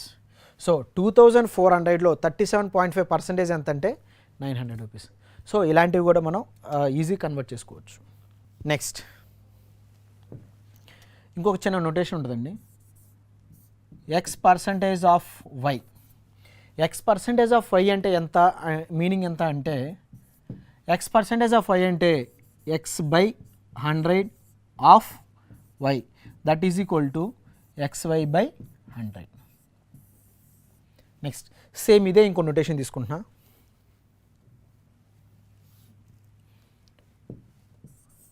y% of x. y% of x అంటే y% అంటే y/100 ఇంటూ x, అంటే that is equal to yx/100. అంటే xy/100 అన్న yx/100 అన్న ఒకటేగా. అంటే x% of y is equal x% of y is equal to y% of x అంటే రెండు ఈక్వలేగా. So అంటే ఒకసారి చూడండి, x% ఆఫ్ y. సో ఇప్పుడు తీసుకుంటున్నా, what 30% of 120 equal to 120% of 30. రెండు ఒకటేగా. సో అంటే 120 30% అంటే 10% అంటే 12 3 is 36 ప్లస్ మరి 120లో 30లో 120% అంటే ఖచ్చితంగా 36 అవుతుంది. అంటే రెండు ఈక్వలేగా. 30% ఆఫ్ 120 అన్న 120% ఆఫ్ 30 అన్న ఒకటేగా. సో 36 ప్లస్ 36 అదేనండి. x% ఆఫ్ y అన్న y% ఆఫ్ x అన్న సేమ్. అలాగే 30% ఆఫ్ 120 అన్న 120% ఆఫ్ 30 అంటే 30లో 120% ఫైండ్ అవుట్ చేయడం కొద్దిగా కష్టం అవుతుంది, కానీ మరి 120లో 30% ఫైండ్ అవుట్ చేయడం ఈజీగా. అంటే 120లో 30% అంటే 10% కాబట్టి 12 అవుతుంది, 30% కాబట్టి 12 3 is 36 అవుతుంది. సో ఇది 36 అయిందంటే ఖచ్చితంగా ఇది కూడా 36 అవుతుందిగా. సో ఈ నోటేషన్ అనేది ఒకటి ఇంపార్టెంట్ అండి. సో ఇవి బేసిక్స్ అండి. సో ఒకసారి మనం ప్రాబ్లమ్స్ చూద్దాం. First one, 860% of 50 plus 50% of 860 is equal to. So మనం ఇప్పుడే మాట్లాడుకున్నాం x% of y and y% of x. So నాకు ఇది కొద్దిగా కష్టం, నేను ఇది ఫైండ్ అవుట్ చేయడం కొద్దిగా కష్టం అనుకోవచ్చు, కానీ ఇది ఈజీగా ఫైండ్ అవుట్ చేయొచ్చుగా. అంటే 860లో 50% అంటే 860 ఇంటూ 50/100. సో ఇలా కౌంట్ చేసే బదులు 860లో ఆఫేగా కావాల్సింది. అంటే 0లో ఆఫ్ అంటే 0, 6లో ఆఫ్ అంటే 3, 8లో ఆఫ్ అంటే 4. అంటే 50% ఎంత? 430. సో నాకు ఇప్పుడు ఇది 430 అయిందంటే, ఈ వాల్యూ 430 అయిందంటే ఖచ్చితంగా ఈ వాల్యూ కూడా 430 అవ్వాలిగా. అంటే 430 ప్లస్ 430 అంటే 860 అవ్వాలి. సో మన ఆన్సర్ ఏమవుతుందంటే థర్డ్ ఆన్సర్ అవుతుంది.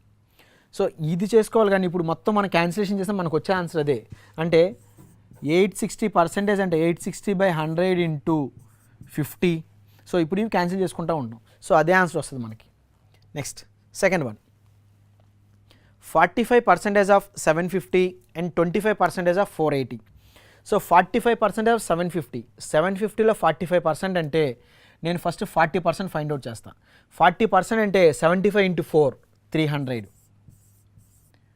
నెక్స్ట్ అంటే 5% మిగిలిపోయిందిగా. 5% 1% అంటే ఎంత? 7.5. 7.5 ఇంటూ 5 అంటే 37.5. 37.5 అంటే 0. మొత్తం ఎంత అవుతుంది? 5 7 3 3 337.5 అవుతుంది. ఏది? దీని వాల్యూ. నెక్స్ట్ దీని వాల్యూ ఫైండ్ అవుట్ చేస్తున్నాం మైనస్. సో 480లో 25%. అసలు 480లో 0.5% ఫైండ్ అవుట్ చేస్తున్నాం. 0.5% అంటే 0 4 2 240. 480లో 50% 240. మరి అందులో ఇంకో హాఫ్ కావాలిగా. అంటే హాఫ్ అంటే 0 2 1 120. So 337.5 minus 120.0. సో 5. సో 7లోంచి 0 పోతే 7, 3లోంచి 2 పోతే 1, 3లోంచి 1 పోతే 2. అంటే 217.5. ఇదిగోండి మన option, second option right answer అవుతుంది. What percentage of 7.2 kg is 8 grams. సో ఇక్కడ ఒక నొటేషన్ ఉంటుందండి. అదేంటంటే ఈజ్ బై ఆఫ్ ఇంటూ 100. సో ఇది ఎందుకు వాడతామంటే ఈజ్ అని ఏ నెంబర్ ముందు ఈజ్ అని ఉందో దాన్ని న్యూమినేటర్లో రాయండి, ఏ నెంబర్ ముందు ఆఫ్ అని ఉందో అది డినామినేటర్లో రాయండి. సో ఇక్కడ వీడు ఏమవుతుందంటే what percentage of 7.2 kg is 18 grams. అంటే 7.2 kgలో 18 grams అనేది ఎంత పర్సెంటేజ్? సో 18 grams ముందు ఈజ్ ఉంది కాబట్టి ఆ ఈజ్ నేను న్యూమినేటర్లో రాస్తున్నాను. అంటే 18 grams బై 7.2 kg ఆఫ్, దేని ముందు ఆఫ్ ఉందంటే 7.2 kg, దాన్ని డినామినేటర్ రాస్తున్నా 7.2 kg. సో అది ఎంత పర్సెంటేజ్ అని అడుగుతున్నాడు. అయితే న్యూమరేట్లో గ్రామ్స్ ఉంది, డినామినేట్లో కేజీస్లో ఉంది. అయితే దీని మొత్తాన్ని కేజీస్లోకి మార్చండి, లేదా 7.2 kg గ్రామ్స్లోకి మార్చండి. అయితే ఇది కేజీస్లోకి మార్చాను అనుకోండి మళ్ళీ పాయింట్స్ వస్తుంది. కాబట్టి నేను ఏం చేస్తాను, 7.2 kg గ్రామ్స్లోకి మారుస్తున్నాను. అంటే 18 grams డివైడెడ్ బై 7.2 kg అంటే 7200 grams అనేది ఎంత పర్సెంటేజ్? సో ఈ 2 zeros క్యాన్సిల్ అవుతుంది. 18 టేబుల్లో 4 times క్యాన్సిల్ అవుతుంది. అంటే 1/4. 1/4 అంటే 0.25 రాసుకోవచ్చు. 1/4 అంటే పావు కేజీ. సో 1/4 అంటే 0.25. ఇదిగోండి సెకండ్ ఆప్షన్.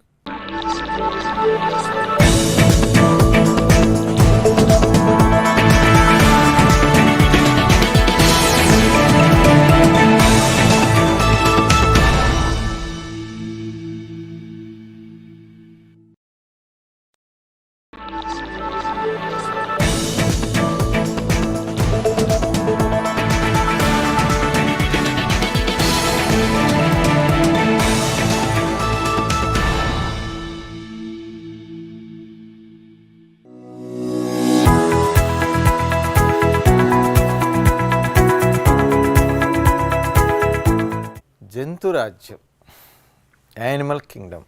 ఇందులో వెన్నెముక లేని జంతువులు, వెన్నెముక గల జంతువులు, ఇన్వర్టిబ్రేట్స్, వర్టిబ్రేట్స్, అకశేరుకాలు, సకశేరుకాలు. వెన్నెముక లేనివి అకశేరుకాలు ప్రోటోజోవా, పొరిఫెరా, నిడేరియా లేదా సీలెంట్రేటా, ప్లాటిహెల్మెంతిస్, నిమాటిహెల్మెంతిస్, అనిలిడా, ఆర్ద్రోపోడా, మొలస్కా, ఎకైనోడెర్మేటా. 9 వర్గాలు. సకశేరుకాలు వర్టిబ్రేట్స్, అంటే వీటినే కార్డేట్స్ అని కూడా పిలుస్తాం. చేపలు, ఉభయచరాలు, సరీసృపాలు, పక్షులు, క్షీరదాలు. చేపల్ని పైసెస్ అంటాం, ఉభయచరాలని యాంఫీబియన్స్ అంటాం, సరీసృపాలని రెప్టైల్స్ అంటాం, పక్షుల్ని ఏవ్స్, క్షీరదాలని మ్యామల్స్ అంటాం. ఈ జంతువుల్లో సౌష్ఠవం ఎలా ఉంటుంది, పొరలు ఎలా ఉంటాయి, సీలోం శరీర కుహరం ఎలా ఉంటుంది, ఈ పాయింట్స్ వరకు మనం చూస్తే గ్రూప్ 1లో కానీ సివిల్ సర్వీస్లో కానీ ఇంతకుముందు కొన్ని ఎగ్జామ్స్లో ఒక వర్గాన్ని గుర్తించడానికి, ఒక జంతువు యొక్క లక్షణాన్ని గుర్తించడానికి ఈ 3 లక్షణాలు ప్రధానంగా ఉపయోగపడుతుంటాయి. సౌష్ఠవం ఒక జంతువులో ఎలా ఉంటుంది, అలాగే పొరలు ఎలా ఉంటాయి, శరీర కుహరం ఎలా ఉంటుంది, ఈ విషయాలు ఆయా జంతువుల్లో, ఆయా వర్గాల్లో మనం నేర్చుకుంటే ఈజీగా ఉంటుంది. ఒక్కొక్క జంతువుకి నేర్చుకునే బదులు ఆ వర్గాల్లో ఎలా ఉంటుందో ఒకసారి ఈజీగా నేర్చుకునే మార్గం అది. ముఖ్యంగా మనం పిండం యొక్క అభివృద్ధిని చూసాం. పిండం యొక్క అభివృద్ధిలో శుక్రకణము, అండము కలిసి ఫలదీకరణ జరిగి సంయుక్త బీజం ఏర్పడుతుంది, జైగోట్. అది అనేక విభజనలు చెంది, అంటే క్లీవేజ్, విదళనం అంటారు, ఒక బంతి లాంటి నిర్మాణం ఏర్పడుతుంది, బ్లాస్టుల దశ. దాని నుంచి అంతర్వర్తనము, ఇన్వాజినేషన్ జరిగి 2 పొరలు కలిగిన గ్యాస్ట్రుల దశ ఏర్పడుతుంది. దాని నుంచి 3 పొరలు ఏర్పడతాయి, జెర్మినల్ లేయర్స్, జనన స్తరాలు ఏర్పడతాయి. ఆ జనన స్తరాలు ముఖ్యంగా ఆ యొక్క జెర్మినల్ లేయర్స్ కొన్ని జంతువుల యొక్క పిండాభివృద్ధిలో 2 ఉంటాయి, కొన్ని జంతువుల యొక్క పిండాభివృద్ధిలో 3 ఉంటాయి. అవి గనక ఎండోడర్మ్, ఎక్టోడర్మ్, అంతఃస్త్వచము, బాహ్యస్త్వచము, ఇలా 2 పొరలు ఉన్నట్లయితే వాటిని ద్విస్తరితాలు, డిప్లోబ్లాస్టిక్ యానిమల్స్ అంటారు.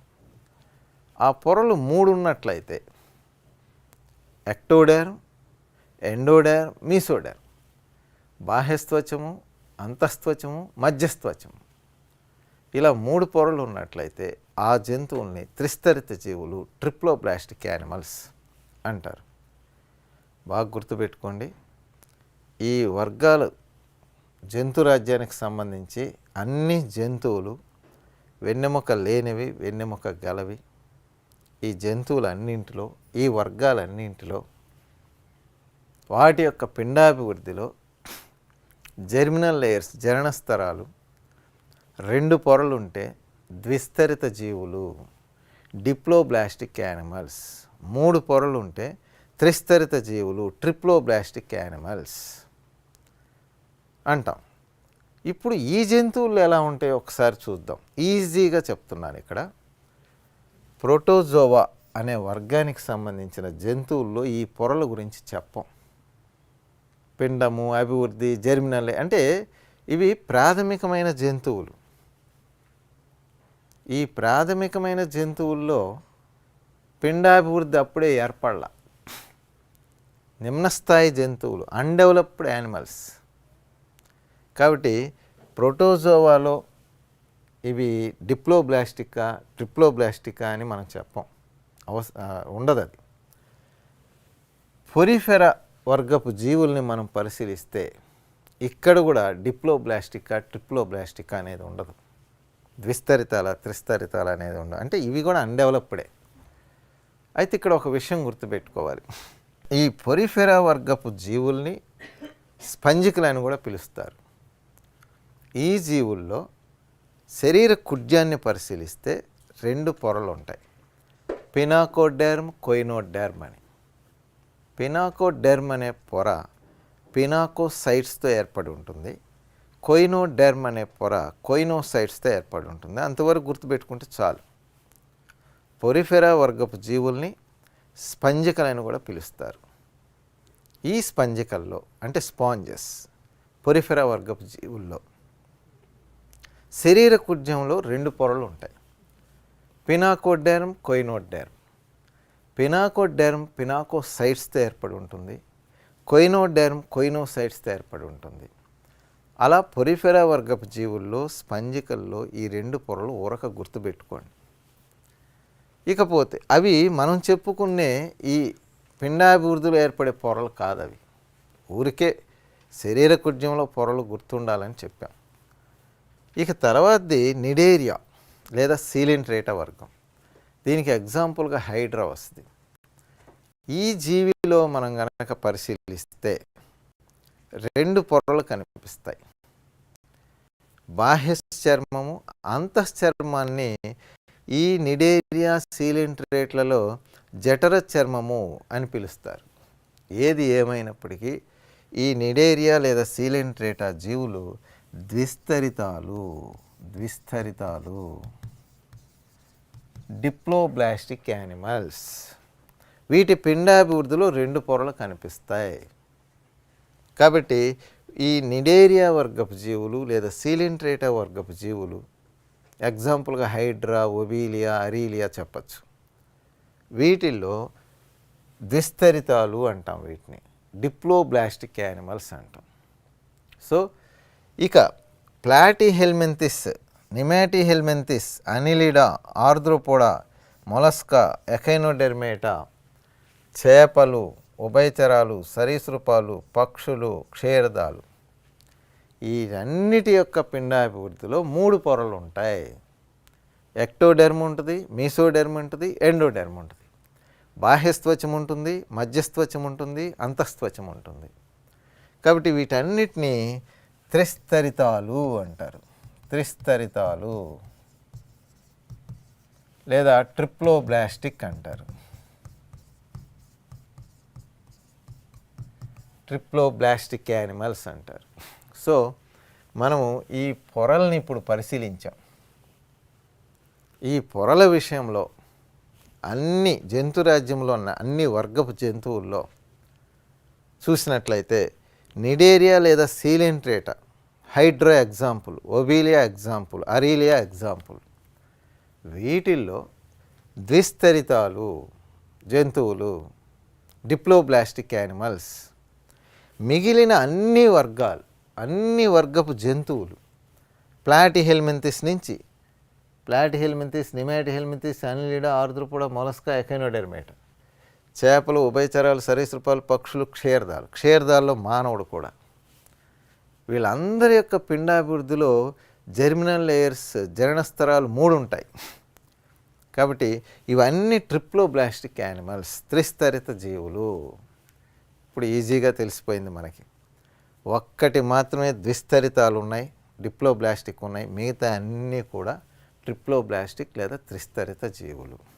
ఇది పొరల విషయంలో మనం ఈజీగా తెలుసుకునేది. ఇక నెక్స్ట్ సౌష్ఠవ విషయం చూద్దాం. సౌష్ఠవ విషయానికి వస్తే మనం పిండాభివృద్ధిలో ఇలా 3 పొరలు అన్నాం. Germinal layers. ఈ మధ్య పొర చీలి ఒక పొర లోపలికి ఒక పొర వెలుపలికి వెళ్ళినప్పుడు ఆ మధ్యలో గ్యాప్ వస్తుంది. దాన్ని కుహరము అంటాం, క్యావిటీ అంటాం. దాన్ని సీలోమ్, శరీర కుహరం అంటాం అన్నమాట. ఈ జెర్మినల్ లేయర్స్, జనన స్తరాలు 3 పొరలు ఉన్నాయి పిండాభివృద్ధిలో. మధ్య పొర చీలి మధ్యలో కుహరం ఏర్పడుతుంది. ఈ మధ్య పొర చీలినప్పుడు ఈ పొర లోపల ఉండే అవయవాలకు అంటుకుంటుంది, వెలుపలి పొర బయటికి అట్లా వెలుపలికి వెళ్తుంది, మధ్యలో గ్యాప్ వస్తుంది. దాన్ని శరీర కుహరము అంటారు, సీలోమ్ అంటారు. ఈ సీలోమ్ పరంగా, శరీర కుహరం పరంగా చూసినట్లయితే జంతువులు ఎలా ఉంటాయి అనేది చూద్దాం. అలాగే సౌష్ఠవం పరంగా చూస్తే ఇప్పుడు మానవుడు ఉన్నాడు, నిలువుగా కోస్తే 2 సమాన అర్ధ భాగాలు వస్తాడు, ఇలా కోస్తే 2 సమాన అర్ధ భాగాలు రావు. ఇలా ఒక జీవిని ఒక రేఖ ద్వారా కానీ కోస్తే 2 సమాన అర్ధ భాగాలు రావడం కానీ, ఎలా కోసినా 2 సమాన అర్ధ భాగాలు రావడం కానీ, అర్ధ భాగాలు రాకపోవడం కానీ. ఒక జీవిని కోసినప్పుడు 2 సమాన అర్ధ భాగాలు వస్తూ ఉంటే ఆ జీవి సౌష్ఠవాన్ని కలిగి ఉంది అంటాం. 2 సమాన అర్ధ భాగాలు రాకపోతే ఆ జీవి సౌష్ఠవాన్ని కలిగి లేదు అంటాం. ఆ విధంగా చూసినప్పుడు సౌష్ఠవ విషయానికి వచ్చినప్పుడు సౌష్ఠవం ఉన్నవి, సౌష్ఠవం లేనివి ఉంటాయి జీవులు. సిమెట్రికల్ యానిమల్స్, ఏసిమెట్రికల్ యానిమల్స్, సౌష్ఠవయుతాలు, సౌష్ఠవ రహితాలు, సౌష్ఠవం ఉన్నవి, సౌష్ఠవం లేనివి.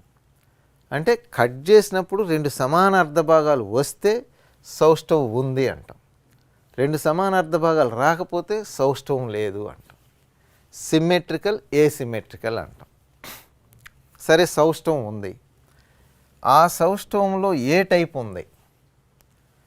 ద్విపార్శ సౌష్ఠవం ఉందా, వలయ సౌష్ఠవం ఉందా?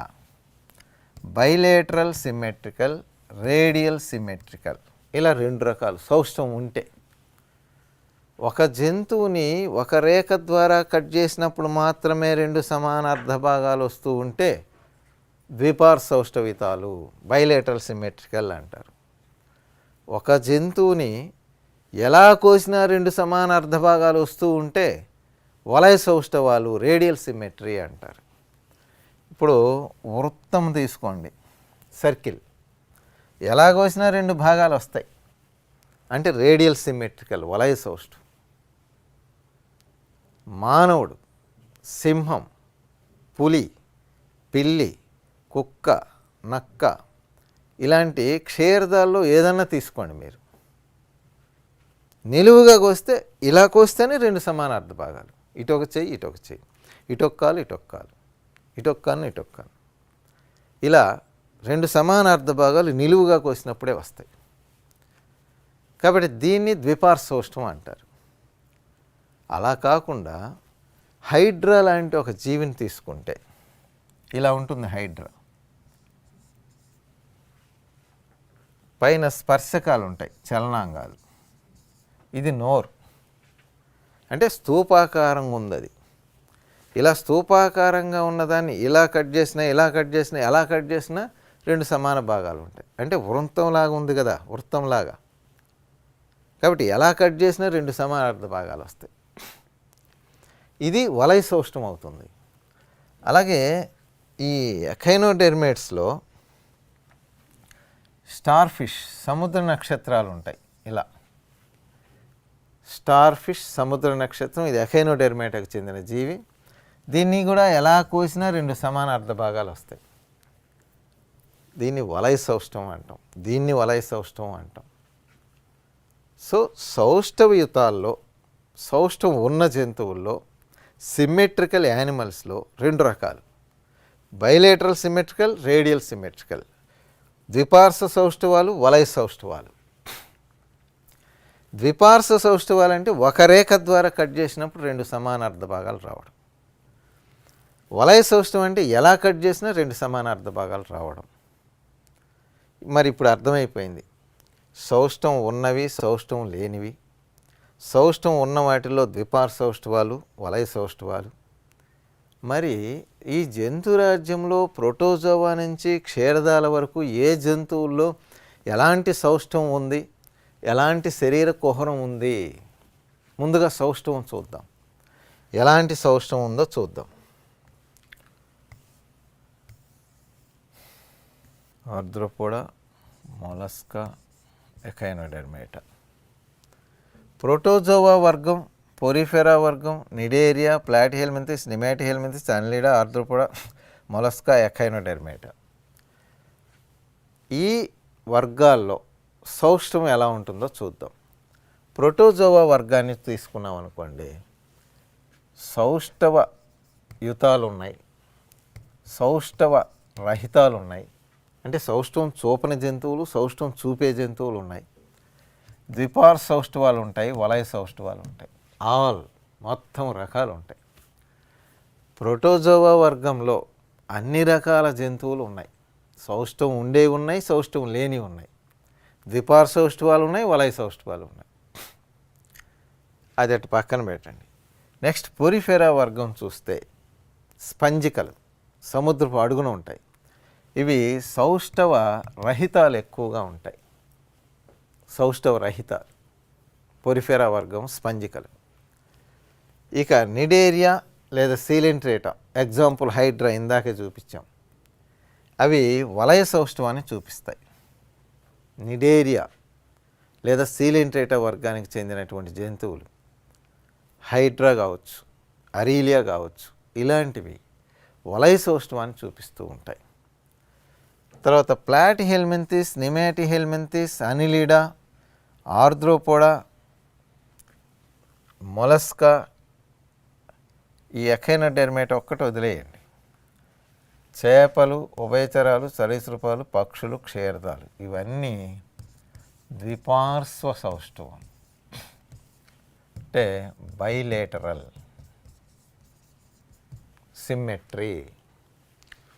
ప్లాటిహెల్మింథిస్, నిమాటిహెల్మింథిస్, అనిలిడా, ఆర్థ్రోపోడా, మొలస్కా కూడా, అలాగే ఎకైనోడెర్మేట్స్ వదిలేయండి. చేపలు, ఉభయచరాలు, సరీసృపాలు, పక్షులు, క్షీరదాలు ఇవన్నీ నిలువుగా వస్తే ఇవన్నీ ద్విపార్ సౌష్ఠవయుతాలు, బైలేటరల్ సిమెట్రికల్. సింపుల్గా తెలిసిపోయింది. ఫర్ ఎగ్జాంపుల్ చేపలను తీసుకోండి, నిలువుకు వస్తే 2 భాగాలు వస్తుంది. ఉభయచరాలు అంటే కప్పను తీసుకోండి, నిలువుకు వస్తే 2 భాగాలు వస్తుంది. సరీసృపాలు తొండలు తీసుకోండి, బల్లులు తీసుకోండి, నిలువుకు వస్తే 2 సమానార్థ భాగాలు వస్తాయి. పక్షులు నిలువుకు వస్తే 2 సమానార్థ భాగాలు వస్తాయి. క్షీరదాలు నిలువుకు వస్తే 2 సమానార్థ భాగాలు. క్షీరదాలు అంటే కుందేలు కానీ, మానవుడు కానీ, ఏనుగు కానీ, సింహం కానీ, పులి కానీ, ఇలా ఇవన్నీ ఒక రేఖ ద్వారా కోసినప్పుడు 2 సమానార్థ భాగాలు వస్తున్నాయి. కాబట్టి ద్విపార్శ్వ సౌష్ఠవయుతాలు, బైలేటరల్ సిమెట్రికల్. ఇక్కడ కొంచెం గుర్తుపెట్టుకోవాలి. ప్లాటిహెల్మింథిస్ అంటే టీనియా సోలియం, బద్దె పురుగు, ద్విపార్ సౌష్ఠవం చూపిస్తుంది. నిమాటిహెల్మింథిస్, ఆస్కారిస్ లుంబ్రికాయిడిస్, ఏలిక పాములు, ఒకరేరియా బ్యాంక్రాఫ్టీ, ఇవి నిలువుగా కోస్తే 2 భాగాలు వస్తాయి, ద్విపార్ సౌష్ఠవయుతాలు. అనిలిడా అంటే వానపాము, జలగ, ఇవి కూడా నిలువుకు వస్తే 2 సమాన అర్ధ భాగాలు వస్తాయి, ద్విపార్ సౌష్ఠవయుతాలు. ఆర్థ్రోపోడ్స్ కీటకాలు, బొద్దింక ఇలాంటివి నిలువుకు వస్తే 2 భాగాలు వస్తాయి. కీటకాలకి 3 జతల కాళ్ళు, 2 జతల రెక్కలు ఉంటాయి. నిలువుకు కోసినప్పుడు అవి అటు ఇటు పంచబడతాయి. కాబట్టి ఆర్థ్రోపోడ్స్ అన్ని కీటకాలు, ద్విపార్ సౌష్ఠవయుతాలు. సో ఇక మొలస్కా జీవులు అంటే నత్త, ఆల్చిప్పల ఎగ్జాంపుల్.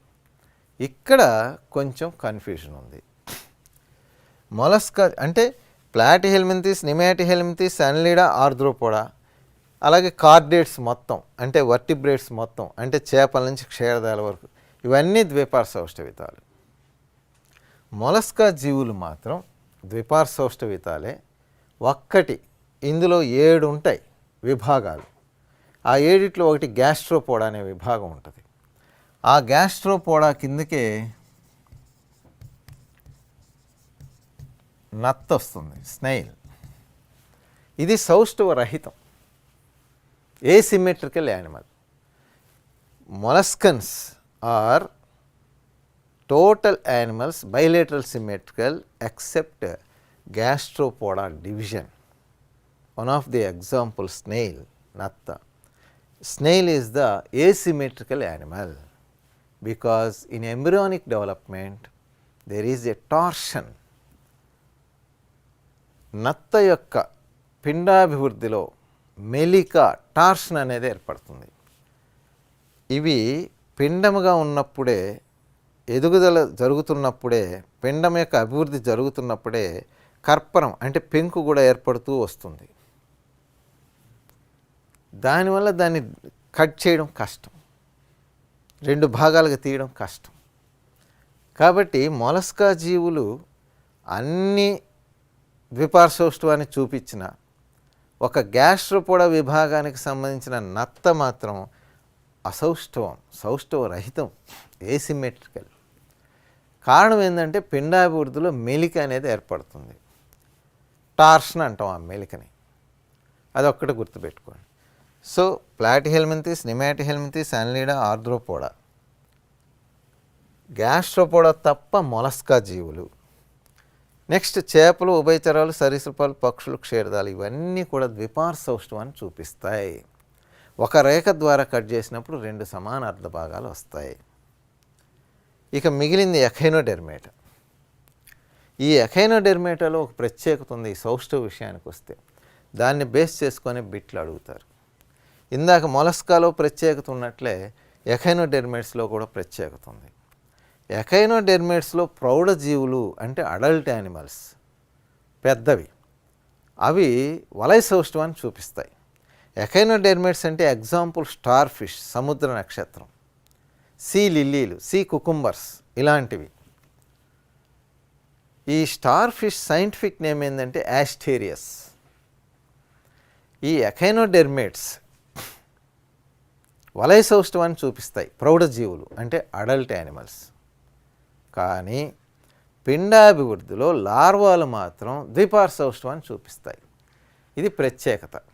బాగా గమనించినట్లయితే ఎఖైనోడెర్మేట్స్ ప్రౌఢ జీవులు వలయ సౌష్ఠవాన్ని, లార్వాలు అంటే డింబకాలు ద్విపార్శ్వౌష్ఠవాన్ని చూపించడం ఈ వర్గపు జీవుల యొక్క ప్రత్యేకత. ఇది సౌష్ఠవం గురించి. ఇక్కడ చాలా ఈజీగా మనం గుర్తుపెట్టుకోవచ్చు. ఒక్కొక్క జంతువుకి గుర్తుపెట్టుకునే బదులు జంతు రాజ్యంలో ఉన్నటువంటి అన్ని వర్గాల్లో ఎక్కువగా ద్విపార్శ్వౌష్ఠవం ఉంది. ఈ ప్లాటిహెల్మింథిస్, నిమాటిహెల్మింథిస్, అన్లీడా, ఆర్థ్రోపోడా ఇవన్నీ కూడా ద్విపార్శ్వౌష్ఠవాన్ని చూపిస్తున్నాయి. ఒక్క నిడేరియా, సీలెంట్రేటా, హైడ్రా లాంటి జీవులు వలయ సౌష్ఠవాన్ని చూపిస్తున్నాయి. ఎఖైనోడెర్మేట్స్ ప్రౌఢ జీవులు వలయ సౌష్ఠవాన్ని చూపిస్తున్నాయి. డింబకాలు లేదా లార్వాలు మాత్రం ద్విపార్శ్వౌష్ఠవాన్ని చూపిస్తున్నాయి. మొలస్కాలు అన్నీ ద్విపార్శ్వౌష్ఠవాన్ని చూపిస్తాయి. ఒక్క గ్యాస్ట్రోపోడా విభాగానికి చెందిన నత్తల్ లాంటివి మాత్రం అసౌష్ఠవం, సౌష్ఠవరహితంగా ఉంటున్నాయి. కారణం పిండాభివృద్ధిలో మెలిక ఏర్పడడం. ఇది సిమ్మెట్రీ, సౌష్ఠవ విషయానికి వస్తే జంతు రాజ్యంలో ఆయా జంతువుల్లో ఉండేటువంటి సౌష్ఠవ విధానాలు. పొరలు చూసాం, సౌష్ఠవం చూసాం. శరీర కుహరం, సీలోమ్ని చూస్తే మరలా మనం అది ఎలా ఉంటుందో చూద్దాం. ఇందాక చెప్పుకున్నట్లుగా 3 పొరలు ఉంటాయి పిండాభివృద్ధిలో. ఆ మధ్య పొర చీలి లోపల ఏర్పడే కుహరమే శరీర కుహరం, దాన్ని సీలోమ్ అంటున్నాం. ఆయా జంతు రాజ్యంలో, ఆయా వర్గాల్లో, ఆయా జంతువుల్లో శరీర కుహరం, సీలోమ్ ఎలా ఉంటుంది అనేది ఇప్పుడు చూద్దాం మనం. Protozoa, Porifera, Cnidaria, Platyhelminthes, Nemathelminthes, Annelida, Arthropoda, Mollusca, Echinodermata ఇవన్నీ అకశేరుకాలు, వెన్నెముక లేనివి. ప్రోటోజోవాలో పిండాభివృద్ధి ఇంకా జరగలేదు. ఆ యొక్క 3 పొరలు బాహ్యస్త్వచం, మధ్యస్త్వచం, అంతస్త్వచం ఏర్పడలేదు. Ectoderm, mesoderm, endoderm. కాబట్టి సీలోమ్ విషయంలో, శరీర కుహరం విషయంలో ప్రోటోజోవాని మినహాయింపు వదిలేయండి. అలాగే పొరిఫెరాని కూడా వదిలేయండి. అయితే పొరిఫెరాలో మామూలుగా లోపల ఒక క్యావిటీ, కుహరం ఉంటుంది. దాన్ని స్పాంగోసీల్ అంటారు, స్పంజికా కుహరం అంటారు. అది ఒక గుర్తుపెట్టుకోండి. పొరిఫెరా లేదా స్పంజికల్లో పొరిఫెరా వర్గానికి చెందిన స్పంజికల్లో మనం చెప్పుకునే ఇలా నిజమైన కుహరం కాదు. ఆ స్తూపాకారంలో ఉంటే స్పంజికలు మధ్యలో ఒక క్యావిటీ, ఒక కుహరం ఉంటుంది. దాన్ని స్పాంగోసీల్ అంటారు, స్పంజికా కుహరం అంటారు. ఆ తర్వాత నిడేరియా తీసుకుంటే సీలెంట్రేటా, ఎగ్జాంపుల్ హైడ్రా. ఆ జీవుల్లో కూడా ఇలాంటి సీలోమ్ మనకు కనిపించదు. జీవి మధ్యలో క్యావిటీ, కుహరం ఉంటుంది స్పంజికలకు ఉన్నట్టే, దాన్ని సీలెంటిరాన్ అంటారు. అందుకనే నిడేరియన్స్కి సీలెంట్రేటా అని కూడా పేరుంది. హైడ్రా లాంటి ఎగ్జాంపుల్ చూస్తే నిడేరియా లేదా సీలెంట్రేటాకి స్పంజికల్లాగే ఒక కుహరం ఉంటుంది జీవి శరీరంలో, దాన్ని సీలెంటిరాన్ అంటాం. స్పంజికల్లో ఉండేదాన్ని, పొరిఫెరెన్స్లో ఉండేదాన్ని స్పంజికా కుహరము, స్పాంగోసీల్ అన్నాం. నిడేరియా లేదా సీలెంట్రేటాకి చెందిన హైడ్రా లాంటి జీవుల్లో ఉండే కుహరాన్ని సీలెంటిరాన్ అన్నాం. అవి ఈ సీలోమ్ కిందకి రావు, కాకపోతే వరకు గుర్తుపెట్టుకోండి బిట్స్కి. అలాగే ప్లాటిహెల్మింథిస్ని పరిశీలించాం, నిమాటిహెల్మింథిస్ని పరిశీలించాం అనుకోండి. ప్లాటిహెల్మింథిస్లో వీటిని సీలోమ్ లేదు కాబట్టి ఏ సీలోమేట్స్ అన్నారు ఫస్ట్. ప్లాటిహెల్మింథిస్ జీవుల్లో సీలోమ్ ఉండదు, అందుకని వీటిని ఏ సీలోమేట్స్ లేదా శరీర కుహర రహిత జీవులు అన్నాం. నిమాటిహెల్మింథిస్కి వచ్చేసరికి మిథ్యా శరీర కుహరము, సూడో సీలోమేట్స్ అంటాం. ప్లాటిహెల్మింథిస్ ఏ సీలోమేట్స్, నిమాటిహెల్మింథిస్ సూడో సీలోమేట్స్. ఇక అనిలిడా అంటే వానపాము, ఆర్ద్రోపోడా అంటే కీటకాలు, మొలస్కా, ఎకైనోడెర్మేటా, ఈ మొత్తం కార్డేట్స్. వీటన్నిటిలో శరీర కుహరం ఉంటుంది కాబట్టి సీలోమేట్స్, శరీర కుహర జీవులు లేదా నిజ శరీర కుహర జీవులు అంటారు. ఎక్కడి నుంచి?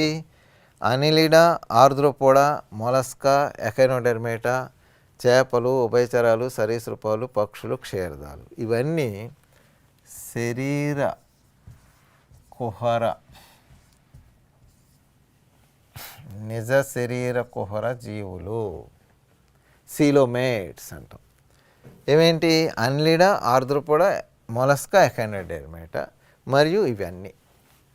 వీటన్నిటిలో శరీర కుహరం ఉంటుంది కాబట్టి శరీర కుహర జీవులు లేదా నిజ శరీర కుహర జీవులు, సీలోమేట్స్ అంటాం. మనలో ఒకసారి చూసుకుందాం. ప్రోటోజోవాలో శరీర కుహరం గురించి మాట్లాడడం. పొరిఫెరా స్పంజికల్లో స్పంజికా కుహరం అనేది ఉంటుంది, అది నిజమైన శరీర కుహరం కాదు. నిడేరియా లేదా సీలెంట్రేట్లో సీలెంట్రాన్ అనేది ఉంటుంది, అది నిజమైన శరీర కుహరం కాదు. ఇక ప్లాటిహెల్మింథిస్లో శరీర కుహరమే ఉండదు, అందుకని వాటిని ఏ సీలోమేట్స్ అంటారు, శరీర కుహర రహిత జీవులు అంటారు. ఇక నిమాటిహెల్మింథిస్లో మిథ్యా శరీర కుహరం ఉంటుంది, సూడో సీలోమేట్స్ అంటారు. ఆ తర్వాత అన్నీ కూడా అనిలిడా నుంచి క్షీరదాల వరకు సీలోమేట్స్, శరీర కుహరము కలిగిన జీవులు. ఇక్కడ ఇంకో పాయింట్ ఉంది. అనిలిడా, ఆర్ద్రోపోడా, మొలస్కా ఈ మూడు చూస్తే మధ్య పొర అంటే మీసోడెర్మ్, మధ్యస్త్వచం చీలితే వచ్చే పొరని, వచ్చే కుహరాన్ని షైజోసీలోమ్ అంటాం. ఈ మధ్య పొర, మధ్యస్త్వచం చీలి ఏర్పడే కుహరం అనిలిడా, ఆర్ద్రోపోడా, మొలస్కా ఈ మూడు వర్గాల్లో షైజోసీలోమ్ అంటాం. మధ్య పొర చీలి ఏర్పడే శరీర కుహరం షైజోసీలోమేట్స్. అనిలిడా, ఆర్ద్రోపోడా, మొలస్కా ఈ మూడు వర్గాలకు చెందిన జంతువులు షైజోసీలోమేట్స్. వీటన్నిటిలో సీలోమ్ ఉంది, కానీ అందులో మరలా రెండు రకాలు, షైజోసీలోమేట్స్, ఏంటిరోసీలోమేట్స్. అనిలిడా, ఆర్ద్రోపోడా, మొలస్కా ఈ మూడు వర్గాల్లో మీసోడెర్మ్, మధ్యస్త్వచం చీలి రెండు పొరలు ఏర్పడతాయి, చీలి శరీర కుహరం ఏర్పడుతుంది, దాన్ని షైజోసీలోమ్ అంటాం. కాబట్టి అనిలిడా ఆర్ద్రోపోడా మొలస్కా జీవుల్ని షైజోసీలోమేట్స్ అని పిలుస్తాం. ఇక మిగిలింది ఎకైనోడెర్మేటా ప్లస్ ఇవి కార్డేట్స్. వీటిల్లో అంతస్త్వచం ఎండోడెర్మ్ చీలి శరీర కుహరం ఏర్పడుతుంది. కావున వీటన్నిటిని ఏంటిరోసీలోమేట్స్ అంటారు. ఏంటిరోసీలోమేట్స్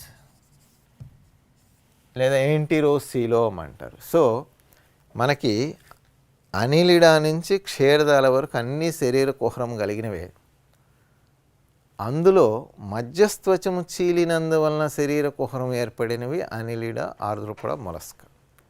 వీటిని షైజోసీలోమేట్స్ అన్నాం. ఇక మిగిలిన ఎకైనోడెర్మేటా కార్డేట్స్ అన్నీ చేపలు, ఉభయచరాలు, సరీసృపాలు, పక్షులు, క్షీరదాలు. వీటిల్లో అంతస్త్వచము చీలి ఏర్పడే శరీర కుహరం ఉంటుంది.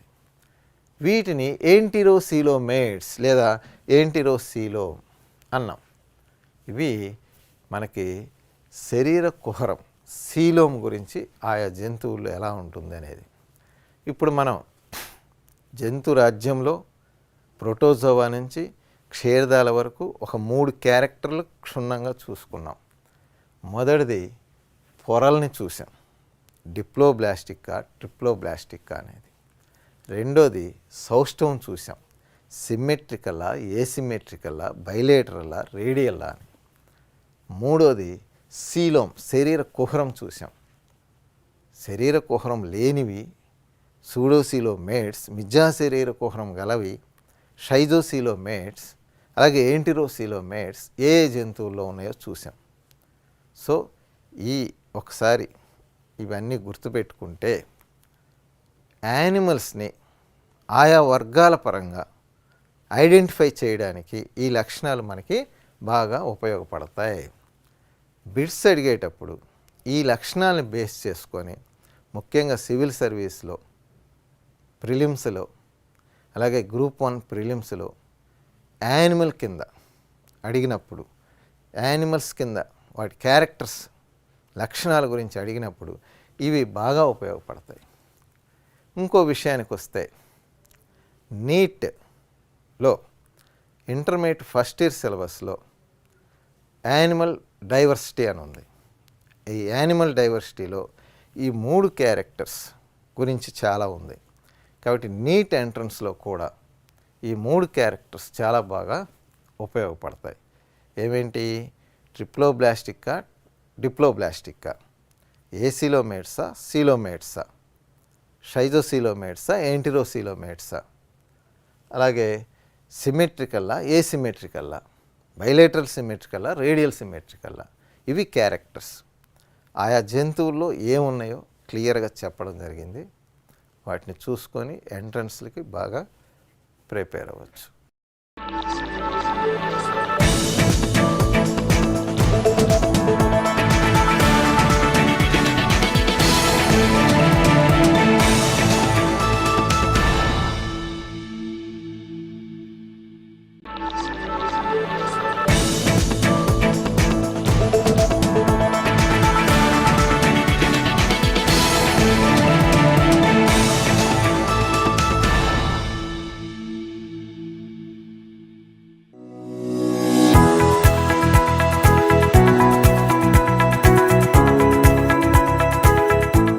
ఈరోజు మనం ఈ పోటీ పరీక్షల్లో అత్యంత ఇంపార్టెంట్ టాపిక్ కణం. కణం గురించి తెలుసుకుందాం. కణాన్ని ఇంగ్లీష్లో సెల్ అంటారు. కణానికి ముందుగా నిర్వచనం చూద్దాం. ఈ పోటీ పరీక్షల్లో కణం టాపిక్ మీద కంపల్సరీగా ఒక బిట్ అడుగుతుంటారు. ముందుగా కణానికి డెఫినేషన్ చూసుకున్నట్లయితే కణం అనేది జీవుల్లో నిర్మాణాత్మకమైన క్రియాత్మకమైన మూల ప్రమాణం.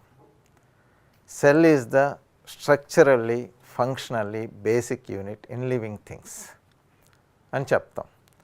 స్ట్రక్చరల్లీ నిర్మాణాత్మకమైన అంటే మొక్కల యొక్క నిర్మాణానికి, జంతువుల యొక్క నిర్మాణానికి కణం అవసరము అని అర్థం. ఫంక్షనల్లీ అంటే క్రియాత్మకమైన అంటే మొక్కల్లో జరిగే జీవనక్రియలకు, జంతువుల్లో జరిగే జీవనక్రియలకు కణం అవసరం. అందుకనే కణానికి డెఫినేషన్ నిర్మాణాత్మకమైన క్రియాత్మకమైన మూల ప్రమాణము అని చెప్పారు కణాన్ని. అలాగే కణాన్ని మొట్టమొదటిసారిగా 1665 సంవత్సరంలో కణాన్ని 1665 సంవత్సరంలో రాబర్ట్ హుక్ అనే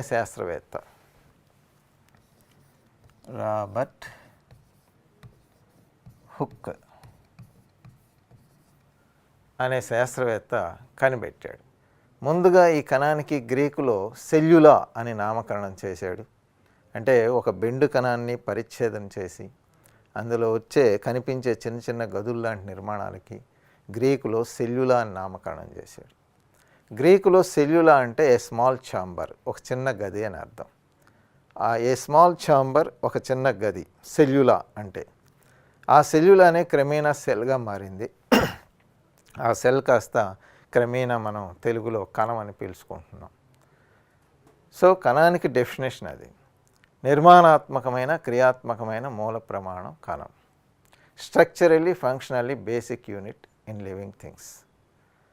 కణాన్ని మొదట కనిపెట్టిన శాస్త్రవేత్త రాబర్ట్ హుక్ 1665 సంవత్సరం. అయితే ఈ కణాలని కేంద్రకాన్ని ఆధారంగా చేసుకొని 2 రకాలుగా చెప్తుంటారు.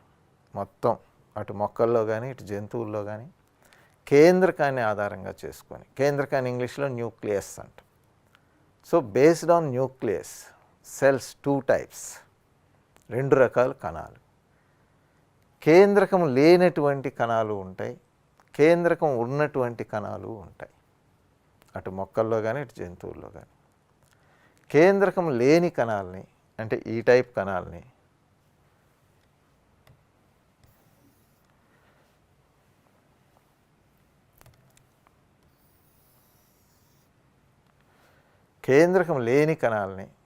కేంద్రక పూర్వ కణాలు అంటారు. కేంద్రకం ఉన్నటువంటి కణాలు ఉంటాయి. ఇలాంటి వాటిని నిజ కేంద్రక కణాలు,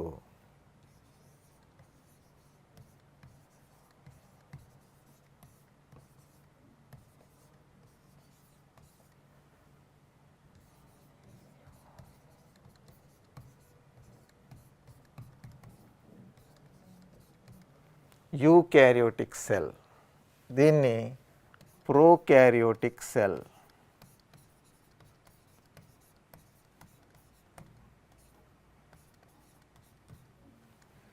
ఇలా కేంద్రకాన్ని ఆధారంగా చేసుకొని కేంద్రకం లేని కణాలు, కేంద్రకం ఉన్న కణాలు అని చెప్పి 2 రకాలుగా విభజిస్తారు.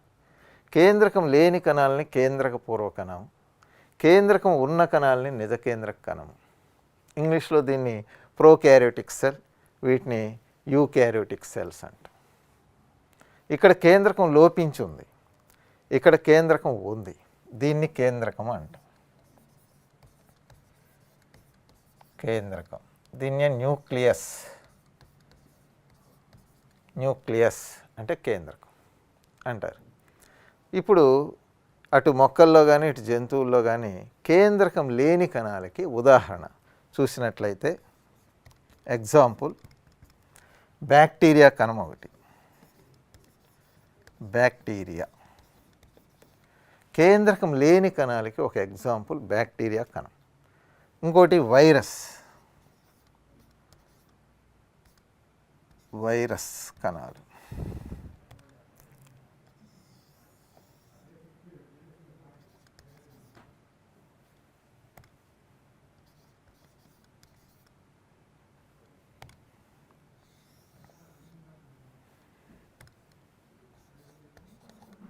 వైరస్. ఇంకో ఎగ్జాంపుల్ నీలి ఆకుపచ్చ శైవలాలు, బ్లూ గ్రీన్ ఆల్గే. నీలి ఆకుపచ్చ శైవలాలు. నీలి ఆకుపచ్చ శైవలాలు అనేది ఒక కామన్ నేమ్ శైవలాల్లో. దీంట్లో 2 మొక్కలు ఉంటాయి, నాస్టాక్ అనబినా అని. నాస్టాక్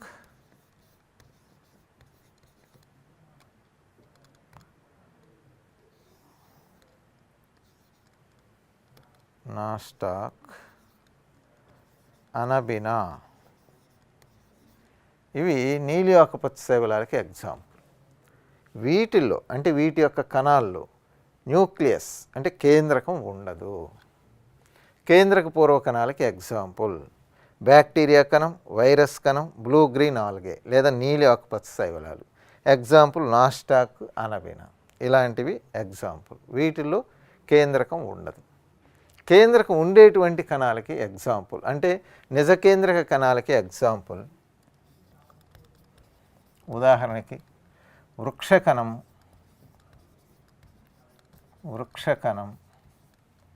జంతుకణం,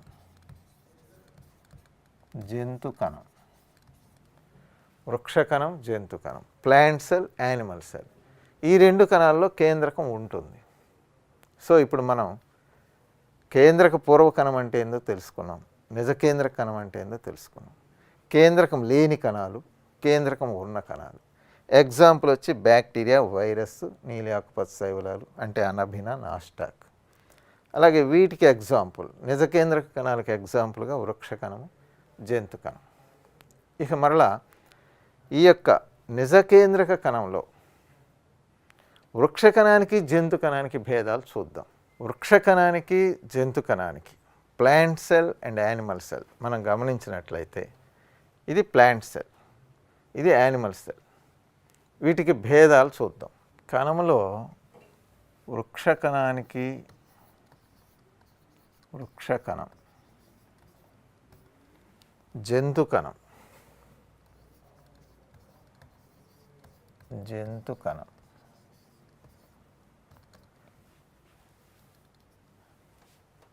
వీటికి భేదాలు మనం చూసినట్లయితే భేదాలు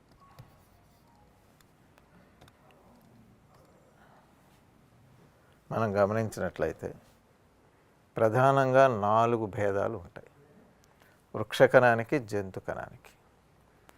ముందుగా వృక్షకణాన్ని పరిశీలిస్తే ఈ వృక్షకణాన్ని ఆవరించి దట్టమైన కణకవచం, థిక్ సెల్ వాల్ ఉంటుందన్నమాట. ఇలా దట్టమైన కణకవచం ఉంటుంది వృక్షకణాన్ని ఆవరించి.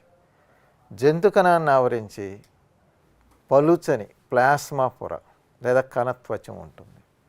మొదటి భేదం ఏంటంటే వృక్షకణాన్ని ఆవరించి దట్టమైన కణకవచం ఉంటుంది, జంతుకణంలో కణకవచం ఉండదు. ఇది కణకవచం. కణకవచం దట్టమైన కణకవచం ఉంటుంది, కణకవచం ఉండదు. కానీ కణకవచం లేకపోయినా పలుచని ప్లాస్మా పొర లాంటి కణత్వచం ఉంటుంది. అయితే ఇక్కడ కణకవచాన్ని దేంతో తయారు చేయబడి ఉంటుంది ఆలోచించినట్లయితే lignin, suberin, chitin, cellulose, hemicellulose దాలతో తయారు చేయబడిన దట్టమైన కణకవచం వృక్షకణంలో ఉంటుంది. ఇక్కడ కణకవచం ఉండదు, పలుచని ప్లాస్మా పొర లాంటి ఒక కణత్వచం ఉంటుంది, సెల్ మెంబ్రేన్ అంటాం. ఈ సెల్ మెంబ్రేన్ దేంతో తయారు చేయబడి ఉంటుంది?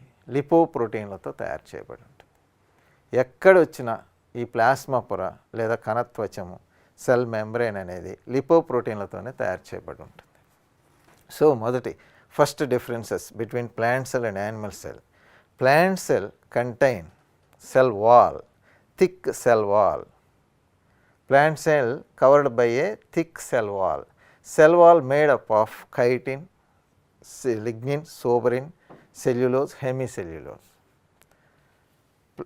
Cell wall absent in animal cell.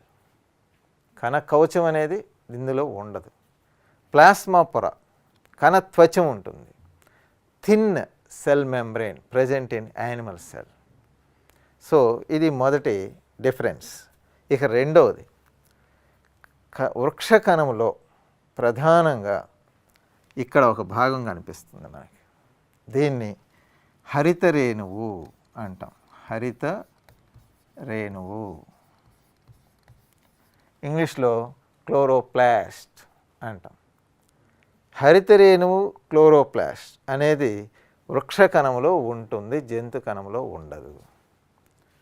Chloroplast present in plant cell, absent in animal cell. ఈ హరిత రేణువు దేనికి ఉపయోగపడుతుంది? మొక్కల్లో కిరణజన్య సంయోగక్రియ జరిపి పిండి పదార్థాలు తయారు చేయడానికి హరితరేణువు ఉపయోగపడుతుంది. కాబట్టి మొక్కలు తమ ఆహారాన్ని తామే తయారు చేసుకుంటాయి కాబట్టి అవి స్వయం పోషకాలు. జంతువుల్లో హరితరేణువులు లేవు, క్లోరోప్లాస్ట్లు లేవు జంతు కణాల్లో, కాబట్టి ఇవి తమ ఆహారాన్ని తాము స్వయంగా తయారు చేసుకోలేవు. కాబట్టి వీటిని పరపోషకాలు అంటే జంతువులు మొక్కల మీద ఆధారపడతాయి. సో హరితరేణువులు అనేవి, క్లోరోప్లాస్ట్లు అనేవి వృక్ష కణంలో కనిపిస్తాయి, జంతు కణంలో కనిపించవు. ఇవి రెండవ భేదం. ఇక మూడవది, ఇక్కడ మనం బాగా గమనించినట్లయితే వృక్ష కణంలో ఇవి కనిపిస్తున్నాయి. వీటిని రిక్తికలు అంటారు, ఇంగ్లీష్లో వ్యాక్యూల్స్ అంటారు.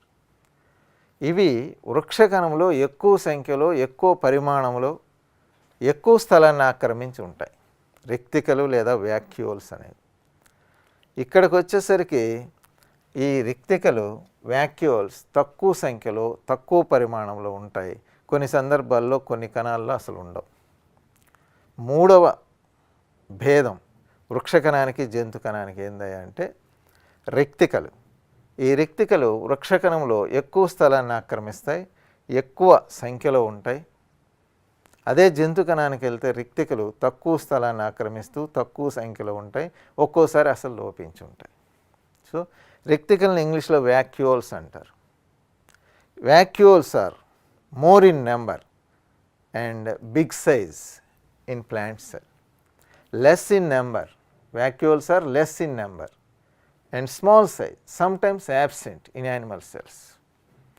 Next, నాలుగో భేదం, fourth difference, plant cell and animal cell. ఇక్కడ ఒకటి కనిపిస్తుంది మనకి, దీన్ని సెల్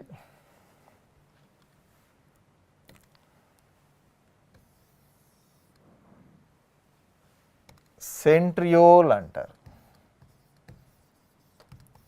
సెంట్రియోల్, సెంట్రోజోమ్. జంతు కణములో మాత్రమే ఉంటుంది ఇది సెంట్రియోల్ లేదా సెంట్రోజోమ్ అనేది. కణ విభజనలో దీని పాత్ర ఉంటుంది. కణ విభజన అంటే సెల్ డివిజన్, అంటే ఒక కణం నుంచి 2 కణాలు ఏర్పడడం, 2 నుంచి 4 ఏర్పడడం. అలా కణ విభజనలో సెంట్రియోల్ యొక్క పాత్ర ఉంటుంది. కాబట్టి అలాంటి సెంట్రియోల్ జంతు కణములో కేంద్రకానికి దగ్గరగా మనకు కనిపిస్తుంది. వృక్ష కణములో అలాంటి సెంట్రియోల్ లేదా సెంట్రోజోమ్ అనే భాగం కనిపిస్తుంది. ఇది నాలుగో భేదం. మొత్తం మనకి వృక్ష కణానికి జంతు కణానికి 4 భేదాలు ఉంటాయి. మొదటిది వృక్ష కణ కవచం. దట్టమైన కణ కవచం వృక్ష కణములో ఉంటుంది, జంతు కణములో ఉండదు. ఈ కణ కవచం సెల్యులోజు, హెమిసెల్యులోజు, లిగ్నిన్, సోబ్రెన్, ఖైటిన్లతో తయారు చేయబడి ఉంటుంది. ఇక్కడ కణ కవచం ఉండదు, పలుచని పొర ఉంటుంది, అది లిపోప్రోటీన్లతో తయారై ఉంటుంది. ఇక రెండవది హరితరేణువు లేదా క్లోరోప్లాస్ట్ అనేది వృక్ష కణంలో ఉంటుంది, కిరణజన్య సంయోగక్రియ జరుపుతుంది, పిండి పదార్థాన్ని తయారు చేస్తుంది.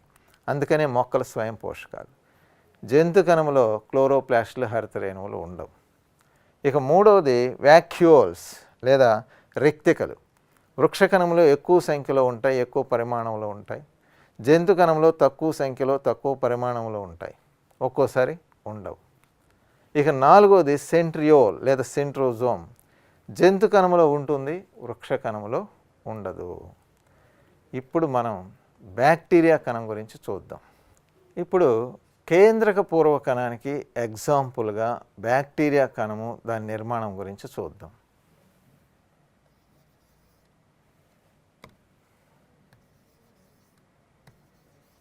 బ్యాక్టీరియా కణం. ఈ బ్యాక్టీరియా కణంలో దాన్ని ఆవరించి ఒక దట్టమైన కణకవచము ఉంటుంది. బ్యాక్టీరియా కణాన్ని ఆవరించి ఒక దట్టమైన కణకవచము ఉంటుంది.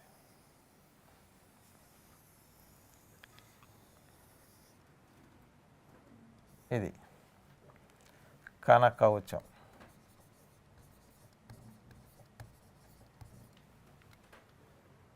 ఇది పెప్టైడ్స్తో తయారు చేయబడినటువంటి కణకవచం బ్యాక్టీరియా కణాన్ని ఆవరించి ఉంటుంది. ఇది కేంద్రక పూర్వ కణానికి ప్రోకారియోటిక్ సెల్స్కి ఎగ్జాంపుల్గా మనం బ్యాక్టీరియా కణం గురించి చదువుతున్నాం. అంటే ఇందులో కేంద్రకం ఉండదు. ఈ బ్యాక్టీరియా కణం లోపల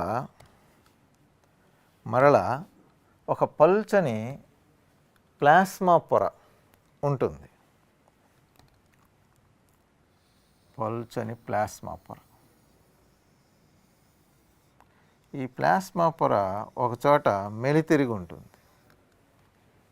బ్యాక్టీరియా కణంలో కణకవచానికి లోపల వైపున ఒక పల్చని ప్లాస్మా పొర ఉంటుంది. ప్లాస్మా పొర ఇది ఒక దగ్గర ఒక ప్రదేశంలో మెలితిరిగి ఉంటుంది. ఇందులో కొన్ని ఎంజైమ్స్ ఉంటాయి, శ్వాసక్రియకు సంబంధించిన ఎంజైమ్స్ ఉంటాయి. దీన్ని మీసోజోమ్ అంటారు. మీసోజోమ్ అంటారు. ఇందులో శ్వాసక్రియకు సంబంధించిన ఎంజైములు ఉంటాయి. శ్వాసక్రియకు సంబంధించిన రెస్పిరేటరీ ఎంజైమ్స్ ఉంటాయి. అందుకని బ్యాక్టీరియాలో ప్లాస్మా పొర ఎందుకు ఉపయోగపడుతుందంటే శ్వాసక్రియకు ఉపయోగపడుతుంది. ప్లాస్మా పొర ఎందుకు ఉపయోగపడుతుంది, లేదా బ్యాక్టీరియా కణమునందు ప్లాస్మా పొర యొక్క విధి ఏమిటి? శ్వాసక్రియకు ఉపయోగపడుతుంది. ఎందుకనంటే ఆ ప్లాస్మా పొరలో శ్వాసక్రియకు సంబంధించిన ఎంజైమ్స్ ఉంటాయి. తర్వాత బ్యాక్టీరియా కణాన్ని పరిశీలించినట్లయితే అన్ని కణాలకు ఉన్నట్లే ఇందులో కూడా ఒక కొల్లాయిడ్ జెల్లీ వలె ఉండే పదార్థం ఉంటుంది. కొల్లాయిడ్ జెల్లీ వలె, అటు ఘనంగా కాకుండా అటు ద్రవంగా కాకుండా ఉండే పదార్థం ఉంటుంది. ఈ పదార్థాన్ని జీవ పదార్థం అంటారు. జీవ పదార్థం సైటోప్లాజం అంటారు. ఈ సైటోప్లాజంలో ఒక ప్రక్క మనకి మెలితిరిగినటువంటి ఒక నిర్మాణం ఇలా కనిపిస్తుంది. సైటోప్లాజంలో మెలితిరిగినటువంటి ఒక నిర్మాణం, కేంద్రకం ఉండదు ఇక్కడ. దీన్ని బ్యాక్టీరియల్ డిఎన్ఏ లేదా బ్యాక్టీరియల్ క్రోమోజోమ్ అంటాం. దీనికి ఇంకా చాలా పేర్లు ఉన్నాయి. జీనోఫోర్ అని కూడా అంటారు. జీనోఫోర్, న్యూక్లియాయిడ్ అని కూడా పిలుస్తారు. ఇది బ్యాక్టీరియా నందు జన్యు పదార్థం. ఈ యొక్క మెలితిరిగినటువంటి నిర్మాణం ప్లాస్మా పొరకి కణకవచానికి ఒక పక్క అంటుకొని ఉంటుంది. ఇందులో దీన్ని బ్యాక్టీరియల్ డిఎన్ఏ, దీని చుట్టూ కేంద్రక పొర ఏమీ లేదు కాబట్టి దీన్ని నగ్న క్రోమోజోమ్ అని కూడా పిలుస్తారు. Naked chromosome, bacterial DNA, bacterial chromosome, genophore లేదా న్యూక్లియాయిడ్, ఇన్ని పేర్లు దీనికి ఉన్నాయి. Genophore, nucleoid, bacterial DNA, bacterial chromosome, నగ్న క్రోమోజోమ్ అంటే నేక్డ్ క్రోమోజోమ్, ఇవన్నీ దీనికే పేర్లు. బ్యాక్టీరియాలో ఇది ఎందుకు ఉపయోగపడుతుందంటే జన్యు పదార్థంగా ఉపయోగపడుతుంది. జన్యు పదార్థం. దీన్ని అంటే ఈ న్యూక్లియాయిడ్ జీనోఫోర్ అనేది దేనికి ఉపయోగపడుతుందంటే జన్యు పదార్థం, జెనెటిక్ మెటీరియల్ అంటే అనువంశిక లక్షణాలను చేరవేసే పదార్థంగా ఇది ఉపయోగపడుతుంది. ఇంకా కొన్ని రకాల బ్యాక్టీరియాల్లో మనకి ఇంకొన్ని నిర్మాణాలు కనిపిస్తాయి.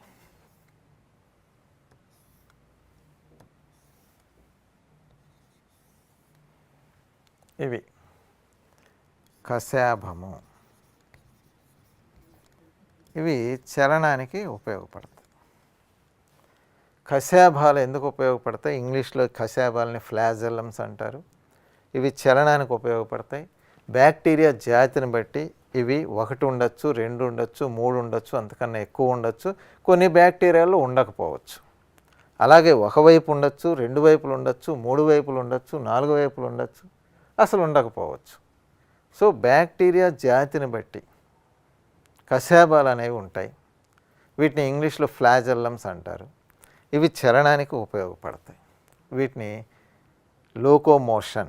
Locomotory organs in bacteria flagellum. సో ఇంకా ఈ బ్యాక్టీరియాలు ఏముంటాయంటే, మరోపక్క ఇలాంటి కొన్ని నిర్మాణాలు మనకు బ్యాక్టీరియాలో కనిపిస్తాయి. ఇవి అక్కడక్కడ ఒంటరిగా ఉండొచ్చు, సమూహాలుగా ఉండొచ్చు. వీటిని రైబోజోములు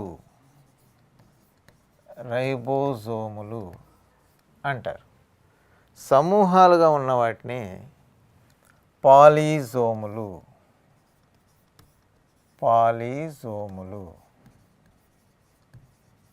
అని పిలుస్తారు. ఈ రైబోజోముల గురించి కొంచెం చెప్పుకోవాలి ఇక్కడ మనం. వృక్షకణాన్ని పరిశీలిస్తే రైబోజోములు ఉంటాయి, జంతు కణాన్ని పరిశీలిస్తే రైబోజోములు ఉంటాయి, బ్యాక్టీరియా కణాన్ని పరిశీలిస్తే రైబోజోములు ఉంటాయి. రైబోజోములు ఒక్క కణాంగమే 3 కణాల్లో మనకు కనిపించేది. మిగతా కణాంగాలు కొన్ని బ్యాక్టీరియాలో ఉంటే వృక్షకణంలో ఉండవు, వృక్షకణంలో ఉంటే జంతు కణంలో ఉండవు, అలా ఉంటాయి. కానీ రైబోజోములు అనే కణాంగం మాత్రం cell organelle. Ribosome is a cell organelle.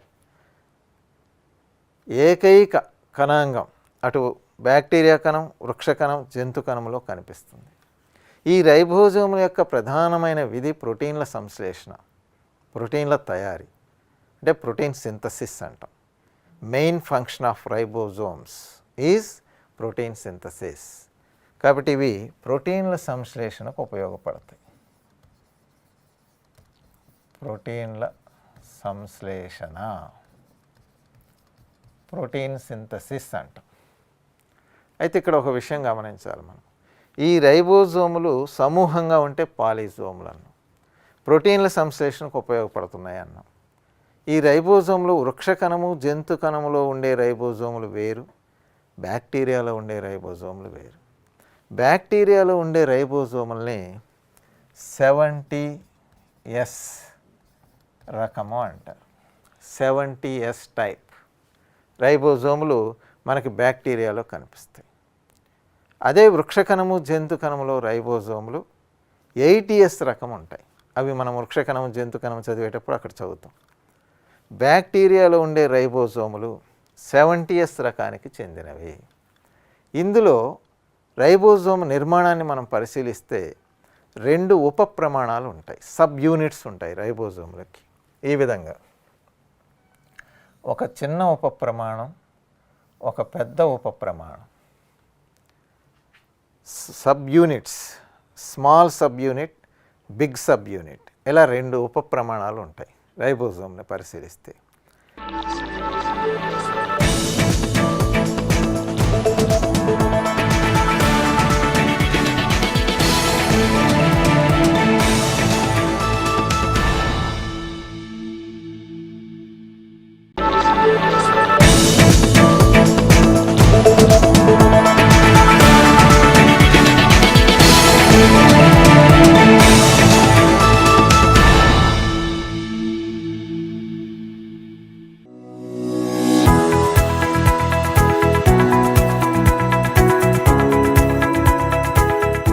భారతదేశంలో పేర్కొనబడినటువంటి పరిశ్రమల్లో మనం పరిశ్రమలను ప్రధానంగా 3 రకాలుగా వర్గీకరిస్తున్నాం.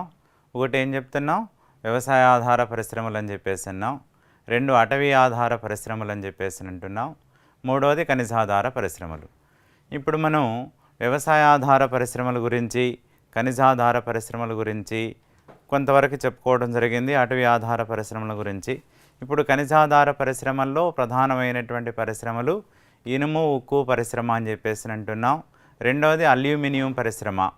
అల్యూమినియం పరిశ్రమ తర్వాత ప్రధానమైనటువంటి పరిశ్రమ ఏమిటి అంటే సిమెంట్ పరిశ్రమ అని చెప్పేసి అంటున్నాం. సిమెంట్ పరిశ్రమ భారతదేశంలో మొట్టమొదటిసారిగా సిమెంటు పరిశ్రమ ఎప్పుడు, ఎక్కడ స్థాపించారు అన్నప్పుడు భారతదేశంలో మొదటిసారిగా సిమెంటు పరిశ్రమను 1904వ సంవత్సరంలో, ఎప్పుడు అంటున్నాం, 1904వ సంవత్సరంలో మద్రాసు సమీపంలో ఉన్నటువంటి రాణిపేట ప్రాంతంలో స్థాపించడం జరిగింది. భారతదేశంలో మొదటి సిమెంటు పరిశ్రమ ఎప్పుడు ఎక్కడ స్థాపించారు అన్నప్పుడు మద్రాసులో లేదా మద్రాసు సమీపంలో ఉన్నటువంటి రాణిపేట ప్రాంతంలో 1904వ సంవత్సరంలో స్థాపించడం జరిగింది. అయితే తర్వాత కాలక్రమంలో ఈ పరిశ్రమను మూతవేయడం జరిగింది. ఈ పరిశ్రమను మూసేసిన తర్వాత ఇక భారతదేశంలో ఆధునిక సిమెంటు పరిశ్రమగా పేర్కొంటున్నటువంటి పరిశ్రమ 1912వ సంవత్సరంలో గుజరాత్లోని పోర్బందర్లో స్థాపించడం జరిగింది.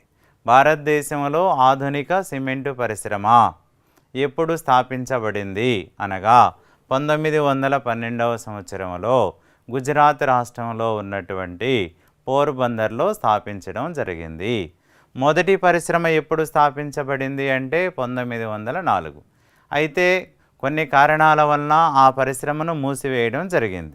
తరువాత మనకి 1912లో స్థాపించినటువంటి గుజరాత్లోని పోర్బందర్లో స్థాపించినటువంటి పరిశ్రమ ఈనాటికి కూడా భారతదేశంలో పనిచేస్తుంది అని చెప్పేసి అంటున్నాం. భారతదేశంలో సిమెంటు ఉత్పత్తిలో ప్రథమ స్థానంలో ఉన్నటువంటి రాష్ట్రం ఏది అని చెప్పేసి అన్నప్పుడు ఉత్పత్తిలో ప్రథమ స్థానంలో ఉన్నటువంటి రాష్ట్రం, సిమెంట్ ఉత్పత్తిలో ప్రథమ స్థానంలో ఉన్నటువంటి రాష్ట్రం మధ్యప్రదేశ్ అయితే, ద్వితీయ స్థానంలో ఉన్నటువంటి రాష్ట్రం ఛత్తీస్గఢ్, తృతీయ స్థానంలో ఉన్నటువంటి రాష్ట్రం ఆంధ్రప్రదేశ్. అంటే ఉత్పత్తిలో ప్రథమ, ద్వితీయ, తృతీయ స్థానాలలో ఉన్నటువంటి రాష్ట్రాలు వరుసగా చెప్పాలి అన్నప్పుడు 1 మధ్యప్రదేశ్, 2 ఛత్తీస్గఢ్, 3 ఆంధ్రప్రదేశ్. తర్వాత వినియోగంలో ప్రథమ స్థానంలో ఉన్నటువంటి రాష్ట్రాలు, వినియోగంలో ప్రథమ స్థానంలో ఉన్నటువంటి రాష్ట్రం 1 మహారాష్ట్ర, 2 మధ్యప్రదేశ్, 3 తమిళనాడు. వినియోగంలో ప్రథమ, ద్వితీయ, తృతీయ స్థానాలలో ఉన్నటువంటి రాష్ట్రాలు వరుసగా చెప్పాలి అన్నప్పుడు 1 మహారాష్ట్ర, 2 మధ్యప్రదేశ్, 3 తమిళనాడు రాష్ట్రాలు ఈ రకంగా వరుస క్రమంలో ఉన్నాయి. ఇక సిమెంట్ ఫ్యాక్టరీలు అధికంగా ఉన్నటువంటి రాష్ట్రాలు ఏవి అని చెప్పేసి అంటాడు. సిమెంట్ ఫ్యాక్టరీలు అధికంగా ఉన్నటువంటి రాష్ట్రాలు 1 ఆంధ్రప్రదేశ్,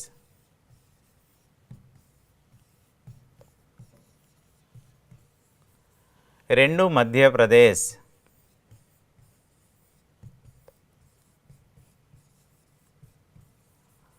3 రాజస్థాన్.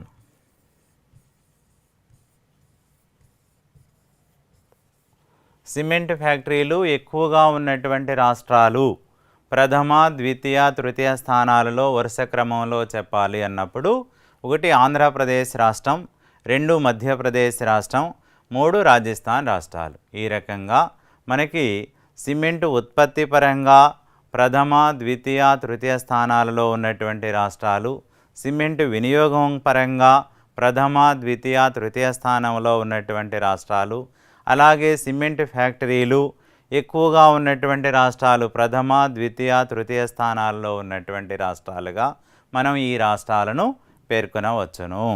సిమెంట్ ఫ్యాక్టరీలకు కావలసినటువంటి ప్రధాన ముడి పదార్థం ఏది అన్నప్పుడు సిమెంటు ఫ్యాక్టరీలకు కావలసినటువంటి ప్రధాన ముడి పదార్థం ఏమిటి అంటే సున్నపు రాయి.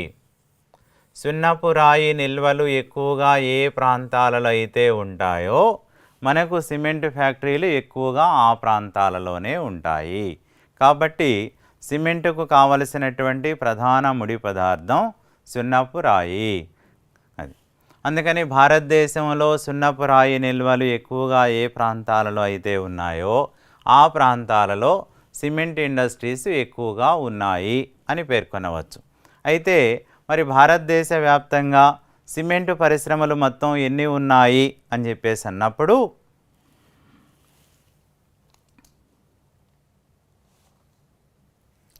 దేశవ్యాప్తంగా 123 పెద్ద సిమెంటు కర్మాగారాలు ఉన్నాయని చెప్పేసి అంటున్నాం. భారతదేశ వ్యాప్తంగా ఉన్నటువంటి సిమెంటు పరిశ్రమలు, భారీ పరిశ్రమలు ఎన్ని ఉన్నాయా అని చెప్పేసి అంటే 123 భారీ సిమెంటు పరిశ్రమలు ఉన్నాయి. అట్లాగే సిమెంటు పరిశ్రమల్లో కూడా చిన్న పరిశ్రమలు ఎన్ని ఉన్నాయి అని చెప్పేసి అన్నప్పుడు 322 చిన్న పరిశ్రమలు ఉన్నాయి. సిమెంటు పరిశ్రమల్లో చిన్న పరిశ్రమలు దేశవ్యాప్తంగా ఎన్ని ఉన్నాయంటే 322 ఉన్నాయంటున్నాం.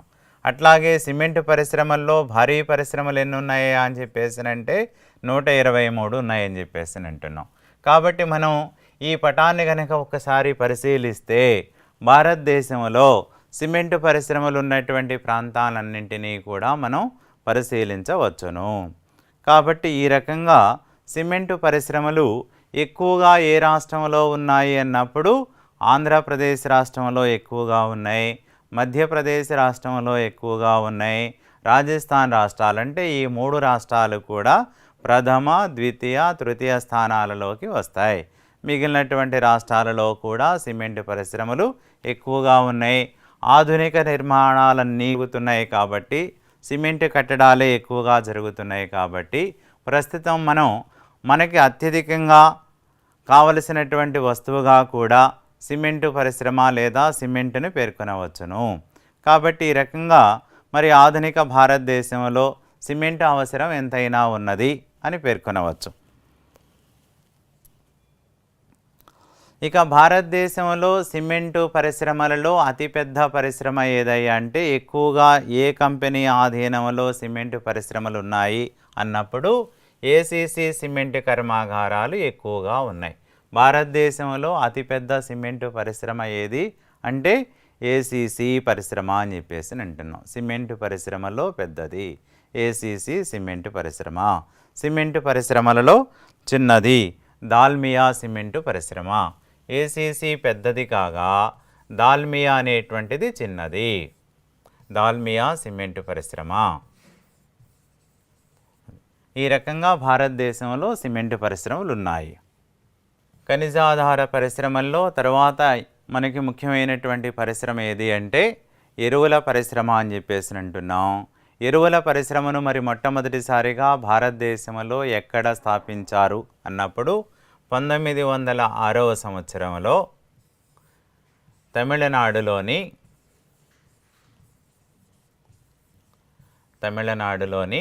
రాణిపేట వద్ద స్థాపించడం జరిగింది.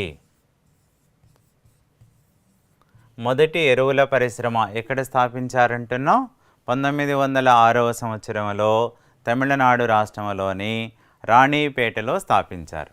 ఇక స్వతంత్ర భారతావనిలో మనం మొదటి పంచవర్ష ప్రణాళికను ప్రారంభించడం జరిగింది. స్వతంత్ర భారతావనిలో మొదటి పంచవర్ష ప్రణాళిక ఎప్పుడు ప్రారంభించబడింది అంటే 1/4/1951. అంటే ప్రణాళికా సంఘం ఏర్పాటు చేయబడినటువంటి సంవత్సరం ఏది అంటే 1950. మొదటి పంచవర్ష ప్రణాళిక ప్రారంభమైనది ఎప్పుడు అంటే 1/4/1951లో మనం మొదటి పంచవర్ష ప్రణాళికను ప్రారంభించాం. ఈ మొదటి పంచవర్ష ప్రణాళిక ఎప్పటి వరకు ఉంటుందయ్యా అంటే 31/3/1956 వరకు ఉంటుంది. ఈ మొదటి పంచవర్ష ప్రణాళికలో మనం ప్రాధాన్యత ఇచ్చిన రంగం ఏదయ్యా అంటే వ్యవసాయ రంగానికి అధిక ప్రాధాన్యత ఇచ్చాం. మరి వ్యవసాయ రంగానికి అధిక ప్రాధాన్యత ఇచ్చినప్పుడు వ్యవసాయ దిగుబడులు అధికంగా సాధించాలి అన్నప్పుడు అప్పటి వరకు మనం వ్యవసాయ రంగంలో మనం వేసేటటువంటి పంటలకు సేంద్రియ ఎరువులనే ఉపయోగించడం జరుగుతుంది.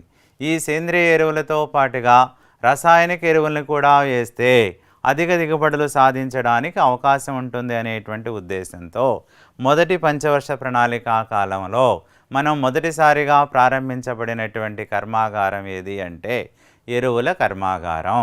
ఈ ఎరువుల కర్మాగారాన్ని ఎక్కడ ఏర్పాటు చేశారు అని చెప్పేసి అన్నప్పుడు మొట్టమొదటిసారిగా మొదటి పంచవర్ష ప్రణాళిక కాలంలో 1951వ సంవత్సరంలో బీహార్లోని సింద్రీ వద్ద మొదటిసారిగా ఎరువుల కర్మాగారాన్ని ఏర్పాటు చేయడం జరిగింది. దీనినే సింద్రీ ఎరువుల కర్మాగారం అంటారు. కాబట్టి ఈ సింద్రీ ఎరువుల కర్మాగారాన్ని ఎప్పుడు ఏర్పాటు చేశారంటున్నాం 1951వ సంవత్సరంలో. పంచవర్ష ప్రణాళికలు ప్రారంభించిన తర్వాత మొదటిసారిగా భారతదేశంలో ఏర్పాటు చేయబడిన మొట్టమొదటి పరిశ్రమ ఎరువుల పరిశ్రమ. అదే బీహార్లోని సింద్రి ఎరువుల కర్మాగారం. 1951లో ఏర్పాటు చేయబడినటువంటి సింద్రి ఎరువుల కర్మాగారం అప్పటిలో అయితే బీహార్ రాష్ట్రంలో ఉన్నది.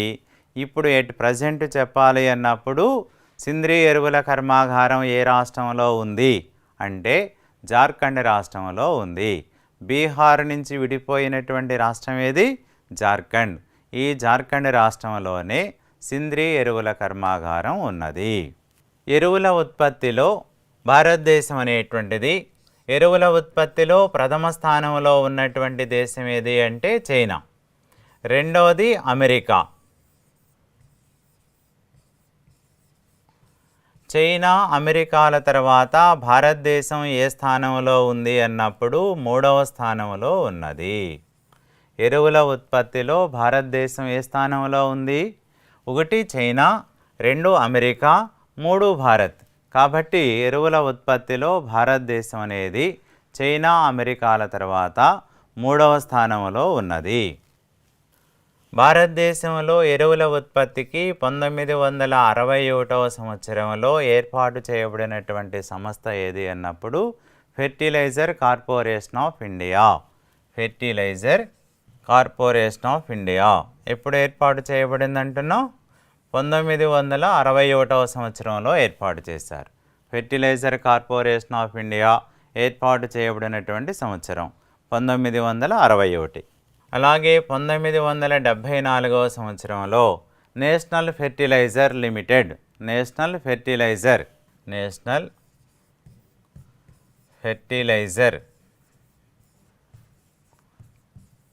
లిమిటెడ్ అనే సంస్థను ఏర్పాటు చేయడం జరిగింది. నేషనల్ ఫెర్టిలైజర్ లిమిటెడ్ అనే సంస్థను ఎప్పుడు ఏర్పాటు చేశారు? 1974లో ఏర్పాటు చేశారు. కాబట్టి ప్రభుత్వ రంగంలో ఎరువుల ఉత్పత్తికి ఏర్పాటు చేయబడినటువంటి సంస్థలు ఏమిటయ్యా అంటే 1 ఫెర్టిలైజర్ కార్పొరేషన్ ఆఫ్ ఇండియా అనేటువంటి సంస్థ, రెండవది నేషనల్ ఫెర్టిలైజర్ లిమిటెడ్ అనేటువంటి సంస్థలను ఏర్పాటు చేయడం జరిగింది. ఈ 2 సంస్థల కింద 10 ప్రభుత్వ రంగంలో 10 ఎరువుల కర్మాగారాలను ఏర్పాటు చేయడం జరిగింది. ఎన్ని ఎరువుల కర్మాగారాలు ఉన్నాయి? భారతదేశంలో ప్రభుత్వ రంగంలో ఉన్నటువంటి ఎరువుల కర్మాగారాలు 10. ప్రభుత్వ రంగంలో ఉన్నటువంటి 10 ఎరువుల కర్మాగారాలలో అందులో 1 ఫెర్టిలైజర్ కార్పొరేషన్ ఆఫ్ ఇండియా ఆధ్వర్యంలో ఫెర్టిలైజర్ కార్పొరేషన్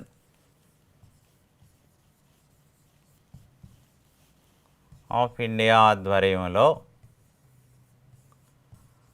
4 పరిశ్రమలు ఉన్నాయి. ఎన్ని పరిశ్రమలు ఉన్నాయి అంటున్నాం? మొత్తం ప్రభుత్వ రంగంలో ఉన్నటువంటి పరిశ్రమలు 10. అందులో ఫెర్టిలైజర్ కార్పొరేషన్ ఆఫ్ ఇండియా ఆధ్వర్యంలో ఉన్నటువంటి పరిశ్రమలు ఎన్ని? 4 పరిశ్రమలు. ఈ 4 పరిశ్రమలు ఉన్నటువంటి ప్రాంతాలు, ఈ 4 పరిశ్రమలు ఉన్నటువంటి ప్రాంతాలు 1 జార్ఖండ్లోని సింద్రి, 1 సింద్రి ఎరువుల కర్మాగారం ఎక్కడుందంటున్నాం? జార్ఖండ్. 2 గోరఖ్పూర్ ఎరువుల కర్మాగారం ఎక్కడుందంటున్నాం? ఉత్తరప్రదేశ్. గోరఖ్పూర్ ఎరువుల కర్మాగారం గోరఖ్పూర్ ఎక్కడుందయ్యా అంటే ఉత్తరప్రదేశ్. 3 తాల్చేరు ఎరువుల కర్మాగారం. తాల్చేరు ఎరువుల కర్మాగారం ఎక్కడుంది? ఒడిశా. తాల్చేరు ఎరువుల కర్మాగారం ఎక్కడుంది అంటే ఒడిశా. 4 రామగుండం ఎరువుల కర్మాగారం ఎక్కడుంది అంటే తెలంగాణ. కాబట్టి ఫెర్టిలైజర్ కార్పొరేషన్ ఆఫ్ ఇండియా ఆధ్వర్యంలో పనిచేస్తున్నటువంటి ఎరువుల కర్మాగారాలు ఏమిటి అన్నప్పుడు 1 సింద్రి ఎరువుల కర్మాగారం. సింద్రి ఎరువుల కర్మాగారం ఏ రాష్ట్రంలో ఉంది? జార్ఖండ్లో ఉంది. 2 గోరఖ్పూర్ ఎరువుల కర్మాగారం. గోరఖ్పూర్ ఎరువుల కర్మాగారం ఎక్కడుంది? ఉత్తరప్రదేశ్లో ఉంది. 3 తాల్చేరు ఎరువుల కర్మాగారం ఏ రాష్ట్రంలో ఉంది? ఒడిశా. 4 రామగుండం ఎరువుల కర్మాగారం ఎక్కడుంది? తెలంగాణలో ఉంది. ఈ 4 ఎరువుల కర్మాగారాలు ఎవరి ఆధ్వర్యంలో, ఏ సంస్థ ఆధ్వర్యంలో పనిచేస్తున్నాయి అన్నప్పుడు ఫెర్టిలైజర్ కార్పొరేషన్ ఆఫ్ ఇండియా ఆధ్వర్యంలో ఉన్నాయి. నెక్స్ట్, నేషనల్ ఫెర్టిలైజర్ లిమిటెడ్ ఆధ్వర్యంలో ఉన్నటువంటి ప్రభుత్వ రంగ సంస్థలు లేదా ప్రభుత్వ ఎరువుల కర్మాగారాలు ఎన్ని అన్నప్పుడు 6. ఈ నేషనల్ ఫెర్టిలైజర్ లిమిటెడ్ ఆధ్వర్యంలో పనిచేస్తున్నటువంటి ఎరువుల కర్మాగారాలు ఏ ప్రాంతాలలో ఉన్నాయి అని చెప్పేసి అన్నప్పుడు 1 నంగల్ ఎరువుల కర్మాగారం అని చెప్పేసి అంటున్నాం. నంగల్ ఎరువుల కర్మాగారం ఎక్కడుంది అని చెప్పేసి అన్నప్పుడు పంజాబ్లో ఉంది. పంజాబ్లోని నంగల్. పంజాబ్లోని నంగల్ వద్ద ఎన్ని యూనిట్లు ఉన్నాయి అన్నప్పుడు 2 యూనిట్లు ఉన్నాయి. మొత్తం ఉన్నటువంటి 6 పరిశ్రమల్లో 2 ఎరువుల పరిశ్రమలు ఎక్కడున్నాయంటే నంగల్ ఎరువుల కర్మాగారాలు అంటున్నాం. ఈ నంగల్ ఎరువుల కర్మాగారాలు ఏ రాష్ట్రంలో ఉన్నాయి? పంజాబ్ రాష్ట్రంలో ఉన్నాయి. 2 విజయపూర్. విజయపూర్ ఏ స్టేట్లో ఉంది? మధ్యప్రదేశ్. మధ్యప్రదేశ్ రాష్ట్రంలో ఉన్నటువంటి విజయపూర్లో కూడా 2 యూనిట్లు ఉన్నాయి. కాబట్టి మనకి నేషనల్ ఫెర్టిలైజర్ లిమిటెడ్ ఆధ్వర్యంలో పనిచేస్తున్నటువంటి 6 ప్రభుత్వ రంగ ఎరువుల కర్మాగారాలు 2 ఎక్కడున్నాయి? నంగల్లో ఉన్నాయి. 2 ఎక్కడున్నాయి? విజయపూర్ వద్ద ఉన్నాయి. విజయపూర్ ఏ స్టేట్లో ఉన్నాయి అంటే మధ్యప్రదేశ్ రాష్ట్రంలో ఉంది. ఇక 3వది బఠిండా. బఠిండా ఏ రాష్ట్రంలో ఉంది? పంజాబ్ రాష్ట్రంలో ఉంది. బఠిండా కూడా పంజాబ్ రాష్ట్రంలో ఉంది. నేషనల్ ఫెర్టిలైజర్ లిమిటెడ్ ఆధ్వర్యంలో పనిచేస్తున్నటువంటి 6 ప్రభుత్వ రంగ సంస్థలు ఎక్కడున్నాయంటున్నాం? నంగల్. పంజాబ్లోని నంగల్ వద్ద 2 యూనిట్లు ఉన్నాయి. మధ్యప్రదేశ్లోని విజయపూర్ వద్ద 2 యూనిట్లు ఉన్నాయి. బఠిండా పంజాబ్లోని బఠిండా వద్ద 1 యూనిట్ ఉంది. అట్లాగే హర్యానాలోని పానిపట్టు వద్ద 1 యూనిట్ ఉంది. మొత్తం ఎన్ని? 6. ఈ 6 యూనిట్లు కూడా ఎవరి ఆధ్వర్యంలో పనిచేస్తున్నాయి? నేషనల్ ఫెర్టిలైజర్ లిమిటెడ్ ఆధ్వర్యంలో పనిచేస్తున్నాయి. ఇవన్నీ కూడా ప్రభుత్వ రంగంలో ఉన్నటువంటి భారతదేశంలో ఉన్న ఎరువుల కర్మాగారాలు. వీటితో పాటు మరికొన్ని ఏమిటయా అంటే 1 గోదావరి ఫెర్టిలైజర్స్ అని చెప్పేసి అంటాం. గోదావరి ఫెర్టిలైజర్స్ ఏ ప్రాంతంలో ఉంది అని చెప్పేసి అన్నప్పుడు కాకినాడలో ఉంది. గోదావరి ఫెర్టిలైజర్స్ ఏ రాష్ట్రంలో ఉంది? ఆంధ్రప్రదేశ్ రాష్ట్రంలో ఉంది. ఆంధ్రప్రదేశ్ రాష్ట్రంలో కూడా ఎక్కడుందంటున్నాం? కాకినాడలో ఉంది. 2వది మద్రాస్ ఫెర్టిలైజర్స్. మద్రాస్ ఫెర్టిలైజర్స్ ఎక్కడున్నాయి అంటే చెన్నై. మద్రాస్ ఫెర్టిలైజర్స్ చెన్నై నందు కలదు. హాల్డియా ఎరువుల కర్మాగారం ఎక్కడున్నాయి అంటే పశ్చిమ బెంగాల్. భారతదేశంలో పేర్కొనబడినటువంటి ప్రభుత్వ రంగ సంస్థలతో పాటుగా గోదావరి ఫెర్టిలైజర్స్ ఎక్కడుందంటే కాకినాడ. మద్రాస్ ఫెర్టిలైజర్స్ ఎక్కడుందంటే చెన్నై. హాల్డియా ఫెర్టిలైజర్స్ ఎక్కడున్నాయి అంటే పశ్చిమ బెంగాల్ రాష్ట్రాలలో ఉన్నాయి. నెక్స్ట్ ఇంపార్టెంట్ పరిశ్రమ ఏది అంటే గాజు పరిశ్రమ. భారతదేశంలో మొట్టమొదటిసారిగా గాజు పరిశ్రమ ఎప్పుడు ఎక్కడ స్థాపించబడింది అన్నప్పుడు 1941వ సంవత్సరంలో ఉత్తరప్రదేశ్ రాష్ట్రంలోని ఫిరోజాబాద్ నందు స్థాపించడం జరిగింది. భారతదేశంలో మొదటి గాజు పరిశ్రమను ఎప్పుడు ఎక్కడ స్థాపించారు? 1941వ సంవత్సరంలో ఉత్తరప్రదేశ్ రాష్ట్రంలోని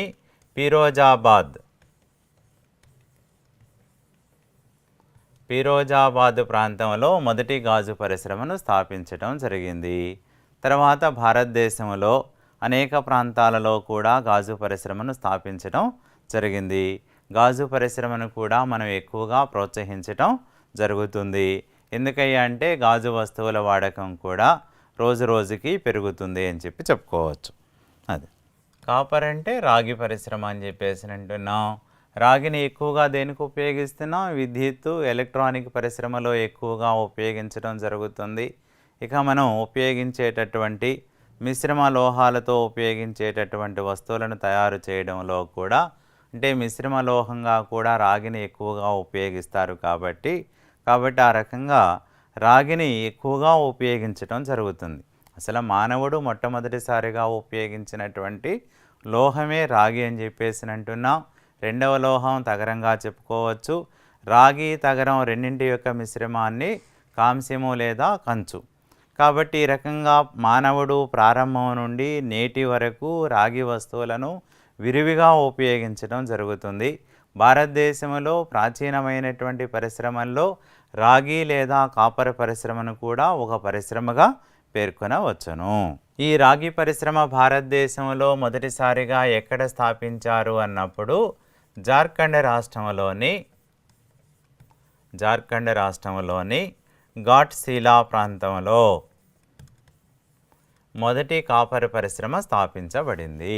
భారతదేశంలో మొదటి కాపర్ పరిశ్రమ ఎప్పుడు స్థాపించబడింది, ఎక్కడ స్థాపించబడింది అంటే జార్ఖండ్ రాష్ట్రంలోని ఘాట్శీలా ప్రాంతంలో స్థాపించడం జరిగింది. రాగిని కూడా విరివిగా ఉపయోగించడం జరుగుతుంది. నెక్స్ట్ లెడ్ అండ్ జింకు పరిశ్రమ.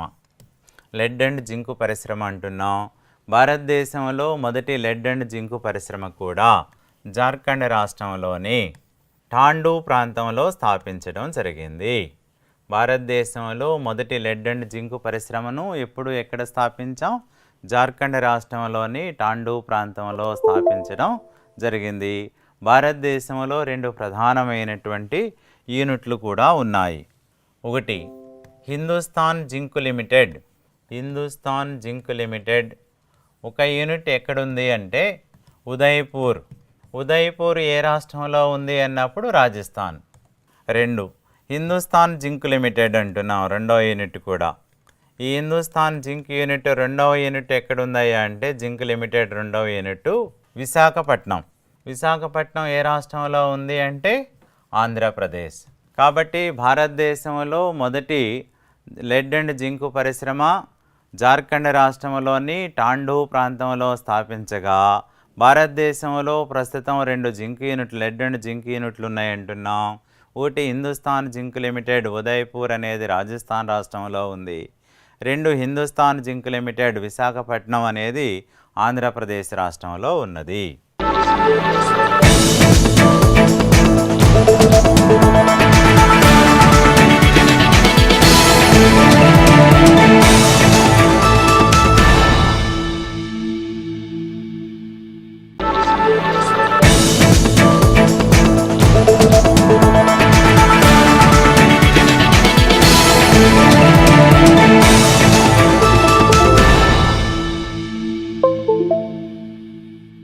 ఈ ఇంజనీరింగ్ పరిశ్రమను ప్రధానంగా కంట్రోల్ చేయటానికి, అభివృద్ధి చేయటానికి, నిర్వహించటానికి ప్రధానంగా ఏర్పాటు చేయబడినటువంటి సంస్థ ఏదయ్యా అంటే 1958వ సంవత్సరంలో జార్ఖండ్ రాష్ట్రంలోని రాంచీ నందు హెవీ ఇంజనీరింగ్ కార్పొరేషన్ అనేటువంటి సంస్థను ఒకదానిని ఏర్పాటు చేయడం జరిగింది. హెవీ ఇంజనీరింగ్ కార్పొరేషన్ ఏర్పాటు చేయబడిన సంవత్సరం 1958. Heavy engineering corporation of India ఎక్కడ స్థాపించారు? రాంచీ ఏ రాష్ట్రంలో కలదు? జార్ఖండ్ రాష్ట్రంలో కలదు. ఇక అప్పటి నుంచి భారతదేశంలో హెవీ ఇంజనీరింగ్ పరిశ్రమకు ప్రాధాన్యత ఇస్తూనే ఉండటం జరుగుతుంది. ఒకటి heavy engineering limited, heavy engineering corporation limited.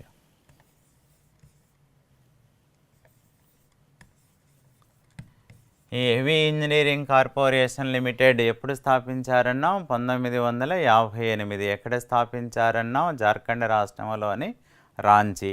ఈ జార్ఖండ్ రాష్ట్రంలోని రాంచీ నందు స్థాపించినటువంటి హెవీ ఇంజనీరింగ్ కార్పొరేషన్ లిమిటెడ్ నందు మనం ఎక్కువగా ఏటిని తయారు చేయడం లేదా ఉత్పత్తి చేయడం జరుగుతుంది అన్నప్పుడు భారతదేశంలో హెవీ ఇంజనీరింగ్ పరికరాలన్నీ కూడా ఇక్కడే తయారు చేయడం జరుగుతుంది.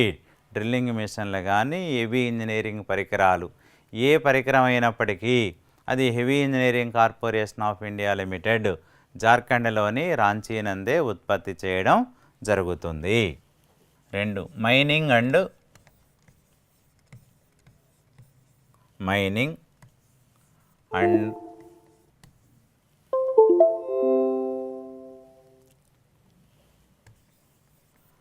Allied machinery corporation limited. రెండోది ఏమిటయ్యా అంటే mining and allied machinery corporation limited అనేది ఇది పశ్చిమ బెంగాల్ రాష్ట్రంలోని దుర్గాపూర్ నందు ఏర్పాటు చేయడం జరిగింది. పశ్చిమ బెంగాల్లోని దుర్గాపూర్ రాష్ట్రమనందు ఏర్పాటు చేయబడినటువంటి హెవీ ఇంజనీరింగ్ పరిశ్రమల్లో ఒకటి ఏమిటయ్యా అంటే mining and allied machinery corporation Limited. ఇప్పుడు దాని పేరులోనే ఉంది. మైనింగ్ అంటే ఖనిజాలను వెలికి తీసేటటువంటి యంత్రాలు, యంత్ర పరికరాలు ఎక్కువగా ఎక్కడ ఉత్పత్తి చేయబడతాయి అన్నప్పుడు mining and allied machinery corporation of India limited ఆధ్వర్యంలో ఉత్పత్తి చేయబడతాయి. Bharat heavy plates and vessels limited. Bharat heavy plates and vessels limited. దీనిని BHPV అని చెప్పేసి అంటాం. BHPV ఎక్కడుంది అన్నప్పుడు అంటే Bharat heavy plates and vessels limited ఎక్కడుందయ్యా అని చెప్పేసి అంటే మన ఆంధ్రప్రదేశ్లోని విశాఖపట్నం నందు కూడా కలదు. ఇది Bharat heavy plates and vessels limited అనేది ఆంధ్రప్రదేశ్లోని విశాఖపట్నం నందు కూడా ఒక యూనిట్ ఉంది అని చెప్పేసి అంటున్నాం. ఇది ఎక్కువగా ఏమి తయారు చేస్తున్నాయి అంటే హెవీ ప్లేట్స్ అండ్ వెసల్స్ అనేటువంటి వాటిని ఎక్కువగా ఉత్పత్తి చేస్తుంది. అలాగే తుంగభద్ర స్టీల్స్ లిమిటెడ్ అంటున్నాం. తుంగభద్ర స్టీల్స్ లిమిటెడ్ కూడా ఎక్కువగా హెవీ ఇండస్ట్రీస్, హెవీ ఇంజనీరింగ్ పరికరాలను ఎక్కువగా ఉత్పత్తి చేయడం జరుగుతుంది అని చెప్పేసి అంటున్నాం. నెక్స్ట్ ఇతర పరిశ్రమల్లోకి ప్రధానంగా వచ్చేవి ఏమిటాయా అంటే ఇతర ముఖ్యమైనటువంటి పరిశ్రమలన్నీ కూడా ఇతర పరిశ్రమలుగా పేర్కొనడం జరుగుతుంది. అందులో ఒకటి ఏమిటయ్యా అంటే HMT అని చెప్పేసి అంటున్నాం. Hindustan machine tools. HMT అంటే ఏమిటయ్యా అంటే హిందుస్థాన్ మెషిన్ టూల్స్. ఈ హిందుస్థాన్ మెషిన్ టూల్స్కి సంబంధించినటువంటి HMTని మరి మొదటిగా ఎప్పుడు ఎక్కడ స్థాపించారు అన్నప్పుడు HMTని మొదటిసారిగా 1953వ సంవత్సరంలో కర్ణాటక రాష్ట్రంలోని బెంగళూరు నందు స్థాపించడం జరిగింది. ఎక్కడ స్థాపించారంటున్నాం? కర్ణాటక రాష్ట్రంలోని బెంగళూరు నందు ఎప్పుడు స్థాపించారంటున్నాం? 1953వ సంవత్సరంలో స్థాపించడం జరిగింది. ఇక ఈ HMT పరికరాలు ఎక్కువగా మనకు ఎక్కడ ఉత్పత్తి చేయబడుతున్నాయి అంటే కర్ణాటక రాష్ట్రంలోని బెంగళూరు నందు ఎక్కువగా ఉత్పత్తి చేయడం జరుగుతుంది. ఇప్పుడు HMTకి సంబంధించినటువంటి భారతదేశంలో మొత్తం మీద ఎన్ని యూనిట్లు ఉన్నాయా అని చెప్పేసి అంటే 6 యూనిట్లు ఉన్నాయి. ఈ 6 యూనిట్లు ఏ ఏ ప్రాంతాలలో ఎక్కడెక్కడ ఉన్నాయనేది పరిశీలిద్దాం. HMT యూనిట్లు ఉన్న ప్రాంతాలు: 1 బెంగళూరు, 2 శ్రీనగర్, 3 పింజోర్.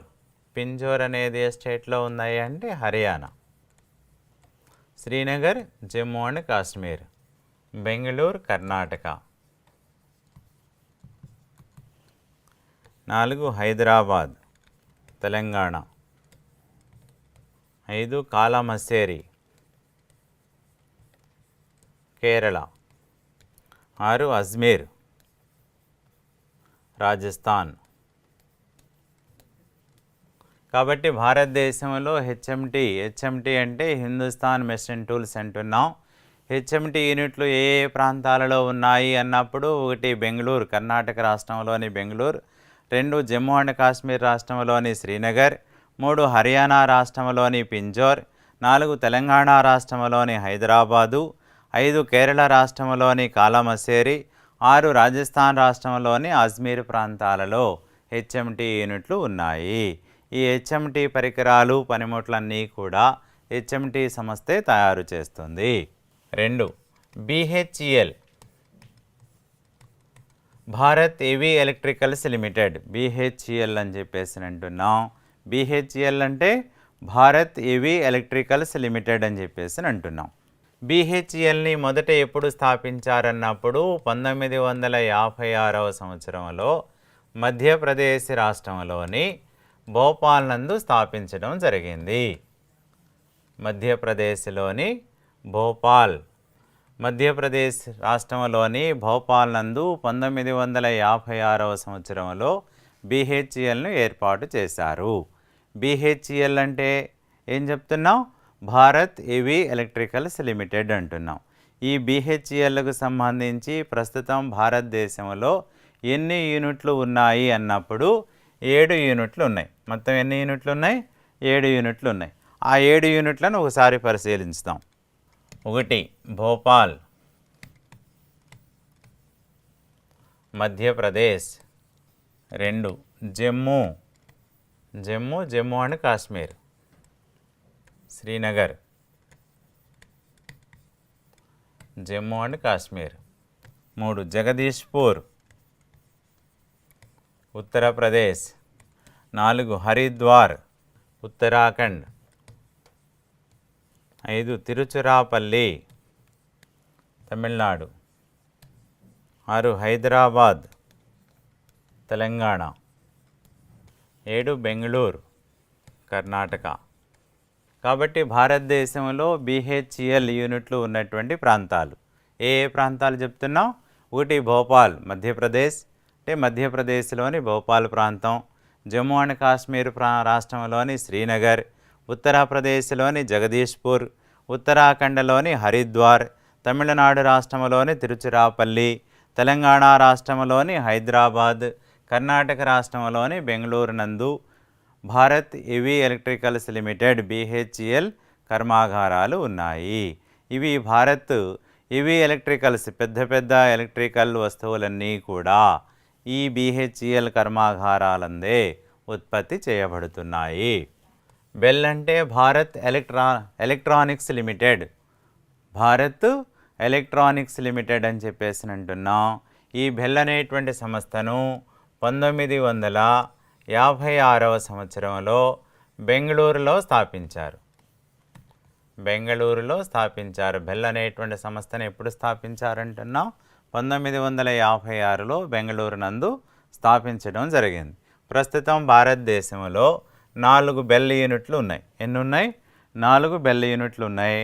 ఆ 4 బెల్ యూనిట్లు అవి నెలకొని ఉన్నటువంటి ప్రాంతాలు. 1 బెంగళూరు. బెంగళూరు ఎక్కడుందయ్యా అని చెప్పేసానంటే కర్ణాటక. 2 చెన్నై, తమిళనాడు. 3 పూణే, మహారాష్ట్ర. 4 హైదరాబాద్, తెలంగాణ. కాబట్టి భారతదేశంలో బెల్ యూనిట్లు ఉన్నటువంటి ప్రాంతాలు ఏమిటి అన్నప్పుడు 1 బెంగళూరు. బెంగళూరు ఏ రాష్ట్రంలో ఉంది? కర్ణాటక. 2 చెన్నై. చెన్నై ఏ రాష్ట్రంలో ఉంది? తమిళనాడు. 3 పూణే. పూణే ఏ రాష్ట్రంలో ఉంది? మహారాష్ట్ర. 4 హైదరాబాద్. హైదరాబాద్ ఏ రాష్ట్రంలో ఉంది? తెలంగాణ రాష్ట్రంలో.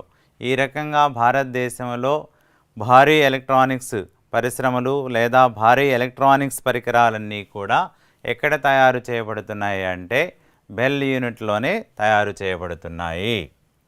HAL అన్నప్పుడు హిందుస్థాన్ ఏరోనాటిక్స్ లిమిటెడ్ అని చెప్పేసి అంటున్నాం. HAL అంటే ఏం చెప్తున్నాం? Hindustan aeronautics limited. మరి భారతదేశంలో మొదటిసారిగా HAL లేదా హిందుస్థాన్ ఏరోనాటిక్స్ లిమిటెడ్ ఎప్పుడు స్థాపించబడింది అన్నప్పుడు 1964వ సంవత్సరంలో స్థాపించబడింది. 64వ సంవత్సరంలో ఎక్కడ స్థాపించబడింది అన్నప్పుడు ఇది కూడా కర్ణాటక రాష్ట్రంలోని బెంగళూరు నందే స్థాపించబడింది. కర్ణాటక రాష్ట్రంలోని బెంగళూరు వద్ద 1964వ సంవత్సరంలో HAL అనేటువంటి సంస్థను ఏర్పాటు చేయడం జరిగింది. HAL అంటే ఏం చెప్తున్నాం? Hindustan aeronautics limited. విమానాలకు సంబంధించినటువంటి విడిభాగాలన్నింటినీ కూడా ఈ HAL పరిశ్రమే ఉత్పత్తి చేస్తుంది. ఇక ప్రస్తుతం భారతదేశంలో ఎన్ని హెచ్ఏఎల్ యూనిట్లు ఉన్నాయి అన్నప్పుడు భారతదేశంలో ప్రస్తుతం 6 హెచ్ఏఎల్ యూనిట్లు ఉన్నాయి. ఎన్ని యూనిట్లు ఉన్నాయి? 6 హెచ్ఏఎల్ యూనిట్లు ఉన్నాయి. ఈ 6 హెచ్ఏఎల్ యూనిట్లు నెలకొని ఉన్నటువంటి ప్రాంతాలను పరిశీలిద్దాం. హెచ్ఏఎల్ యూనిట్లు ఉన్నటువంటి ప్రాంతాలలో ఒకటేం చెప్తున్నాం? బెంగళూరు. బెంగళూరు అనేటువంటిది ఏ రాష్ట్రంలో ఉంది? కర్ణాటక రాష్ట్రంలో ఉంది. రెండవది నాసిక్. నాసిక్ ఏ రాష్ట్రంలో ఉంది? మహారాష్ట్రలో ఉంది. ఒకటి బెంగళూరు అంటున్నాం, 2 నాసిక్, 3 కోరాపుట్. కోరాపుట్ ఏ స్టేట్లో ఉంది? ఒడిశా. నాసిక్ మహారాష్ట్ర, కోరాపుట్ ఒడిశా. నెక్స్ట్ 4 లక్నో ఉత్తరప్రదేశ్, 5 కాన్పూర్, ఇది కూడా ఉత్తరప్రదేశ్, 6 హైదరాబాద్, తెలంగాణ. కాబట్టి భారతదేశంలో హెచ్ఏఎల్ యూనిట్లు ఉన్నటువంటి ప్రాంతాలు, హెచ్ఏఎల్ అంటే హిందుస్థాన్ ఏరోనాటిక్స్ లిమిటెడ్ ఉన్నటువంటి ప్రాంతాలు ఏమిటి అంటే, 1 బెంగళూరు అంటే కర్ణాటక రాష్ట్రం, 2 నాసిక్ మహారాష్ట్ర, 3 కోరాపుట్ ఒడిశా, 4 లక్నో ఉత్తరప్రదేశ్, 5 కాన్పూర్ ఉత్తరప్రదేశ్, 6 హైదరాబాద్ తెలంగాణ. కాబట్టి ఈ ప్రాంతాలలో హెచ్ఏఎల్ యూనిట్లు ఉన్నాయి. Next IDPL. ఐడిపిఎల్ ఏమిటయా అంటే Indian drugs and pharmaceuticals limited అని చెప్పేసి అంటున్నాం. ఐడిపిఎల్ అనగా Indian drugs and pharmaceuticals limited. మరి Indian drugs and pharmaceuticals limited అనేటువంటివి భారతదేశంలో ఏ ప్రాంతాలలో ఉన్నాయి, ఎక్కడెక్కడ ఉన్నాయి అనేది పరిశీలించుదాం. ఇవి భారతదేశం మొత్తం మీద కూడా 5 ఐడిపిఎల్ యూనిట్లు ఉన్నాయి. ఎన్ని ఐడిపిఎల్ యూనిట్లు ఉన్నాయి అంటున్నాం? 5 ఐడిపిఎల్ యూనిట్లు ఉన్నాయి. ఈ 5 ఐడిపిఎల్ యూనిట్లలో ఒకటి ఎక్కడున్నదయ్యా అని చెప్పేసానంటే రిషికేశ్. రిషికేశ్ ఏ రాష్ట్రంలో ఉంది? ఉత్తరాఖండ్ రాష్ట్రంలో ఉంది. రిషికేశ్ అనేటువంటిది ఏ రాష్ట్రంలో ఉందంటున్నాం? ఉత్తరాఖండ్. ఈ రిషికేశ్లో ఉన్నటువంటి ఉత్తరాఖండ్లో ఉన్నటువంటి రిషికేశ్లో ఏ డ్రగ్స్ ఉత్పత్తి చేయబడతాయి అంటే యాంటీబయాటిక్స్. యాంటీబయాటిక్స్కి సంబంధించినటువంటి డ్రగ్స్ ఉత్పత్తి చేసేటటువంటి ప్రాంతం ఏదయ్యా అంటే రిషికేశ్ ఉత్తరాఖండ్. 2 గుర్గావ్. గుర్గావ్ ఏ స్టేట్లో ఉందయ్యా అంటే హర్యానా. హర్యానాలో ఉన్నటువంటి గుర్గావ్ నందు ఎలాంటి డ్రగ్స్ ఉత్పత్తి చేయబడతాయి అని చెప్పేసి అన్నప్పుడు జనరల్గా ఉండేటటువంటి డ్రగ్స్ అన్నీ కూడా గుర్గావ్ హర్యానా రాష్ట్రంలో ఉత్పత్తి చేయబడతాయి. 3 హైదరాబాద్. హైదరాబాద్ ఏ రాష్ట్రం అంటున్నాం? తెలంగాణ అని చెప్పేసి అంటున్నాం. ఈ హైదరాబాదులోని, తెలంగాణలోని హైదరాబాదులోని తయారు చేసేటటువంటి డ్రగ్స్ ఏ రకానికి సంబంధించినవి అని చెప్పేసి అన్నప్పుడు సింథటిక్ టైప్కు సంబంధించినటువంటి డ్రగ్స్ అంటున్నాం. సింథటిక్ డ్రగ్స్ తయారు చేసేటటువంటి కర్మాగారం ఎక్కడుంది అని చెప్పేసి అన్నప్పుడు హైదరాబాద్ రాష్ట్రంలో, తెలంగాణ రాష్ట్రంలోని హైదరాబాద్ నందు కలదు. నెక్స్ట్ ముజఫర్పూర్.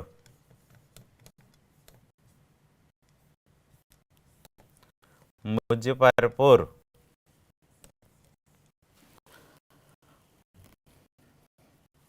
ముజఫర్పూర్ ఏ స్టేట్లో ఉంది అంటే బీహార్లో ఉంది. బీహార్ రాష్ట్రంలోని ముజఫర్పూర్ నందు ఎలాంటి డ్రగ్స్ ఉత్పత్తి చేయబడతాయి అన్నప్పుడు ఇక్కడ కూడా కామన్ డ్రగ్స్ ఉత్పత్తి చేయబడుతున్నాయి అంటున్నాం. ముజఫర్పూర్ నందు ఎలాంటి డ్రగ్స్ ఉత్పత్తి చేయబడుతున్నాయి? కామన్ డ్రగ్స్ ఉత్పత్తి చేయబడుతున్నాయి. 5వది ఏమిటాయి అంటే చెన్నై. చెన్నై నందు ఎలాంటి డ్రగ్స్ ఉత్పత్తి చేయబడుతున్నాయి అంటే సర్జికల్ ఇన్స్ట్రుమెంట్స్. సర్జికల్ ఇన్స్ట్రుమెంట్స్ అంటే ఆపరేషన్కి కావలసినటువంటి మందులు, పరికరాలన్నీ కూడా ఎక్కడ ఉత్పత్తి చేయబడుతున్నాయి అంటే చెన్నై. ఇప్పుడు ఐడిపిఎల్ అంటున్నాం. ఐడిపిఎల్ ఫుల్ ఫామ్ ఏమిటాయి అంటే Indian drugs and pharmaceuticals limited అంటున్నాం. దీనికి సంబంధించి మొత్తం ఎన్ని యూనిట్లు ఉన్నాయి అంటున్నాం? 5 యూనిట్లు ఉన్నాయి. ఆ 5 యూనిట్లు ఏమిటయ్యా అంటే, ఒకటి రిషికేశ్ అంటే ఉత్తరాఖండ్ రాష్ట్రంలో ఉంది. ఇక్కడ ఉత్పత్తి చేయబడుతున్నటువంటి డ్రగ్స్ ఏ రకానికి సంబంధించినవి అన్నప్పుడు యాంటీబయాటిక్స్కి సంబంధించినటువంటి డ్రగ్స్ ఉత్పత్తి చేయబడుతున్నాయి. రెండోది గుర్గావ్ ఏ రాష్ట్రంలో ఉంది అన్నప్పుడు హర్యానా రాష్ట్రంలో ఉంది. ఇక్కడ తయారు చేయబడుతున్నటువంటి డ్రగ్స్ దేనికి సంబంధించినవి అంటే సాధారణ డ్రగ్స్గా చెప్పుకోవచ్చు. మూడోది హైదరాబాద్ ఏ రాష్ట్రంలో ఉంది అన్నప్పుడు తెలంగాణ రాష్ట్రంలో ఉంది. తెలంగాణ రాష్ట్రంలో ఉన్నటువంటి హైదరాబాద్ నందు ఎలాంటి డ్రగ్స్ ఉత్పత్తి చేయబడుతున్నాయి అన్నప్పుడు సింథటిక్ టైప్ ఆఫ్ డ్రగ్స్ అని చెప్పేసి అంటున్నాం. నాలుగోది ముజఫర్పూర్ అంటున్నాం. ముజఫర్పూర్ ఏ రాష్ట్రంలో ఉంది అన్నప్పుడు బీహార్ రాష్ట్రంలో ఉంది. బీహార్ రాష్ట్రంలో ఉన్న ముజఫర్పూర్ నందు ఎలాంటి డ్రగ్స్ ఉత్పత్తి చేయబడుతున్నాయి అన్నప్పుడు కామన్ డ్రగ్స్ ఉత్పత్తి చేయబడుతున్నాయి. ఐదవది ఏమిటాయి అంటే చెన్నైలో ఉన్నటువంటి ఐడిపిఎల్ నందు ఎలాంటి డ్రగ్స్ ఉత్పత్తి చేయబడుతున్నాయి అన్నప్పుడు సర్జికల్కి సంబంధించినటువంటి డ్రగ్స్ ఉత్పత్తి చేయబడుతున్నాయి. ఈ రకంగా భారతదేశంలో 5 ఐడిపిఎల్ యూనిట్లు ఉన్నాయి. ప్రాగా టూల్స్ లిమిటెడ్ అంటున్నాం. ప్రాగా టూల్స్ లిమిటెడ్ అంటే రక్షణకు సంబంధించినటువంటి పరికరాలను తయారు చేసేటటువంటి సంస్థ. ఈ ప్రాగా టూల్స్ లిమిటెడ్ అనేది ఎక్కడుందయ్యా అంటే సికింద్రాబాద్లో ఉన్నది. ప్రాగా టూల్స్ లిమిటెడ్ ఎక్కడుంది? సికింద్రాబాద్. నెక్స్ట్ హిందుస్థాన్ ఎయిర్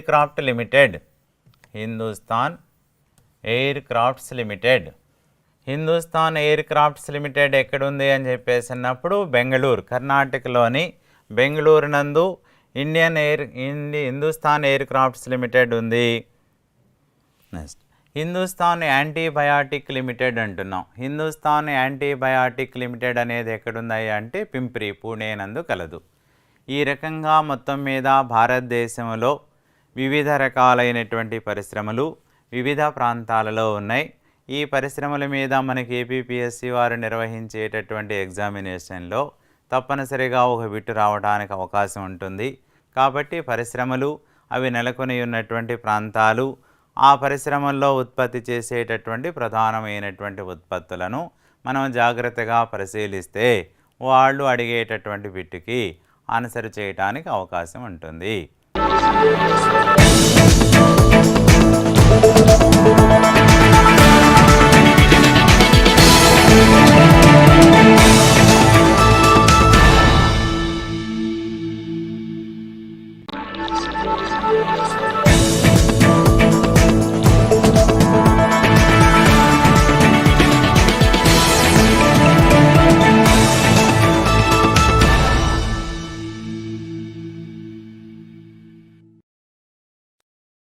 ప్రధానంగాను శాతవాహనులు ఏ ప్రాంతాల్లో వీరు అవలంబించారు, ఆ యొక్క విధానాలు, శాతవాహనులు ఏ విధానాలను వీరు అవలంబించారన్నది మనము కొద్దిగాను తెలుసుకుంటే ఈ పదాలలోనూ శాతవాహనులు ఇంకా ఏ రాజ్యాలను ఆక్రమించారు, దక్షిణ భారతదేశాన్ని ఆక్రమించారా, ఉత్తర భారతదేశాన్ని ఆక్రమించారా, ఉత్తర భారతదేశంలో వీరు ఆక్రమిస్తున్నప్పుడు అక్కడ ఉన్నటువంటి వారు ఎవరున్నారు, ఆ ప్రాంతంలో ఉన్నటువంటి ప్రముఖమైనటువంటి వారు ఎవరు కనిపిస్తున్నారు అనేది మనం స్పష్టంగా చూద్దాం.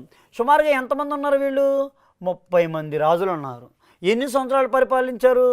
450 సంవత్సరాలు పరిపాలించారు. అంటే 30 మంది రాజులు 450 సంవత్సరాలు. వంశస్థాపకుడు ఎవడు?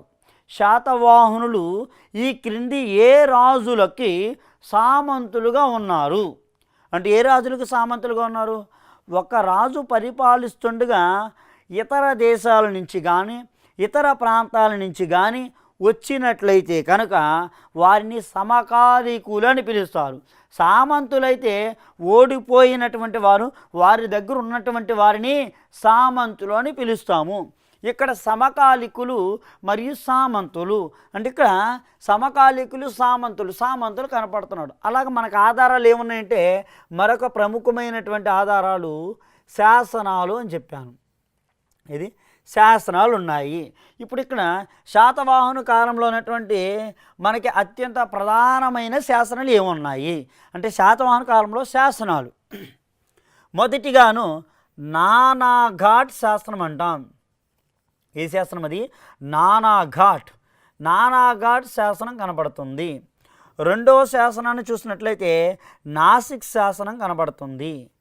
నాసిక్ శాసనం. నాసిక్ శాసనం రెండవ శాసనం కనిపిస్తుంది. ఇక మూడవ శాసనాన్ని చూసినట్లయితే కనుక ఇక్కడ మూడవ శాసనము కార్లే. ఇది కార్లే కనపడుతుంది. ఇక నాలుగవ శాసనాన్ని చూసినట్లయితే కనుక కార్లే అన్న కన్హేరి అన్న ఒక్కటే. గుహాలయాలు అవి గుహ ఆలయాలు అని పిలుస్తాం. రెండోదిగా నాలుగవదిగా చూసినట్లయితే మేకాదౌని శాసనం అని పిలుస్తాము. నాలుగో శాసనం మేకాదౌని శాసనం. మేకాదౌని శాసనం అంటే ఇవి శాసనాలు. ఇప్పుడు ఈ శాసనాలు అనేవి ఈ శాసనాలు ఏ భాషలో ఉన్నాయి చూడండి. ఇక్కడ శాసనాలు ఏ భాషలో ఉన్నాయి అంటే భాష అయితే కనుక ప్రాకృతం అని చదవాలి. భాష ప్రాకృత భాషలో ఉన్నాయి. అంటే ఈ 4 శాసనాలు శాతవాహన కాలంలో మనకి లభ్యమవుతున్న శాసనాలు ఏ భాషలో ఉన్నాయి? ప్రాకృత భాషలో ఉన్నాయి. ఏ లిపితో రాశారు? ఏ లిపితో వ్రాయబడ్డాయి? లిపి అంటే కనుక ఇక్కడ బ్రాహ్మీ లిపి అని చదవాలి. బ్రాహ్మీ లిపి అని చదవాలన్నమాట. చూడండి, బ్రాహ్మీ లిపిలోనూ ఇవి వ్రాయబడ్డాయి. అలాగే ప్రాకృత భాష బ్రాహ్మీ లిపిలో ఉన్నాయి. అంటే శాసనాలు అన్నీ కూడా ప్రాకృతం బ్రాహ్మీ లిపి. కాబట్టి వీరికి ఏ భాష రాజభాష ఏది అంటే ఇప్పుడు మనకి ఏది రావాలి? ఇప్పుడు అంటే శాతవాహనులు రాజభాష, శాతవాహనుల యొక్క రాజభాష అనాలి. రాజభాషకు వచ్చేప్పటికి ఏది?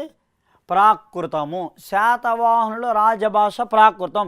శాతవాహనుల యొక్క రాజలిపి బ్రాహ్మీ లిపి తెలుసు. కాబట్టి ఇది మనకి క్షుణ్ణంగా తెలుసుకోవాలి. అంటే శాసనాల ద్వారాగా తెలుస్తున్నాయి. మరొక ప్రముఖమైనటువంటి ఆధారాలు నాణాలు చూడాలి. ఇది నాణాలు, శాతవాహనుల యొక్క నాణాలు. ఏ నాణాలు ఉన్నాయంటే ఇక్కడ బంగారు నాణాలు ఉపయోగించారు, కానీ బంగారం అనే పదము ఉపయోగించలేదు. దానిని మనము వెండి నాణాలు ఉన్నాయి అంటే వెండి నాణాలని మనము కార్షపణాలు అన్నారు. ఏ అన్నారు? కార్షపణాలు. కార్షపణాలు అంటే వెండి అని అర్థము. కార్షపం వెండి. వెండి నాణాలను ఉపయోగించారు. రెండోదిగాను చూసినట్లయితే కనుక కార్షపణాలతో పాటుగా ఉన్నటువంటి ప్రముఖమైనటువంటి నాణాలు ఇంకా ఏ నాణాలు ఉన్నాయి? ఇక్కడ సువర్ణాలు ఉన్నాయి. సువర్ణాలు బాగా గుర్తుపెట్టుకోండి. సువర్ణాలు ఉన్నాయి. కార్షపణాలు వెండి. సువర్ణం అంటే ఏమిటి? మామూలు కామన్ సెన్స్గా మనం ఆలోచించగలిగినట్లయితే సువర్ణం అంటే బంగారం అని అర్థం. అంటే ఇక్కడ సువర్ణం అంటే బంగారు నాణాలు ఉన్నాయి. కానీ శాతవాహనులు అధికంగా ఉపయోగించినటువంటి నాణాలు సీసప నాణాలు, ప్రోటీన్ అంటాము. అంటే వీరు ఎక్కువగా రాగి నాణాలను ఉపయోగించారు. రాగి నాణాలని, వెండి నాణాలని వీరు అధికంగా ఉపయోగించారు. అంటే మూడోదిగాను రాగి వెండి నాణాలు కూడా ఉన్నాయి. ఇవి రాగి, కాపర్. ఇక్కడ రాగి నాణాలను కూడా మరియు సీసప నాణాలు కూడా అధికంగా శాతవాహనులు ఉపయోగించారు. ఈ నాణాలలోనే మనకి నాణాలలో ఉన్నటువంటి రకాలు కనిపిస్తున్నాయి అన్నమాట. అంటే శాతవాహనులు ఈ నాణాలతో పాటుగా ఇంకా ఏ రకాల నాణాలు అంటే ఒక్కొక్కరు వేసినటువంటి నాణాలు ఉన్నాయి. ఇప్పుడు ఫర్ ఎగ్జాంపుల్ నేను ఇక్కడ జీవించాను, ఇక్కడికి వచ్చానని, లేదా ఇక్కడ లెసన్ చెప్పాను అనడానికి ఏదో ఒక రిజిస్టర్లో సంతకం పెట్టడం, లేదంటే కనుక డిస్కస్ చేయడం అనేది కనపడుతుంది. అదే మాదిరిగా వీళ్ళు వ్యాపారం చేశారు అనడానికి కూడా ఒక నాణ్యం ఉంది. అది వాడ జడగుత్తు నాణాలని, వాడ తెరచాప నాణాలనేది కనపడుతుంది. అంటే వాడ తెరచాప అంటాము, వాడ తెరచాప అంటాము. వాడ తెరచాప నాణాలు కనపడుతున్నాయి. ఇప్పుడు ఇది ఆలోచించండి. ఇక్కడ వాడ తెరచాప నాణాలు, వాడ తెరచాప నాణాలు అంటే మన సముద్రంలో కానీ నదుల్లో కానీ కనిపిస్తూ ఉండే. పడవ కనిపిస్తుంది, పడవకి అడ్డంగా ఒక కర్ర కట్టి ఏం చేస్తారు, క్లాత్ కడతారు. అంటే దాన్ని వాడ తెరచాప అంటారు. అంటే వాడ తెరచాప నాణాలు, వాడ జడగుత్తు నాణాలు అనేది మనకి లభించబడుతున్నాయి. అవి ఈ యొక్క శాతవాహనుల యొక్క నాణాల గురించి మనకి లభ్యమవుతున్నటువంటి అత్యంత ప్రధానమైనటువంటిది. ఇక మిగిలినది చూసినట్లయితే కనుక శాతవాహనం. ఇవన్నీ ఎందుకు చెప్తున్నామంటే కనుక శాసనాలు కావాలి, నాణాలు కావాలి, శాతవాహను యొక్క రాజధాని ప్రాంతాలు కావాలి, శాతవాహనుల గురించి మనకి సోర్స్ ఆధారాలు కావాలి. ఈ 5 4 ద్వారాగా ఖచ్చితంగాను ప్రశ్న లేనిదే అసలు పేపరే ఉండదు. ఎందుకంటే శాతవాహనుల గురించి ఖచ్చితమైనటువంటి ప్రశ్న అనేది వీటి నుంచి కన్ఫామ్గా ఎక్కడో చోటన అడుగుతూనే ఉంటారు. అంటే పోటీ పరీక్షలు ఎక్కడో చోటన వస్తూనే ఉంటాయి. కాబట్టి దీన్ని మనం నిర్లక్ష్యం చేయకుండా ఖచ్చితంగా చదవగలిగినట్లయితే మనకి మర్చిపోకుండా ఎక్కడైనా కానీ అడిగినా కానీ పెట్టగలుగుతూ ఉంటాము. ప్రతి ప్రశ్న కూడా మనము ఆన్సర్ చేయగలిగే విధంగా కనిపిస్తుంది. ఇది శాతవాహన కాలంలో. మరియు శాతవాహనుల యొక్క పరిపాలన విధానాన్ని గురించి కూడా మనము చూద్దాం. శాతవాహనంలో పరిపాలనా కాలము అంటే శాతవాహనుల పరిపాలనా కాలంలో వీరు ఎంతమంది రాజులు వచ్చారు, సీరియల్గాను అంటే మత్స్య పురాణాల ప్రకారంగా రాజులు ఎక్కడి నుంచి వచ్చారు, ఏ ఏ ప్రాంతాలని పరిపాలించారు, వీరు ఏ ఏ ప్రాంతాలని పరిపాలించుకుంటూ వచ్చారన్నది మనం చూస్తే మొట్టమొదటి రాజు శ్రీముఖుడు అంటాము. శ్రీముఖుడు లేదా ఈయన్ని చిముక అంటాము. చిముక అని పిలుస్తాం. శ్రీముఖ, చిముక అని పిలుస్తాం. వాస్తవంగా శ్రీముఖుడికి చిముకునికి కలిపి శాతవాహన అనే పదానికి అర్థం ఉందా? కానీ అర్థం లేదు. అంటే వాస్తవంగా ఇక్కడ ఇతడు ఫౌండరు, ఇతని యొక్క తండ్రి శాతవాహనుడు అంటాము. ఎవరు? శాతవాహనుడు ఈ ప్రాంతంలో పరిపాలిస్తున్నటువంటి మౌర్యులకి సామంతులుగా కొనసాగాడు. కనుక ఎప్పుడైతే సామంతులుగా కొనసాగాడో చూడండి, ఇదే ప్రాంతాన్ని మనం ఉజ్జయిని, రణదంబోర్ అని పిలుస్తాము, లేదా రణతైరు అని పిలుస్తాం. అంటే రణతైరు అనబడుతున్నటువంటి వ్యక్తి ఇక్కడ కనిపిస్తున్నాడు. ఉజ్జయిని, రణతంబోరు మరియు ఆంధ్ర ప్రాంతము. అంటే ఈ ప్రాంతం నుంచి కూడా ఏ విధంగా ఆవిర్భవించబడింది రాజ్యం అనేది కనిపిస్తుంది. ఇక్కడ శ్రీముఖుడు వంశస్థాపకుడు.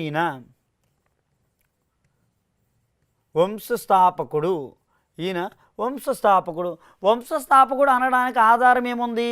వంశస్థాపకుడు అనడానికి మనకి ఒక ఆధారం ఉంది. ఇతని నాణాలు మనకి కొండాపూర్ అంటాము. కరీంనగర్ జిల్లాలోని మనకి ఒక చోటన లభ్యమైనాయి. ఇతని కరీంనగర్ జిల్లాలో ఇతని నాణాలు అనేది మనకి లభ్యమవుతున్నాయి. కనుక ఆ నాణ్యం మీద ఏమని ముద్ర వేస్తుందంటే శ్రీముఖ చిముక శార్దవాహన అని ఉంది. అంటే శార్దవాహన అనే పదము కలిగినటువంటి వాడు శ్రీముఖుడు కాబట్టి ఇతడు వంశస్థాపకుడని, రాజధానిని తెలంగాణలో ప్రాంతాన్ని ప్రతిష్టానపురాన్ని పరిపాలించాడని మొదటి ఆధారం కనపడుతుంది. శ్రీముఖుడు ఇతను అవలంబించిన మతం, శ్రీముఖుని యొక్క మతము కావాలి. ఇతను ఏ మతాన్ని అవలంబించాడు? వైదిక మతాన్ని అవలంబించాడు.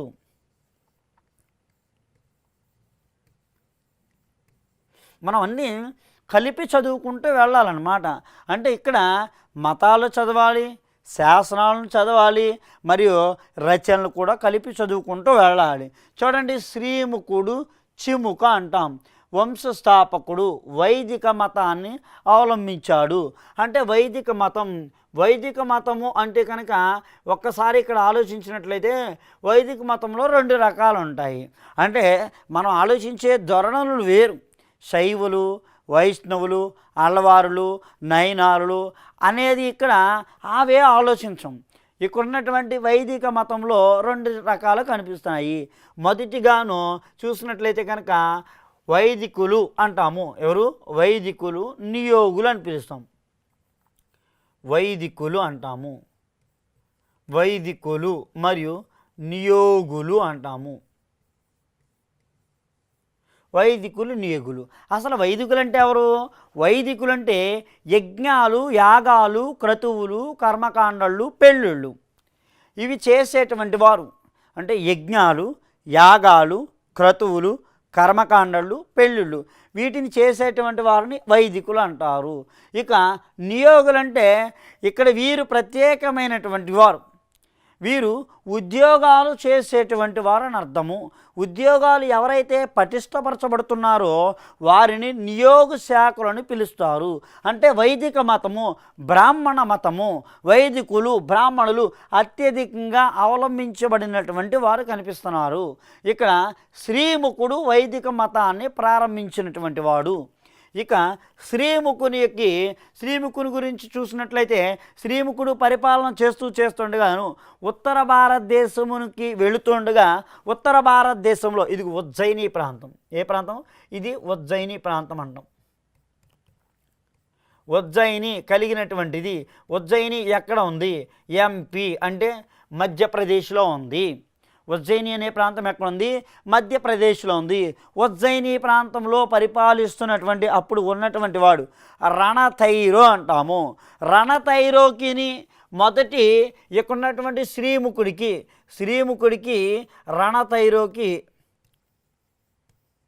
రణతైరో అంటాం. శ్రీముఖుడు మరియు రణతైరు వీళ్ళిద్దరి మధ్య కూడా ఒక గొడవ జరిగింది. అంటే యుద్ధము జరిగింది. ఆ యుద్ధంలోనూ రణతైరో ఓడించబడ్డాడు. రణతైరో ఓడిపోయాడు.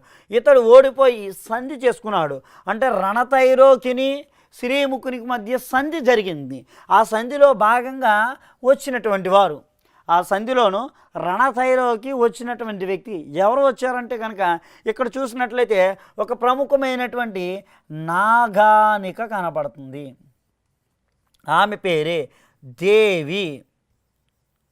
దేవి నాగానిక ఉన్నది. దేవి నాగానిక రణతైరో యొక్క కుమార్తె. ఈ రణతైరో యొక్క కుమార్తెను శ్రీముఖుడు ఉన్నాడు. అంటే శ్రీముఖునికి కొడుకున్నాడు. అంటే శ్రీముఖుని యొక్క కుమారుడైనటువంటి వాడు మొదటి శాతకర్ణి అనాలి.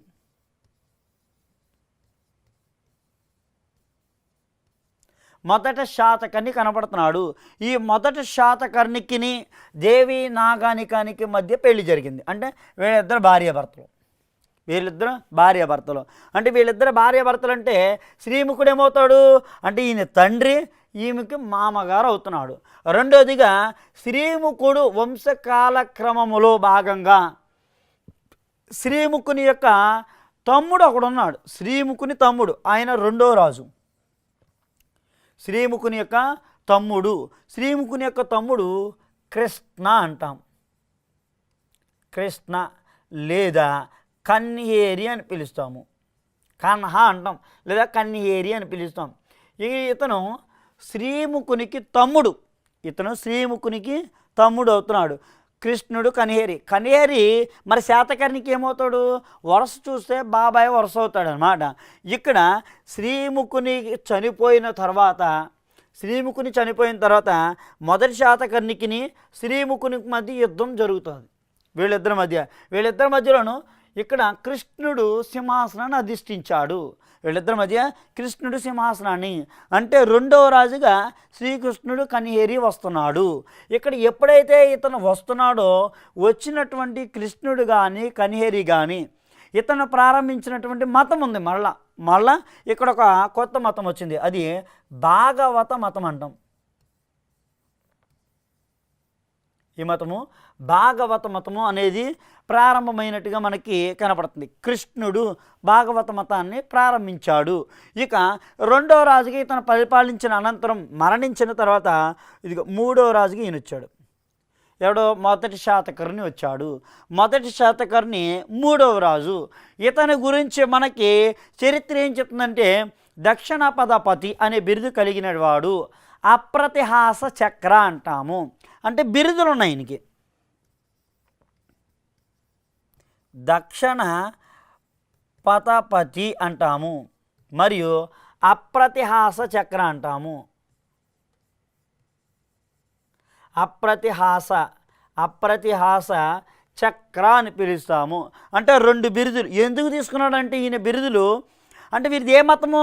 వైదిక మతం. తండ్రి ఏ మతాన్ని అవలంబించాడు? వైదిక మతం. కాబట్టి వైదిక మతంలో ఏమున్నాయి?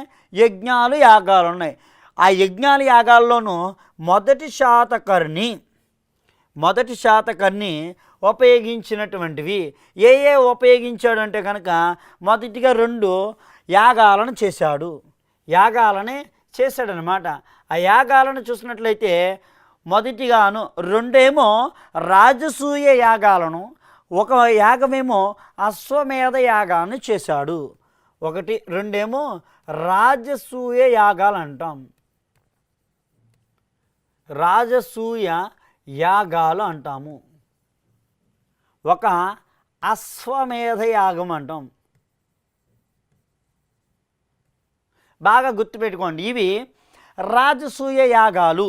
అంటే రాజసూయ యాగాలంటే దేని గురించి చెప్తున్నాయంటే కనుక మనం బయట చూస్తూనే ఉంటాం. రాష్ట్రాల్లో కొంతమంది ప్రముఖమైనటువంటి నాయకులు కానీ వారు చేస్తున్నారు. ఎందుకు చేస్తున్నారు అంటే వర్షం పడడం కోసం వరుణు దేవుడికి వీరు యాగాలు చేస్తూ ఉంటారు. అదే విధంగా ఈ రాజసూయ యాగం అంటే ఆ రాజ్యంలో పరిపాలిస్తున్నటువంటి వారు, ఆ రాజ్యంలో జీవిస్తున్నటువంటి ప్రజలందరూ కూడా సుఖంగాను శాంతంగాను ఉండాలని చేసేటువంటి యాగాలు. అంటే రాజసూయ యాగాలు. 2 రాజసూయ యాగాలు చేశాడు. మరియు అశ్వమేధ యాగం అంటాం. అంటే ఇప్పుడు కట్టిన తర్వాత ఒక గుర్రాన్ని ఏం చేస్తారు? గుర్రానికి కట్టి ఆ గుర్రం ఏ ప్రాంతం అయితే తిరుగుతుందో ఆ గుర్రాన్ని ఎవరైతే స్వాధీనపరుస్తారో వారందరికీ ఏమవుతుంది? గుర్రాన్ని స్వాధీనపరుచుకున్నటువంటి వారికి ఆ ప్రాంతం అంతా వస్తుంది. కాబట్టి అశ్వమేధ యాగాన్ని, ఒక అశ్వమేధ యాగము, 2 రాజసూయ యాగాలు, 2 రాజసూయ యాగాలను నిర్వహించబడినటువంటి వాడు కనుక ఈయనకి ఆ బిరుదులు వచ్చాయి. అంతవరకు బిరుదులు లేవు. తన తండ్రికి లేవు, తన బాబాయికి కూడా లేవు. తన యొక్క కుమారుడైనటువంటి మొదటి శాతకర్ణికి ఉన్నాయి. ఇక్కడ 2 రకాలుగా వాస్తవంగా ఇతనికి 2 యాగాలు చేశాడని, మరియు ఒక అశ్వమేధ యాగం చేశాడని, అప్రతిహాస చక్ర అనే బిరుదు ఉందని, మరియు ఇక్కడ దక్షిణపది బిరుదు ఉందని, ఇతని యొక్క విజయాల గురించి మనకి తెలియజేసేటువంటిది. తన భార్య ఎవరున్నారు? దేవి నాగానిక కనబడుతుంది. ఎవరు? దేవి నాగానిక అంటాము. దేవి నాగానిక. ఈ దేవి నాగానిక రాసింది ఒక శాసనం వేయించింది. నానాఘాట్ శాసనం వేయించింది.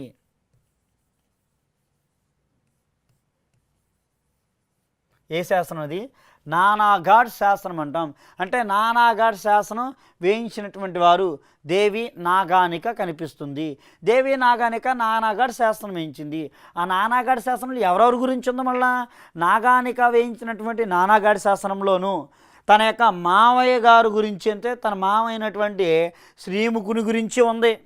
రెండోదిగాను ఇక్కడ నాగానిక వేయించినటువంటి నానాఘాట్ శాసనంలో తన యొక్క భర్త అయిన మొదటి శాతకర్ణి గుణగణాలు, విజయాలు, తన యొక్క రాజ్యాన్ని విస్తరించిన విధానాన్ని గురించి కానీ, తన రాజ్యంలో ఉన్నటువంటి ప్రజల గురించి కానీ, తన యొక్క రాజ్యం అంతటిని ఆర్థిక వ్యవస్థ గురించి కానీ నానాఘాట్ శాసనంలో నానగానిక వేయించింది.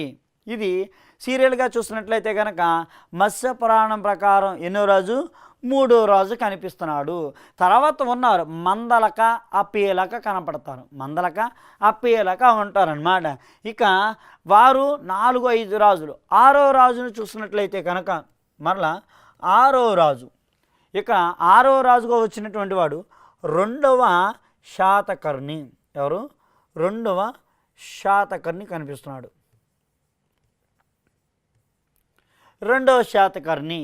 అంటే 2వ శాతకర్ణి గురించి మనం చూసినట్లయితే ఈ 2వ శాతకర్ణి రాజ్యంలోనూ 56 సంవత్సరాలు పరిపాలన చేశాడు. ఎన్ని? 56 సంవత్సరాలు పరిపాలన చేసినటువంటి వాడు.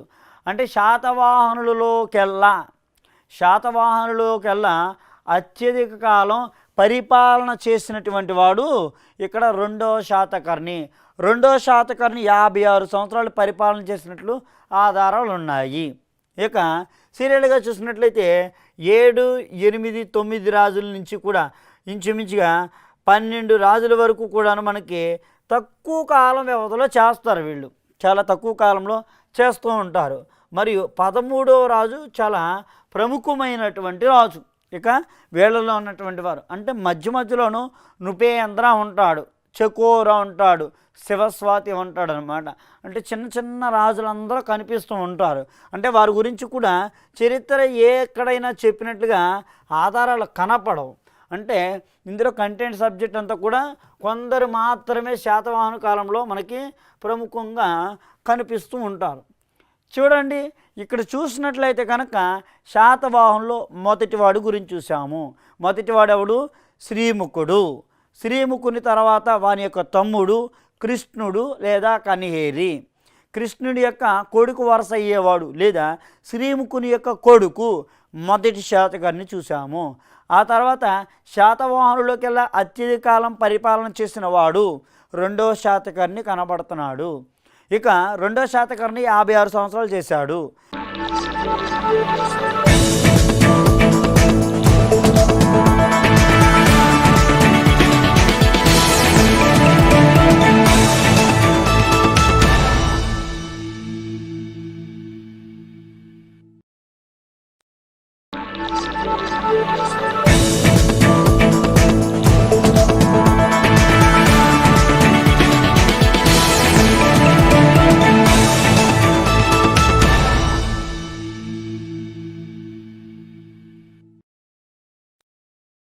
పదమూడవ రాజు కొంతల శాతకర్ణి. ఎవరు? కొంతల శాతకర్ణి. ఇతని కాలంలోనూ రాజ్యంలో చూసినట్లయితే రాజ్యంలోనూ సంక్షోభాలను మరియు తారుమారు జరుగుతూ ఉంటాయి. అంటే చూడండి, కొంతల శాతకర్ణి ఎక్కడున్నాడు? కొంతల శాతకర్ణి ఆంధ్ర ప్రాంతంలో కొంతల శాతకర్ణి ఉన్నాడు. ఇదే కాలంలో ఇక్కడ ఉన్నటువంటి వాడు ఇతడు సీరియల్గా మత్స్యపురాణం ప్రకారం 13వ రాజు. ఎన్నో రాజు? 13వ రాజు ఉన్నాడు. ఈ 13వ రాజు కొంతల శాతకర్ణి.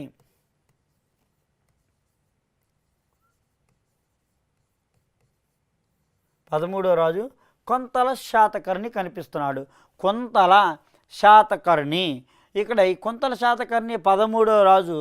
ఇతని కాలంలోనూ మనకి ఇతడు ఒక స్త్రీని వివాహం చేసుకుంటాడు, తన భార్యగా చేసుకుంటాడు వివాహాన్ని. ఆమె పేరు యలయావతి అంటాం. యలయావతి అంటాము. అంటే కొంతల శాతకర్ణి భార్య పేరు యలయావతి. యలయావతి ఈ కొంతల శాతకర్ణి కాలంలో యలయావతిని పెళ్లి చేసుకోగా యలయావతికి వీరి భాష వేరు, యలయావతి భాష వేరు. మళ్ళా అంటే యలయావతి భాష చూస్తే సంస్కృతం,